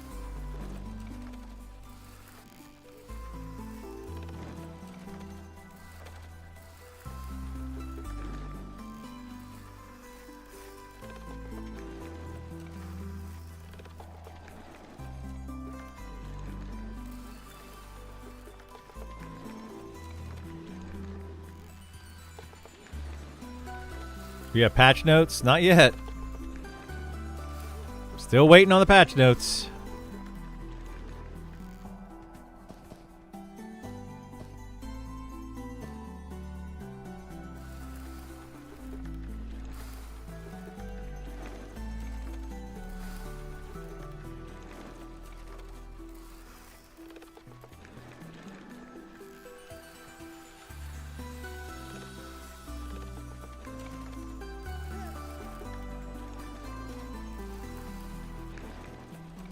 What I'm going to do, though, while we wait for the patch notes, is run to the restroom and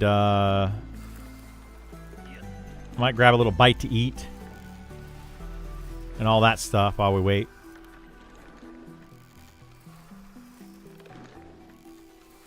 God, I made Aaron Shore working on this.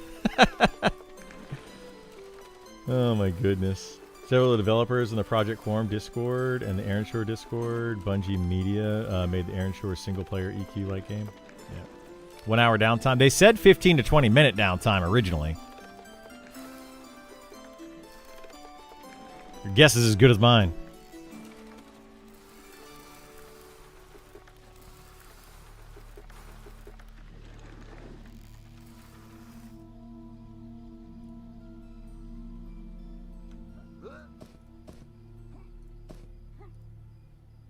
All right, one more of these, and then I guess when I log in, we'll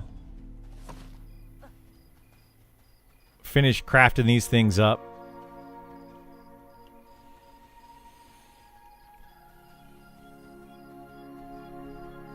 While we wait.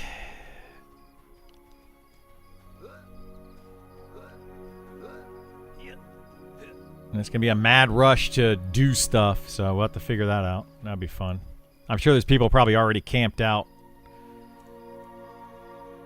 right at the zone ins to different places. But we'll figure it out. We're going to get a group together, probably do something.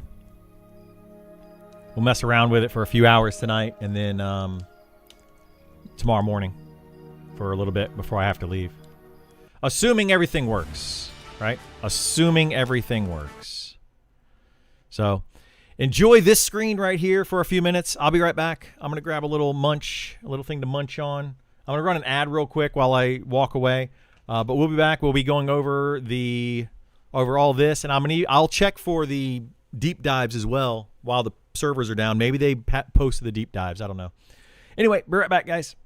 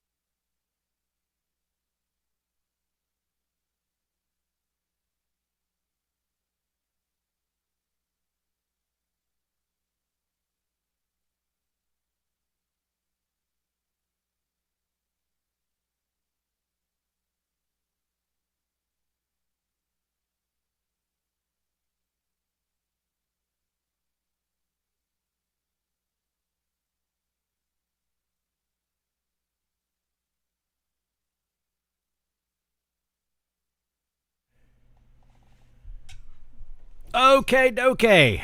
Holy moly, I got a little snack in me.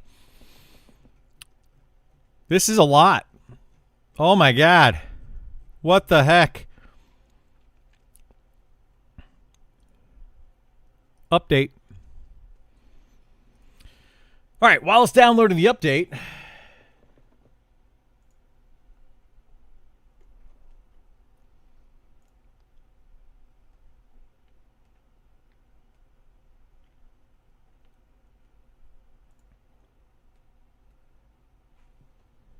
and it's not even the deep dives, I know, right?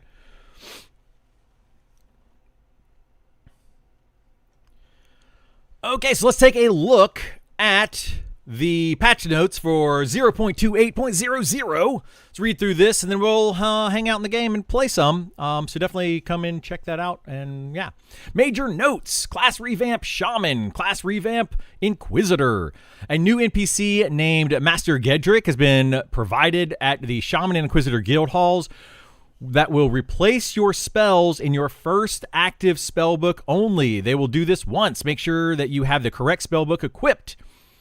Encounters redone and reactivated. We got the Bone Construct, Pusulax, Lord Gaduz, and then new dungeons, Rothold, and Fallen Watch. So lots of new content to check out. I'll be checking that out for sure tonight and then tomorrow morning for a little bit. And then I will be gone until Monday, but we'll be looking at a lot of it clearly over the next week or two as we can get time to do that.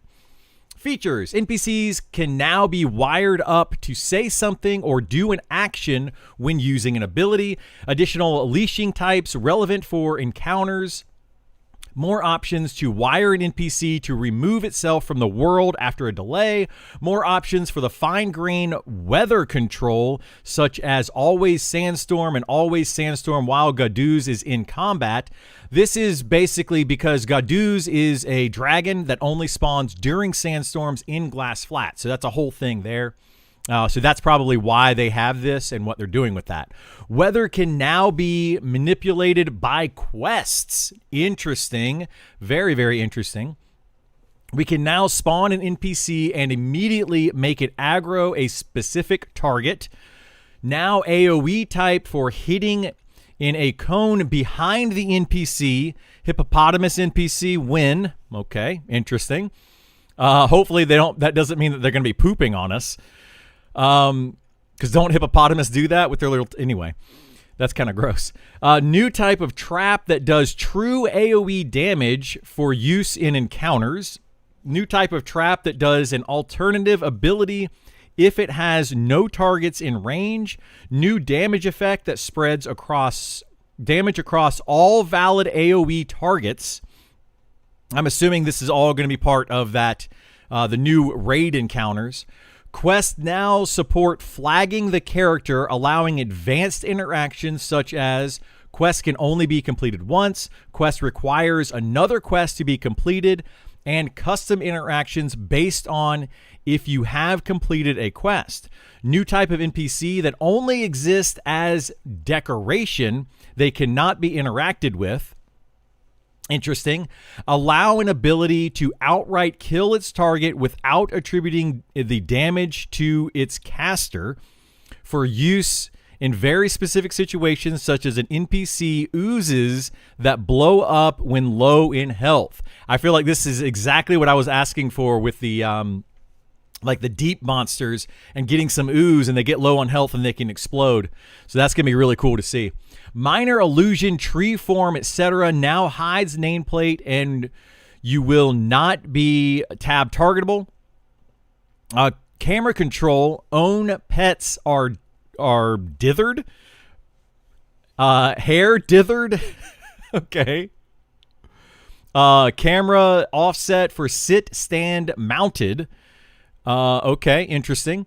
Added support to constrain quests to certain deities and races. Attempting to right click memorize a spell you already have memorized should give an error. Right clicking to memorize a spell should work again more consistently. Confirmation added when learning a recipe. Updates to profanity list. Spells may force you into a specific posture like sit, stand, kneel, or crouch. Tavern games will now emit a sound when your opponent moves a piece. Cone abilities may now be forwards or backwards and may have a minimum distance. Okay, so lots of cool changes there. Combat, this is something that I'm really interested in, is the combat side of the game. I love this kind of stuff. So combat, global intelligence scales on damage no longer applies to mana burn, drain effects. It continues to affect the damage portion of mana burn. Okay, very good. I guess that was burning too much mana at some point, so they're just kind of limiting that, is what it seems like.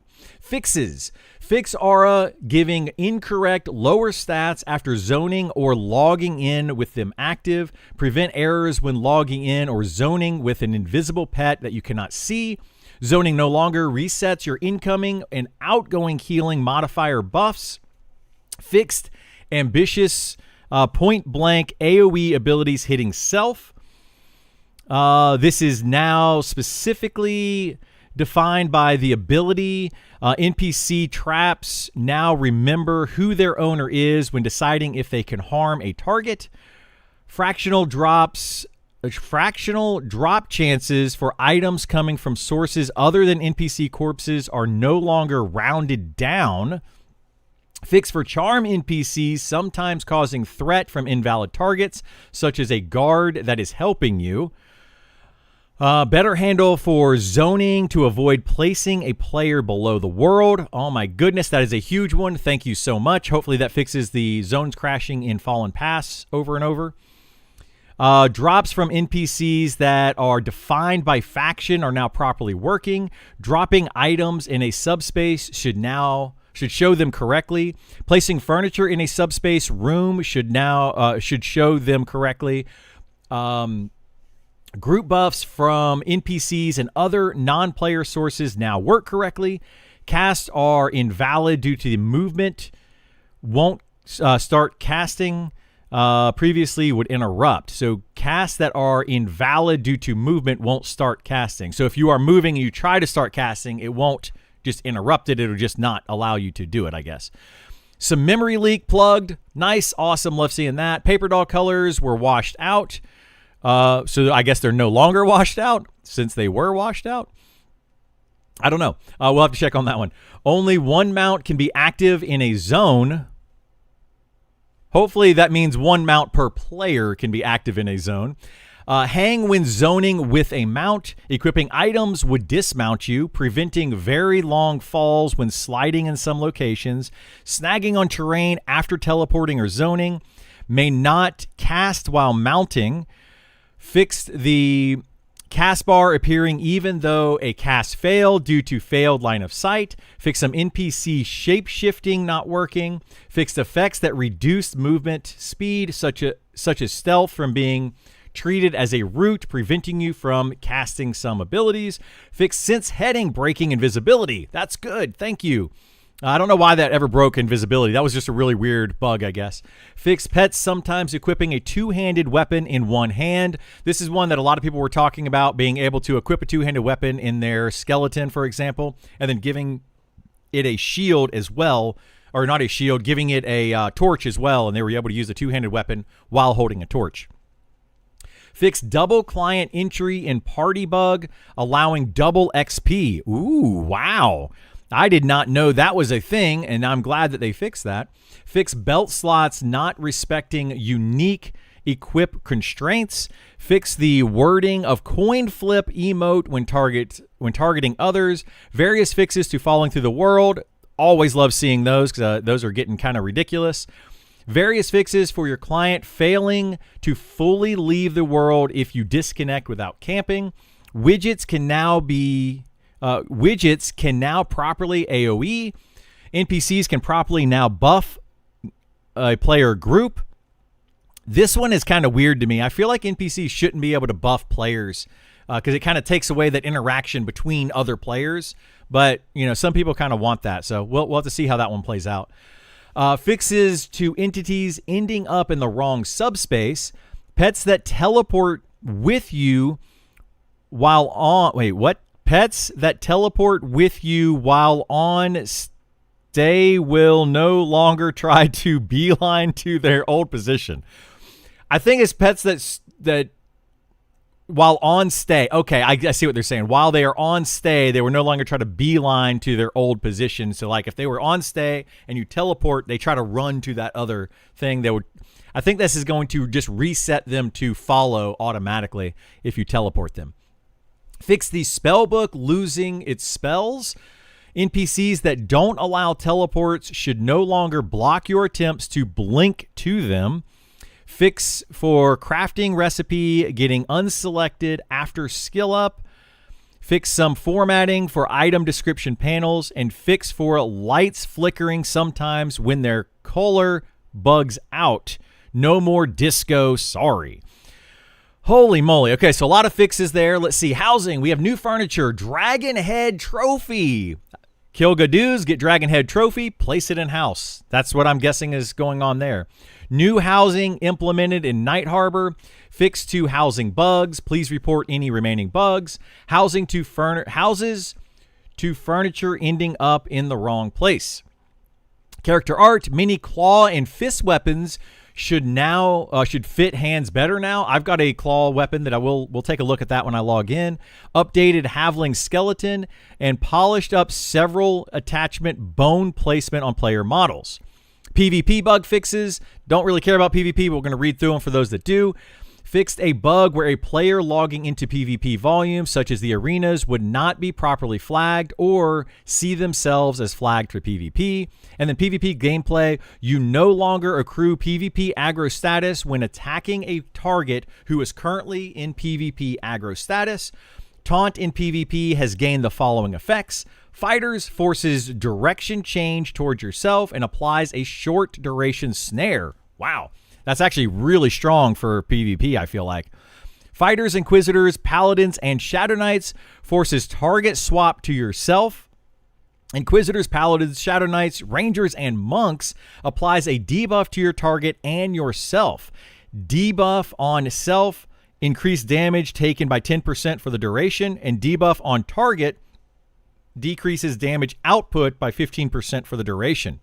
Those seem very strong. Wow, that's actually pretty strong changes for PvP for the tank classes to kind of, I guess, help balance them out against other caster classes.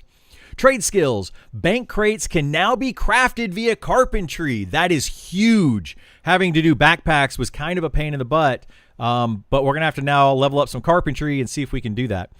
Recipe vendor added for blacksmithing, leatherworking, and tailoring. I'll be checking all of those out on my main character. Most recipes now require the use of a purchased recipe item before they appear in the menu and are craftable. Animations. Lots of new animations, looks like. We got human, female animations, updated shuffle, new flavor, long idle. Player camera. New camera placement for far, near, and first person for the following races, genders, illusions, and forms. It's very specific. Ashira for male and female. Bear, dwarf, male, female skeleton. Wood elf, male, female skeleton. Deep elf, the deep elf, male and female. Gnome, male, female skeleton. Deep gnome, male and female. Goblin, male, female skeleton. Havling, a male-female skeleton. Humans, male-female skeleton. Ogre, male-female skeleton. Wolf, elemental, and capsule for our boy Trent. Oh, poor Trent. I guess he's got new camera angles for him that he can use. The camera will now sit and stand with the player and dither yourself or your... why do they keep using the word dither? It's weird. It's weird. Anyway, yourself or your pets when obscuring the cameras for better visibility in tight spaces. Note, additional player control will be added in future patches. A toggle and adjust offset while over the shoulder with an adjustable clamp or stay centered, which will be the default. A camera pitch option to frame your character higher or lower in frame from the fulcrum point of the camera location. We also got some changes to classes. Let's read over some of these. Oh, Druid added group cure poison. Ooh, this cures 1 stack of poison per group member at rank 1 and 2 stacks of poison at rank 2. We mentioned this when the Druid update rolled out and a patch notes for 0.25.1.0. When the Shaman and Cleric class updates roll out, the shared minor heal line will go away. But with the healing spells listed above, the plus regeneration, Druids should have plenty of options for keeping their party healthy. With the healer update complete, we have removed the shared line now that each class has their own version of healing spells. As a reminder, the Druid healing line is Summer Warmth line, your big heal. Touch of Nature line, a mana efficient heal that does half of its heal immediately and the other half as 12-second heal over time. And Spark of Nature, your quick heal when someone needs healing fast, or the other two healing lines are more than you need. So there you go. Druid only got a small update, small changes to it, but it was basically because they were waiting for the Shaman to come out. Cleric changes. Added Group Cure. This cures 1 stack of poison and disease per group member at rank 1 and cures 1 stack of poison and disease and magic at rank 2. Increase is only 1 stack of poison, disease, and magic. Okay. Increase the duration of Blessing of Devotion line to 60 minutes. Reduce mana cost and cast times for the Blessing of Devotion line. Blessing of Devotion spells activate their emergency heal at a slightly higher health threshold when you take damage and your health is at 10% or less. Clerics gain access to Sense Magic at level 8. Your deity will now apply your occasional blessings more gently, no longer knocking off your invisibility or other fragile buffs accidentally. They did not say anything about the Cleric overpowered nuke that it has, so I don't know if that was fixed or not. We'll have to see. Maybe it's a little bit farther down, but they did not say anything about that in the Cleric. So, keep using it, I guess. It's crazy strong, especially at low level. Rogue, trivial skill levels for poisons and toxin extraction have been adjusted to lower the gap between recipes. Skill up bonuses have been increased for all poison making recipes. I like that as well. I don't think this should be difficult for rogues to level poison making for their class. I think it should be a pretty easy thing to do and be able to keep up with that fairly easily as you level. Otherwise, it just feels bad to balance it with the other classes. All right, Fighter. We got some more changes to the Fighter and Monk and VFX, and we're going to be out of here. So Fighter, fixed level-based scaling on Second Wind. Thank you. That was definitely broken. Fixed Rend not resetting Shield Bash. Thank you. That was also broken. Additionally, Shield Block will be reset when Rend's reset procs. Oh, that's actually really interesting. That could actually be super strong. Depending on how quickly and how often you can make that happen. Distracting Taunt no longer shares a cooldown with other shout abilities. Cast time of challenging shot reduced to 1 second. Defensive stance now increases all threat generated by 10%. That is a change that I have been asking for a while because there was almost no reason to be in defensive stance when offensive stance was just better in almost every way unless you were taking something that has a lot of damage output. That was the only reason to be in defensive stance, and I was almost always in offensive stance because of the threat issues of being in defensive stance. So that is a big, big change. I really like that. Vengeance will no longer be generated until level 13 when the first spender becomes available. Vengeance duration increased 5 seconds. That's very good. Vengeance generation has increased 20%. A lot of people were saying that Vengeance felt really bad, especially at really low level. It was very hard for it to proc. So hopefully this increases that, and it would also fall off before you could use it sometimes. So increasing that duration is why they did that. Those are all really good changes. Like those so far for the Fighter. Monk, the 2-hit modifier on pinning throw has been increased to be more in line with other abilities. Duration of Ascendant Body and all minor body buffs have been increased to 1 hour. NPCs will no longer roll their chance to remember you after a successful feign if you do not have line of sight on you. NPCs will no longer roll their chance to remember you after a successful feign. So you could run around a corner, feign death, and then just stand right back up. They kind of made that pretty easy, didn't they? Wind style movement speed bonus increases from 10% to 15%. Deck scaling target values for bonus damage on round kick and flying kick have been adjusted downward so that the bonus damage starts applying earlier. VFX, we have new disease spell particle effects and fixed to the graphical artifacts that were occurring on the charm particles. And that's it. That is the patch notes. We'll be checking out the deep dives on these other classes later on, but definitely look forward to those in the future. But for now, we're going to jump in and actually play some Monsters and Memories. We're going to jump on our main character here and see how things are going. All right. All right, I finally read over all the patch notes. You guys ready for something?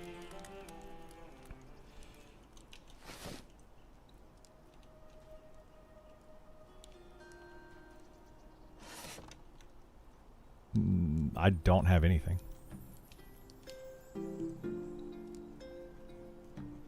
Yeah.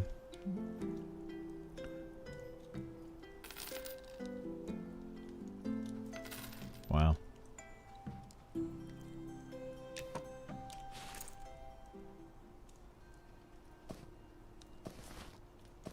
All right, let's see. Wait, did I buy the right thing? Satin.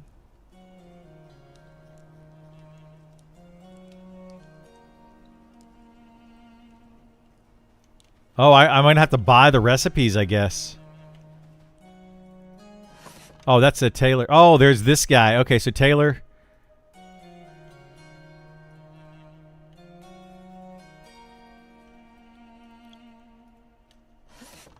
Oh my goodness, look at all this. You have to buy like every single recipe now. Alright, we'll deal with that later. Here, I'm just going to get rid of these. Boop. Boop. Alright. Let me, Alright, you want me to run over that way then?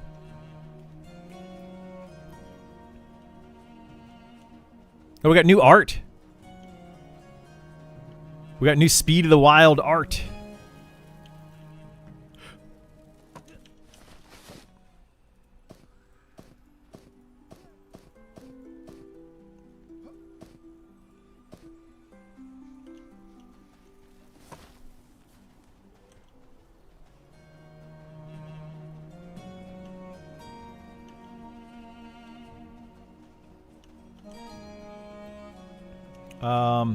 Not able to mim anything. Relogging. Have an issue. Uh-oh.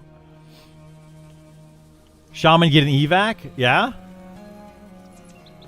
I'll have to read up on the deep dives here in a little bit.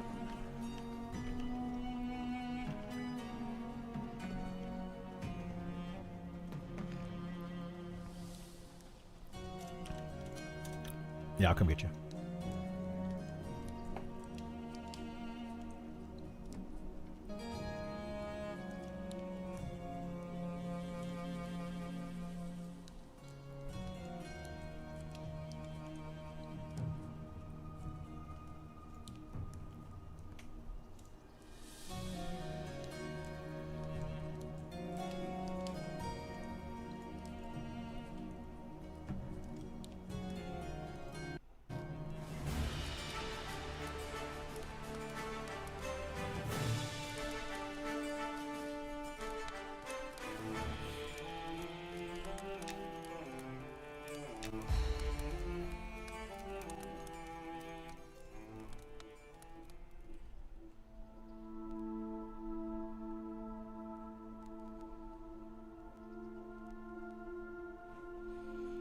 All right. So I gotta go pick somebody up so we can do stuff.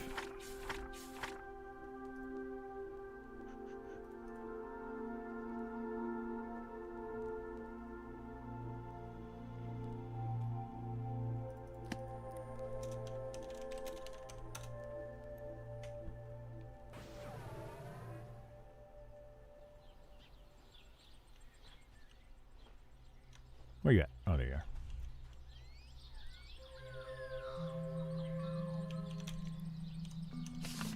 Here, let me do this a better way, I guess.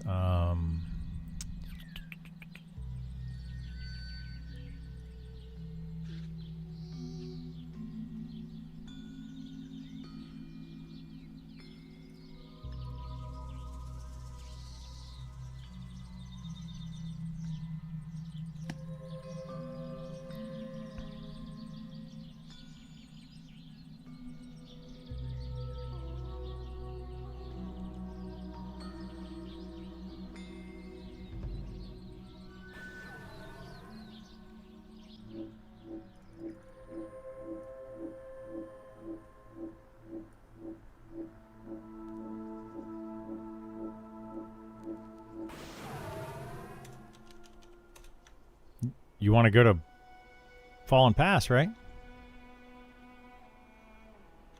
Yeah, run up the hill.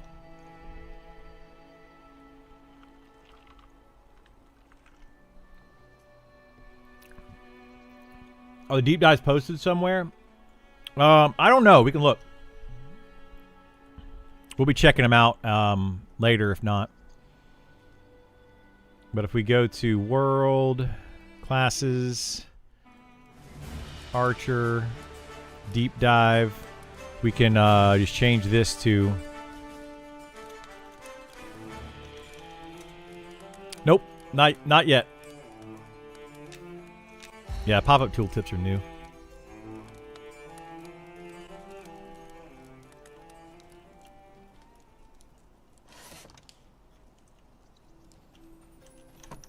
All right, I'm heading that way.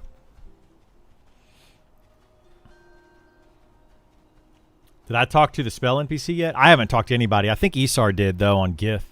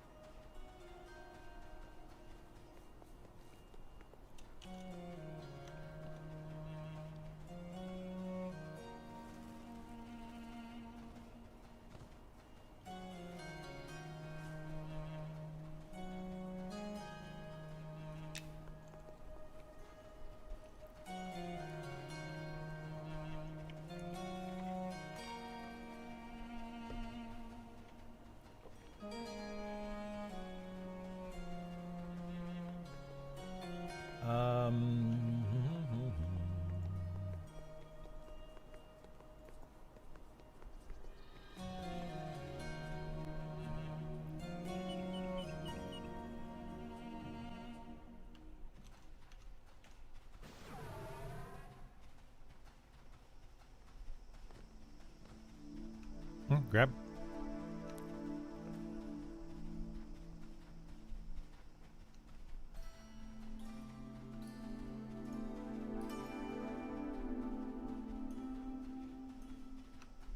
Yeah, I'll say just grab whatever. It doesn't matter to me. I'm running that way.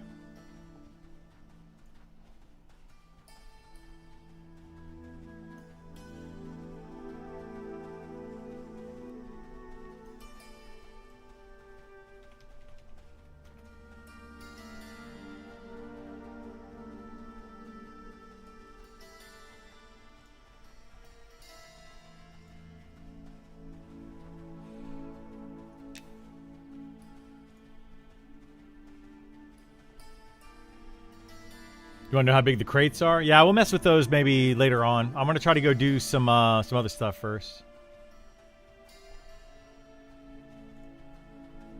I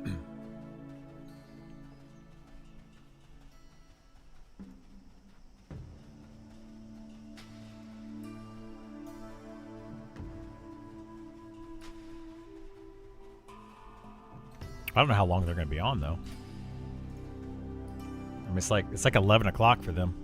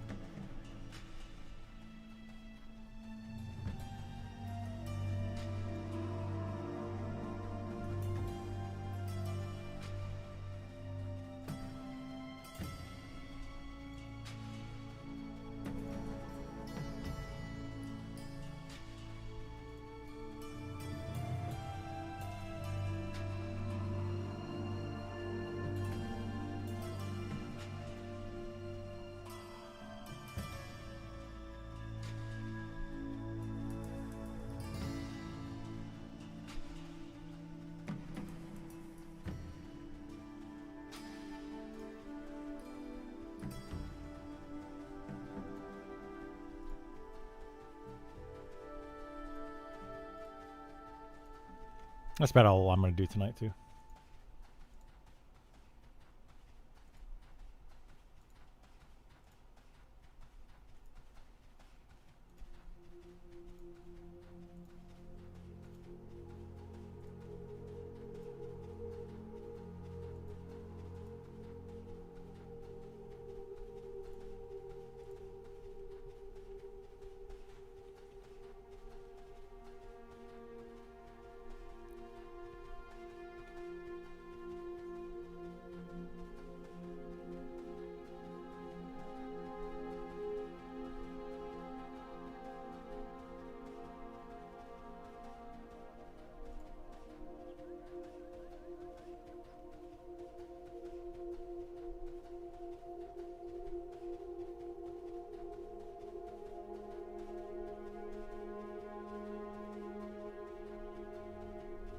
All right, 1 second, guys.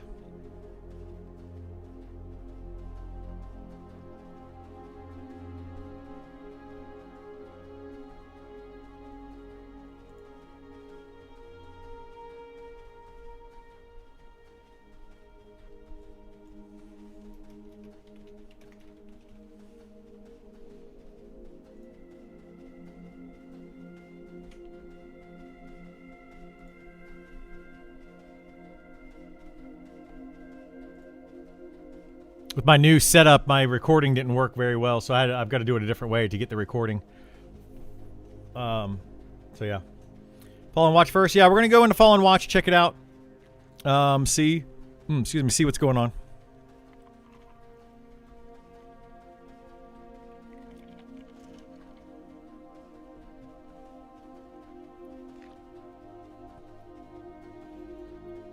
Wait, you can't forage while you're moving? Are you serious? That seems weird. That seems really weird. Why would you not be able to... What? Righteous Strike still see... They did not seem to nerf it. Yeah. They did not seem to nerf it.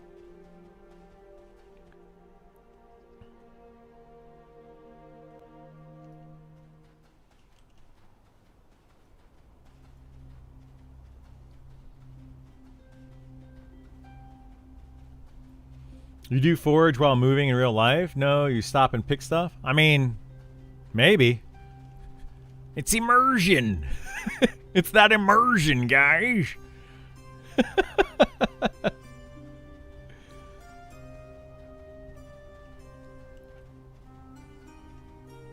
Oh my goodness.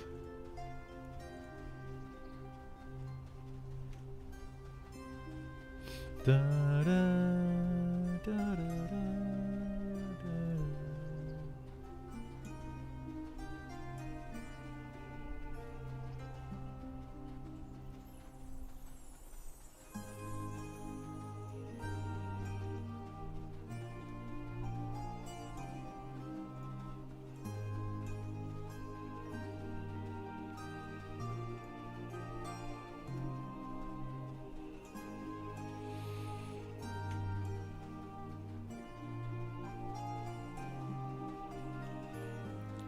Okay, I gotta go this way. Oh, let's see. Did they... Wow, my claws are huge now. Look how big that claw is now. You guys remember how small it was before? That thing's giant.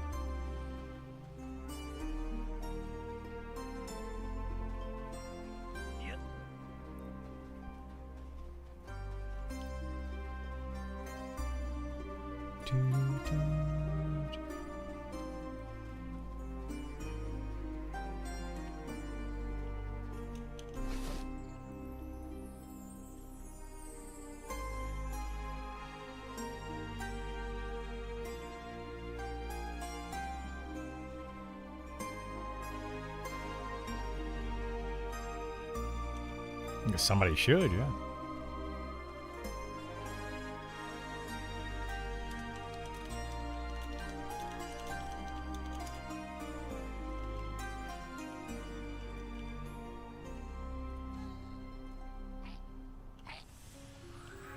Nope. Train.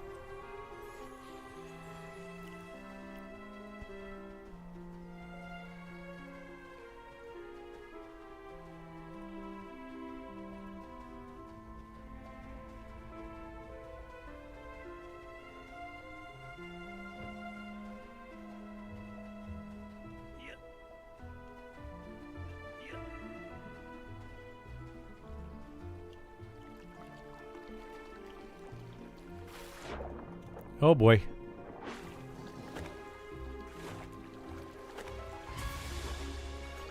Wait, did those aggro me?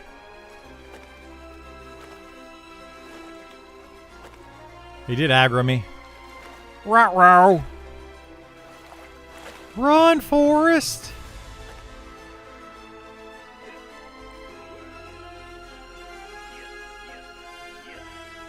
Run. Where's the zone line for Fallen Watch? It should be right over here. I hope. Ooh, that's cool.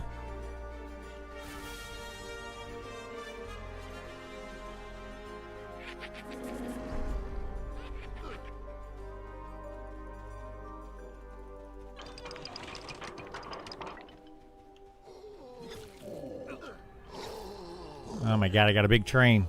Look out, Vor. Look out. Coming in. Coming in hot.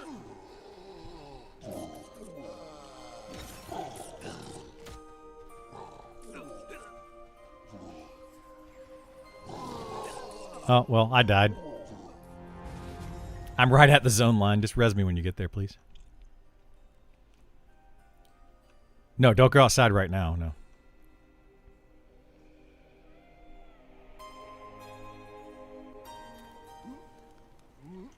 I'm at the zone line. I'm literally at it, but I think I may have killed Vor as well. I don't know.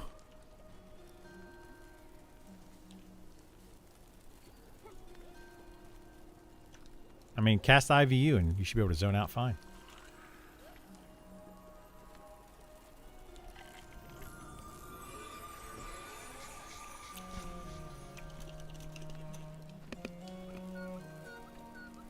How many times did Criddle say, heck yeah, to the 10% threat added defensive?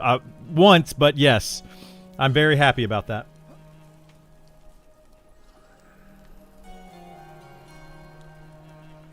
Yeah, known trainer. I'm a known trainer.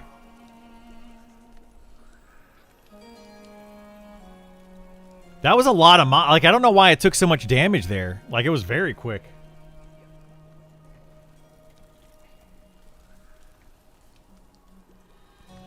The new spell trance is pretty slick. It works well. That's good.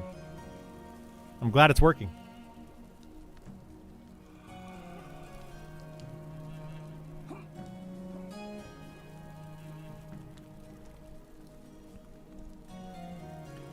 It's way inside. Like, I thought it was just gonna be right inside. No, it's pretty far inside. That's why I died.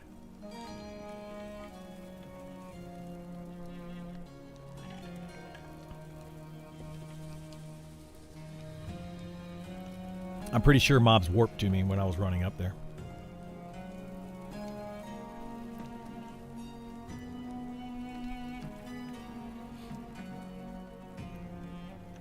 Well, if Isar gets there on his monk, he should be able to train stuff away.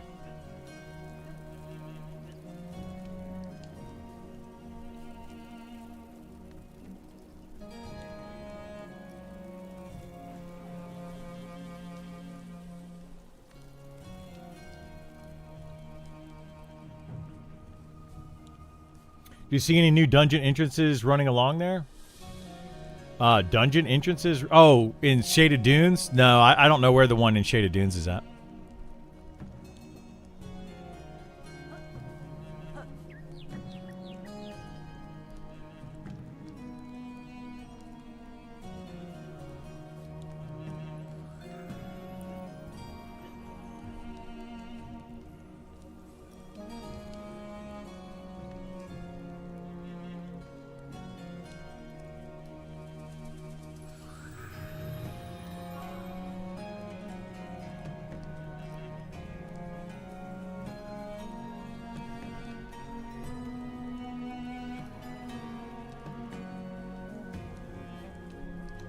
Probably Vor. Yeah, Vor's standing right in front of me.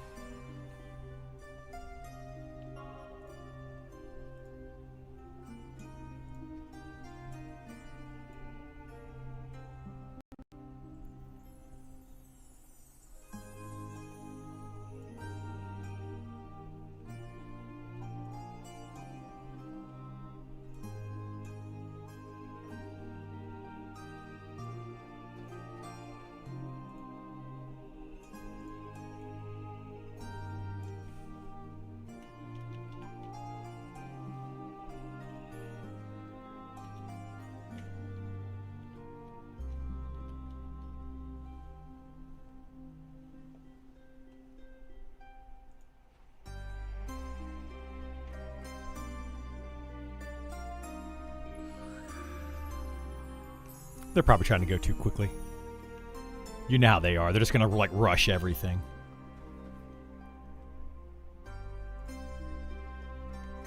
Yeah, that's not going to go over well.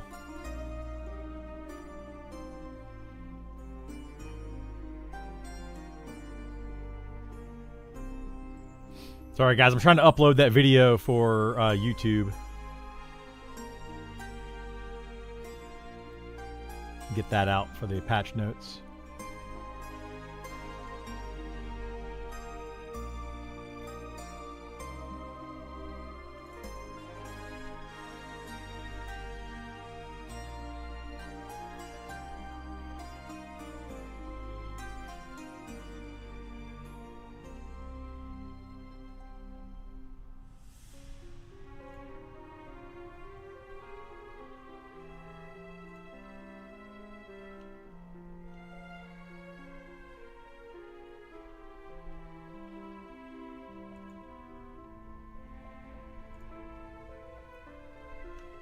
Apparently the ooze can explode as per the patch notes. You should have a oh, you didn't probably buy the new spell, did you? You got a poison, disease, and magic cure group wide. They just added that in today.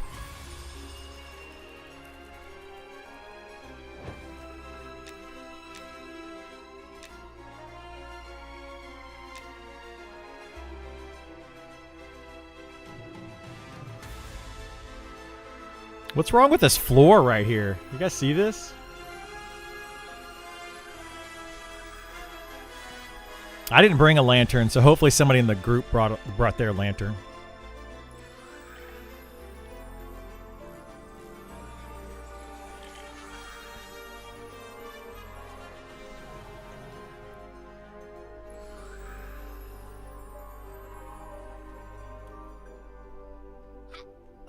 We go over the changes already? I read through the patch notes, yes. I'm going to be uploading them to YouTube here basically now. I'm trying to set that up at the moment.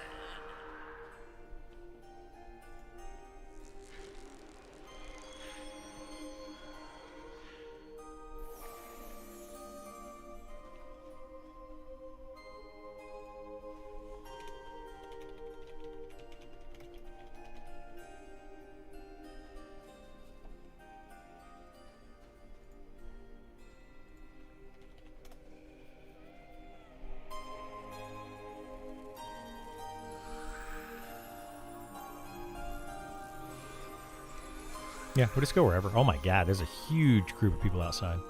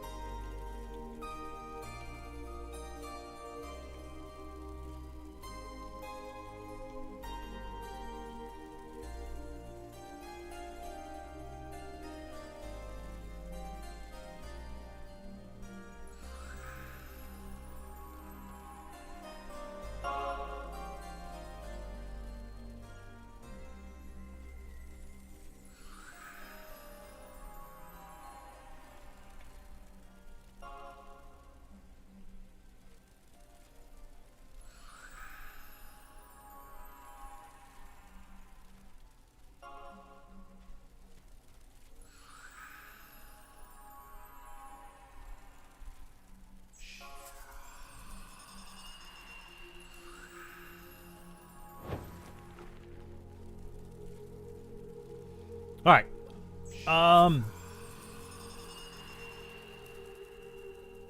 We'll be posting that here in just a second.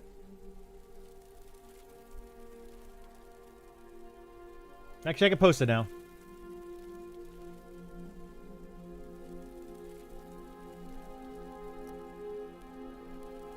It's still processing up to HD, but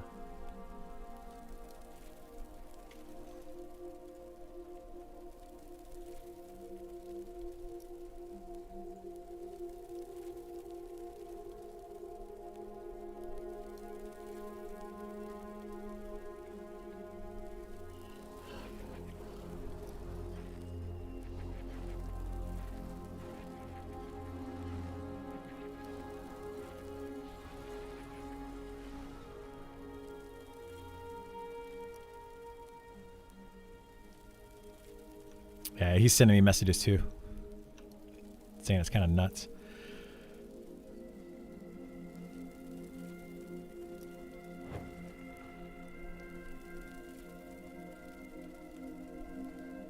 Oh, what is all this hover over thing? Golly, that's annoying actually. Look at all this stuff, like this hover. Look at this. When you hover over something, it like appears down here. Q to auto attack, C to consider. What the heck? Hotbar.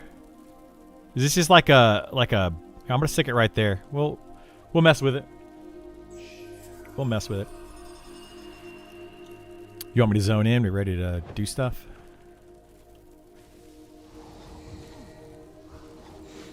We can, yeah. You tell me when to go in. All right, I'm zoning in. Oh, there's a bunch of people in here. It's fine. Nah, you're gonna have to ignore them today. Oh yeah, I mean, you can't be rezzing people all night.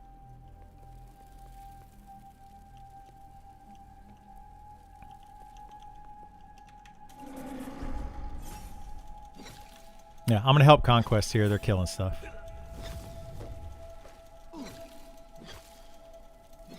Yeah, this zone looks really cool. Look at this. This is a really cool entrance. Look at that ooze back here. Oh, this is super cool.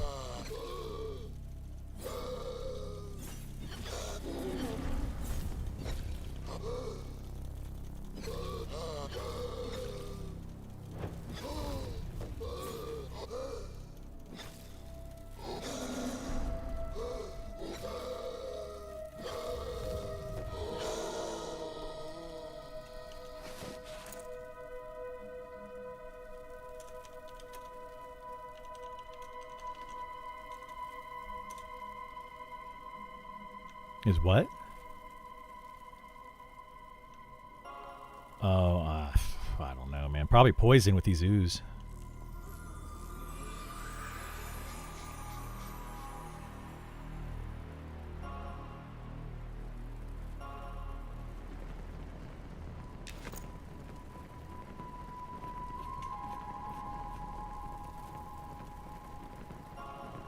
Are all of us diseased right now?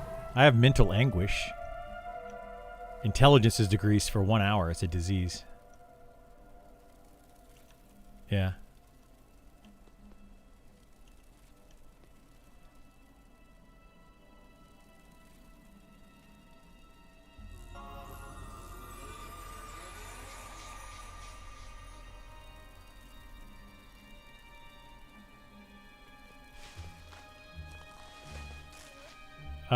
I mean, yeah, we got 2 enchanters here.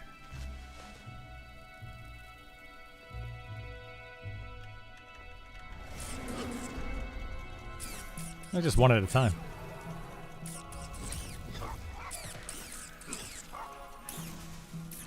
Wait, these faction hits?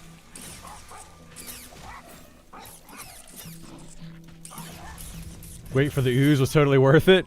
Yeah. Right?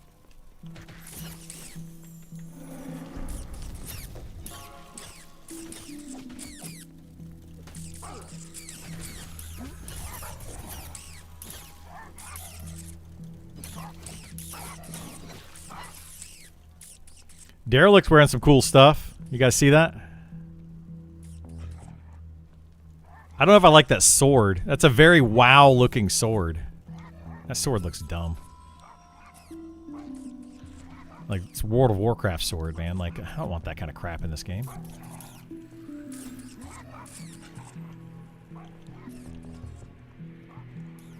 Yeah, sure.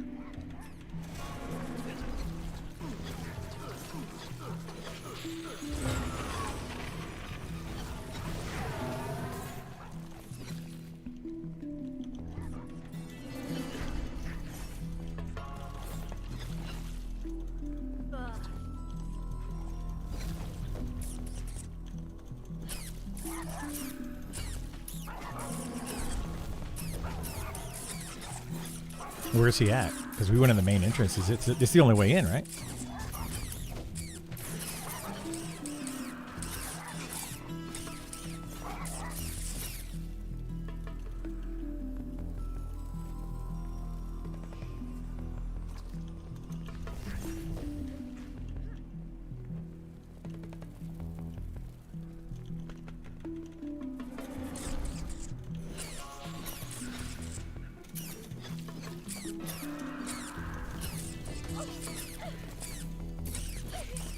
I don't like this constant chat of unstable ooze.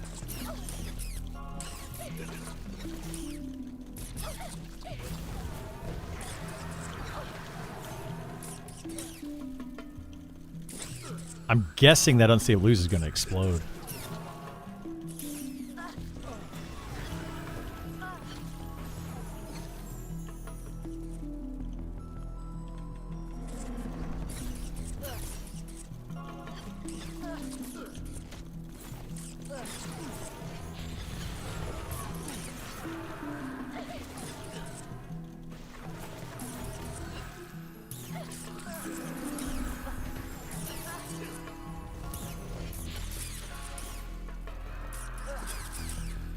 It's the perfect sword. Sean drew a ridiculous sword on stream one day. It's so it's ridiculous. It is absolutely ridiculous. I hope that you guys don't put stuff like that in the game. Like I like more realistic looking weapons, ZBrush. Like it's fine for like a gag kind of thing, right? But my gosh, dude, it looks silly. Apparently, everybody's just using us to get through here.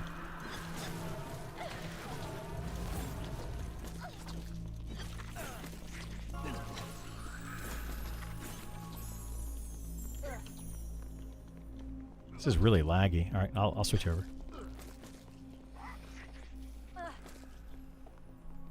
Apparently we're switching Discords here.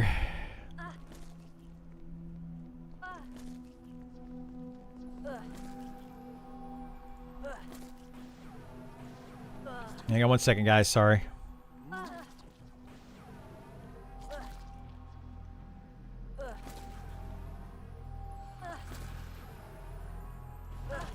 Alright, we're here now.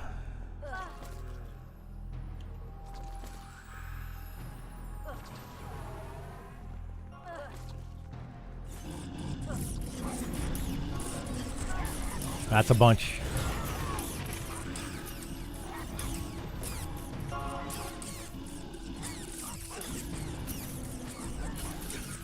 Who do you want to assist on?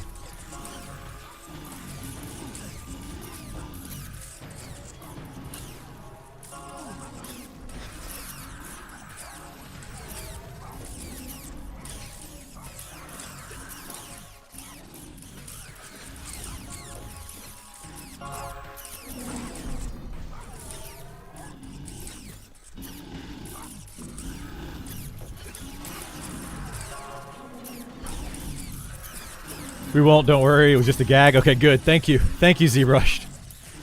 Yeah, that would annoy me so much.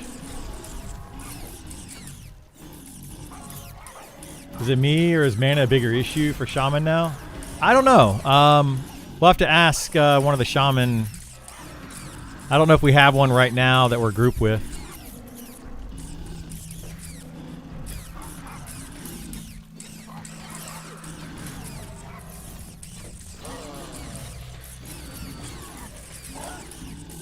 These rats look pretty awesome, though. I like these rats.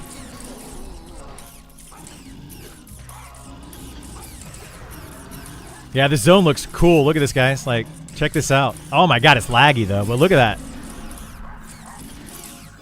That looks freaking awesome.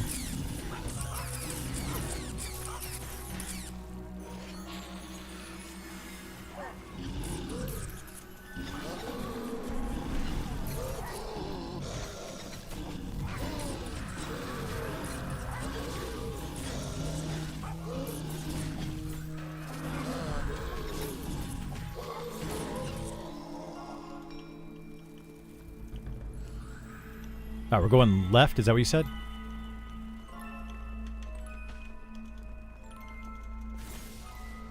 Like far left or up the ramp? Which way do you want to go?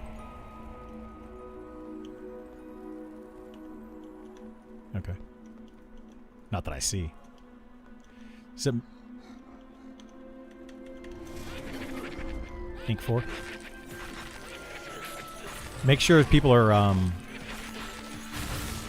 dying here. Make sure people are using /look and stuff too, reading that.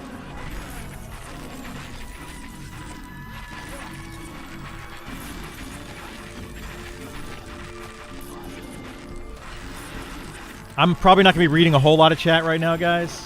Just FYI. I will try to read it some, but with this being the dungeon that it is right now, we're kind of...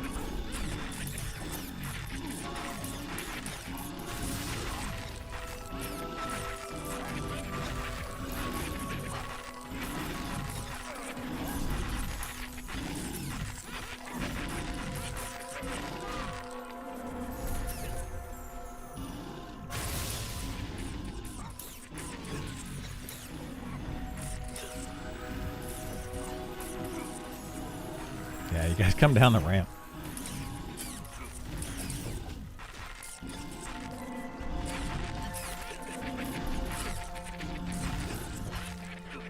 All right. Yeah, this is super laggy. Need to heal.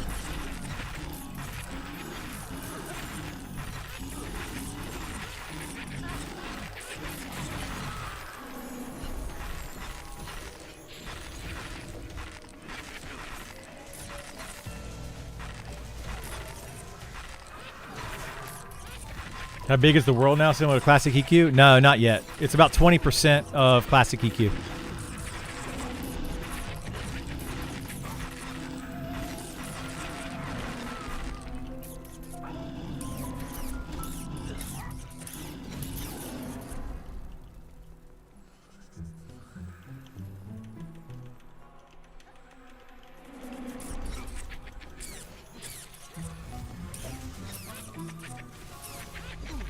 I'm always streaming.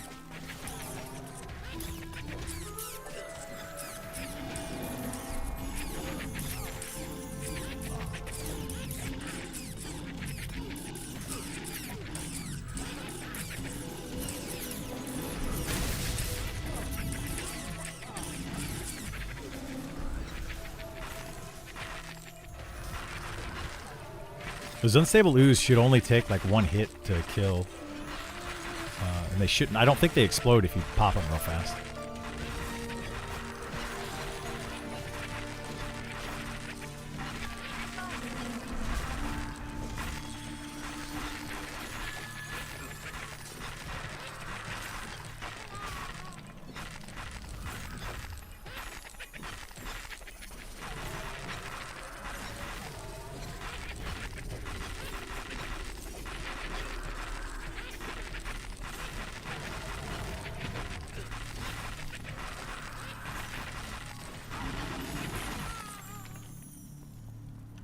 You want me to hold up for a minute?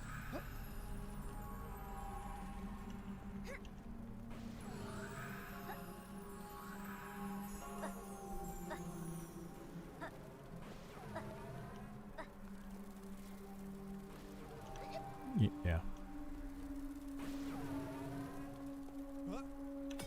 I'm gonna go defensive stance. We'll see if that's better. Am I taking too much damage for you guys?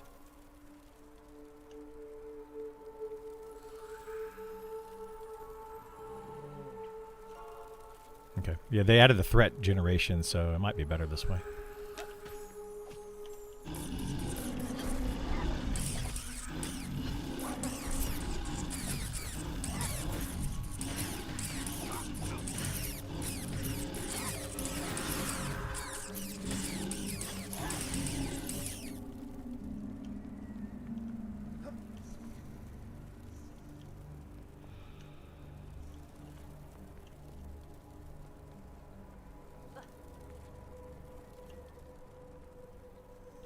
So the right side goes up to the same place, just on the opposite side of this, is that right?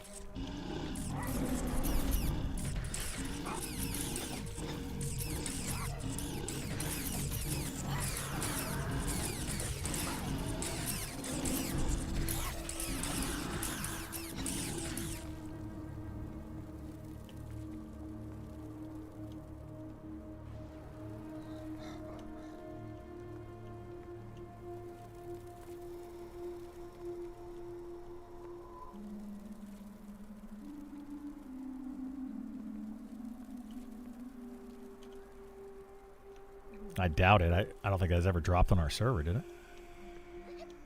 Since beta started.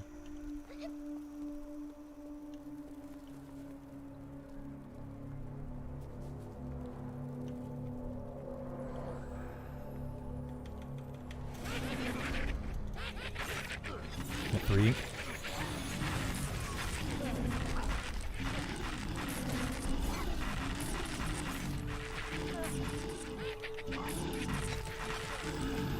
Be careful with those knockbacks.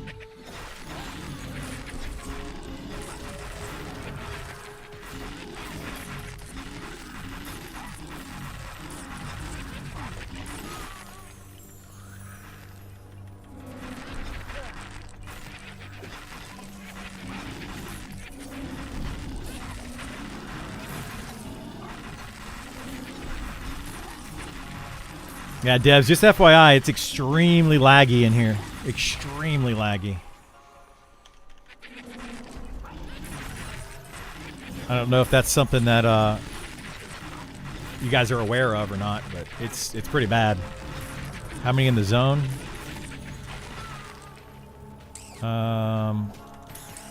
30. Only 33 people in the zone right now. But it's very choppy. Like, really choppy.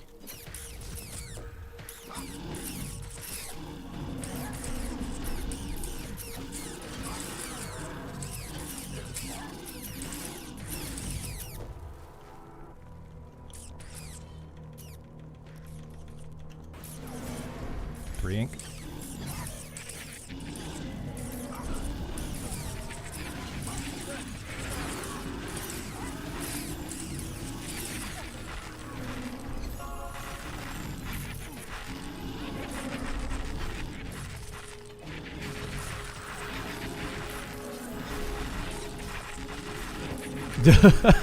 Don't go into Glinting Hollow or you will die.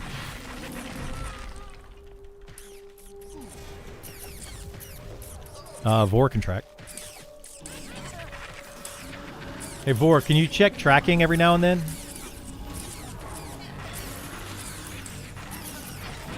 Is this Glinting Hollow? This is not Glinting Hollow. No, this is, oh my gosh, why am I... Fallen Watch.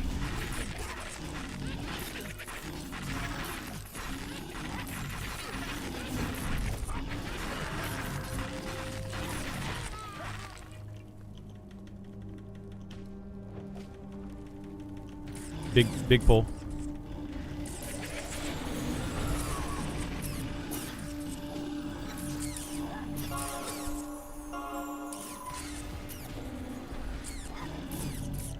Oh wow, you may not get it back until Monday. Wow.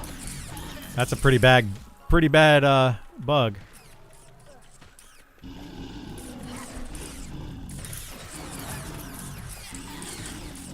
At least the dungeon looks super cool. Or the slime-covered skeletons, though, right?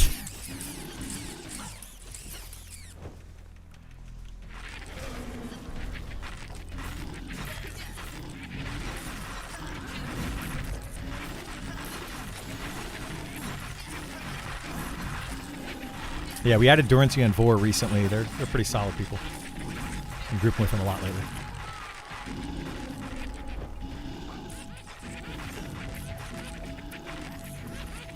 No, they've been coming to my stream for a while, and we just invited them. Isar and I have been grouping with them for like the last 2 weeks pretty regularly.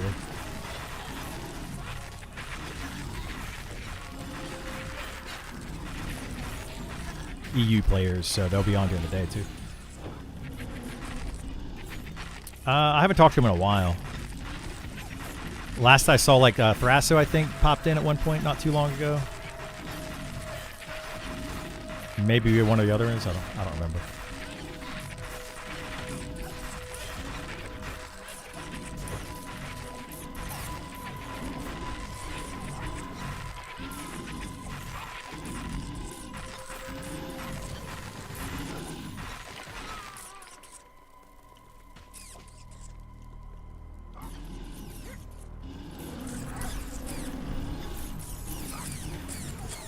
It's really nice so far. It looks really good, yeah. How do you get to Fallen Watch again? You go into Fallen Pass, go up the ramp, go all the way through, go down the ramp on the other side, turn left, go to the big green lake, and then at the green lake you go straight across. Big pull. At the green lake you go straight across, and there's like a castle on the opposite side of the green lake. You go in there.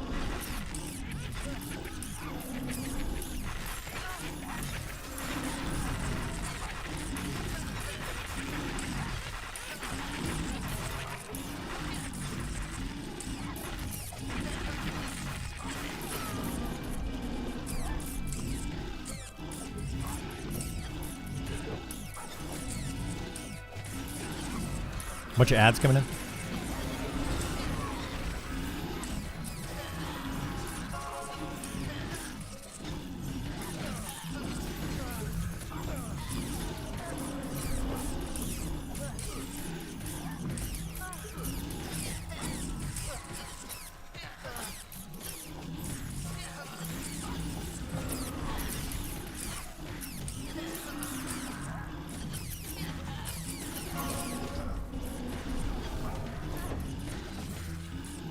Like, this is probably the most fun I've had in this game so far. Like, this is basically like a raid dungeon right now, the way we're playing it. So we've got I think at least 2 full groups here, maybe a little bit more than that.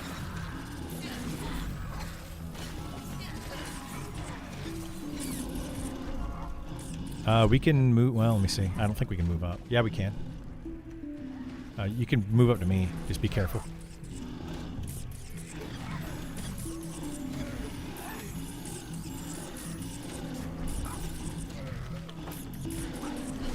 Oh, you guys had those charms. My bad. Here, move into the right.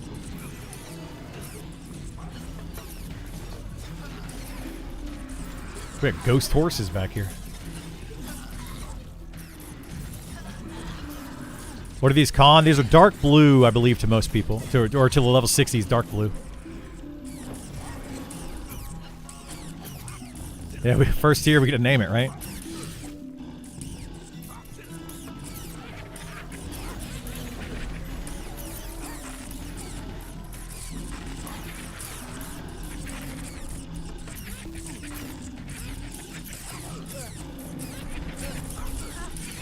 So welcome to the stables. This is the Ghost Stables camp right here. You know, this is what we've dubbed it apparently.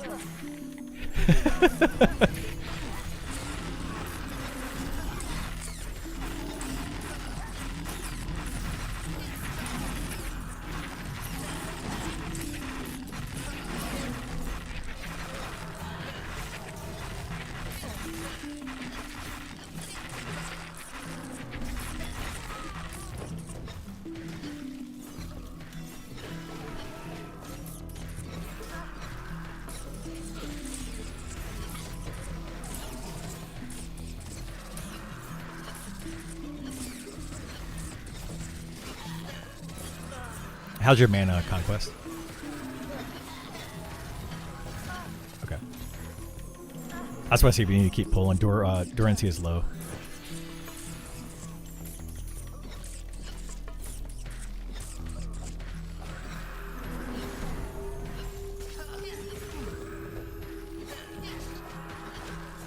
Maybe they're friendly ghosts? Maybe. Casper over here.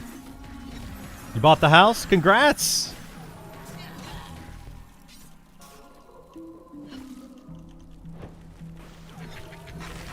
That's a lot.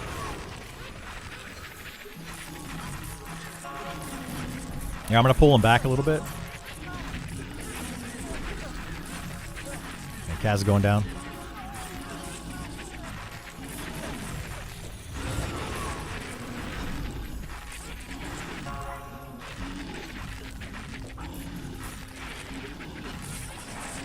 You're getting back spawn.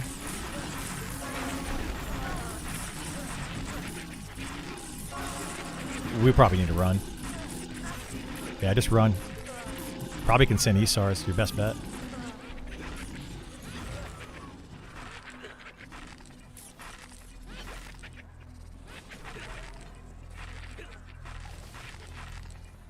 Well, that didn't go well. Anybody shout train?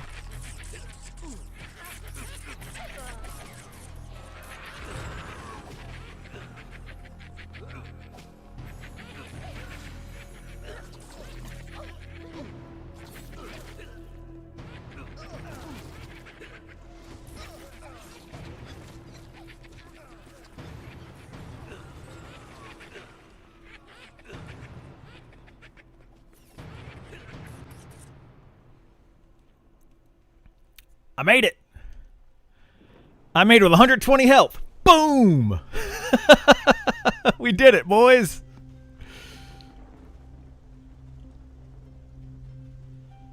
Wow. Yeah, we got a little bit of a train going on there. I made it out, but barely.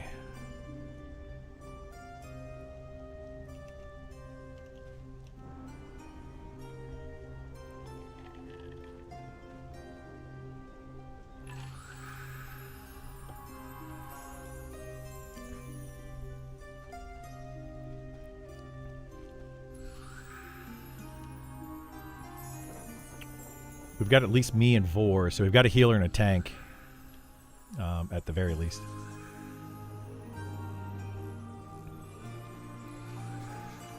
I mean, trains are going to happen, man. Like, well, probably not, but...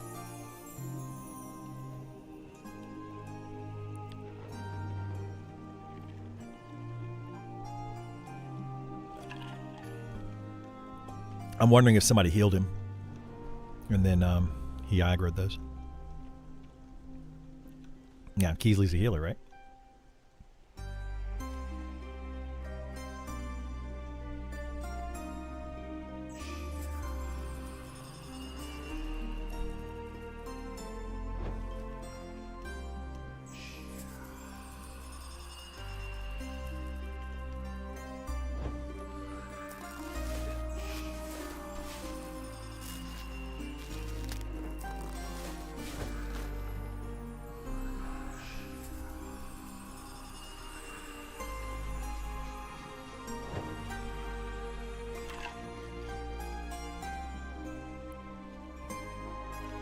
Is anybody inside?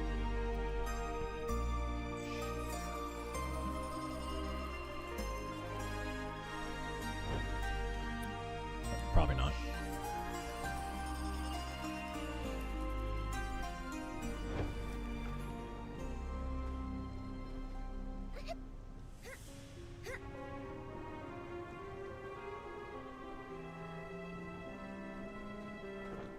Lily's on, so there is another healer in Cohesion.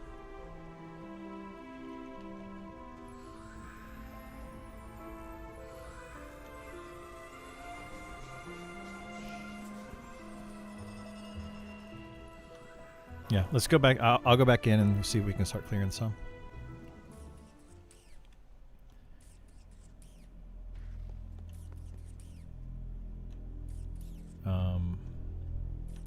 Yeah, it's clear on the inside, so you guys can come in if you're outside.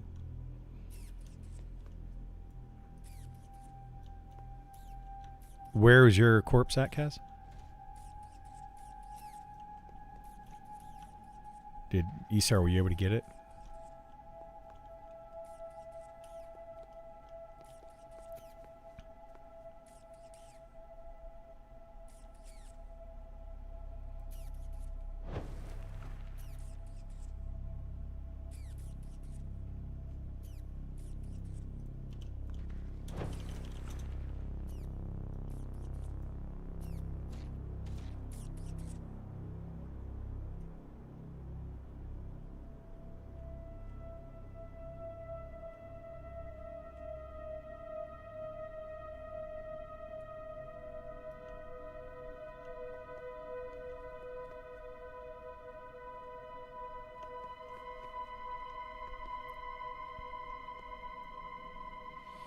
So PvP server tester, now they made us all access beta. Yeah, exactly, man. Switch over to PvE.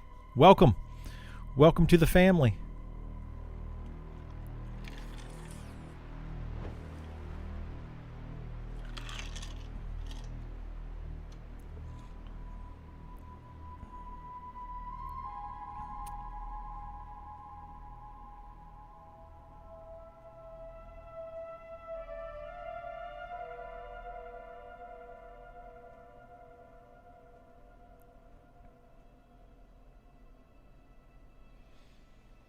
Imagine doing this in the 40s. Pfft. Yeah, you're not going to be doing this at level 40. Crazy. Crazy.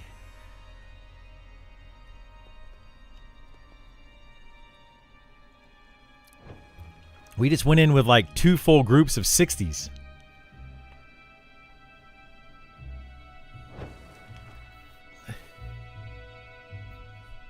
Yeah, who? I talked to him yesterday. He's not coming back until until Necro's changed.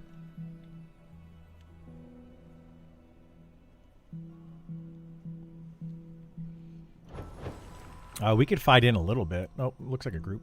Is he going in?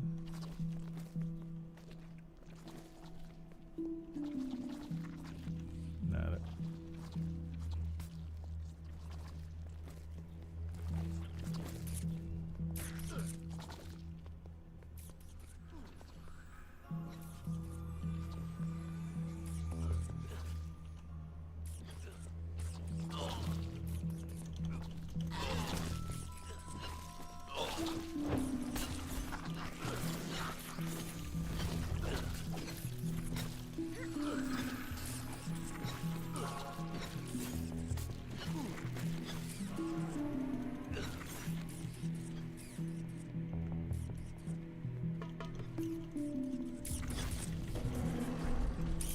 Yeah, we're slowly breaking in now.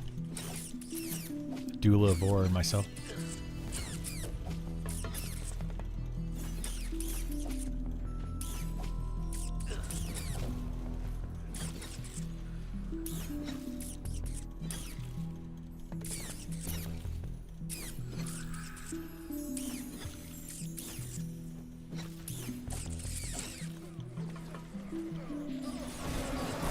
Oh god, big train again. Oh my god, dude. I'm not gonna make it out of this one, I'm snared.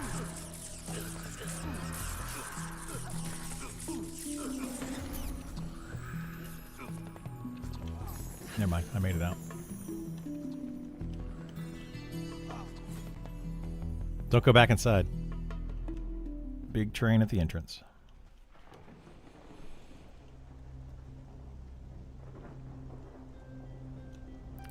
Don't go back inside right now. There's a huge train at the entrance.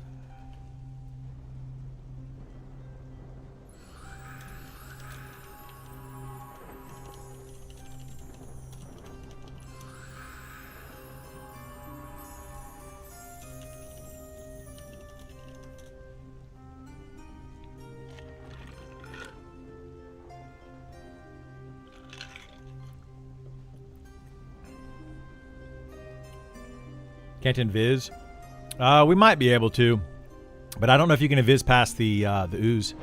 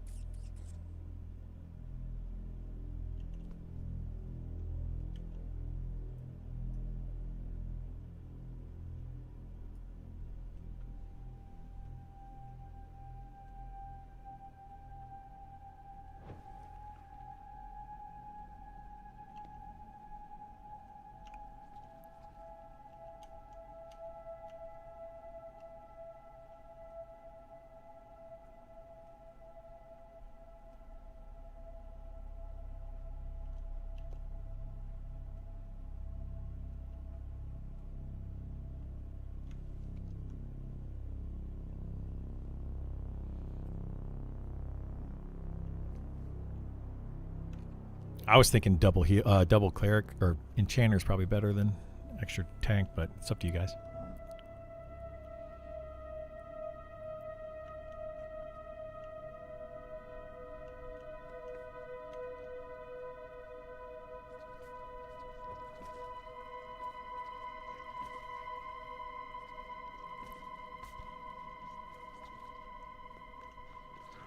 We get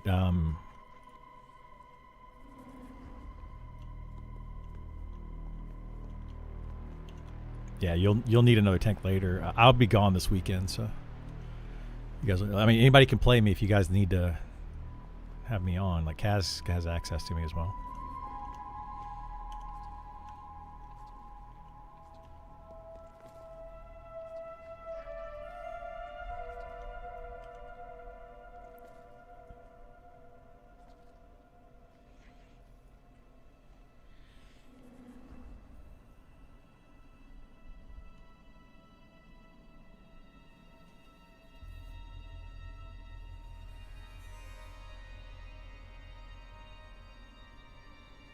What's going on, Stabila? How you doing, bud?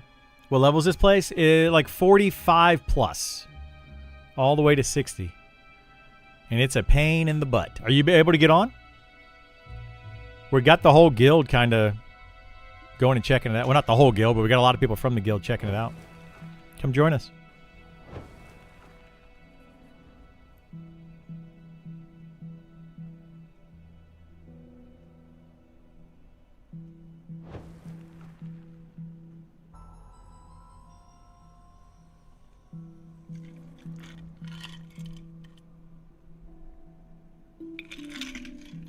You're on looking over shaman spells? Okay. Yeah, it's Fallen Watch. You know where the lake is, right? It's just past the lake, up in the big castle. You don't have to buy the new spells. Put a spell book in your inventory, and then you hail. There's an NPC right next to your spell guy. You hail him, and it'll fill your book with all the spells up to level 60.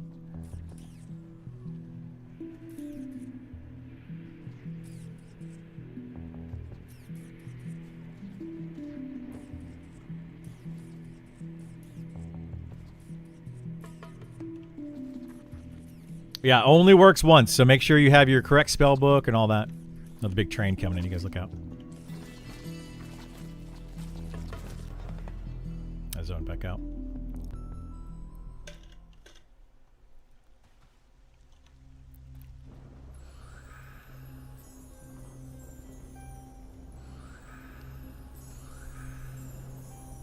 Is in-game content as extensive as the leveling journey? No, not even close. Right now, there's 3 in-game raid bosses in the game. Devs hate wizards and shamans, apparently. Yeah, I heard shaman didn't get much. They use your Dragon Crusader armor for the statues? Did they? Awesome, man. Yeah, we're trying to recover from this last wipe. That wipe just completely destroyed us. On the wall behind. Oh, these back here? Yeah, look at those. Those are pretty solid looking, man. Oh, look at that dragon shield. That's cool looking. I like that.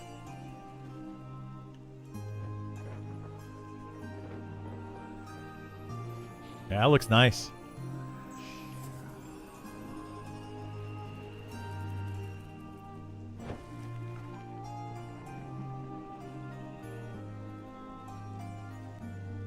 A lot of shamans complaining on Discord and in game. Yeah, shaman kind of got shafted a bit, for sure.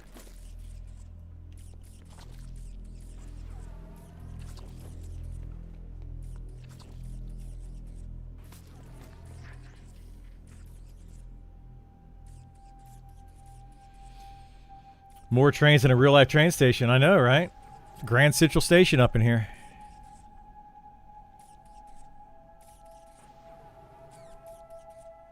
Yeah, I don't know why those deep dives aren't out yet. It's crazy. We can't get to it. These people keep training like crazy. We got to get our whole group here and fight through again and hopefully not get trained.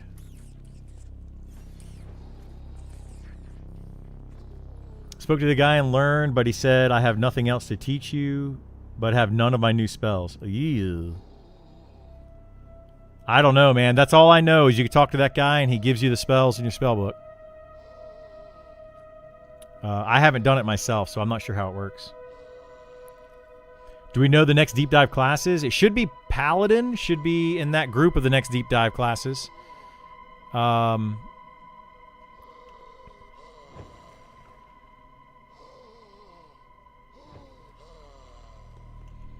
I've got Vor and Dula here, but we got to get somebody to res them.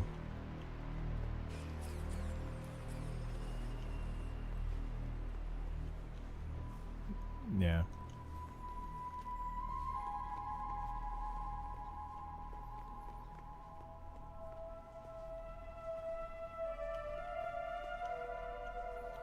Yeah, we need to try to fight Takaz.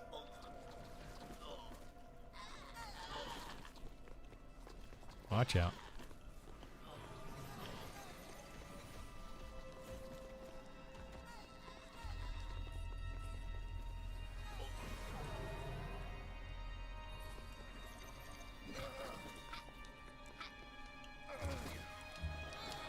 These oozes, like, what's crazy about this is these oozes are so easy.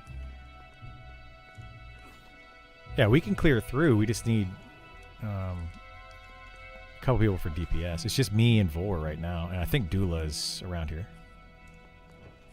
Don't zone in. There's a ooze. Here, I'll kill the oozes.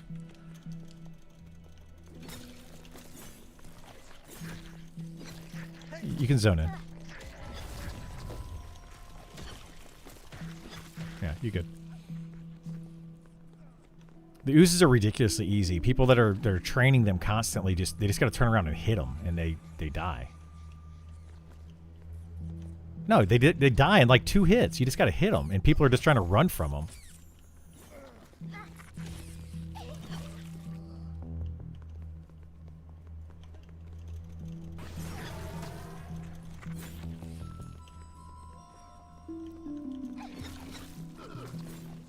Yeah, there's too many people trying to run through here and do this.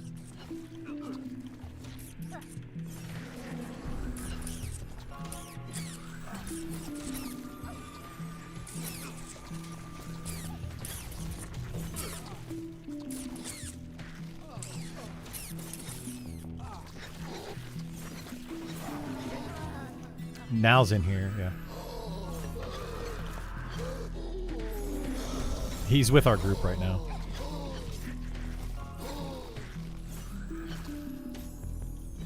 Yeah, just everybody, if you see an ooze, tag it, just target it and hit it once, and it'll die. Those things will destroy everybody if you just let them run around.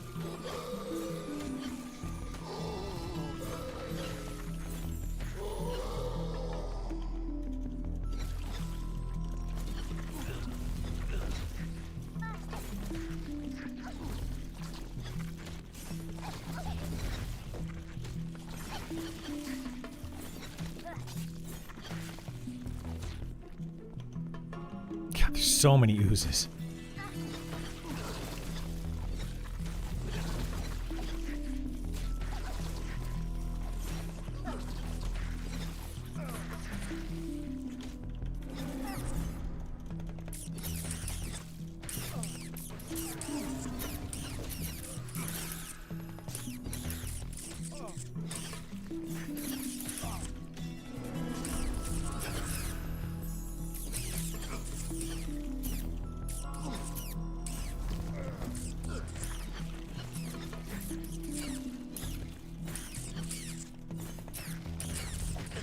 Getting back spawn rats.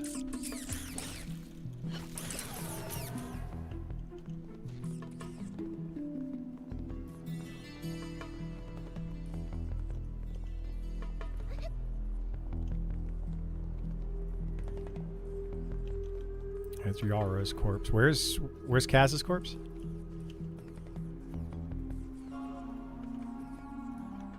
I see Hoku's corpse. Is anybody here?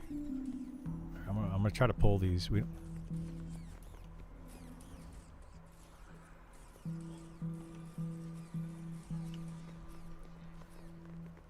And they aggroed.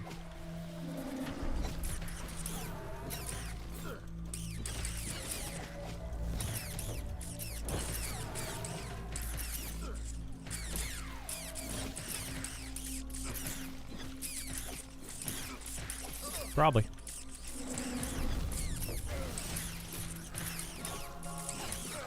Tried with the Gilded Spellbook too. No joy. I don't know. Yeah, I don't know what's up with that.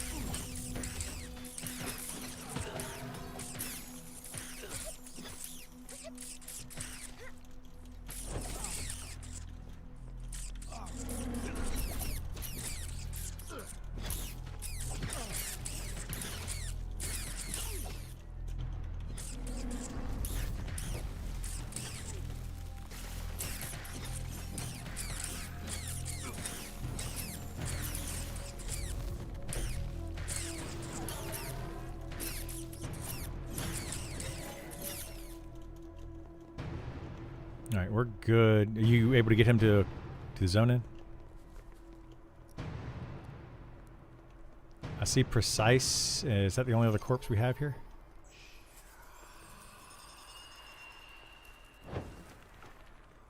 I saw Hoku's corpse. Did somebody grab it already?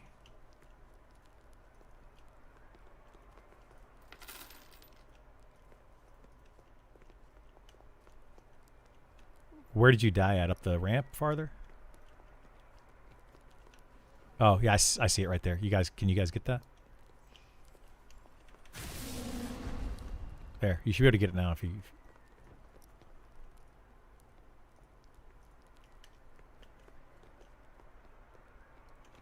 Yeah, everybody should be at the entrance from Rampage.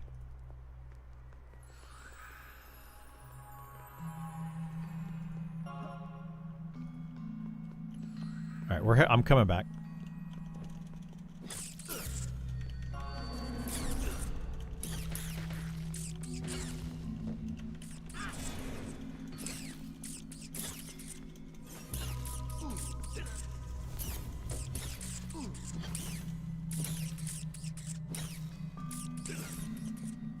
And I'm dragging 2 rats to the entrance so we can kill these.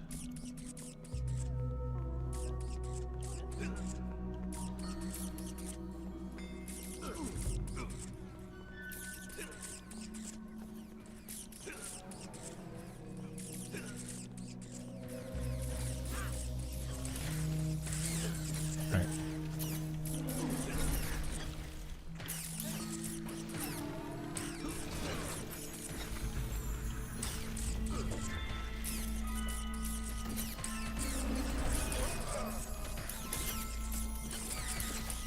Do they have any more open betas? We don't know. People have asked about that, and Sean's response was maybe.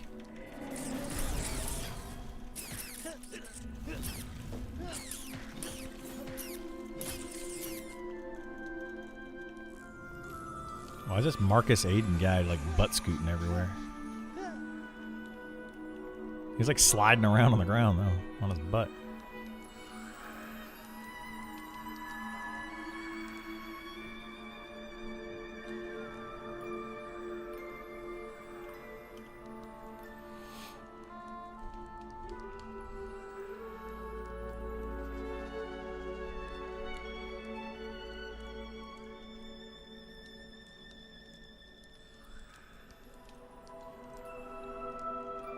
Wait, who's leader in our group? We can invite Kaz.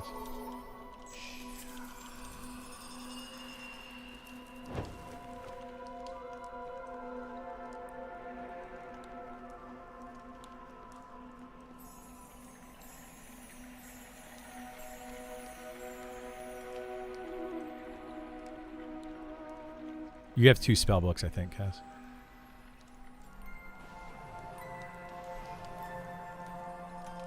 I filled your what's that spell book? The gilded one or whatever? The stat one? That's the one that I filled out.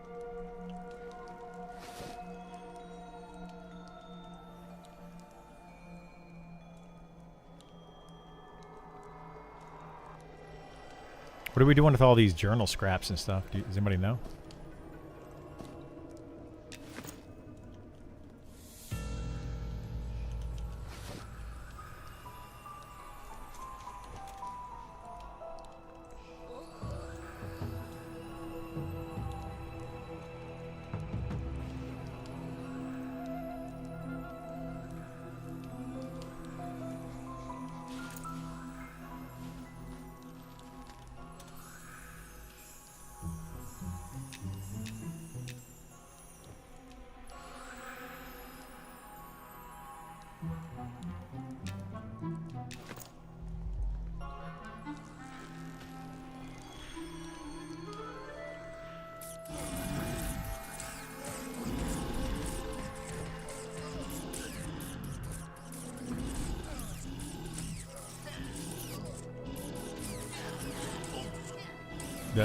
That's a pet, isn't it?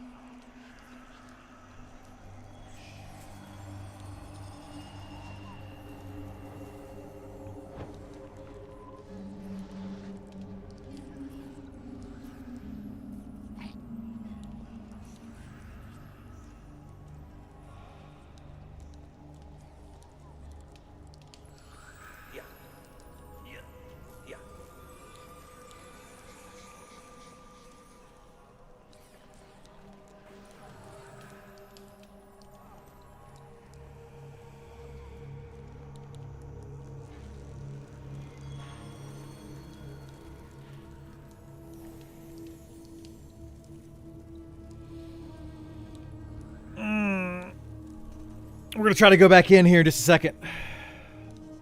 See if we can do some more stuff. We're just waiting to try to get everybody rezzed and whatnot.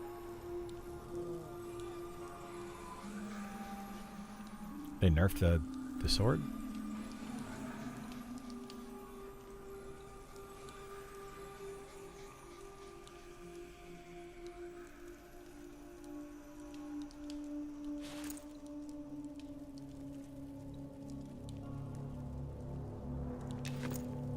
Wait, am I lead?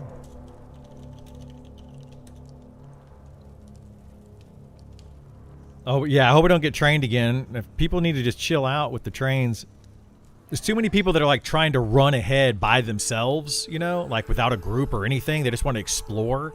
This is not the zone to explore. Like, people need to learn that.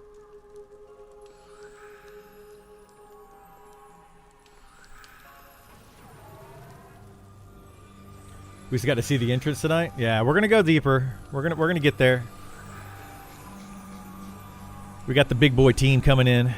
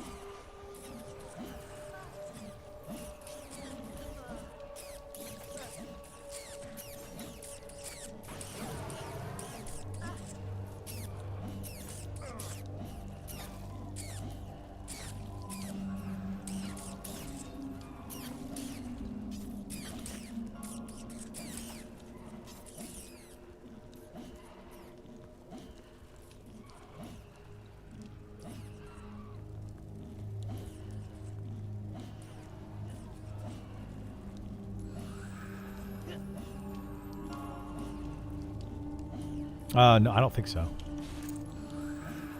It's 1827, 13 strength.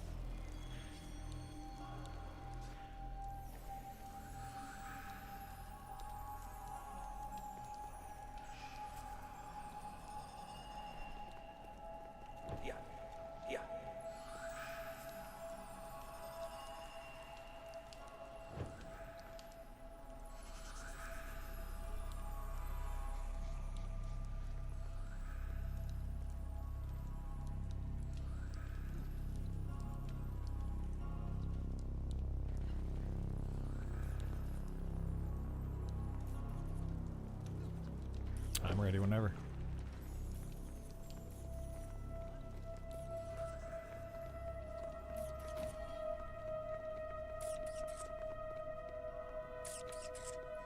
Yeah.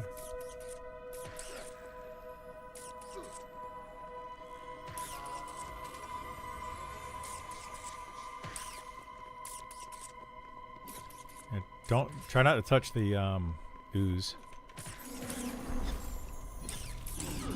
Ooze will snare you and spawn more mobs.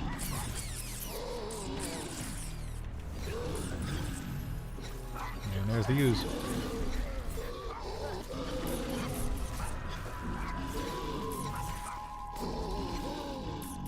Everybody with us?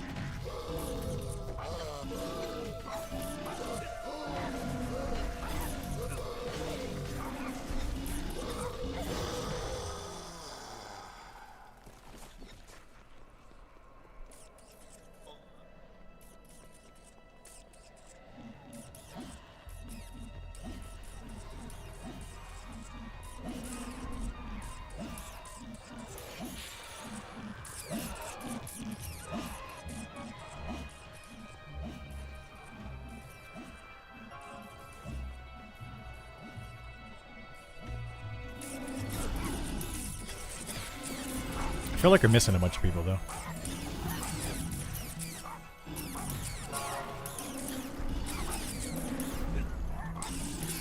Just tuning in, usually YouTube watcher.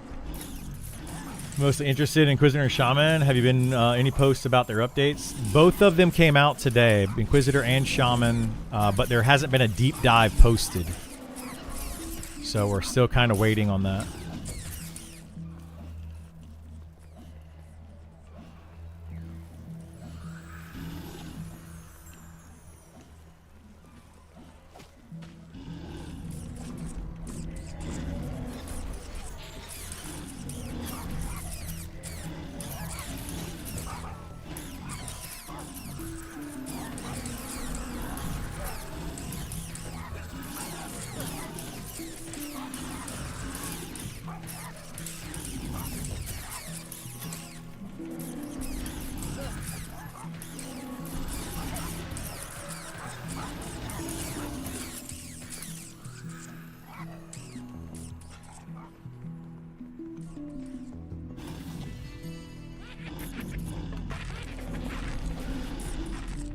Yeah, to start mezzing all that stuff.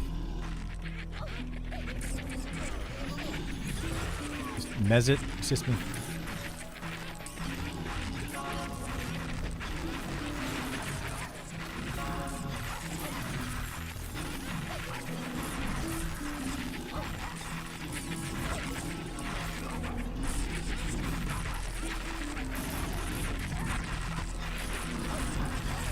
You don't need us to target him.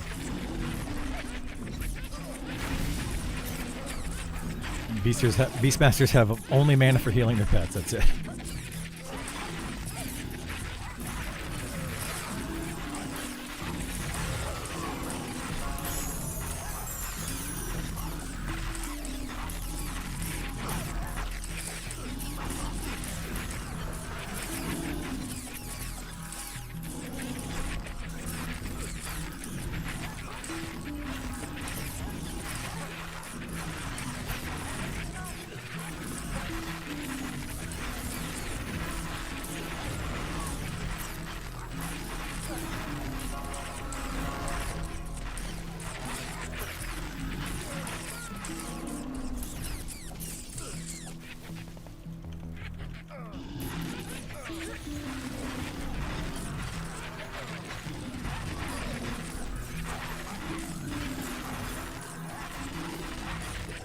They gave Shaman group fade. Yeah.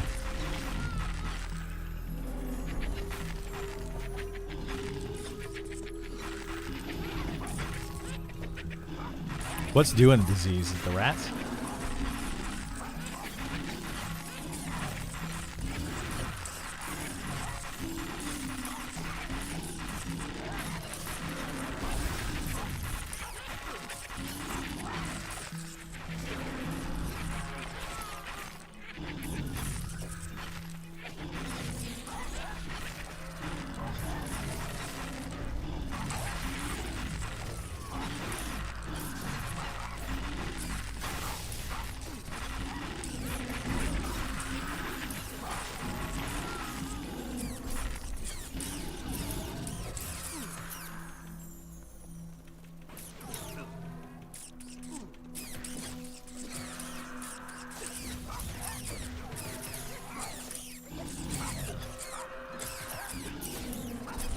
Yeah, he's here.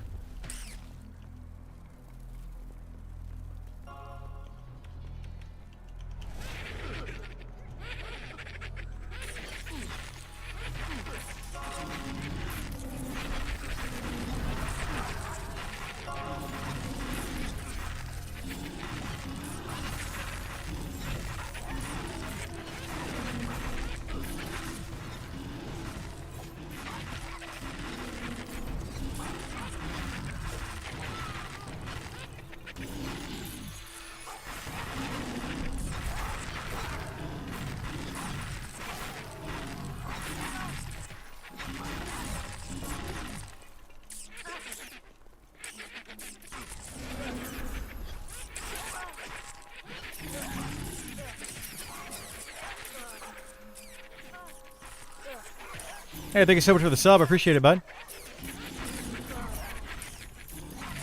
Are we charming these?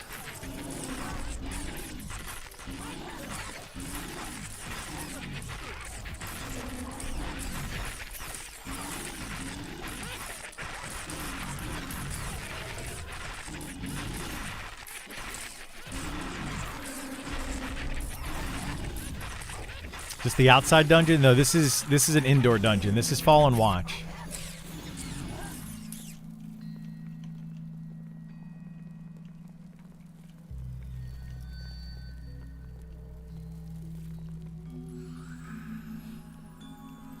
Yeah, between now and Isar, she would have split pull pretty easily.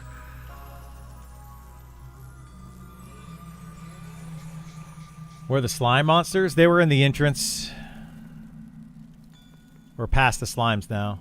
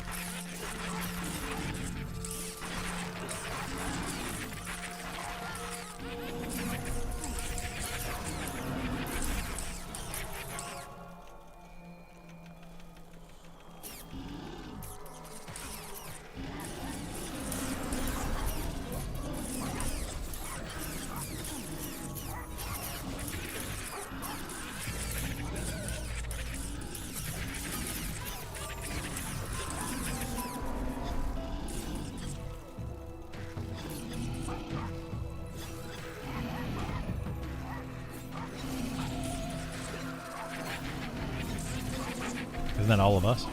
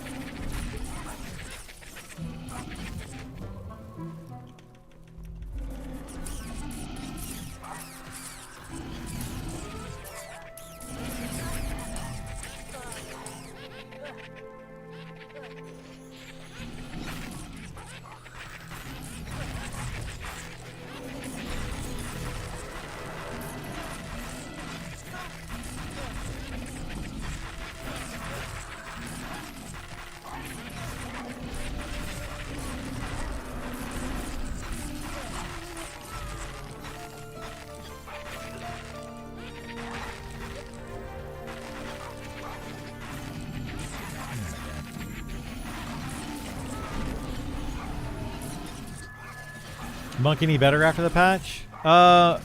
After its deep dive?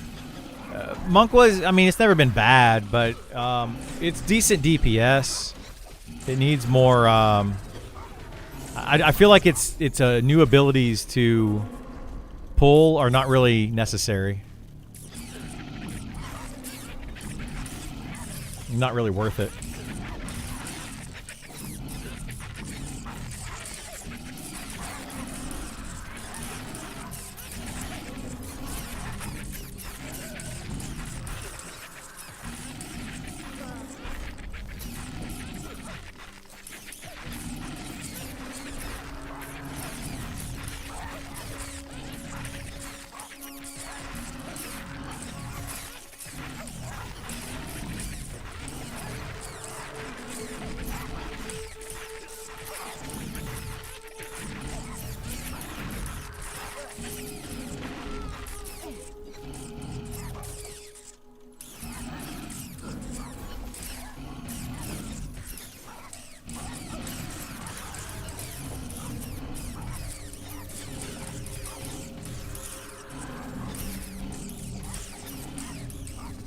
Where's Rothold?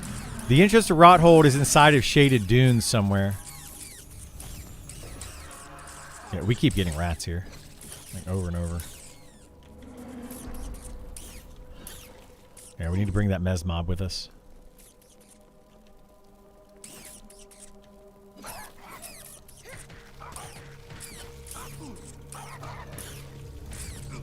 Where are the notes and the shaman changes? They haven't released them yet.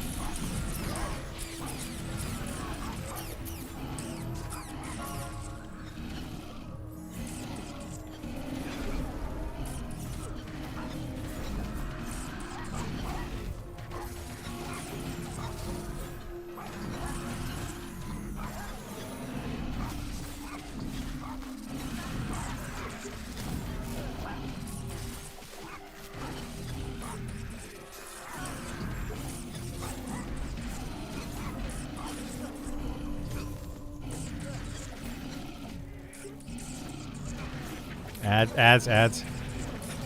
Oh, run. I think there's an aggro issue through that wall.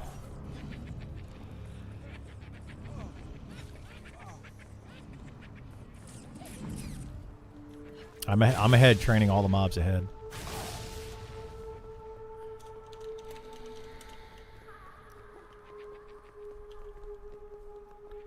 I'm pretty sure there's an aggro issue with that wall. Like the mobs are aggroing through the wall and then running around the corner.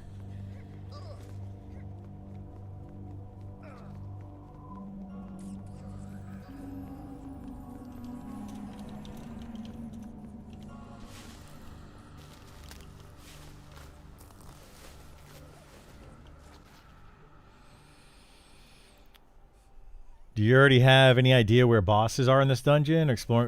Everybody right now is exploring for the first time. Yeah, we're streaming pretty late, Helter Smelter, because they took forever to get this patch out.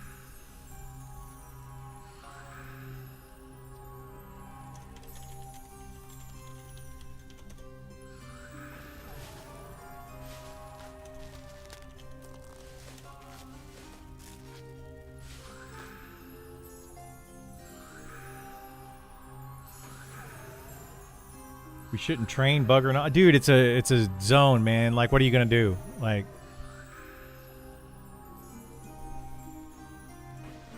what? I mean, what do you expect? Mobs are getting trained left and right.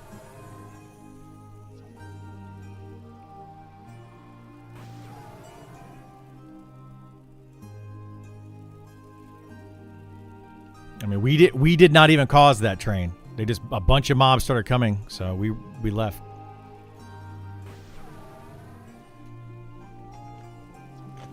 If we get one on you, you feign death because you have a necro, man. Like it's a completely different situation. Come on, what do you want from people? Like, chill out.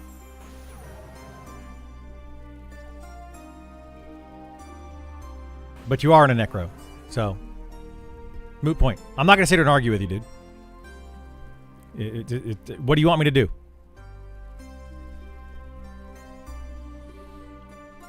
Tell the devs to give me feign death, and I'll feign death just like you do. Tell the devs to give me an immunity bubble. I don't know what you want. Trains happen. It's a game. It's part of how this game works.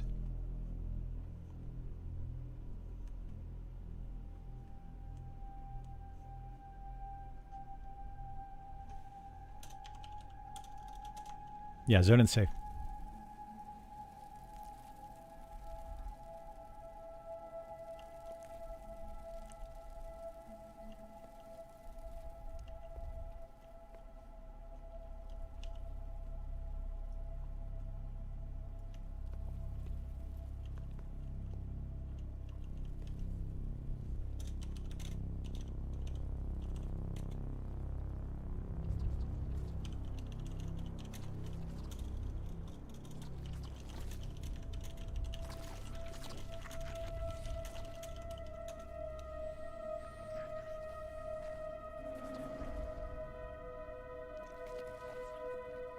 Yeah, trains should absolutely be expected today. They're going to happen. They're going to happen a bunch in this game. Like, there's nothing that's just going to stop them. People should just constantly be aware of trains coming. You know, we got trained. I'm not like yelling at somebody else because they didn't die. Somebody else trained us. You know, they're going to keep happening.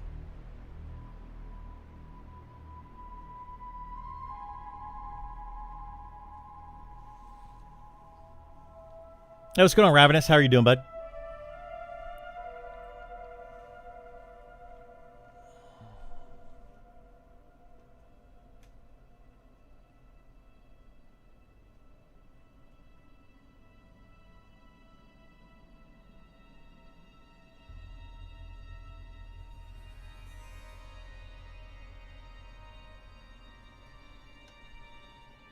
Looked like it was that rogue, apparently, that was running around with us. That's what it seemed like, was that rogue that ran around the corner and aggroed a bunch of stuff and then aggroed us.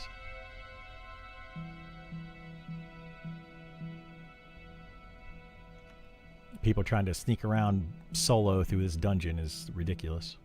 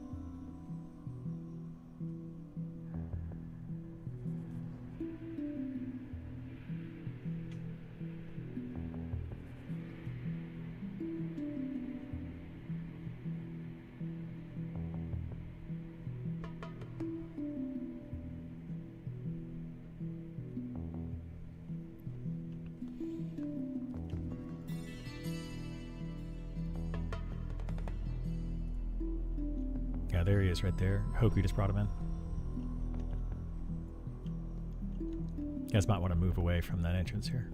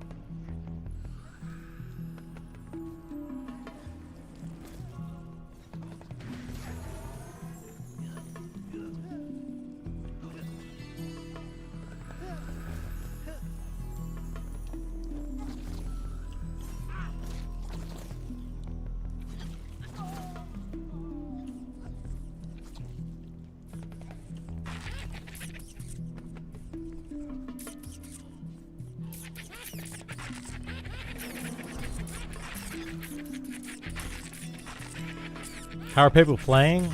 It's closed beta, but you can get Yeah, I see them. We're good. It's closed beta, but you can opt in, and if you get selected, you get into the beta. Or if you have a friend that has a friend key or something.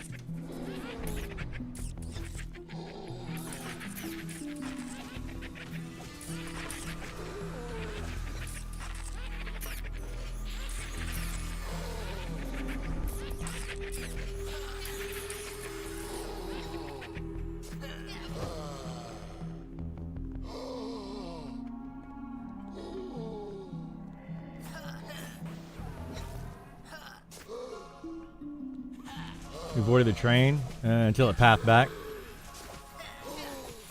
I don't know where some of these trains are coming from, man. It wasn't really our train. Somebody else trained us. You know, we fell victim to it as well.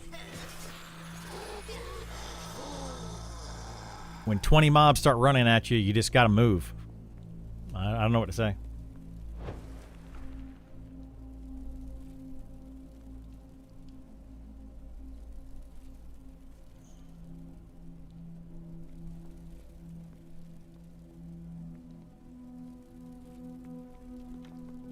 He's in.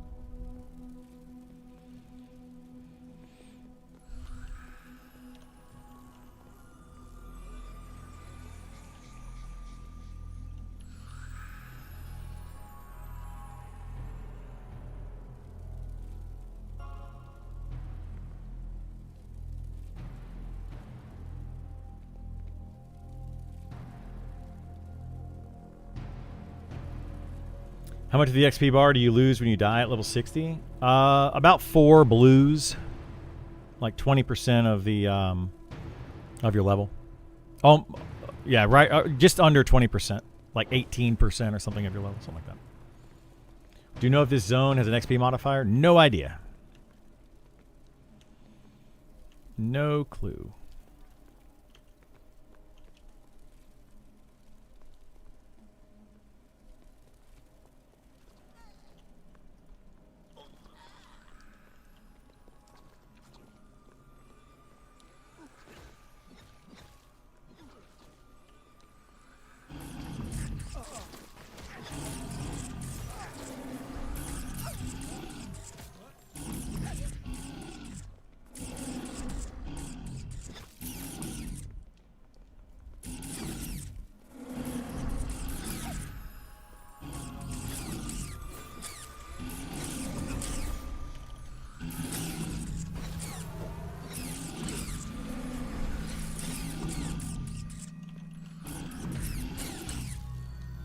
Deep dives are out? Nice. I'll take a look at them probably tomorrow morning. I'm not going to do it tonight.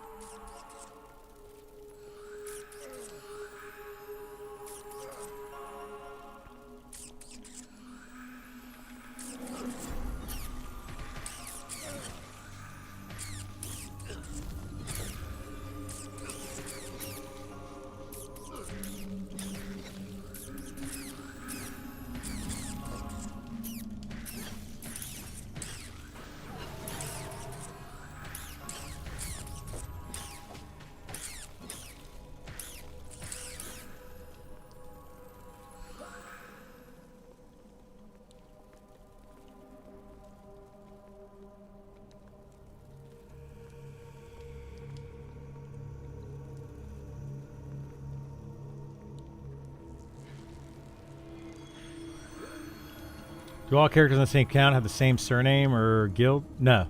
You can have whatever surname you want and join different guilds if you want to.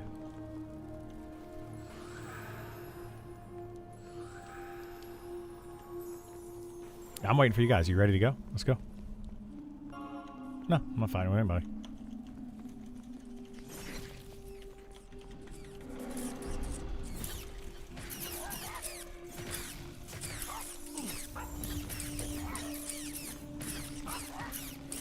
This old Seblis guy just standing in the...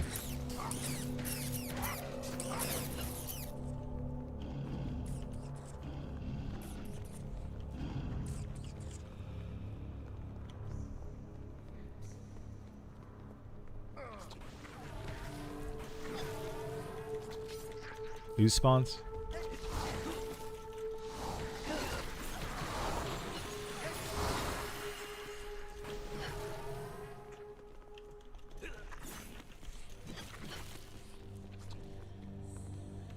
Dory, you might have to just close down and restart.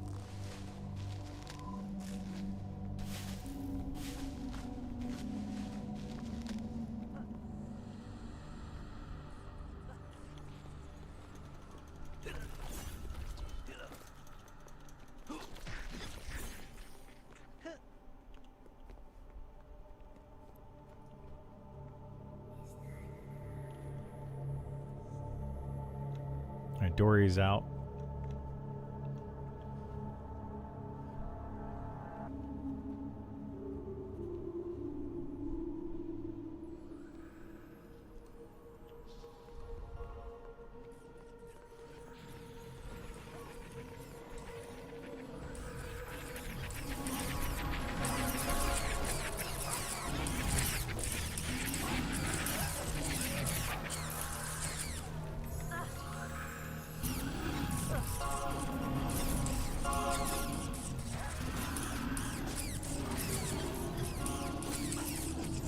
Somebody needs to grab Conquest in their group.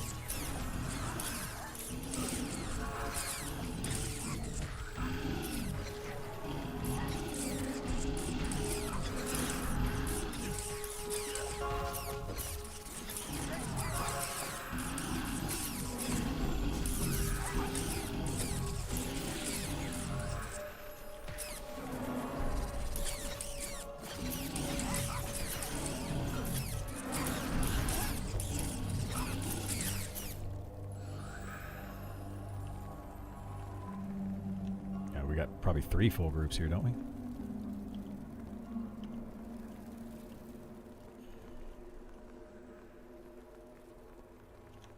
We're full. Which way we want to go? Left again? Looks like the old Seblis people are going to the right, so...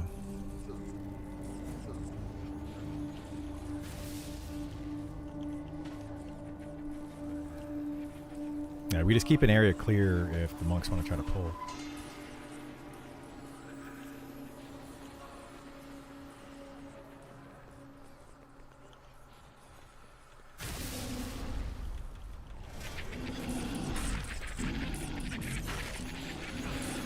Alright, move in, Mez.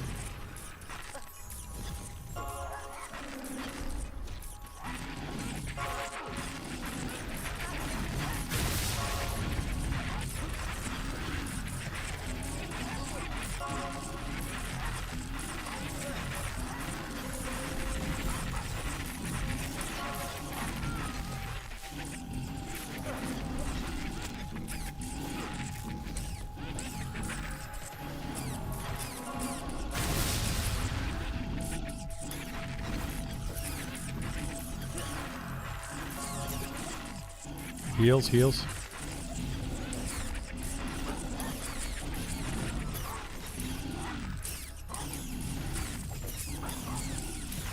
Nobody has mana, what the heck?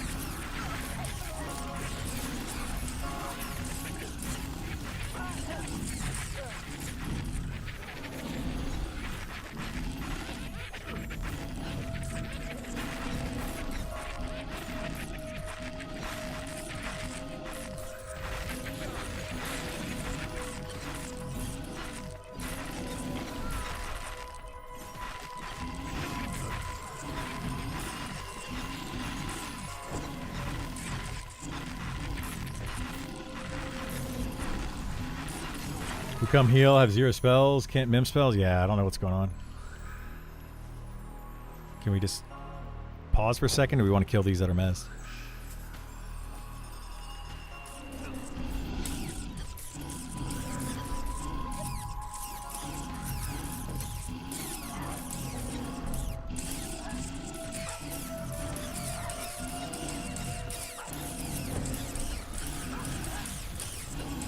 No.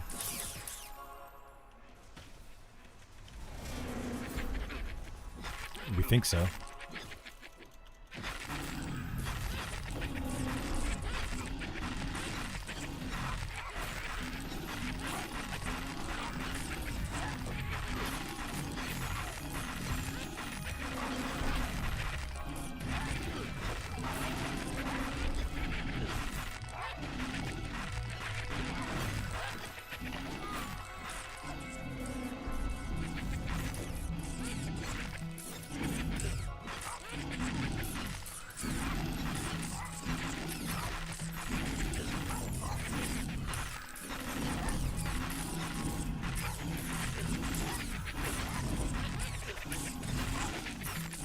Like I just fall.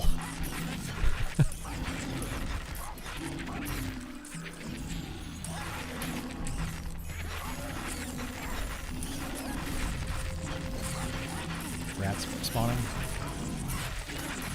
We gotta figure out what's causing these rats to spawn.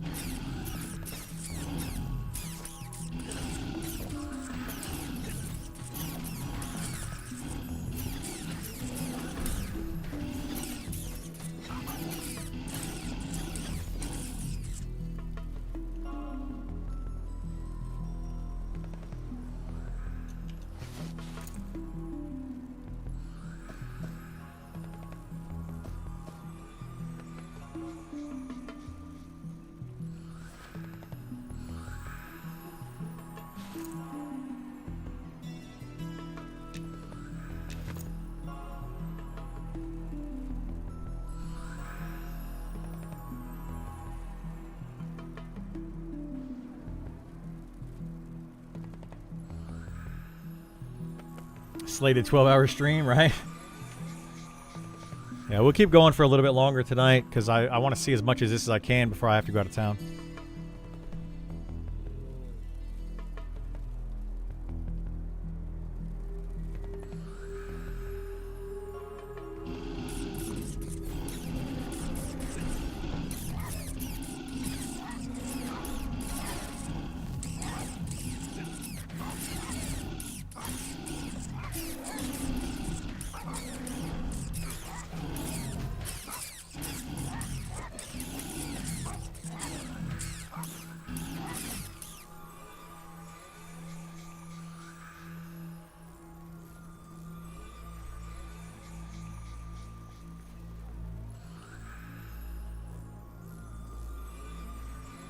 Are they?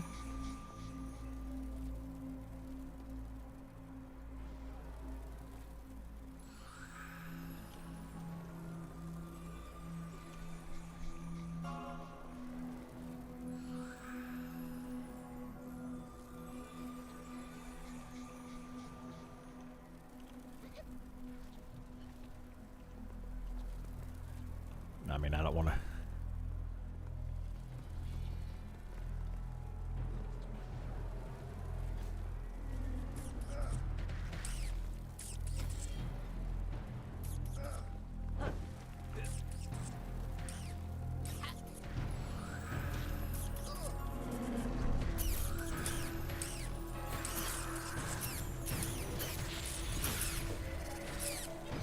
Apparently servers are going to reset for some reason.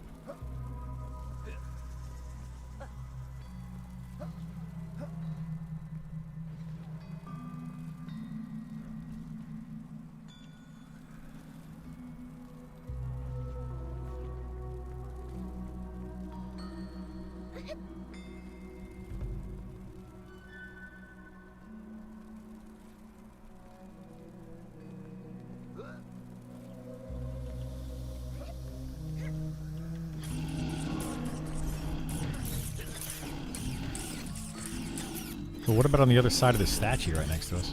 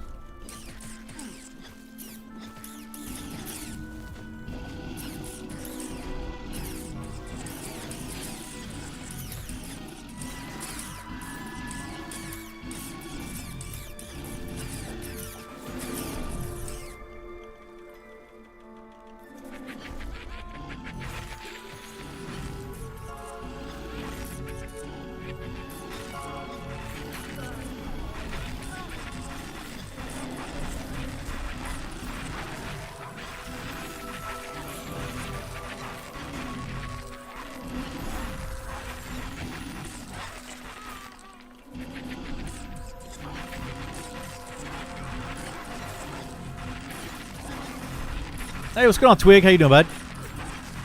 You didn't miss much. Just a bunch of dying in trains and wiping. Cool looking dungeon though. You're missing that. This place is awesome looking. Did a really good job with this dungeon. I can't wait to see more dungeons like this.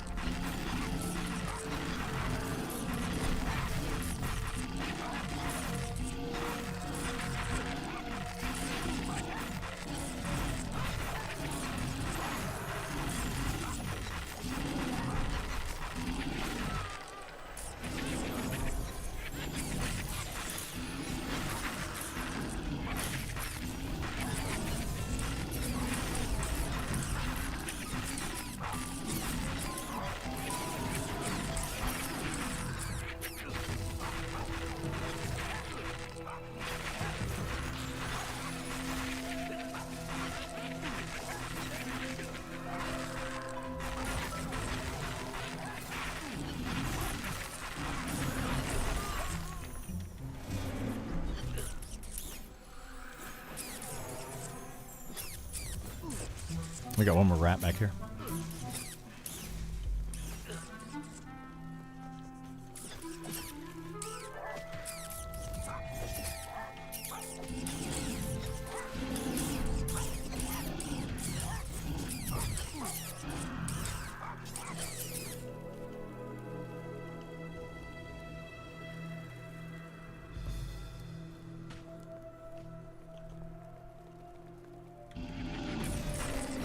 haven't, but they might now.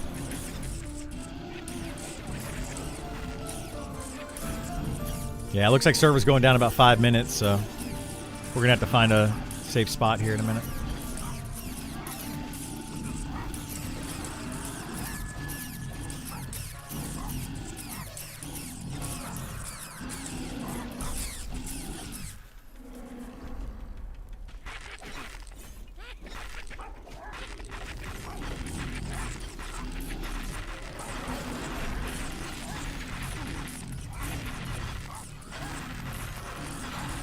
How's the tuning of the dungeon feel? I know this section was supposed to be for slightly lower. It's extremely difficult for slightly lower. There's no way a group of level 40s is going to be doing this. No possible way. There's too many mobs and they constantly spawn. The only way is if like we don't know what's going on, like if there's something that's causing certain things to spawn or that kind of thing. But as far as I can tell, it's just there's way too many mobs for a level 40 group.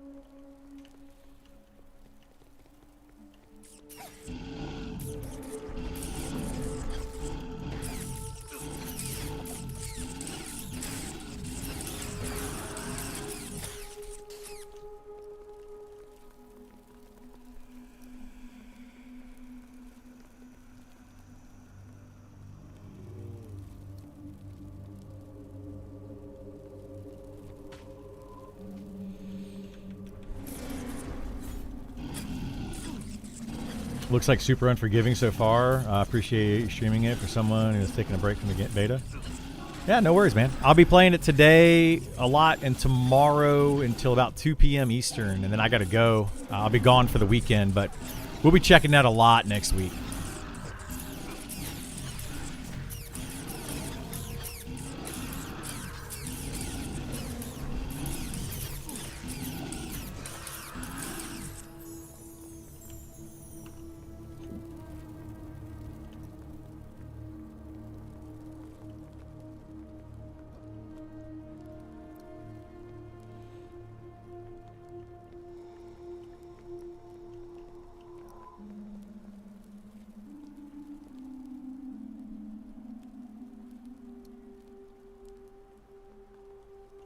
You said 20, so.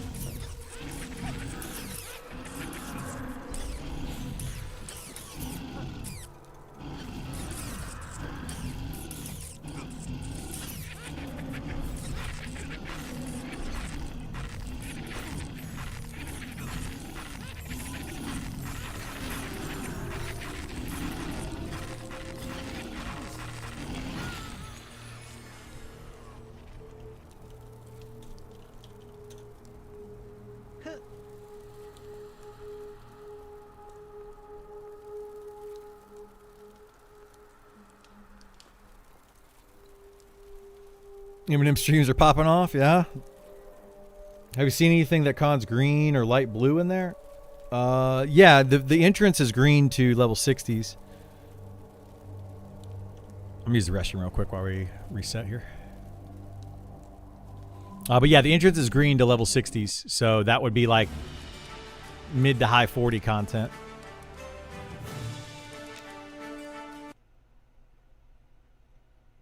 I'll be back in just a minute, though. I'm going to use the restroom, and then we're going to get back on here in just a minute. We're going to keep going for a bit longer tonight. I'm going to try to stay on as long as I can and do as much as we can, but yeah. Be right back.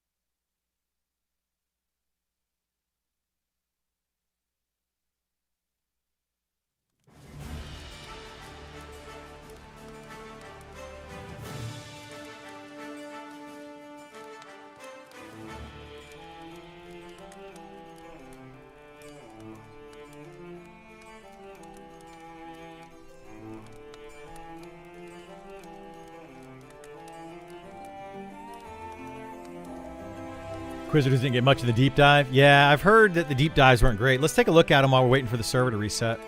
I'll try to read over one real quick.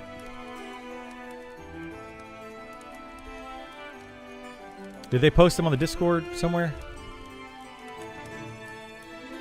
Deep dives here. Inquisitor Shaman.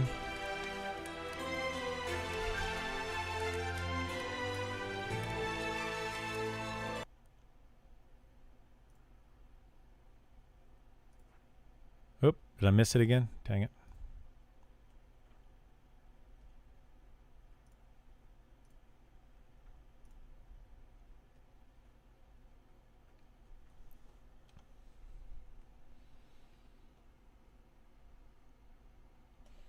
All right, let's take a look at the deep dive while we're waiting for the servers to come back up here. We got Shaman Deep Dive Overview.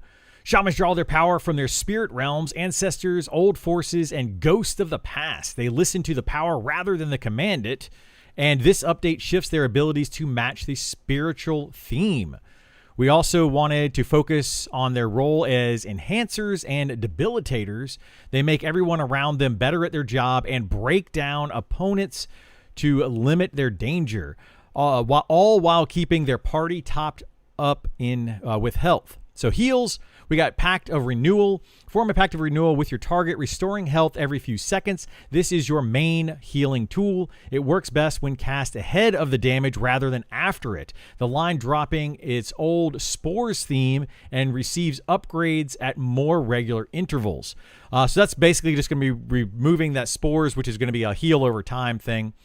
So that's basically what this is now. Rite of Mending. Perform a Rite of Mending on your target, restoring health every few seconds. This is a party-wide version of the Pact of Renewal. On a long cooldown, save it for a fight you expect to go badly. It's the same spell I think that they had before. It's just an AoE spell for the entire party, but it's a regen spell. Communing Commune of Regeneration. Regenerate your group, increasing their health regen. This party-wide regenerate is obtained through research. So very cool there. They actually have a party-wide regen spell rather than a single target spell. Uh-oh, hang on a second. Let me go back. I guess we're getting back in already. People are already getting back in. Well, we'll check that a little bit more. Yeah, I'm glad they're finally doing the research.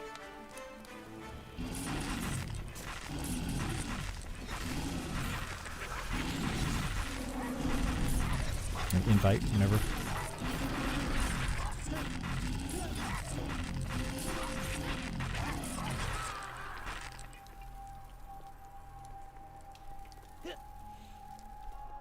He was.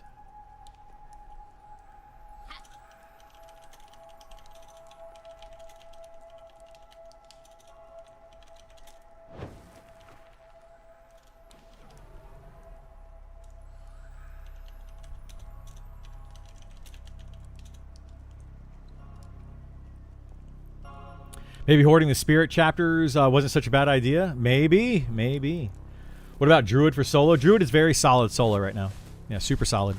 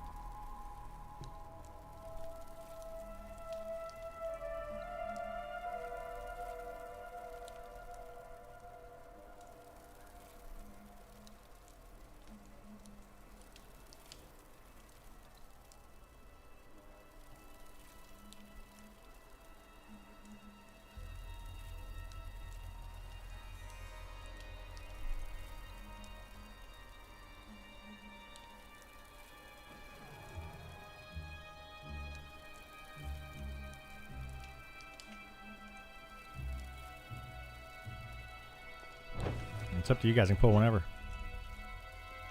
It's going to be at least 5 mobs, it looks like.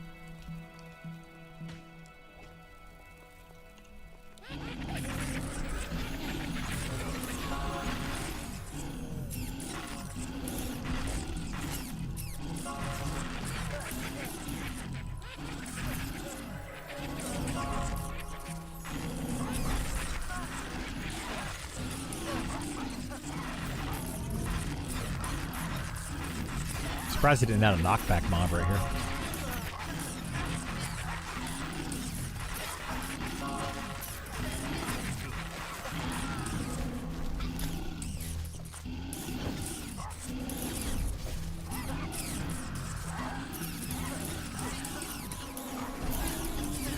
He's been on. He's having trouble though getting his spells.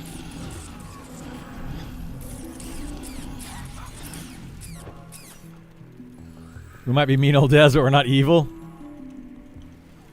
Yeah, that'd be awful if you guys put some knockback mobs right here. God, that'd be terrible.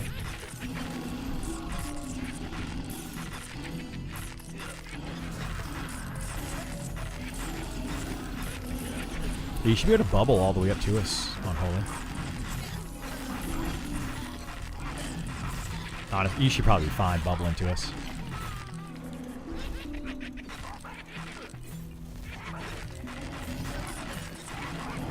Yeah, just bubble to the top of the ramp.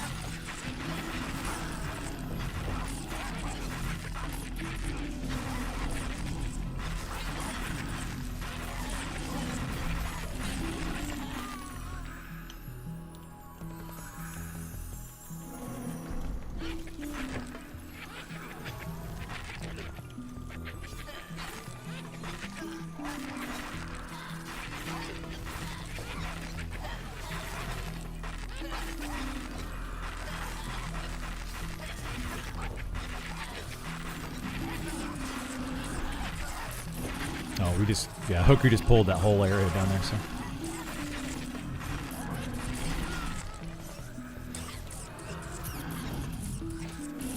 That's Hoku.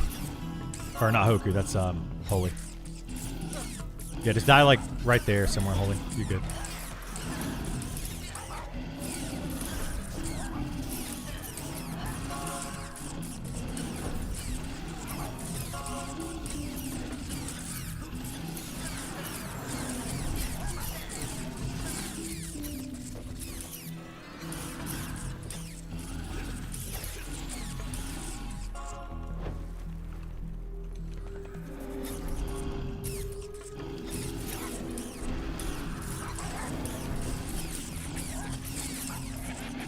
Nope, it's 3 more.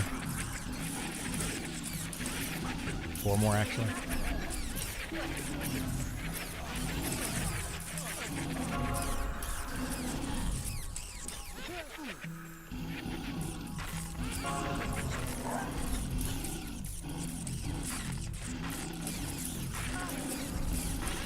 Thought the devs were short for devil, though.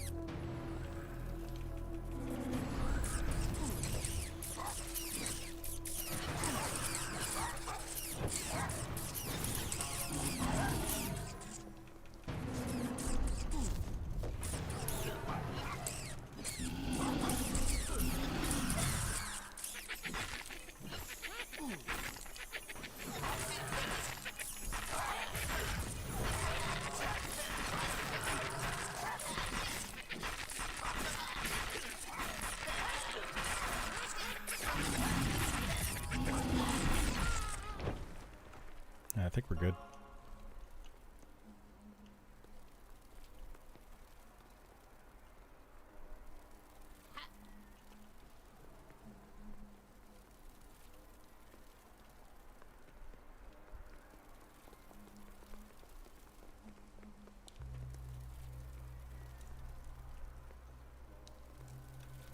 Where are you, though? I don't see you.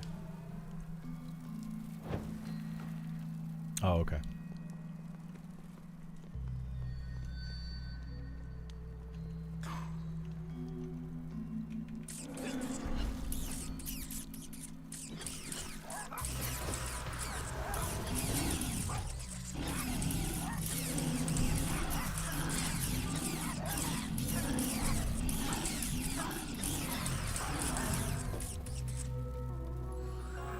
Yeah, we'll add Isar in when he gets. We can kill a few of the mobs and then we'll do it. Is everybody rezzed up and ready to go? Keep pulling.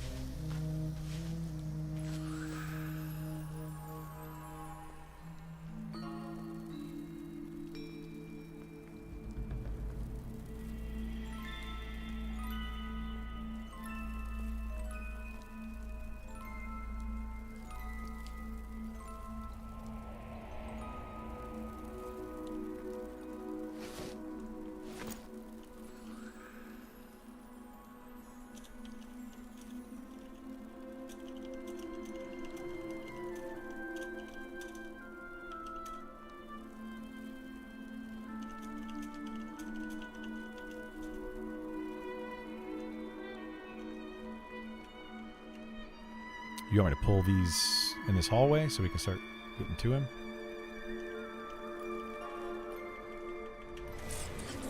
Alright, 4.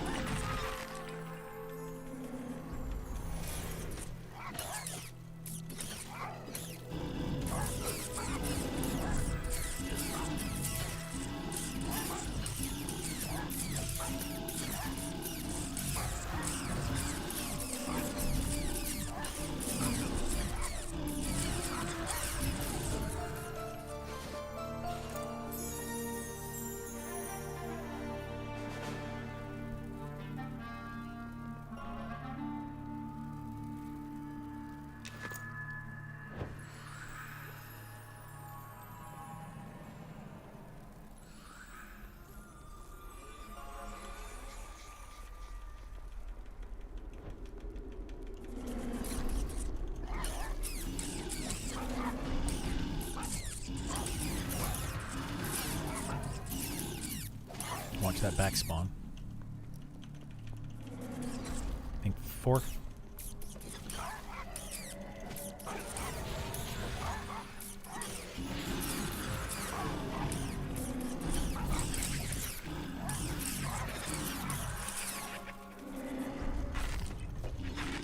Hey, what's going on, Grumpy?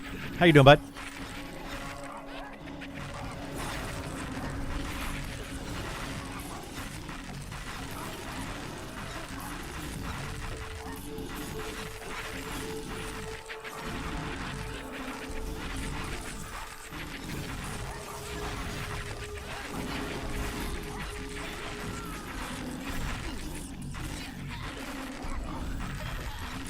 One of the new dungeons. Yeah, this is Fallen Watch. This is the high level dungeon that they added.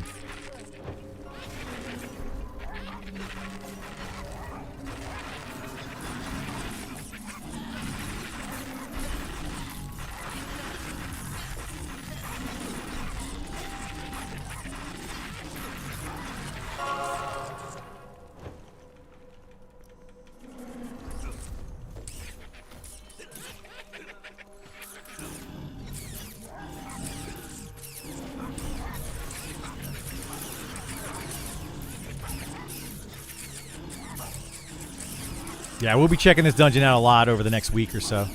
I'll be checking it out today and probably some tomorrow. And then I'll be gone over the weekend, but then we'll be back all next week doing all sorts of stuff. Got the salty shamans out there? I'm sure you do, yeah. Shamans seem to have gotten shafted. They were too strong. I mean, clearly too strong. So a little bit of a nerf is probably good, but it's kind of shocking that the druid didn't get the same kind of treatment, you know? It didn't get nerfed when they got their deep dive. In fact, they got stronger. But shamans seem to really gotten hurt.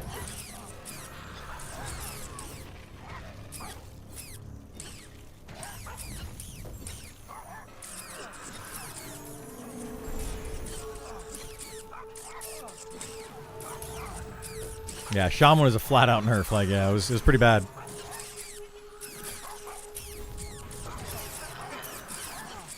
What?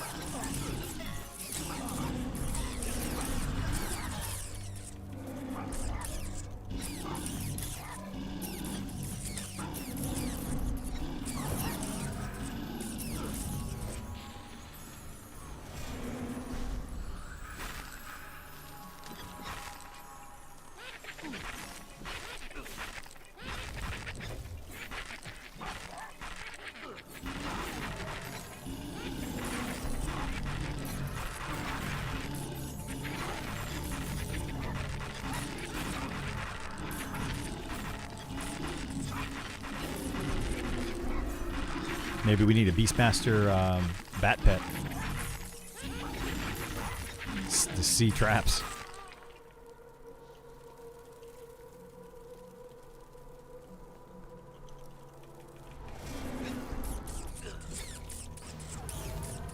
It's like the worst pet in the game. It's so dumb.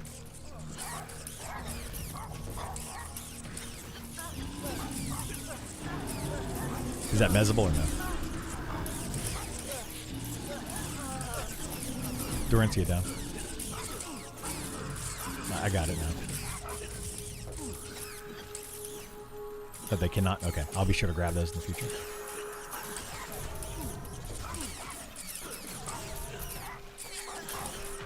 Torn between Wizard or Archer for EA.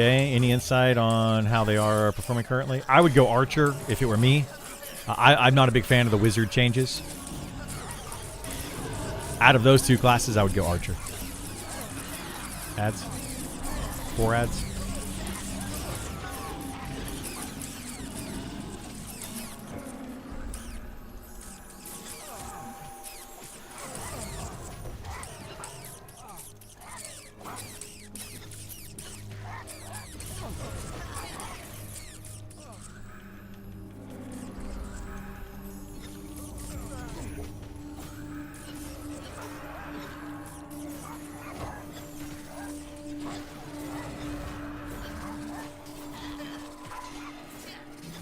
I need a bunch of buffs. I don't.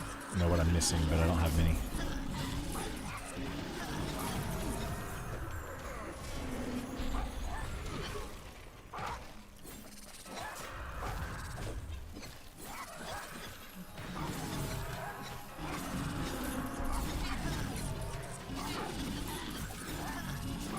That settles it. Yeah.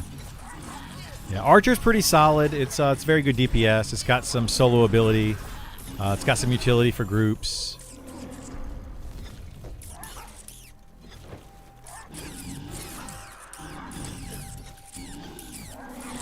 That pop-up can be turned off. Settings interface at the bottom. Yeah, I'm just kind of like, I'm messing around with it. This pop-up right here. I'm kind of messing around with it to see how it all works and stuff. That's why I was leaving it up.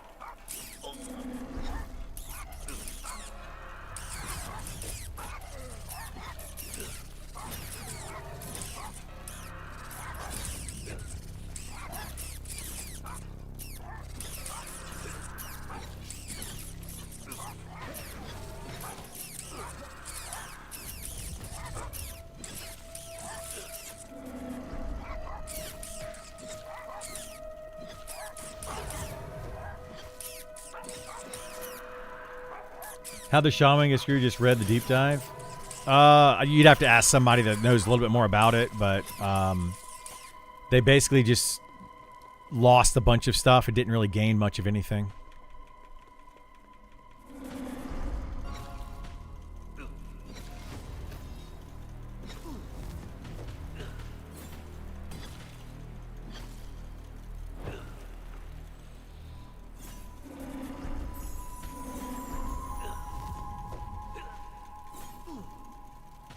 I probably use it to expand my vocabulary for petitioning purposes when things are broken, yeah.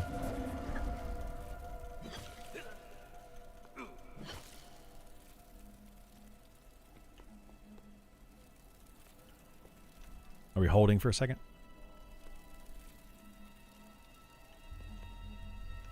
All right, I need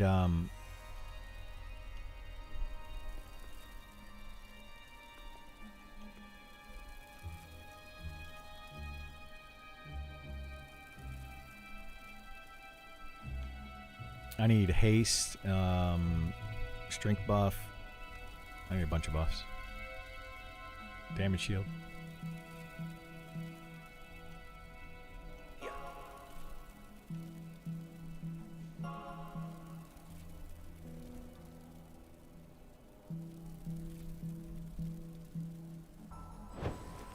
I need Kaz HP buff.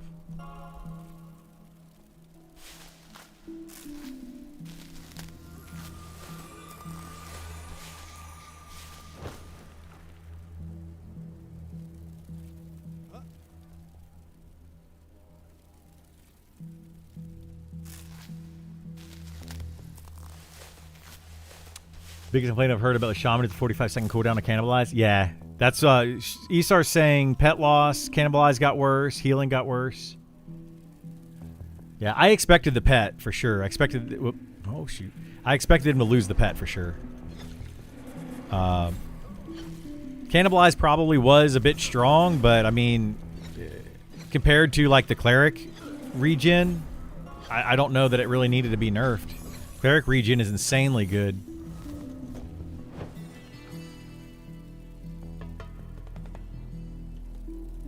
At this point, you'd argue the druid's greater than shaman. It always has been, but now it's even like better, for sure.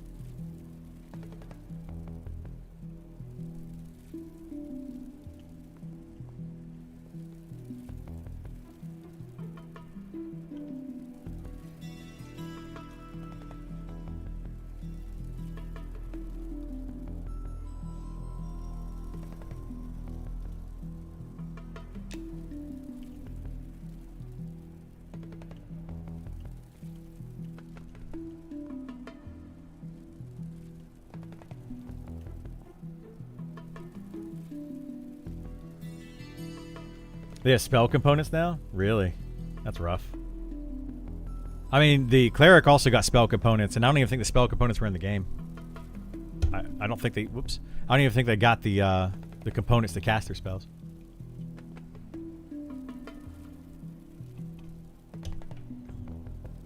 Rogue was nerfed. No one seemed to care then. People care about the Rogue. Rogue's pretty bad.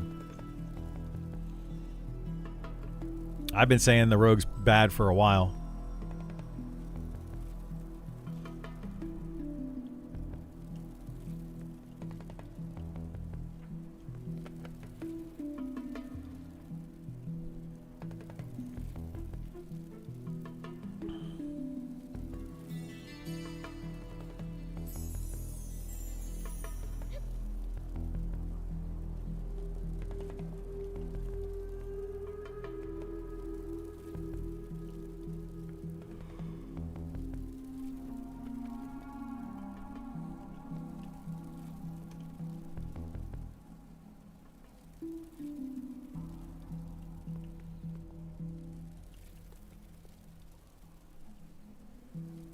Rogue's terrible. I hate having one button that does multiple things. I use my backstab ambush to help position. Now if I'm out of position, it just stabs for lousy damage. Yeah.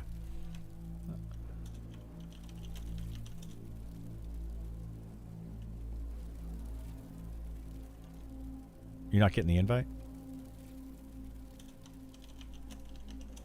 Okay. Wait, what? No, Trails got in the group somehow. I'm so confused. I invited Isar and Trails joined.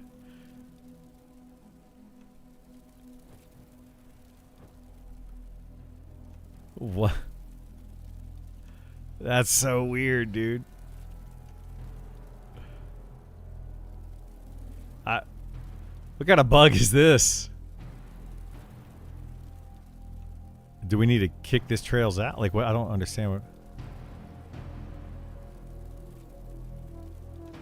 I can't kick him out. Let's just reform this group. Yeah, just reform.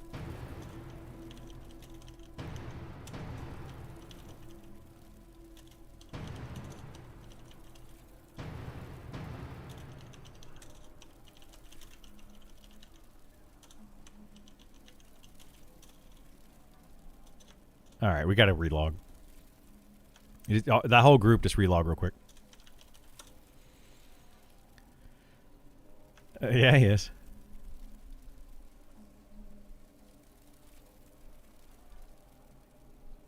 It's happening when I invited Isar, though. Like, I invited Kaz, and then Isar joined, and it was Trails.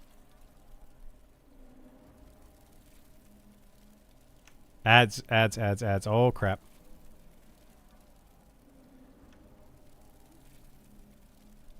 Those just went in underground.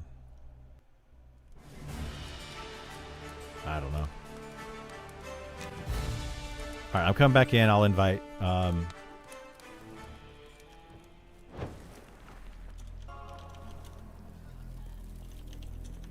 No, we're okay. There's nobody here. I'm back in.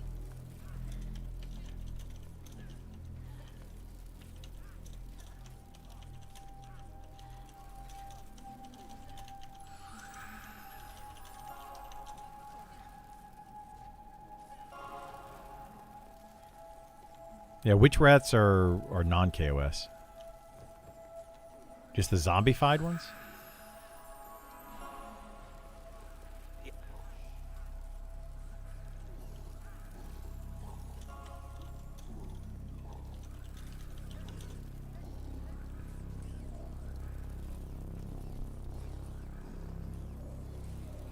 Hey, what's going on, Slayheim? How you doing, bud? Yeah, we're checking it out, man. We're checking it out. I don't have a whole lot of time because I got to go out of town, so gotta get it while I can.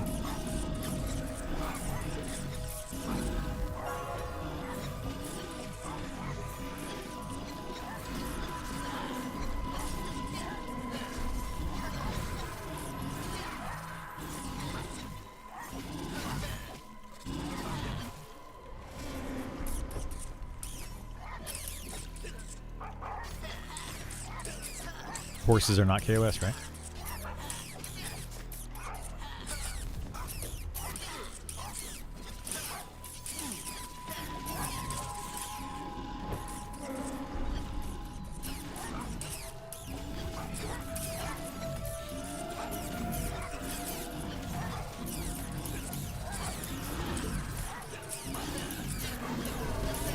Yeah, ghost horse mount. There they are.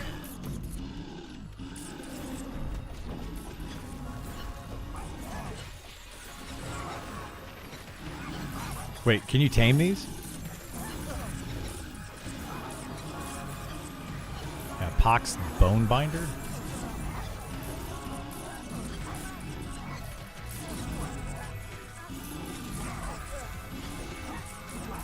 Dorenci's going down?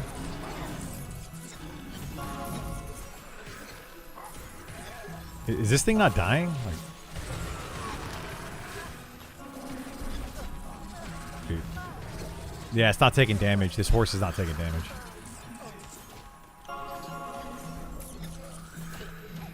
Come on, Whispering Groom. That's our train. We're dead. We gotta run.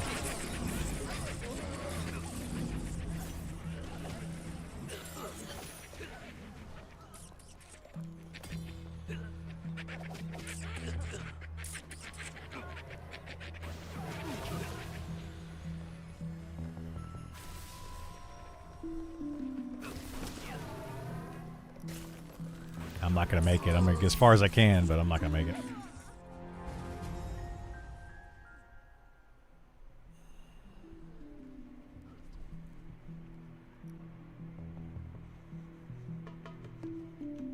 Yeah, it's really messed up.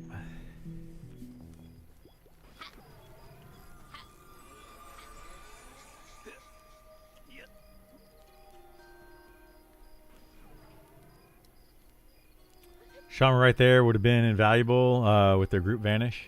Would have been nice.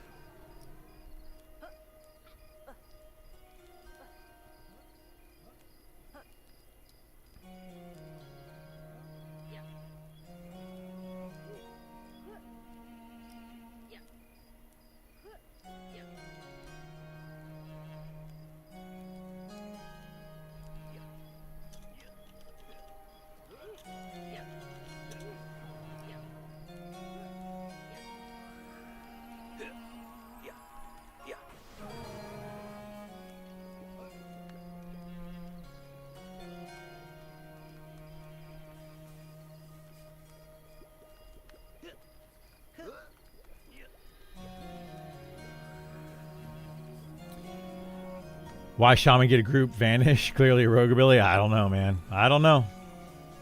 Someone just train us? No, that area is very buggy, it seems like. The whole stable area seems really buggy. Mobs just kind of like go all over the place. The horses were taking 0 damage. Yeah, see right here it says absorbed an attack, absorbed an attack, absorbed an attack, absorbed an attack. Like they just absorbed all attacks. So unless that's intended, that there's something that we're missing there. But that seems really buggy.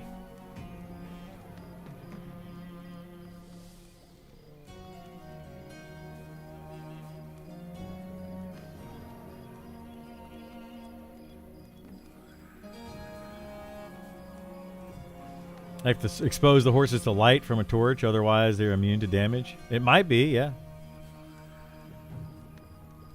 It's very possible.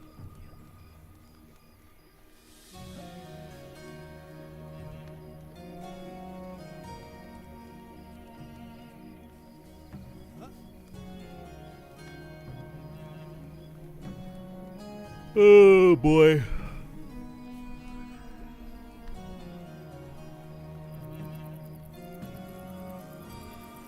Yeah, I don't think we're supposed to attack them either. I don't know why they aggroed, honestly. So.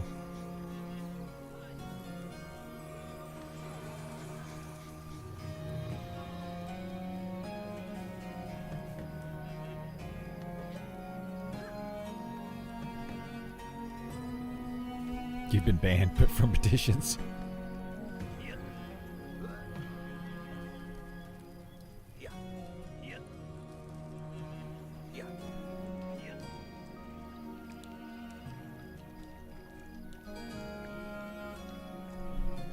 Oh boy.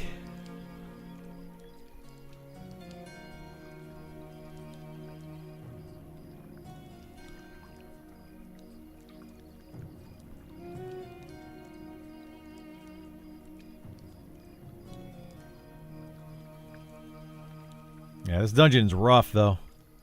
Super rough dungeon.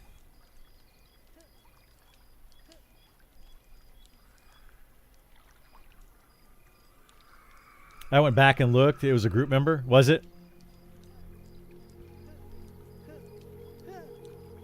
Bummer.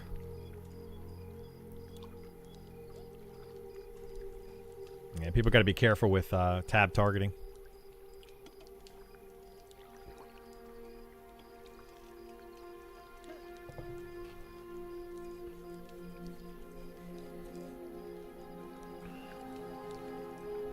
Well, while we wait,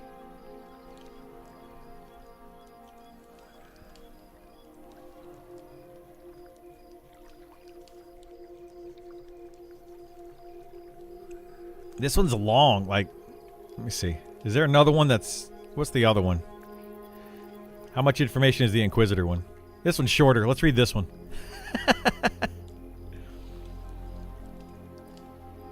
While we are waiting, we will read over the Inquisitor.